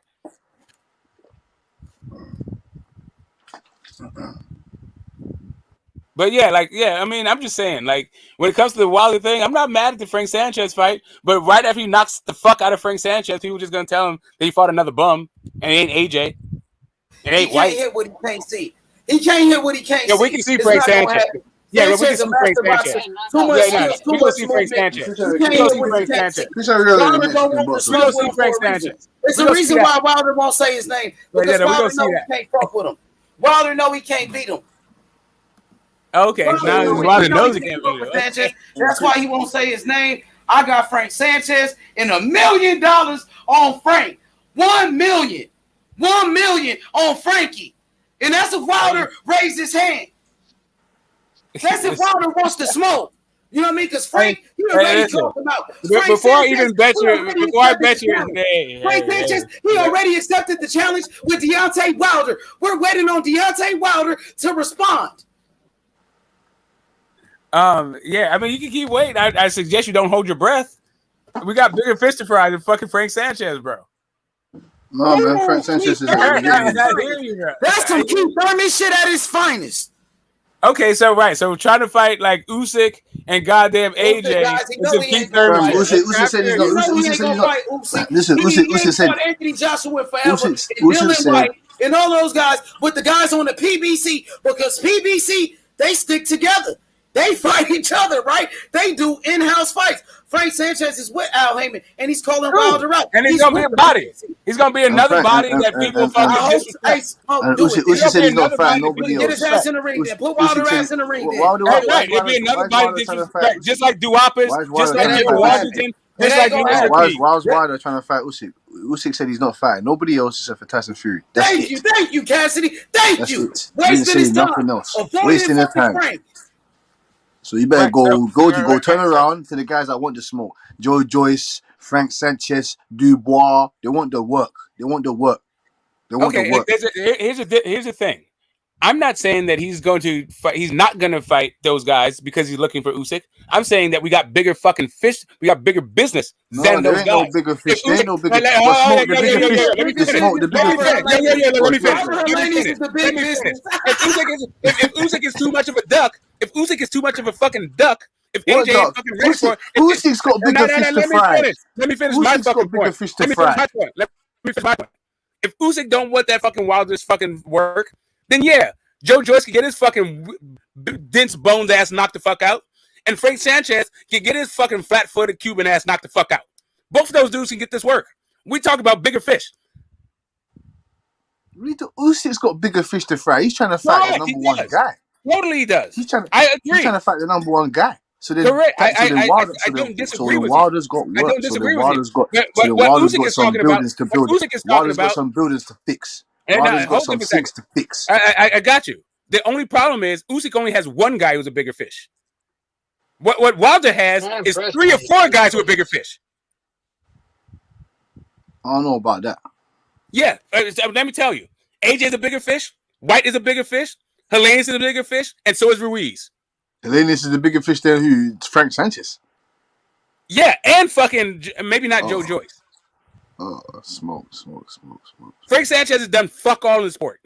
Fuck all. He's fought nobody and done nothing. Excuses not to fight this guy. All he's done is call out fucking Wilder. Just not to fight this guy, but no, we're talking about achievements in the sport. Stop making these excuses not to fight the guy. I just said bigger fish. We're talking about bigger fish. I made 4 names. Bigger fish like Usyk. Usyk said he only fighted Tyson Fury. That's the only fight for him. So why is Wilder trying to waste his time clout chasing Usyk? Again, I said already got a fight, and Usyk said he's not fighting him. Again, like I said, Usyk has one bigger fish to fry. And that's the only fighter he said left on his career. So what's the point of talking about Usyk and Wilder? All I said is already shut that shit down. And now you're saying Usyk is a duck. Now, according to you, Usyk is ducking Wilder.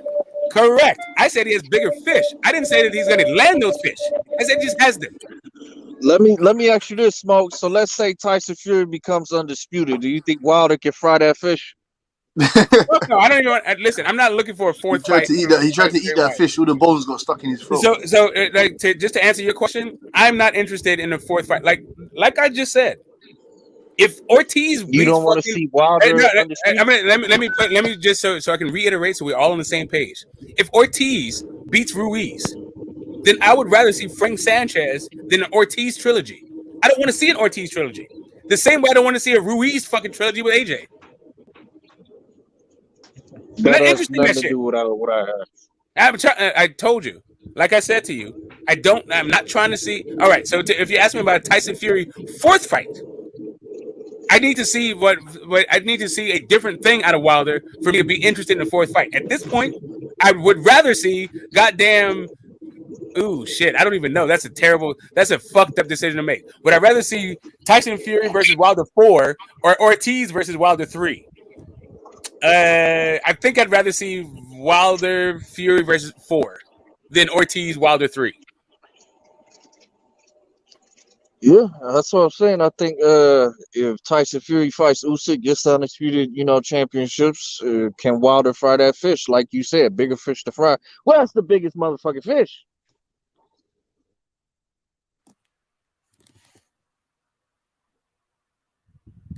Right. Hey Rodney, I mean, you're my California King brother, but you got clown emoji talk about me. You got to get your young ass up here and explain to me how Usyk ain't fucking ducking Wilder. Because I get Usyk has a bigger fish to fry in Fury, but he ain't talking about if I don't get Fury, I get Wilder. He's saying if I don't get Fury, I ain't fighting nobody. So you tell me how that's not a duck, my young brother. That's not part of the fucking circus. Hey, Smoke, you can't knock my hustle, though. I'm trying to get my boy Frank Sanchez. I'm with you. Yeah, you feel me? I'm with you, bro. Like, I'm trying to tell you. Ortiz versus Ruiz changes exactly what I'm saying to you. If Ruiz wins, then I'm still on some fuck Frances. But if Ortiz wins, I'm in your camp. Fuck goddamn Ortiz fucking 3. Let me get some Frank Sanchez. Hey, I'm trying to get my boy Frank Sanchez in the mix, so... You know what I mean? I like Sanchez. He got skills, too. He a good fighter, bro. The heavyweight division on fire right now, bro. You got plenty of fighters. Okay, yeah, now my young Cali You got King, plenty of heavyweights. Joe Joyce, too. Usyk don't owe Wilder shit. No, it ain't. He don't owe Wilder shit. He owes the game something. If he want to fucking slack it on the game, then he can just fight fucking Wilder. He can just fight Fury and then slide off. And live a Hall of Famer in his prime, not unfucking finish business and not fight him. Let's see what fucking history says to that shit. Let's see how long it takes for him to live that shit down. Let's see if it takes 100 years for him to live it down or not. Let's see if my grandkids are still talking about how that fucker dodged goddamn Wilder. Let's see. Hey, Smoke, you are being completely unreasonable with that, for real.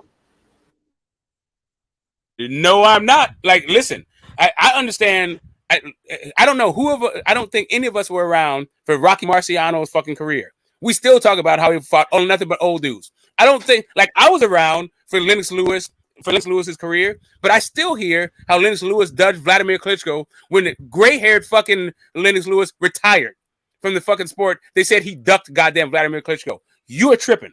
If this dude fucking doesn't fight Wilder, another Hall of Famer, he was the same goddamn age. And his guy, at the same time, they're both active at the same time and don't fight him. Let's see what history fucking judges. That all depends if Usyk can beat Fury. That's what I'm saying. No, it does not. Just because you can beat Fury don't mean you can beat Wilder. No, it doesn't. No, that shit don't fucking matter. That's what it's contingent upon. I'm trying, bro. People are still saying that Rocky Marciano ducked Sonny Liston. No, it doesn't matter. Not at all. It does matter. No, it doesn't. I'm trying to tell you, history will be like for the people who fucking lived through it. They'll be like, I will be one of those dudes. Let me tell you this. Let me do. I'm just so you understand. It's not just me, right? My kid right now is looking at this whole fucking thing, looking at Deontay Wilder's ability to knock out fucking Oleksandr Usyk. If Oleksandr Usyk says, "Hey, you know what? I'm not gonna fight him," my kid is gonna understand that, and his kids are gonna understand that shit. Okay, so let me put it to you in context. let's say Tyson Fury beats Oleksandr Usyk. Instead of Wilder fighting Fury, you would prefer Wilder to fight Usyk, correct? Yes, sir. Okay. I'm trying to tell you, I want Wilder to fight AJ. That's what I'm telling. That's all I'm saying about bigger fish. Like we can talk about Frank Sanchez. Maybe Frank Sanchez beats fucking AJ. He Hey, might. Smoke, your stance on Wilder and Usyk is kind of controversial, though. Smoke, you know you're gonna get a lot of feedback from that. What you think about that? Me getting feedback, bro? Yeah, I mean, like negative feedback. Like, Rodney, you already got Rodney going at you. I get you, bro. Like you're talking to a guy who is a Lennox Lewis fan in the Mike Tyson era. Like I've been dealing with this shit long before most of these fucking people were born. But guess what happened? Lennox Lewis beat the fucking shit out of goddamn Mike Tyson. I got you, Smoke. Smoke with the fire, bro. Smoke we're always about bringing history. it. Like you guys, you might be new to this, but I'm not. I'm not new to this shit, nigga. I'm true to this shit, Yeah, nigga. exactly. Oh shit. Yeah, you talking to a long-suffering dude. You're talking to a guy that recently got over the fucking goddamn Sweet Pea and goddamn Julio Cesar Chavez. All that frustration you guys fucking are expressing, I felt before your parents fucking met. I watched that fight the night it was broadcast live. Chavez Whitaker. Yeah, we don't fight, doctor. You man, come on, bro. Like, come on, fight, doctor. Stop playing. What's up? Hey, long time no see. I ain't talking about you. What's up? I'm talking about Rodney. What's going on? What's going on? I get this smoke. What's going on? What's up, baby? Listen, I just wanted to chime in real quick. I agree with the sentiment you were making earlier. That look, I find it a bit dubious that Usyk only wants to fight. Huh? So Usyk ducking Wilder, huh? What? Wait, so Usyk ducking Wilder, huh? Smoke. Wait, let me explain that logic. Please explain. Okay, well, let me explain. Please let me explain. Hold up, Rod. Fight doctor is cooking right now, but I'll get back to you. I want to hear this bullshit. I'm with you, Playboy. But let fight doctor cook. So look, Tyson Fury has announced his intention to retire. Now, let's say he actually follows through on his threat and actually retires, and Deontay Wilder ends up holding the WBC title. Well, naturally, at that point, the fight to make would be Usyk Wilder, because you would have what most people would consider the number 1 and number 2 heavyweights in the world. And in order to crown a new legitimate champion, that fight would need to happen if Tyson Fury carries through on his threat to retire. However, Usyk says Fury or no one at all. And this should be understood in context. He wants Fury, a guy who says he's going to retire. Now it seems to me. Let me finish. Let me finish. I don't think you're updated on the situation, though. That's the problem. Just give me well, if there's new information, please, because I wish to make an informed decision. Yeah, so the new information is Tyson Fury wants to fight Usyk. That's the newest information. Tyson Fury definitely wants to fight Usyk, but I think he's giving a hypothetical. Right. Okay. No, so he didn't know. He didn't know that. Well, listen, if Tyson Fury does want to fight Usyk and is not going to retire, then there's no logic, there's no case to be made that Usyk is ducking Wilder, because Wilder does not figure into the equation.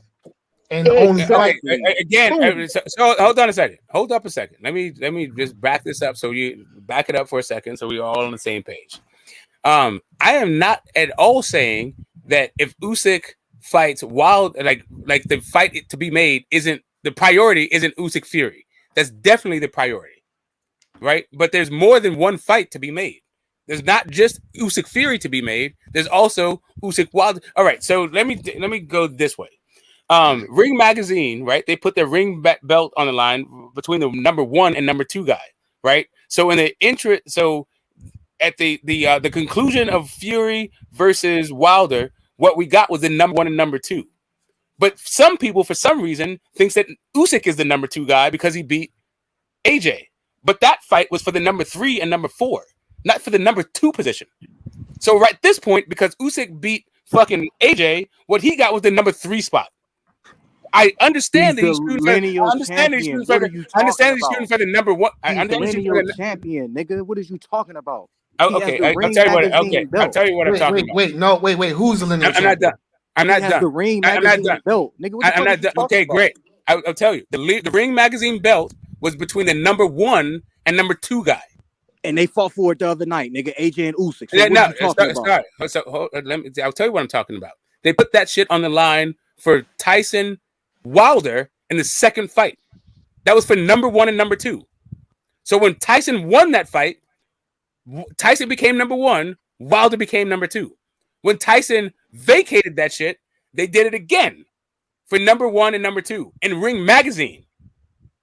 So according to that, because the number 1 guy vacated, that's how the fucking thing became. And mind you, that was a belt that fucking and a title that Fury already possessed twice. So just within the Ring Magazine, sure, now there's a number 1 and number 2 thing. And now if you want to go by just Ring, now you got maybe 2 number 1s. So can I interject for a second? Can I interject for a second? But just one thing, Fight Doctor, because I wanted just a quick thing for the young people because they don't understand lineal. The idea about lineal predates goddamn Ring Magazine. Before it ever existed, we already had lineal. And what lineal means is you beat the man who was the man, right? That's the new lineal champion. You have to beat the man who is the man. In order to beat a man, you gotta. And that don't have shit to do with Wilder. Hold up a second. Let me finish. Not Wilder. Let me finish. Can I finish? This is not a title that you get. This is not a title that you take. Hey, Rodney. Hold Rodney. This is not. This is not. Wilder don't have. Lineal. Wilder is not Fury. Okay, I got you, bro. This ain't about Wilder. This is about lineal, bro. Talking about. I'm telling you what I'm talking about. Nigga, you the one that said, I'm trying to tell you, but you're not trying to listen. You the one that again. I'm getting there. Okay, I got you, bro. I got you. Fucking ass like you always. I'm not. I'm trying to help you out. I'm trying to help you out, bro. Real shit. But right now, but you ain't trying to listen. All right, cool. Left with that shit, man. You be going left with that shit. Okay, cool. So let me bring you right. Can I bring you right? Is ducking Wilder? Yes. Come on, miss me with that shit, bro. Can I hit you with it? Let me hit you with it. No, let me hit you with it. I don't want to. Let me hit you with it. Miss me with that. No, I'm gonna hit you with it. Okay, well, listen, bro. If you don't want to hear it, I do. So get this. Let me finish my cook. I know my guy's triggered, and he don't want to believe anything other than what he already knows to be certain. I'm not trying to rattle your cage. Already lost. So how is he number 1 or number 2, bro? How he lost to the number 1 guy? So that makes him the number 2 guy. What are you talking about, nigga? If the number 1, okay, hold up a second. If the number 1, the number 1 guy, okay, hold up a second. This is what you said, nigga. Usyk is ducking Wilder. That's what your ass said. Am I lying? Am I lying now? Wait, can I chime in for a second? I already told you you're correct. Wait, can I chime in for a second here? And I would like to just finish this whole thing, like Fight Doctor. No, yeah, go ahead. Rodney just keeps fucking interjecting because he's triggered. Right. When the Ring Magazine put that fucking thing on the line between Wilder and Fury, Wilder was a champion, not Fury. What they fought for was who was the number 1 guy. There was a number 1 guy versus the number 2 guy. So the loser of that fight became number 2. Do you understand that? Smoke how when you have another heavyweight as a champion that's undefeated? I'm only talking about. Listen, you're trying to. Wait, what heavyweight was undefeated? Who? They both were undefeated. Oh, everybody's undefeated. No, but I'm talking about outside of Wilder and Fury. Those are the only 2 guys who were undefeated. Yes. Right. There was the at that point, AJ was not undefeated. Right. Yeah, AJ was not undefeated at that point, and Usyk wasn't even in the division. I'm gonna check the time step on that for the check. Right. No, so I'm gonna just tell you right there, right quick. Ruiz and AJ happened in the summer, and then Fury Wilder 1 happened in the winter at the end of the same year. So at that point, AJ had already lost, and Usyk wasn't even in the division yet. Meanwhile, Fury and Wilder are still undefeated. Correct. They fought once, and it was a draw. So when they rematched, they was both still undefeated, and that's when the Ring Magazine was on the line. Which fight you talking about when they fought for the lineal? When they fought they fought for the Ring Magazine in the rematch. In the second second fight. But they're both still undefeated at that point. Yep. and Joshua had already tasted defeat. He had already lost. He already lost before they fought the first time. Right. So when when Fury and Wilder fought the second time, that was clear number one, number two. There was no dispute who the number one, number two heavyweight in the world were. All right. There was no dispute. That fight was a legitimate fight for the legitimate heavyweight title. Period. End of. Hey, Smoke. Usyk been in the heavyweight since 2019. The second fight for Fury Wilder was in 2021, bro. Correct. And when he entered the heavyweight division, he entered against Chaz Witherspoon. Do you think he should have been ranked number 1, number 2, or number 150? I wouldn't say 1. I would say correct. You wouldn't say 10. You wouldn't even say top 10. I wouldn't even put him in the top 10. Wait, Smoke. So you telling me a former undisputed is not ranked in your top 10 moving up? So here's the deal, right? What you do in another already a top 10. What you do in another weight class don't mean shit in a new weight class. It means nothing. So what Bud did at 140 don't have shit to do with 147. Not in his ranking. Not in his ranking. It has nothing to do with what happens at 147 pounds. Damn straight. Well, listen, Negro. Listen. Let's talk about who sounds dumb. Negro, I've been watching boxing before you were born, dude. I got. Hey, fight doctor. We do this. Hold up. Before you get triggered. Before we get triggered. Before we go into this whole thing. So you telling me we go through this whole thing. We got to help these guys. We got to coach them up. Right. But there's got to be a level of respect. You can't call somebody dumb and then not respect. Doctor, there's no respect. We don't got to respect them. They don't got to respect us. It's all okay. Well, then I'm gonna call a nigga dumb. I'm gonna call a nigga young and dumb. Okay. Hey, yeah, I know. They will call us old ass and all this other shit. That's what goes down over here. I'll be old and dumb, and as long as he's willing to be young and dumb. Weight class don't matter. That's what you saying. Yeah. No, it don't. It don't fucking matter. What is he fighting for if that don't matter? So can I just finish my? If that don't matter, Smoke. What is he fighting for? What he did previously don't matter, bro. Yeah. Okay. Let me ask you this. Let me ask you this. Do you think guys lace him up? Do you think guys lace him up? Okay, let me ask you this. Do you think guys lace him up to make money and for their legacy, or just because of what they did in the past? Wait, can you repeat that, please? Do you think guys lace him up for money and to continue their legacy, or just because of what they did in the past? They lace him up for fucking money and legacy. That's why it matters. Some fight for the money. Because I'm not asking him. I'm not telling Usyk to fight for nothing. I'm telling him he's going to make $10 million fighting fucking Wilder. I'm not telling him that it won't matter to his legacy. I'm saying Wilder is a goddamn walking, talking Hall of Famer right now in his weight class. So what you're ducking is goddamn money, $10 of millions, and legacy, another Hall of Famer. Not nothing. But you get the same thing with Tyson Fury. So what is your argument? It's not again. I'm talking about them doing them both, not one or the other. Bro, he don't owe Wilder shit. I'm not talking about owing Wilder. He owes the game that shit, or else he's gonna get fucked by the game. How, nigga? Name another man. How, bro? I'll tell you what. I'll tell you how. 20 fights, and look what he's accomplished. 20 fights, and look what he's accomplished. It takes some niggas. You tell me the fighter had. You tell me a nigga has done what he's done in 20 fights. It takes some of these nigga 50 fights to do that. Okay, great. So you tell me, hey Rodney, and I'm gonna go on mute on this. I'm gonna let you fight, doctor. I'm sorry for this question, but Rodney, you tell me which guy in history of fucking boxing had a Hall of Famer active, same age in his weight class. He didn't fight him, and history didn't judge him. Tell me which guy that is. You the historian. I'm quite sure you know plenty. That's what I'm telling you. He owes it to the game. But Smoke, my point is, when he's done so much already, why does he owe? What does he still owe? Wait a minute. He owes the game what the game fucking requires. Usyk has not done a whole lot. There have been people who have done a lot more than what Usyk has done. Usyk, now, not to take anything away from Usyk's accomplishments, he's accomplished a lot. But he hasn't done anything, spectacular, to be completely honest. All right. Yeah, he dominated. Undisputed. I'm off this shit. Wait, hold on a second. Wait. See, you have to put things. Well, goodbye. You have to put things in their proper context. Okay. People make a lot of make a big deal about this whole undisputed deal. If you become undisputed by knocking over 4 tomato cans, then you become the undisputed champion of tomato cans. What does that fucking mean? Nothing. Okay? It's not about how many titles you collect, it's who you beat to collect those titles. That's what's important. So people going on and on about undisputed. Undisputed what? Who did you beat to become undisputed? Well, in Usyk's case, it would be AJ and Tyson Fury. So I would say Usyk that's is not. Sorry. No, he did not become undisputed beating AJ.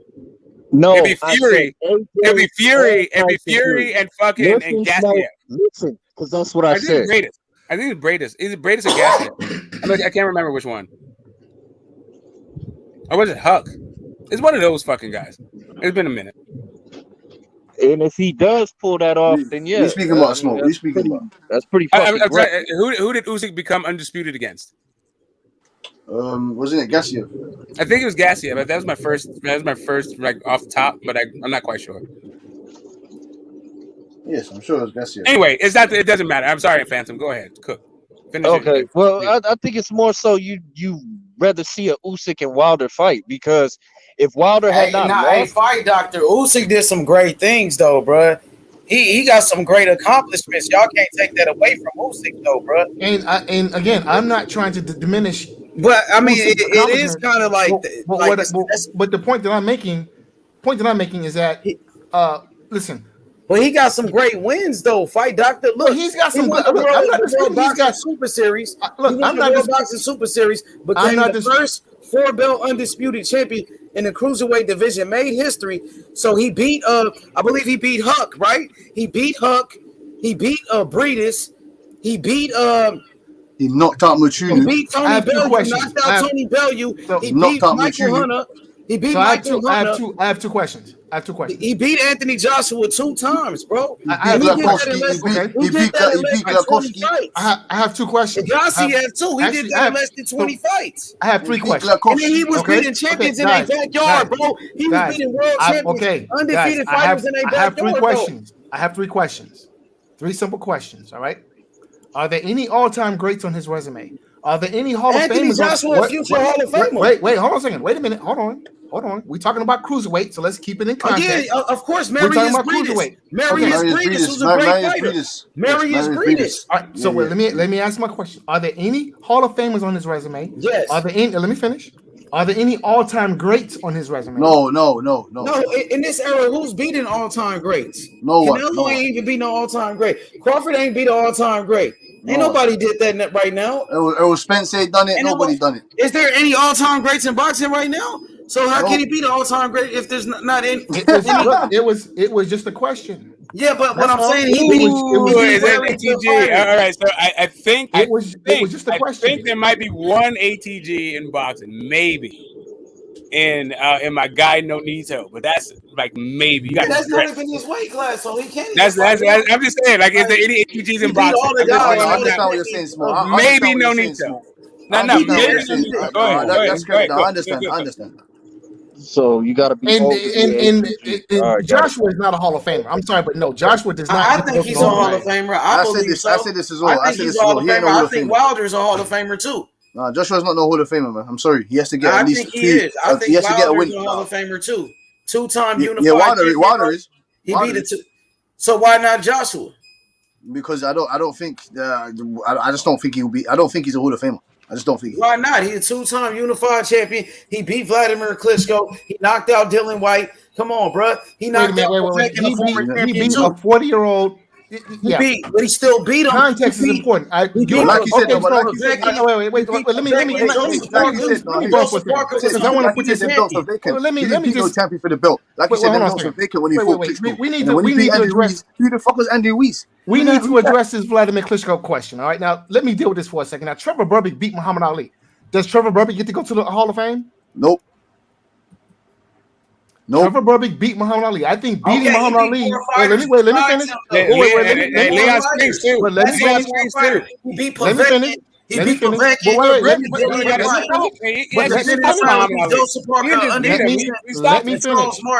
Let me finish, please. Trevor Berbick beat Muhammad Ali, and I think Trevor Berbick's victory over Muhammad Ali is as good or better than Anthony Joshua having beaten Vladimir Klitschko. Now, does Trevor Berbick get to go to the Hall of Fame? No, because he's losing to Carl Williams. He's losing to Buster Douglas. He's losing. He lost to fucking what's Jimmy Thunder. What was he talking about? What Hall of Fame? So if Anthony Joshua gets to go to the Hall of Fame, then my argument is so does Trevor Berbick. That's my argument. No. So anyone who thinks Anthony Joshua is a Hall of Famer, then when you write his name on the dotted line, put Trevor Burbick's name right above it.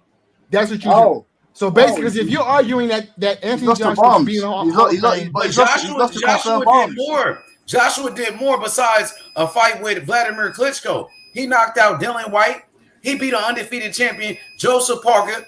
He beat Alexander Povetkin, who was a former world champion as well. You know what I mean? So he got a good resume, bro. You can't take that away from him, bro. It just means it's decent, but it's not the best though. Yeah, but it's and a decent. two-time unified heavyweight champion, bro. Who That's never not Hall beat, of Fame. who No, never that's beat not. That's the not. number one Is heavyweight that in the Hall of world. Fame worthy though? H. That's not Hall of Fame. He never beat the number one guy in the division. Ever. That's what I'm saying. He never even sniffed the number one guy in the division, which is Fury. Wilder did that. He didn't sniff no number one. If he fought Wilder or Fury and got victorious out of one of those fights, Wilder never beat a number one heavyweight either.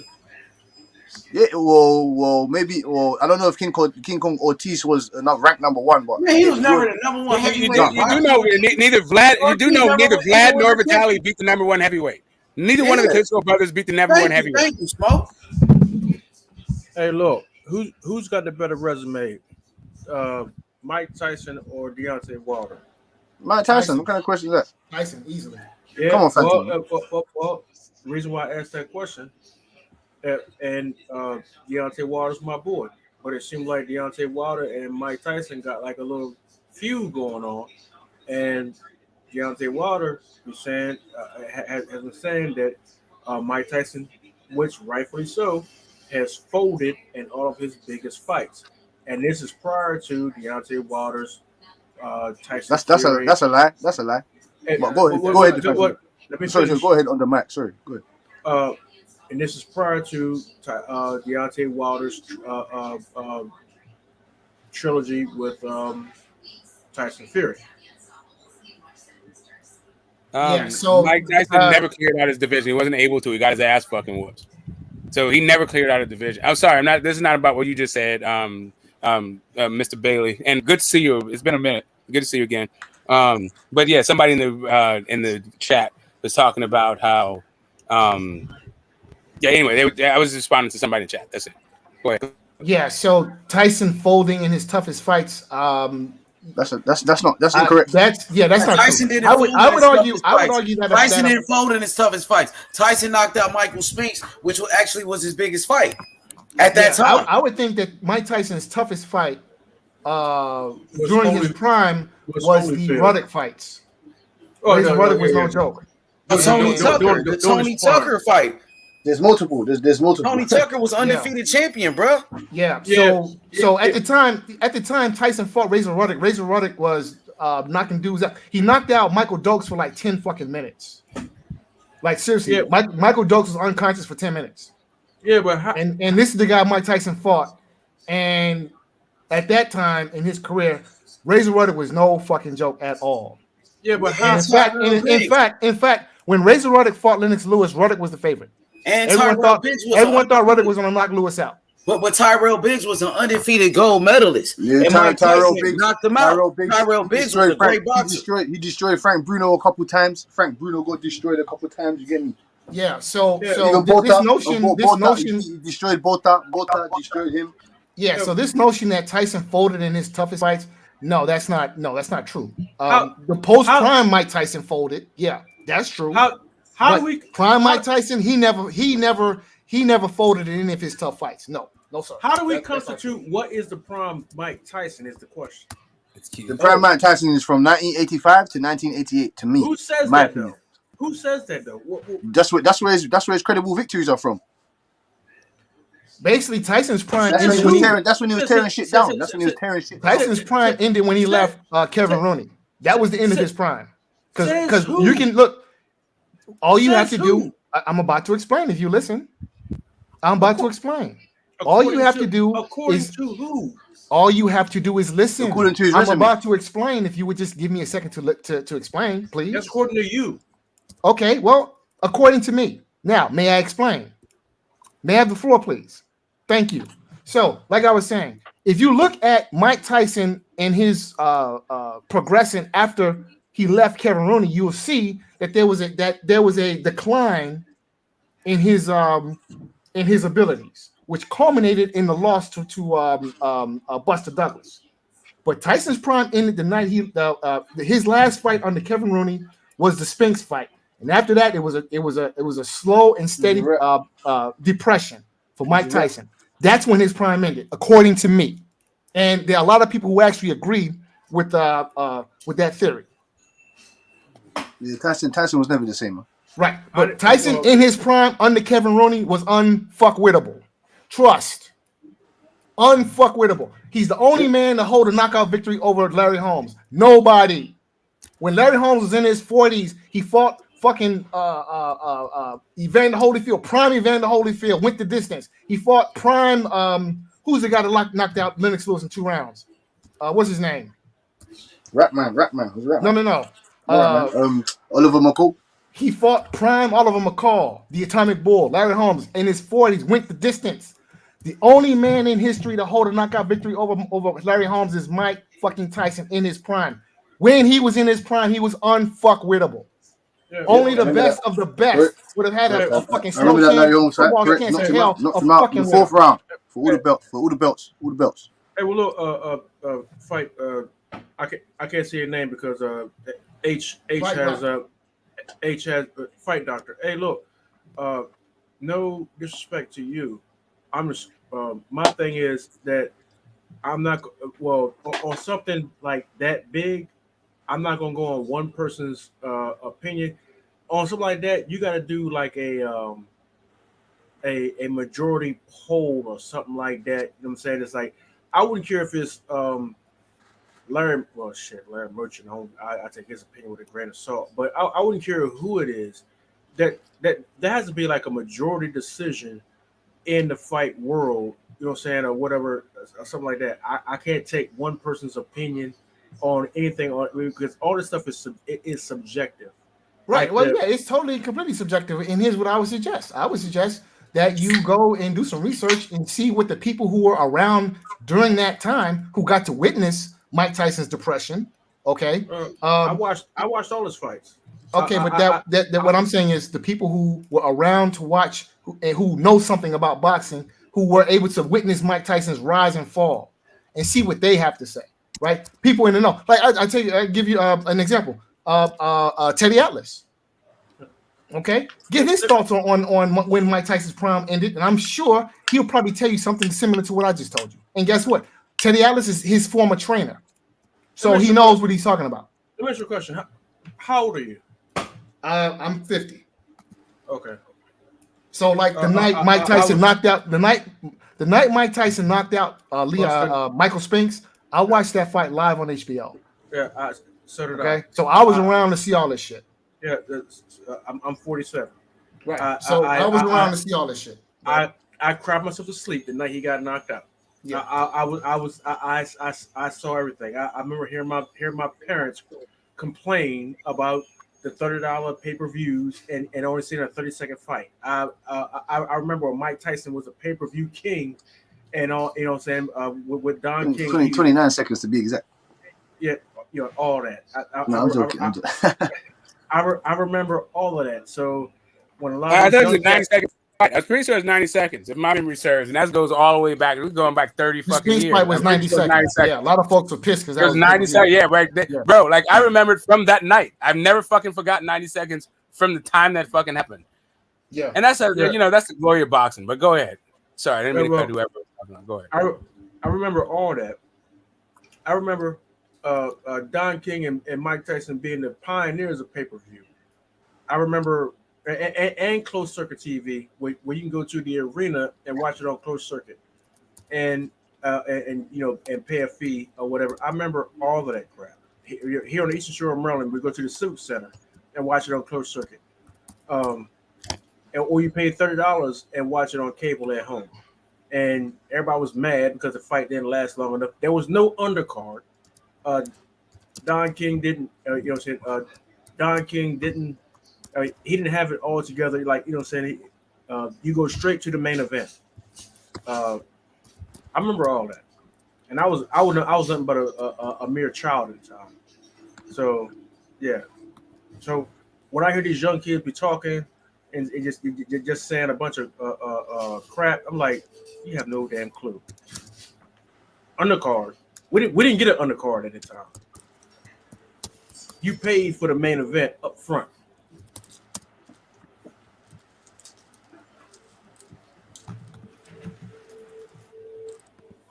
But I did want to finish the conversation about Lineal and the Ring Magazine title. So there is one thing that we didn't cover, which I think is very important, which we didn't cover, and which is this: all of the titles that Usyk currently holds rightfully belong to Tyson Fury because they were either stripped or vacated. So hold up a second. Before you even go to that particular point, the Ring Magazine title, but even to understand that whole thing, you have to go back to where the term lineal comes from and what it actually is talking about. Lineal comes from like the 1890s, and it's before there's any such thing as a sanctioning body or a belt or anything like that, where all you had was a guy who was recognized as a champion, and you had to beat that guy to become the champion. This predates all that shit, and that's where the phrase lineal comes from. And then in the 20s, like damn near 30, 40 fucking years later, Ring Magazine came up, and then even after that, they had their own belt, and they have a lineal thing. So if you get the Ring Magazine belt, that has also a lineal title. But to lose the ring belt, you can lose your lineal status. But the original lineal status, the man that beat the man, you can't lose that unless you get fucking beat in the ring.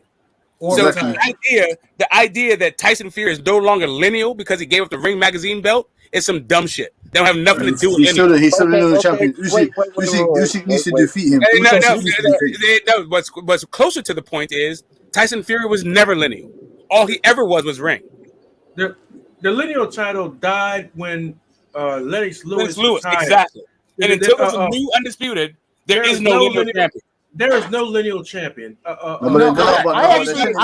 actually disagree. All you have is Ring Magazine champions. But Smoke, don't a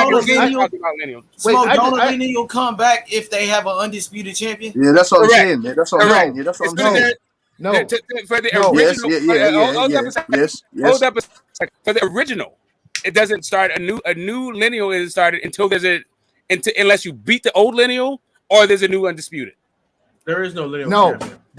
that's not true. Wait, that is true. That is true. Wait, let me explain. Wait, let me explain. You do not need to be undisputed. All right. So in the situation where we find ourselves, where Lennox Lewis, the lineal champion, retired, how do we fill that vacancy? Right? You don't have to become undisputed. No, let me explain why. Let me explain why. All right. Now, Smoke, you made an excellent point that the idea of lineal predates all of these goddamn sanctioning bodies, and that's right. You're right. Sanctioning bodies don't get to determine who is or who is not the champion. The sanctioning bodies can give out belts and they can name champions for their particular organization, but they don't get to decide who is or who is not the champion. Right? Now, that's the first point we need to keep in mind. Secondly, is that in order to fill a lineal vacancy when the lineal champion retires, the two top heavyweights or any fighters in the division must fight to fill the vacancy. Who says it? But who decides who's the two top are? Now that's the question, because typically it is a consensus. And right, but what we have now is Ring Magazine deciding that shit. That's what I'm meant to say is what we have right now is Ring saying who's number 1 and number 2, and they're saying that the Ring champion is the lineal champion. So that's what the Ring says. I personally don't put a lot of stock into what they have to say, and as far as I'm concerned, the Ring Magazine can suck a dick. Okay, I don't care what they have to say, because at the end of the day, I have 2 eyes and I have a brain, and I can make my own conclusions and have my own thoughts. And as far as I'm concerned, the lineage was fulfilled when Fury and Wilder fought the second time, because in my mind, those were the top 2 heavyweights. Fury won; he's a champion. End of. Right, but who codified that shit and made it legit was Ring Magazine. Okay, well, what sanction fees is being paid to the lineal championship? Zero. There That is sanction no fees are for sanction sanctioned fee. bodies. So That's all. That's about sanctioned bodies. So sanction fees are paid to sanctioned bodies. Okay, so it's fictional, right? What happened? So it's fictional. So all of it's fictional. Wait, Even sanctioned, wait. all this is So fictional. you're making an excellent point. Yes. Okay, But the lineal. Wait, let me finish. Let me finish. Let me finish, please. I Let me asked the finish. question. And I'm answering your question. If your argument is that the lineal title is fictional, I would agree. However, I would add that the lineal title is less fictional than the sanctioning body titles. The sanctioning body titles are fictional. Them shits don't exist. They don't. They made them out of thin fucking air. They mean nothing. But prior to 1962, there was no WBC. Prior to 1983, there was no IBF. Prior to 1920 something or nothing, there was no WBA.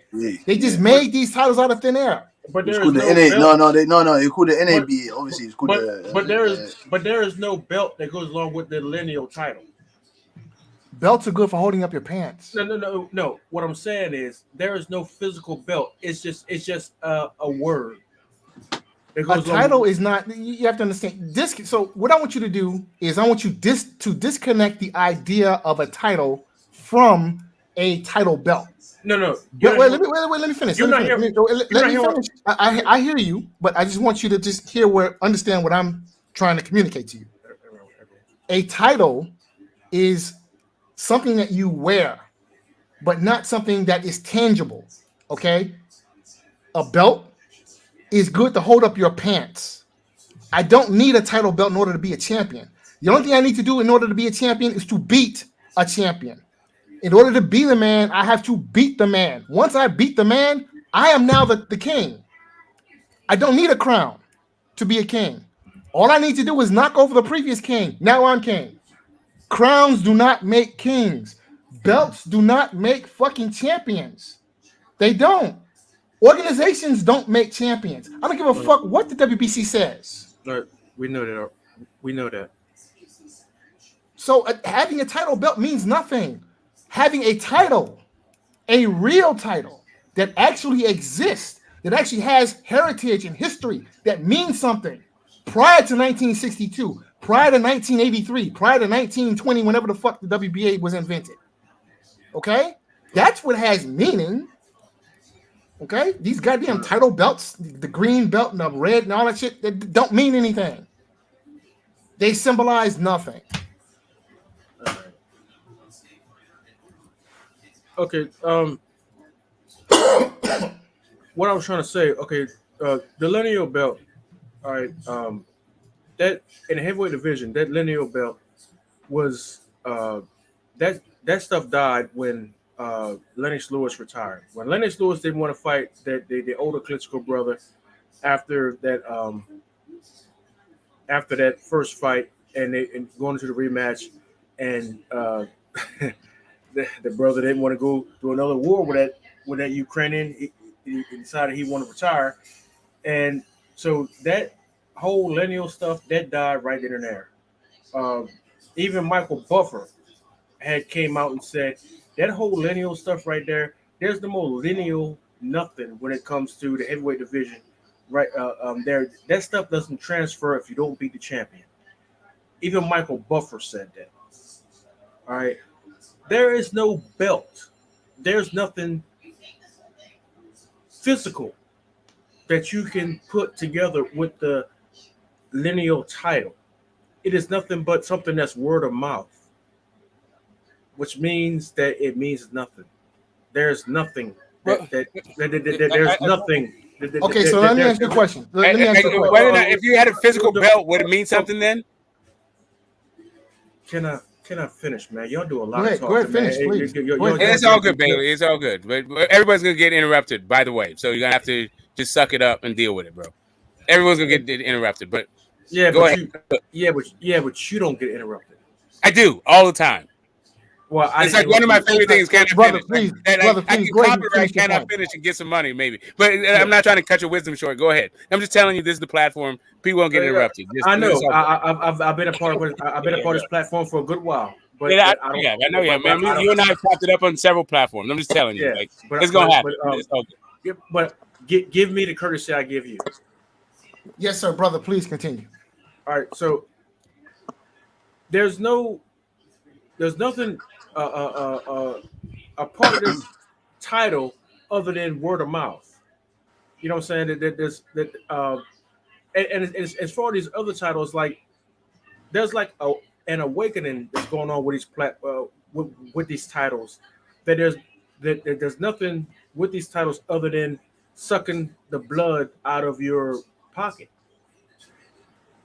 And I think it's weird that Mayweather puts out all his titles all out now, puts all these titles out on the table. And now he's saying that they do nothing but suck the money out of your purse. I find that weird because he puts out all his titles out on the table, and they're all WBC titles. And I find that very strange because the WBC, you look at the Shonda Cruz, what was the name? The Sean Cruz or whatnot, and what she had to go through when she was defrauded from her title with the girl that had the steroids. Yeah, the stud. Yeah. Yeah, the steroid. Yeah. And all the other sanctioning bodies quickly knew what was going on and gave her back her titles, but Suleiman didn't want to give her back her title. The belts. Yes. Yeah. The WBC is always in some fuckery. So, brother, I think and let me finish. Yes, sir. But the black folk is always trying to run to the WBC because of Ali. It's always some shit going on with these titles, and the money is being taken away. And now, Mayweather is steering Tank in a way where say, "Well, no, we don't need those titles." Now, when Mayweather was in boxing, it was pretty much understood that even though Mayweather was not undisputed, meaning he had all the titles, we all knew that he was pretty much undisputed without all the titles. That's incorrect. You can't be undisputed without being undisputed. So can I chime in for a second? I want to ask you a question, brother. And I don't mean to cut you off, but I just want to ask a quick question, if I may. What, man? Do you know who Jack Johnson is? Why wouldn't I? All right. Do you agree that Jack Johnson was the heavyweight champion of the world? Yes or no question. Was Jack Johnson the heavyweight champion of the world? Yes, he was. Yes. All right. Now, you do realize, of course, that when Jack Johnson was heavyweight champion, and you agree that Jack Johnson was indeed the heavyweight champion, there was no WBC, there was no WBA, there was no one IBF, belt, one there belt, was no WBO. One belt. There was only one title at that time. There was no even belt. There was no sanctioning body. There was no belt. There was only one title at that time. Okay, one title. Yes. That was the lineal title. That's it. No, there were several titles. There was still 8. There's still 8 divisions, so you had different champions. Well, wasn't that California belt? Of the heavyweight California belt smoke? Wasn't that California belt? There were minor titles, but there was only one world recognized. There was a white people's belt. There was a black people's belt. Come on now. They're different champions. None of them have belts. Literally, boxing was illegal in most places at the time. Like, Jesus fucking Christ. But now did you or did you not just agree that Jack Johnson was the heavyweight champion of the world? There was he was the white people's champion of the world. There was the white people's champ and there was the black people's champ. So now you do yes. Now there was a colored title. Yes, there was. And when Jack Johnson beat Marvin Hart? No, he beat Tommy Burns. Tommy Burns. When he beat Tommy Burns, he was the colored champion when he beat Tommy Burns, and that's when he became the heavyweight champion. He became their champion. He was already our champion, but he became their champion too. Right. But the point that I'm making is that when Johnson, when he beat Hart, There was no WBC. I'm sorry, when he beat Burns. There was no sanctioning body. There was no WBC. There was no WBA. There was no WBO. There was no IBF. Who is Hart? Who the fuck is Hart you talking about?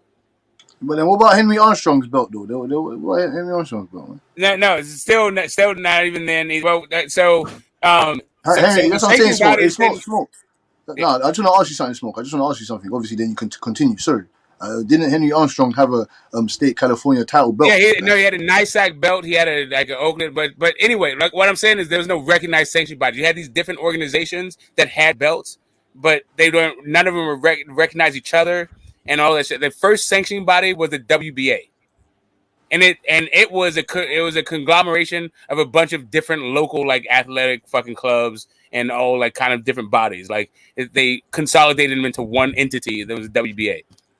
And even still today, all the sanctioning bodies have all these different, like, smaller fucking things. Like NISAC still exists, right? But that used to be a thing. Anyway, I think we're going somewhere with this. It's just taking a minute. The point that I'm making.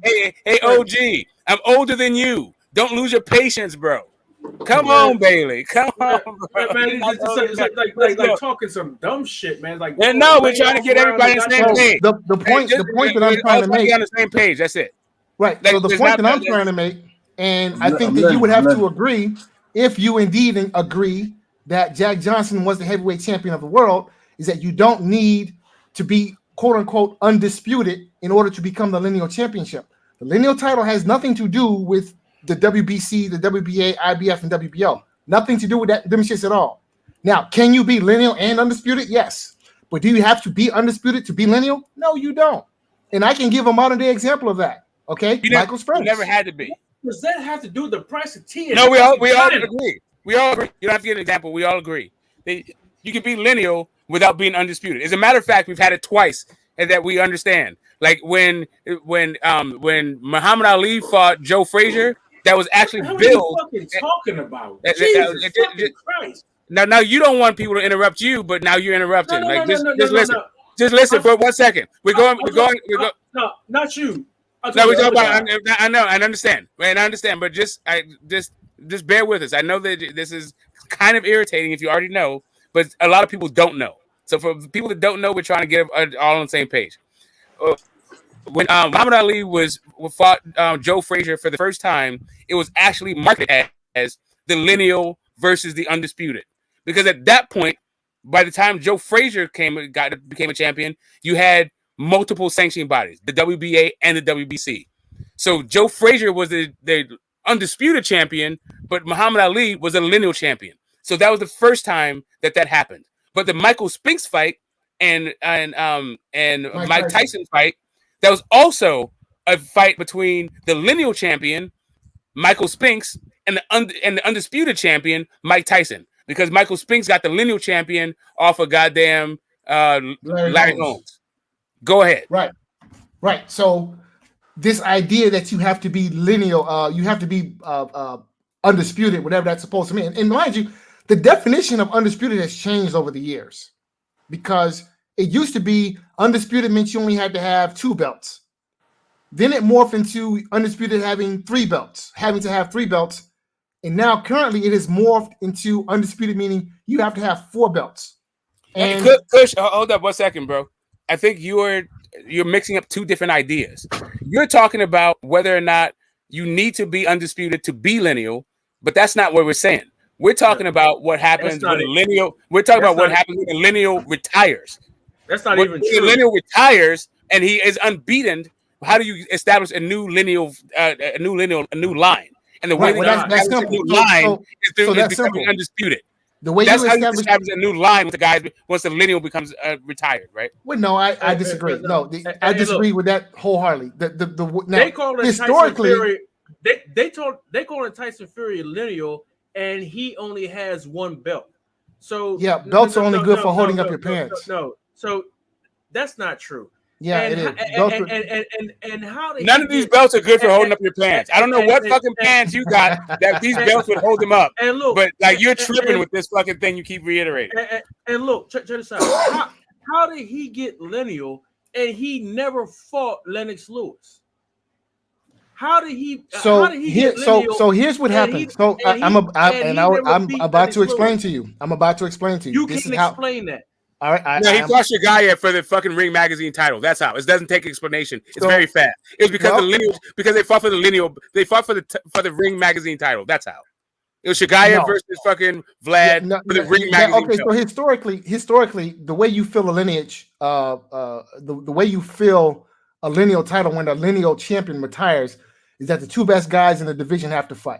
So we had a fight. We had such a fight with the rematch between Wilder and Fury. Wilder and Fury were the clear number 1 and number 2 heavyweights.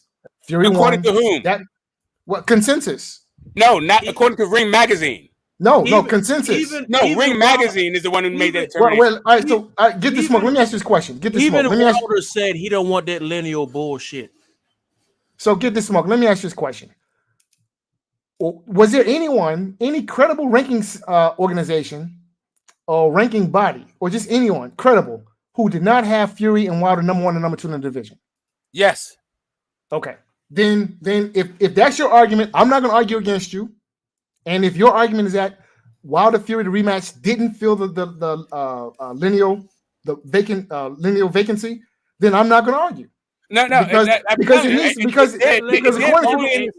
it did only in the sense that I think you're looking over the real point of this.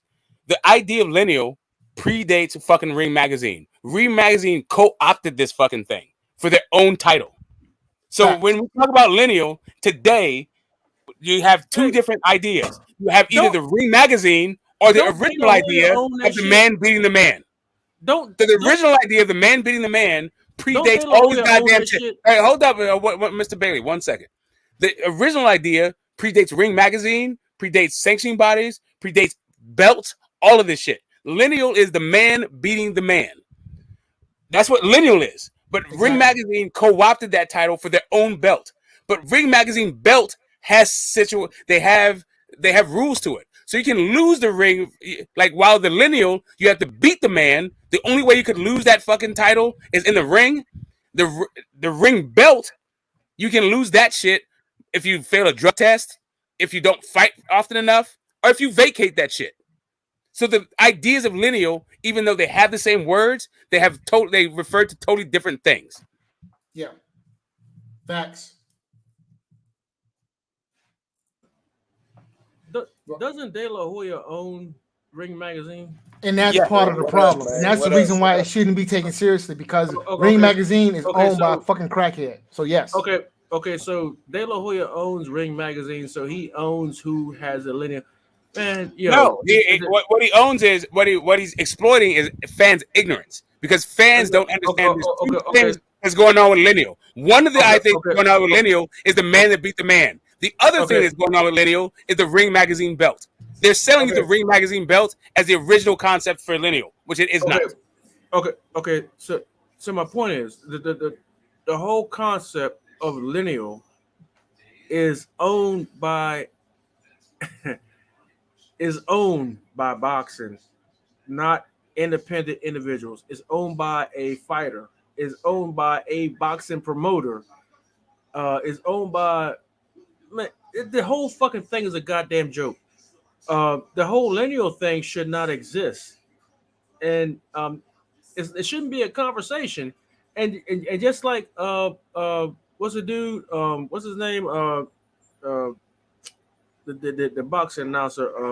Let's get ready to rumble. Michael Buffer. Yeah, he's the one that said. He said that should not exist anymore. It died with Lennox Lewis. And he's a boxing, not only he's a boxing announcer, but he's a boxing historian. And he said that died with Lennox Lewis. Unless he becomes the god of boxing, fuck him. I don't give a fuck what he had to say. What happens? Unless he becomes a god of boxing, I don't care what he has to say. So look, Michael Buffer is correct in the sense that Lennox Lewis's lineage died when he retired. Yes, that's true. The lineage that Lennox Lewis carried went all the way back to, if I'm not mistaken, it went all the way back to Floyd Patterson. And Lennox Lewis ended the lineage that stretched all the way back to Floyd Patterson. That was a terrible thing. But Lennox Lewis retired. It is what it is. So yes, Lennox Lewis's lineage died. What has to happen now is a new lineage has to be created. So Michael Buffer was correct. Yes. All right. Well, Just a quick thing on Michael Buffer. Michael Buffer is a goddamn model who goes and announces fights. Michael Buffer is not some boxing historian. The dude is a goddamn model. That's what he is. All right, check it out. I'm gonna put it to you like this: if the lineage of boxing has to go to somebody like Oscar De La Hoya, his company, after the it going from Lennox Lewis, if it has to go to a company that's run by Oscar De La Hoya in his current state, then yes, it has died, and I agree with him. So you do realize, of course, that the Ring magazine has nothing to do with the lineal title. The lineal title predates the Ring magazine. Like when Jack Johnson, wait, hold on a second. Wait, let me finish. When Jack Johnson, let me finish. When Jack Johnson was heavyweight champion, there was no Ring magazine. The shit didn't exist. If it has to go in the state it's going now, then it needs to go on a hiatus. Well, according to some people, it is on a hiatus. Listen, if we can just bring this back to 2022, we old as fuck and we're losing the kids. Go ahead, Bailey. Go ahead. So based on that, it needs to go in a hiatus, and if it has to go in the way of Golden Boy and being based on the current status, it needs to go on a hiatus, and there should be no lineal champion because of the credibility of the individuals who are in charge of it. That it should be basically just done away with until there is better management. So you do realize, of course, that nobody manages the lineal title. Yeah, exactly. That's the issue. Really, is happening. What's happening is the new generation of boxing public doesn't know about this shit. They don't know about it, and they don't care about it. Exactly. When they say lineal, exactly, all they're talking about is the goddamn Ring magazine title. Exactly. So basically, what's happening is that you have a bunch of boxing fans who honestly and sincerely don't know shit about boxing, and it's long storied history, and don't care, and don't care. Right. The other part. They don't know and don't care. No, hey, look, I know we got a bunch and Golden Boy, we got a crackhead at the fucking helm, and we got a bunch of oh shit, hold up. At fucking Golden Boy, we got a bunch of racial profiling fucking crackheads at the fucking helm. Man, fuck no. No. That's what I'm saying. Like, guys don't know. Like, man, like, you know, we're old and we can talk about this shit because we care. Like people are like, when you say, if you say that Muhammad Ali was a 3-time lineal champion, they don't know if you're talking about Ring magazine or if you beat the man. They have no fucking clue, and also really don't care. The state of boxing right now is really, really, really fucking fucked up. Really, really, real bad. Real fucking bad right now. The state of boxing in America is really messed up. It's worse in America than it is in Europe or Mexico. If you look at the way that the promotion going for the Errol Spence and Terrence Crawford fight right now, I mean, it's actually despicable. I mean, the state of boxing in America right now, these cats should like punch themselves in the face. They shouldn't be looking at trying to look at a pay-per-view fight. They should fight themselves. You know, all these cats is like you know, all the side taking and this and the other. The pay-per-view fight for the Terrence Crawford Errol Spence fight is going to be in the goddamn stands. It's not going to be in the ring. It's going to be in the fucking stands. What are you talking about? Have you seen the build up for this fight, man? The build up for the fight is in the fucking stands. It's not even in the goddamn ring. These He's saying stands. He's saying stands as in like fans, but stand like, you know, Eminem style stands. Oh, extreme fans. Not Okay. stands as in the seats. In the seats. In the seats. Oh, you are saying it's in the seats. Oh, he's saying it's the live gate. Yeah, he's saying there's fights in the seats. I don't know where the fuck he's Yeah. going. Now I'm lost. Yeah. Hit us up, The Mr. Bailey. We lost right now. The fights in the seats. Like you say, if the fights, let's say the fight happens. Oh, the fights, the Which, fighting. Actually, they're can actually we move swinging. on? Because They're I fighting don't in know the what, Yeah, stands. but I what the fuck understand he's what he's talking saying about. though, because the fights are Yeah. going to probably like in the seats though. They're gonna be fighting. They're gonna be fighting in the stands. There. Yeah. Okay, what does that have to do with fuck all anything? It does, bro, because that's just gonna fucking sell. You know, they bought fucking tickets. Like you got the Earl Spence fans and you got the Crawford fans, and they're very two emotional fucking fan bases. You know what I'm saying? Yeah. They're very emotional about their guys. Let's say What does that have to do with them fighting in the ring? It has a lot to do. What make you want to go to the damn fight, man? If the stupid ass motherfuckers fighting in the goddamn seats, man. You go to the Jerry World, man. You got what 40,000 in the goddamn stands. Shit. If that's the case, why does anybody go to any sporting event where there are fans at? Man, look, I ain't going. Shit, that's some All shit. right, that's good. You're not going. Cool. Watch it at home. I'm going. Yeah, see, I wouldn't go to that shit. I wouldn't go to that shit if I ain't going strapped. See, that's some dumb shit right there. All right, that's your prerogative. Cool. Nah, bro, family. Okay, so now we got dumbass motherfucker on the goddamn panel. No, you just ain't talking about nothing. Well, I don't understand where you're trying to go with this. Hey, you don't want to come go to on, the man. fight. That's Hey, on hey, you. we can't What do does that have to do with the anything? No, I'm saying that we got to keep this shit like peaceful or whatever. Like I'm saying, that's all he trying to say. We got to keep this shit peaceful and respectable. But yeah, all right. Good luck with that at any sporting event. Good luck. Nah, that's what I'm trying to say is like, because motherfuckers fight at baseball games. Hey, so what are you talking about? You know how Earl Spence and Crawford fans are. Them niggas are emotional, man. People fight at hockey games. What are you talking about? No, I don't go to hockey games, man. Okay, but you're going to a violent sport where people actually get paid to fight, so you can maybe expect that, correct? I mean, you going to see. Why you trying to go be like extra? Why you trying to be extra? What are you telling? You just don't know what you're trying to say, but it's cool. I know exactly what I'm trying to say, man. You don't want to go to the fight because you feel there's going to be violence and you're scared. Okay, that's understood. I want to go to the fight. I'm trying to tone the old shit down. Let the OG explain, bro. There's nothing to explain. It's already understood. He's scared because there's going to be fights. I understand that. That's cool. Nah, bro. He trying to like tone the shit up. You know what I'm saying? You know what I mean? Yeah. Nah, but I understand what he's trying to do. He's trying to tone the shit up. You know but at the end of the day, you know it's gonna be fights. Them niggas, them fan bases are emotional, man. They both black fighters too. That shit gonna be crazy than a mother. Oh, listen. If we talk about putting on the culture, then you never been to a goddamn hip hop, goddamn club or rap show. Like, come on, bro. Yo, listen. The Spence Crawford fight, that's a Vegas fight all day long. So that fight probably gonna end up at the MGM. So yeah, you know what about the trust there won't be nothing jumping off at the MGM fight night. What about the Las Vegas? Spencer type dude bro, something jumped off, bro. MGM, the last Shakur versus Valdez, something jumped off. But see, that was after the fight. I wasn't at the fight. Welcome to America.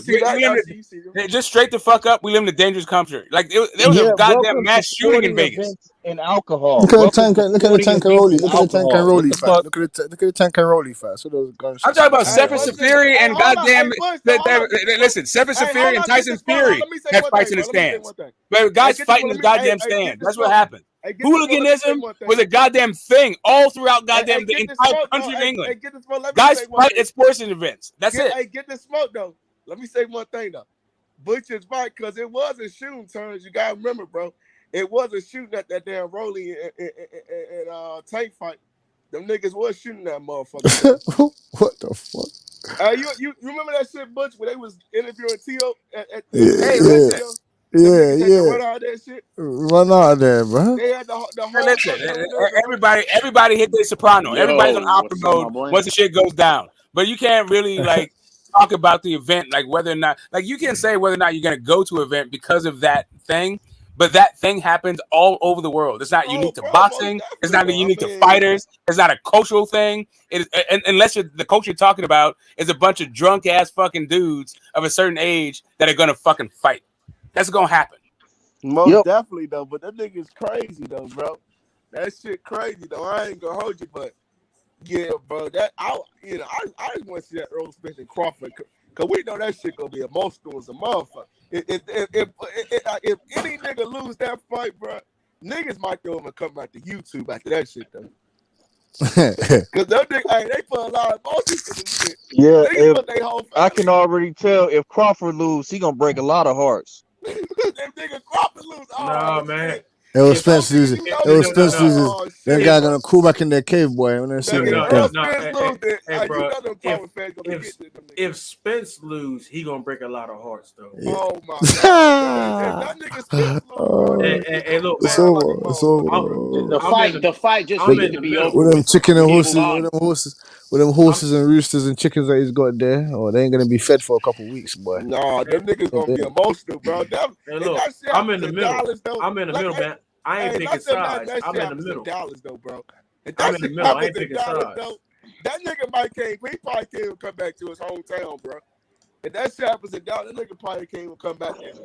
So who do you think's gonna win then? Who do you think's gonna win? You said you're in the middle. No, there can't be no gray areas. It's black or white, man. As in, like, you get me, no gray areas. No, hey, look, man. I like both fighters, man. I'm not picking those sides or whatever because No. Who do you think's gonna win? I think it's a 50, I think it's a 50-50 fight, man. They both great fighters. They both gifted. Do you think it's gonna be a draw in the first fight, basically?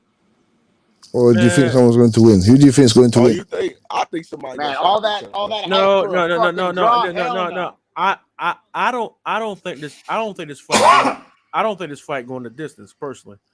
Hey, but Bro, who you got? So who you got then? Who you got? Now he say it's a 50-50 basically.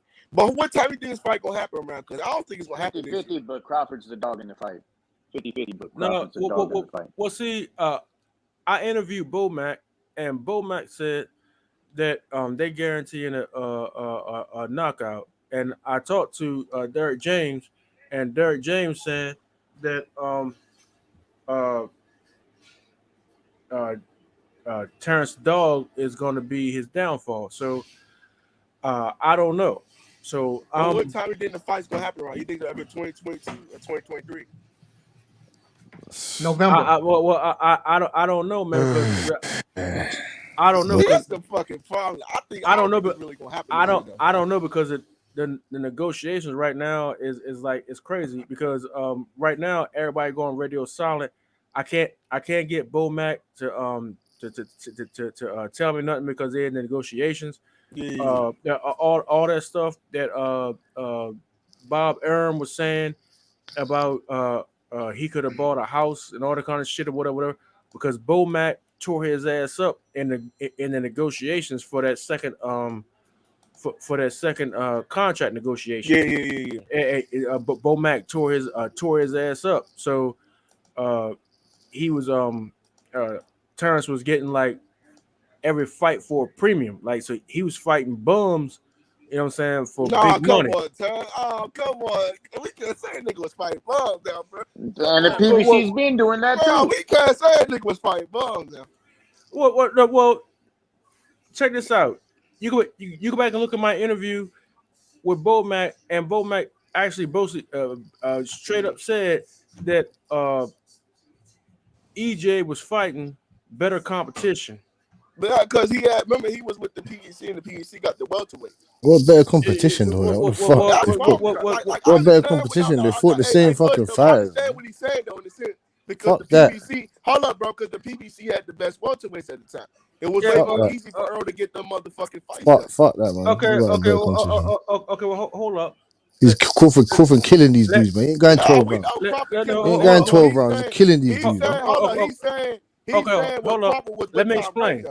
Let me explain now. I said that, and y'all just like went off and shit. Hold up. Let me explain. Now he fought. He was fighting bums, man. Crawford fought Kell Brook, Amir Khan. Let me chill out. He fought Kell Brook. He fought at the time of the interview, Sean Porter was going in and out of the top ranked offices trying to get the interview. No, I'm sorry, trying to get the fight with uh, Terrence at that time, and Terrence didn't want the fight. Sean was forcing the fight, and Terrence didn't want to fight. You'll see that in the interview. If you go to my channel, you'll see that in the interview. Now, and then there was Kell Brook. Now, if you go look at those fights and you go compare the fights, and if you look at the interview and you listen to the interview, you'll see that Bomac says that Errol had the tougher fights because these same fellows did not get up for Terrence the way they got up for Earl. Sean did not get up for Terrence the way he got up for Earl. Man, come on, Oh, no. I knew. Let me crush your party. Let me crush your party, man. Let me crush your party, man. Let me crush your party, man. Let me crush your party.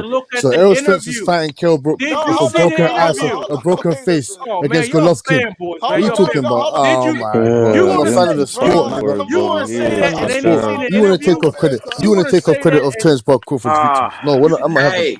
You want to take off? You want to take off credit of Terence Bud Crawford's victories? I'm not gonna allow that shit. What are you talking about, man? No way. Smoke, you there, Smoke?